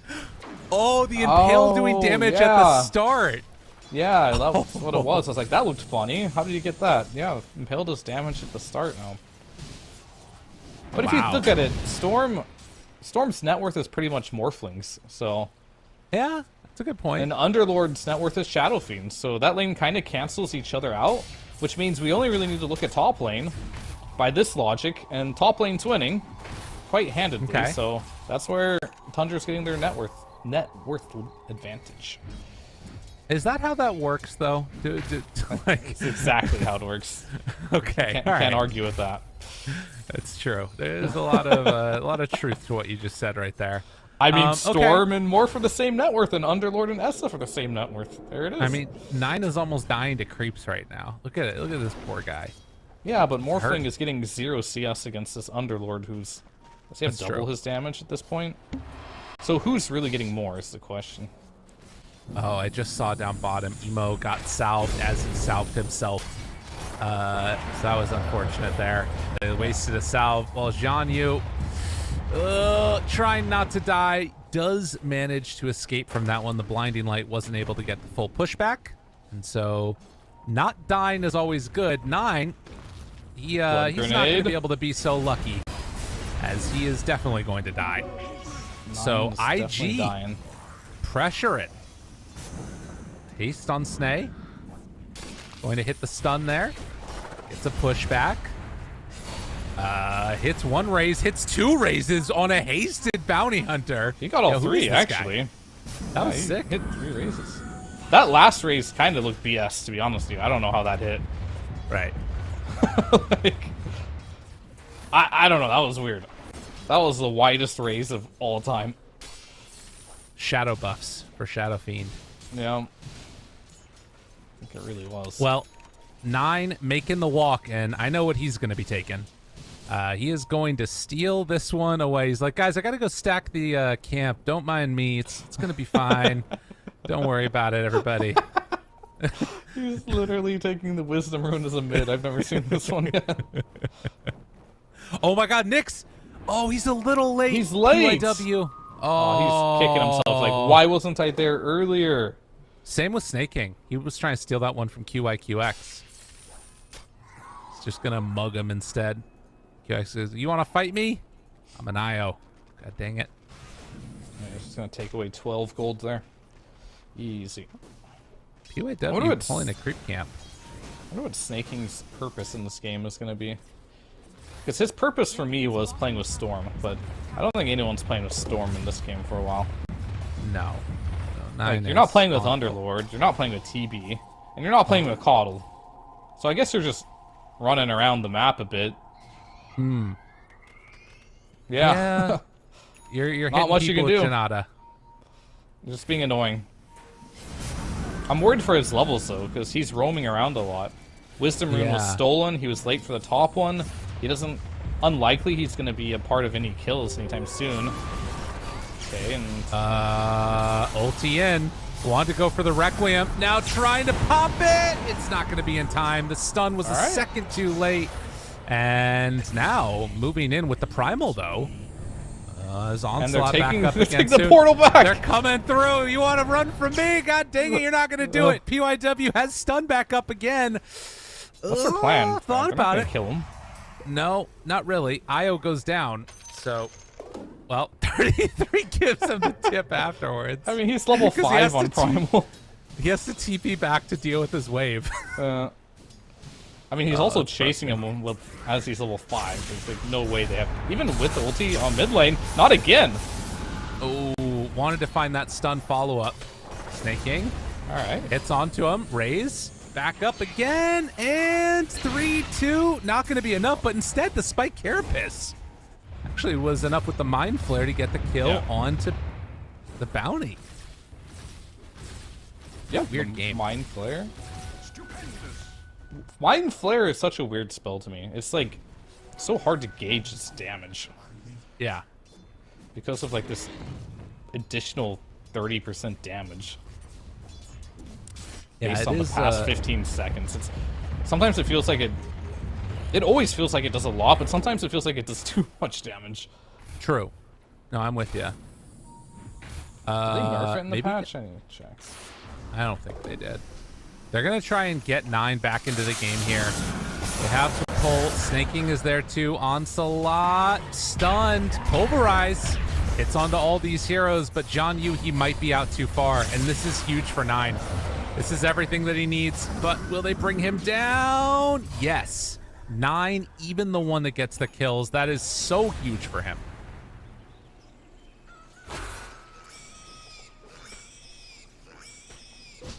All right, yeah. Big kills going across the board here. I mean, 9's only job in this game is pretty much just to vortex people. Yeah. He's not going to do much more than that. And you see he's going for an Orchid build instead of going for a Witchblade, which I think I do like a lot in this game because he's just playing for more utility. He's going to be like that one jump, and that one jump has to do a lot. He is playing versus a Nyx Assassin as well, too, so we saw Abed played earlier. He went for the Hex build, but that was like a luxury Storm game, right? Just completely off the rails with farm. End up buying that, but having something... The Emo Storm? The Emo one was the Midas and the Shards. Yeah, what would you call that? Not luxury. That one is just crazy. Okay, all right. Just wild. A wild storm. I mean, rare I guess storm. it doesn't get much more luxurious than that, I suppose. Yeah. Building a Midas, so that's beyond luxury. That's like steakhouse luxury. Steakhouse. I like that. Well, Snaking is sort of sticking around Dust. 9 is pretty far away to make a jump happen. I think Dust just spotted him. Most likely. I think Snaking's just doing what he can to get experience, and yeah. At this point, it's just taking away experience from the Shadow Fiend. And mid lane, big jump in, finds him, instead. Kills him. All right, killing spree. This is what 9 needs to do, and Soxa gonna give him a little bit of mana for his troubles, right? Yeah, and IG, they're not really able to make those moves until Nyx gets 6, which is why they tried to give him the mid lane, and now the roll through does get off the Requiem to try and buy a little bit of extra space and doing damage now on the 33.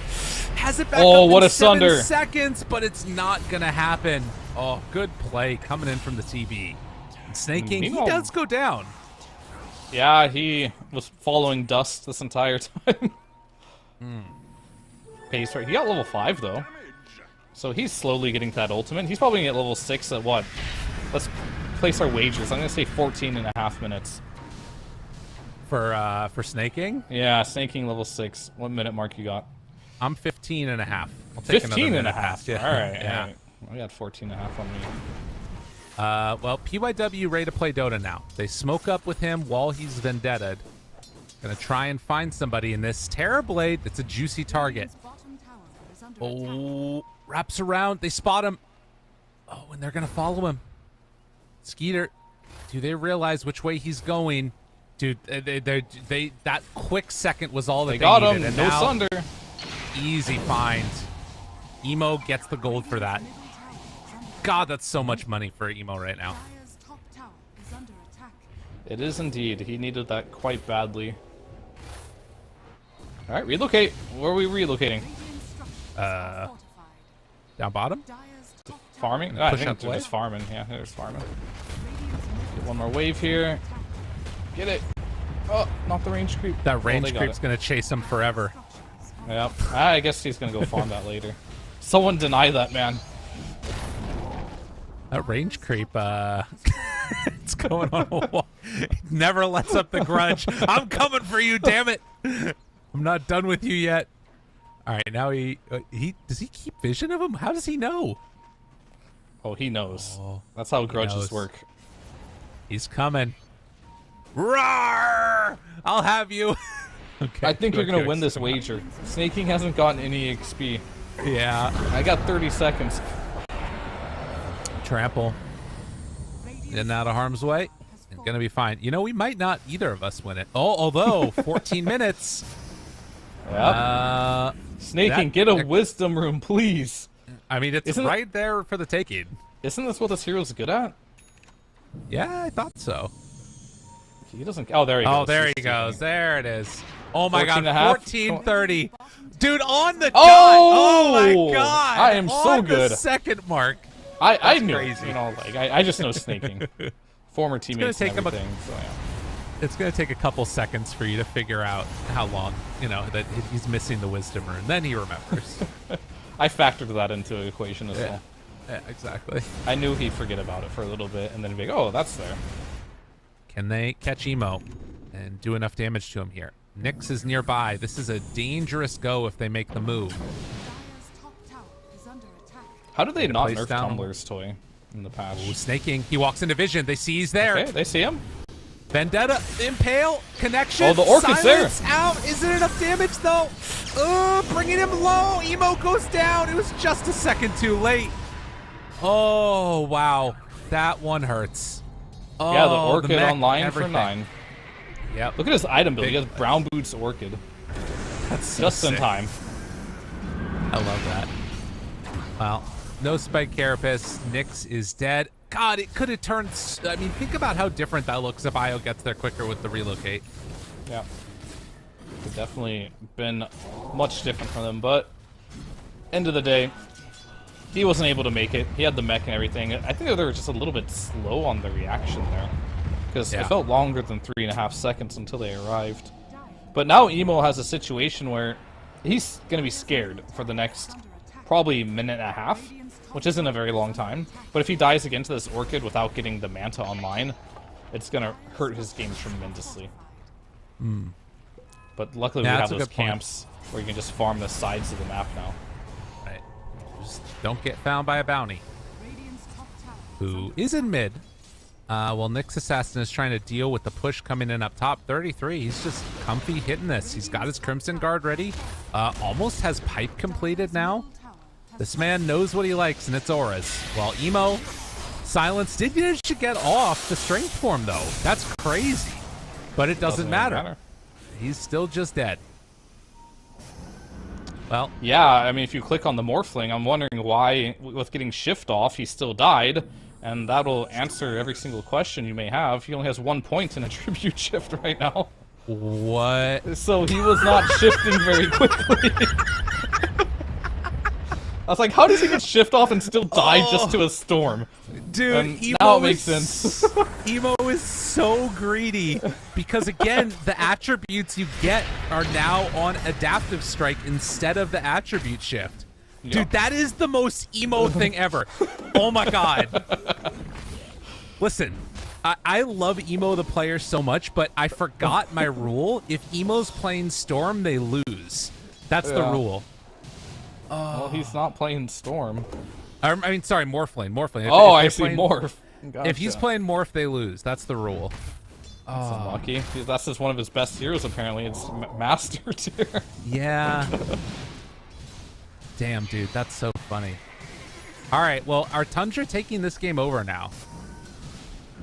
They've been taking it over for a while now. Okay.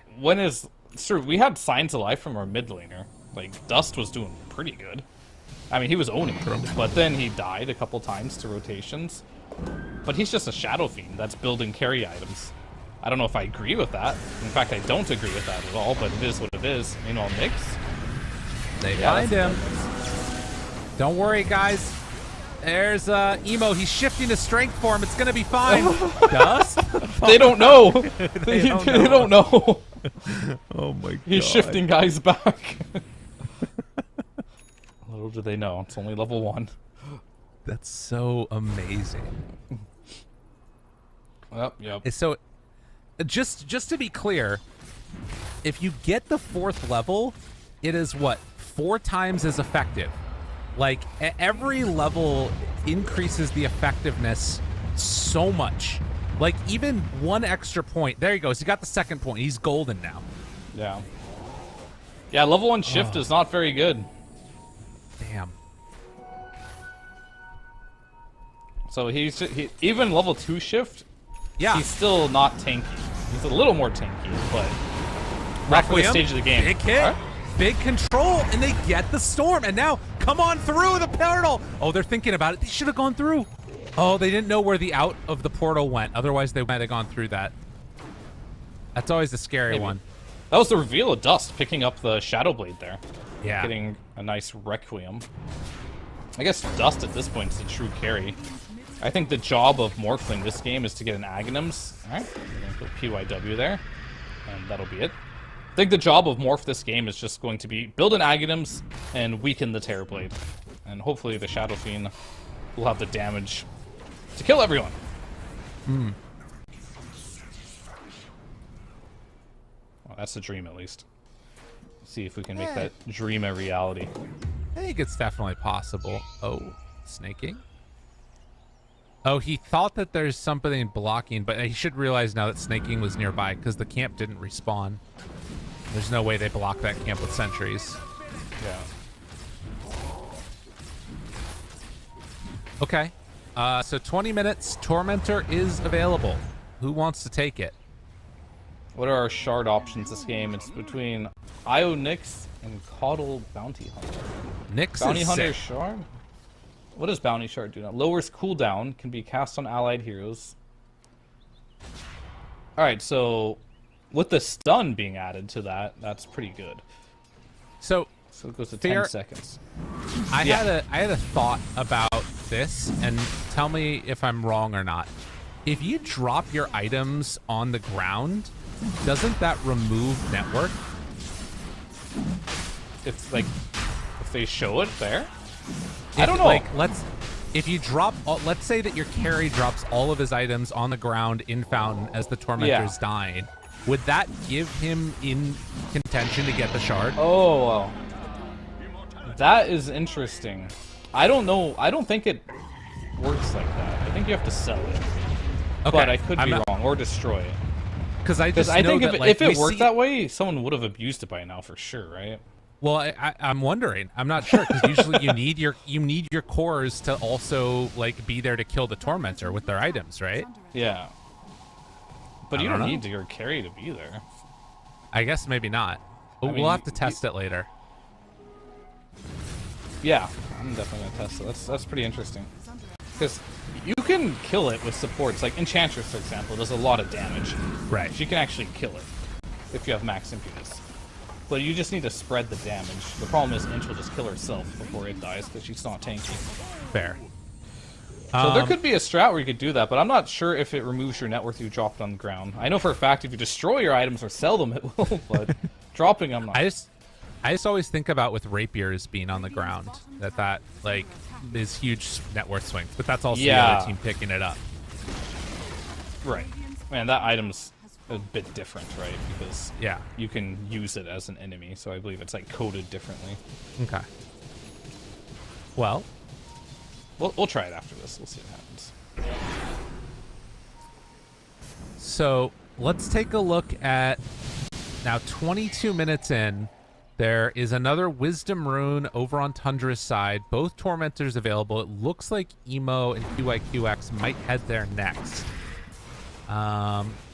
But yeah, 7k gold lead for Tundra, still feeling very much in control of this with the pipe and the Crimson Guard done on Underlord. What's that next item he's got coming out? Is it Halberd? Oh, wait a minute. Found and killed PYW. Again, dead. Yeah, he just finished a full halberd, yeah. Okay. Tormentors suck, honestly. Like, they're so good, but yet they suck. Because you have to bring all your team back to your side of the map, and you lose all map control to do them. Okay. And that kind of sucks, right? So if you're doing a Tormentor... But it also sucks if the other team steals your Tormentor. What a weird objective, the more I think about it. Emo? Well, he's got 4 points in the shift now, but there's a Vessel. And I'll relocate. Keeps him alive. Now, are they going to come and try and fight this? It looks like the answer is yes. Okay. Axe is online for the morph. It could weaken the TV a lot. And ready to go in on this one. Stun is out. Connects now on to Storm. Dead. That's Aegis down. Dusk getting ready. Gonna pop that ultimate right on top. Does he time it right? He does. The fear is there, and 9 is gone. Okay. And Tundra from behind. He's coming in. Far. Wants to make that move. Emo waiting. Has that Aghanims. Takes it over. But the Lincolns. Oh, the Lincolns. He didn't know. Oh, no. Emo. They needed something to break the Lincolns and could not get the morph on him. Nope. Not able to get that. Skater's just so far. I mean, this is the problem with the Tormentor. You don't want to come back to your side of the map to do it. But now Storm's got a shard because the shard is already available for... Wait, how did Storm get it? I'm confused. Oh, wait a minute. Did they do it? Did they do the thing? Did they drop their net worth? Storm was dead. How could he... Did he? I wish... I can't go back, can I? I have to go back and see it. Wait, why did Storm get it? He's not one of the bottom 2 net worths. I wonder if he did something with his items to make it not count. Did he drop them on the ground? Dude, if I called that right as they doing it, holy shit. We'll have to figure that one out. Either something we're not understanding. Oh, no. You know what happened? He got the net worth, so that put him ahead of the Coddle now. He was bottom 2 net worth. Oh, that totally makes sense. Yeah. Yeah. We're dumb. That's what happened. So, yeah, he was bottom 2 net worth until Okay. Yeah. Stun is out. That was so obvious get it bottom hurts. 2 again. 9 chased. No, he's away. It's okay. This is the NA math that everybody was hoping for. Yeah. NA logic. There it is. Oh, PYW. Going through the gate. That second. Oh, it wasn't enough. And now he TP's out.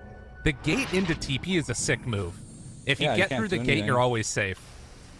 Oh, unless the other guy is channeling at the same time as you. Yeah. That's the only part you'd have to be careful for. But yeah, if you start your channel before anyone else, you can just get out now, guaranteed. Yeah. All right. Well, 27 minutes coming up. Next round of neutrals soon to be there. And Tundra, after having bullied their way across the map, are still pressuring in all 3 lanes simultaneously. That has to be kind of shaming, though, right? If you're in a game, you don't really know net worths while you're in game for teams, right? Yeah, exactly. And then you kill the Tormentor, and it goes to your mid laner.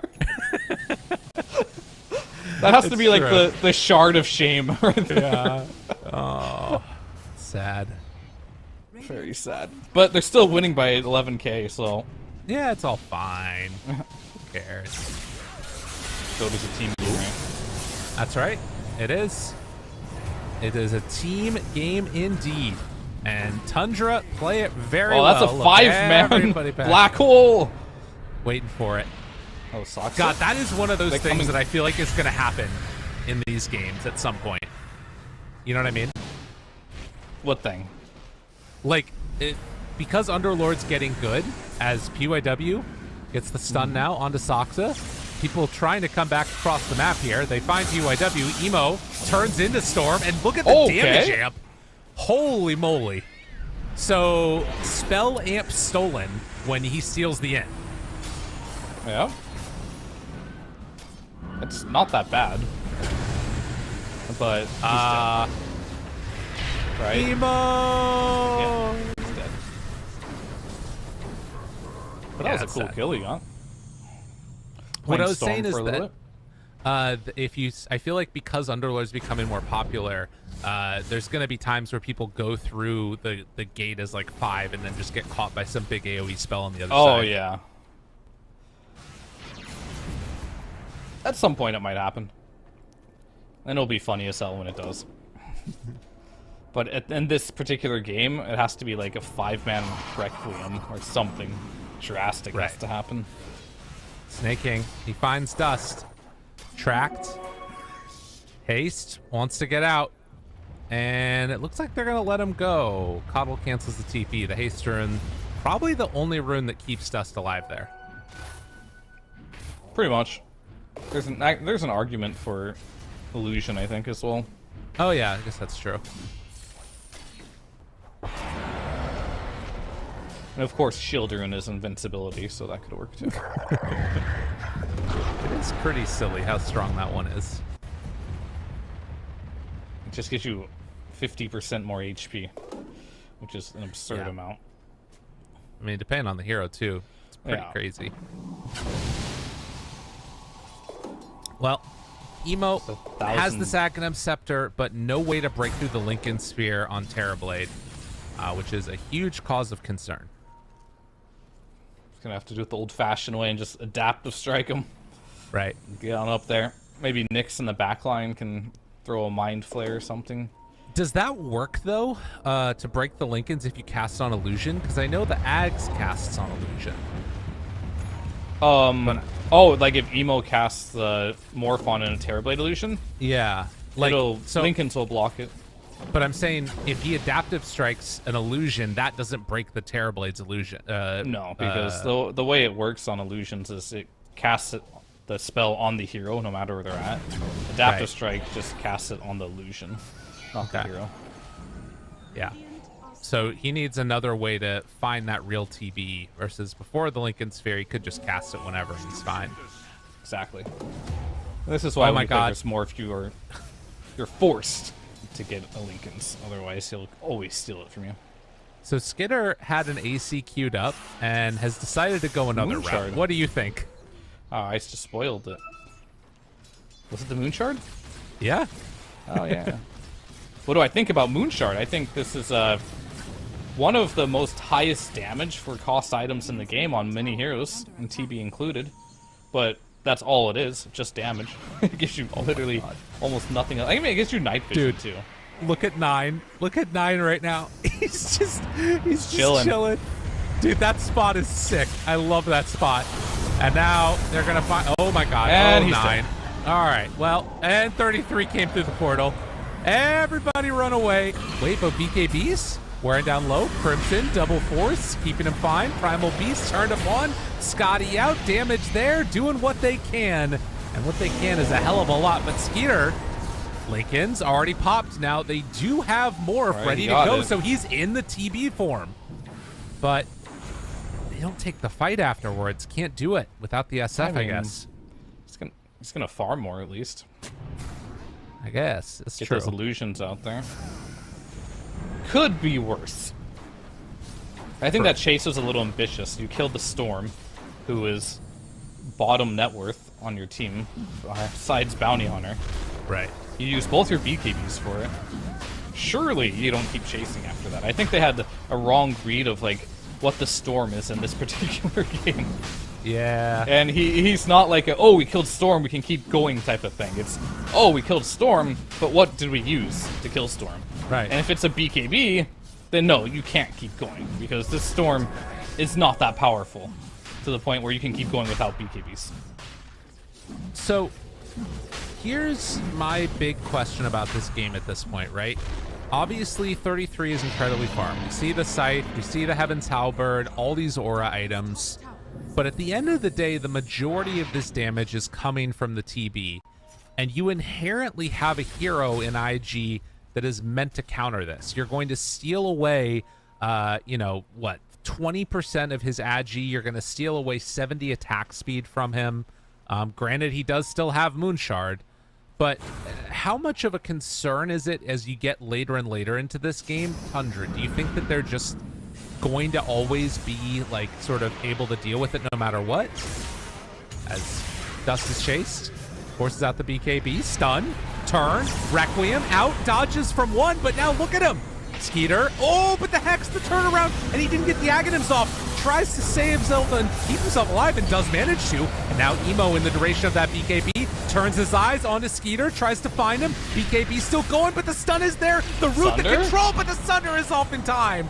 Where is the morph? Does he have the damage that he needs? He's chasing 9. Can't find the right hero.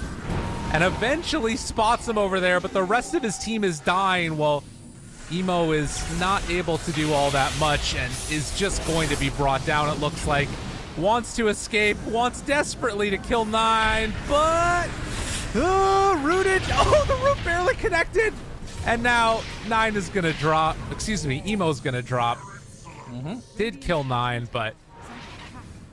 All right. Well, I guess the question doesn't matter because they're probably going to end the game. Yeah, maybe. Sorry, I don't know if they can go high ground without meta like this. Yeah. They're gonna be back soon. Perhaps you can. If you get another kill... Oh, that was a good Sunder. You got a lot more HP. But the Moon Shard's interesting. Oh, they have the gate, so they're actually just gonna commit to this. 45 seconds, no Morphling. I doubt he wants to buy back for it. So you can't steal agility from Terrorblade if he doesn't make agility items, right? Hey, there you go. Now you're thinking. And now he's offsetting the attack speed reduction, too, by getting a Moon Shard. It's interesting. Is this better than Daedalus? Another non-agility item that does pure damage? But then again, he does have the Silver Edge, so I guess he has both now. The crit and the attack speed, so... Yeah, he went all the items to still do damage, even if they managed to break Lincoln's and take control of the form. That was a sad Nick stunt. That one hurt. Yeah, I'm not sure what the objective was there. That's a fair question to ask. Well, they're running in on him, trying to get him. Pulverizes out. Game appearing to break as they almost bring him down low. The Sunder is there, though, and Skidder now looking for that turnaround. Emo, he's in the Terrorblade form, stealing some of that agi, but still a lot of damage out. Snaking with the stun on to that Shadow Fiend, and he is going to die. A buyback comes out from Io trying to say PYW. Not going to happen. Triple kill for Skeeter. Finds himself another Ultra. You know he wants to go for the Rampage, but instead they're just going to go for ending the game as GG is called. Tundra take the series 2-0. They sure did here, and both... This game was... It was a little sad, right? Both their side lanes went so poorly. You had such a good mid lane on Shadow Fiend. He was doing so... He was crushing 9. He probably felt like there's no way he can lose this game. He just dumpstered mid that hard. But unfortunately, both his side lanes struggled so much to the point where it felt like they couldn't really recover. Poor Emo, they picked Morphling and Shadow Fiend. That's 2 carries in the same draft. And one of your carries just didn't have a game. And your mid is also a carry, so you can't really bring that carry back into the game because you're just doing what he's doing and hitting creeps, and it just wasn't enough. Where Tundra, they build auras, they have 1 carry, they have everyone has a role in the game they need to fulfill. Even though 9 had a bad start, he was just their stun. He was just going to go around the map and stun heroes so his team can kill him. Or IG, yet again, doing something out of the box here, non-meta, kind of their own style. But this one really didn't work out. I think that a pretty telling stat here for Tundra is damage reduction. 65% for Underlord, 60% for Terrorblade. They were just not able to do the damage that they needed to because, as you said, these heroes just didn't come online quickly enough. You could look at a lot of different stats in this one, and just things were not doing what they needed to for IG. And Tundra came in with a clear idea of what they wanted to accomplish and just made it happen. Really impressed. Yeah, it's like, what is the purpose of Io in this game? Right. Normally you see it pairing with some Storm or some Leshrac, some mid-game timing. Shadow Fiend just wants to farm. You have no one to play with. You're playing with your Primal the whole game, but your Primal's just getting destroyed in the laning stage. It just really feels like IG is a team right now that just, they don't have the right idea of how to win games right now. And they really need to go back to the drawing board tonight and figure it out. I think that there was a big desire by them to just take that Io Storm, and they just thought they were going to get it themselves. Because they're like, there's no way they picked Storm without Io. They just played against Rebellion, and they went in the same situation that happened. I know, and that's the part about it that's rough, is that like Yeah. Storm, fine, they counterpicked him, they did Nyx, they ran around with Primal, the Shadow Fiend dumpstered his lane. It was terrible for Storm, but these other heroes just carried the load until he came online enough. And I mean, he got the first freaking shard because he was bottom 2 net worth on his team, and Tundra still win. It doesn't matter. Yeah, I mean, a lot of that had to do with Soxa being incredibly over-farmed as well, right? That bottom lane from Tundra with the Underlord and the Coddle, they were ridiculously farmed. It wasn't even just Coddle was taking net worth from Underlord because Underlord was feeding and Coddle became a core. No, Underlord was number 1 net worth as well, right, with the Terrorblade for a majority of the game, and Soxa just free farming on Coddle the entire time. So a lot of like contingencies here for Tundra, which made their draft good. Like if Storm had a good game, this game would have been over really fast, right? But because this game was Storm having a rough one, it allowed the weight to be carried by the rest of their team. So Tundra looks good. IG, they look like they're in a bit of trouble. They need some help. And maybe they're not chaotic enough, or they're too chaotic. Who knows? There's just pure chaos. It's hard to know. I think IG is an interesting team to watch. Coming into this, there's that question of like, can the Chaos teams do? I think no matter what, when you look at like sort of a Beast Coast or an IG, these teams that are just a little bit nuts in how they play, Tundra always seems to come out on top against them versus some of those other strong teams from Europe. I think that there's more maneuverability for them to sort of be enveloped in that insanity and like want to play at that same level of intensity, or in Tundra's just like, no, we're doing our thing. Yeah, no, I agree with you. I think like Rebellion is also another one of those methodical teams who just like play very carefully. So maybe today was just bad matchups for IG. Curious to see what their future holds. So, all right, well, let's get ready and take a look at what the not just that matchup is, but the matchups today have been. You can see the groups ending, and look at that. The games are still going on, but OG's sitting 4-0. Shopify are still in the midst of their game, it looks like, facing off against Team Spirit, I believe. So we need to wait and see what the result of that one is. But we could have 2 teams sitting in top 4. And, of course, Group A, it looks like a little bit more stratification between the top and the bottom compared to Group A, where everybody is, Bet Boom, Gaming, and EG are all sort of in contention there. Yeah, I'm not surprised, but like OG has 2 stand-ins, right? Is that correct? Like they're using Mind Control. I'm looking at the page, and Kitrak. Oh yeah, and they're still at the top of their groups. Very good for them, I guess. That is interesting, isn't it? I mean, to be fair, I think MC as a stand-in is probably one of the best types of stand-ins that you can get, right? He comes in with an idea of like wanting to build these aura items and support his team no matter what out of the off lane. And I think that's something that probably allows like Taiga to have a lot of freedom, I would imagine. Yeah, maybe. I'd have to watch some of the games, but something to keep an eye out, like team with 2 stand-ins, not even just 1, already at the top of the groups, is definitely surprising. That's my big takeaway from looking at those groups, for sure. Right. Well, cool stuff. Fear, I think that's going to do it for today. Your thoughts on day number 1 Berlin Major beyond just the teams that are on top?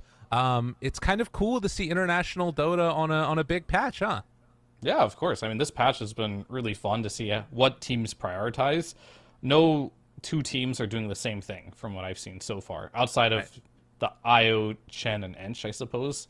But other than that, like, they're trying some new stuff. We're playing the map a little bit differently. We're picking new heroes. It's been a lot of fun. We saw a lot of IG today. And, kind of looks like Tundra and Rebellion. They're looking strong right now. They did beat IG, but they also look like they are just playing their normal Dota, and it's working right now. So, very excited for what's to come. All right, well, we'll see what indeed is going to be more to come here. There is a lot of Dota that's going to be going on over the next 4 or 5 days, however long it is that this group stage is going on. But you can continue to come back here. We're going to be here on the afternoon block if you're in Europe, or the late morning / not middle of the night block if you're in NA. Depending on where you are in the world, just tune back in, same time, same place, and there'll be more action for you here. But we'll see you all tomorrow for more from the Berlin Major.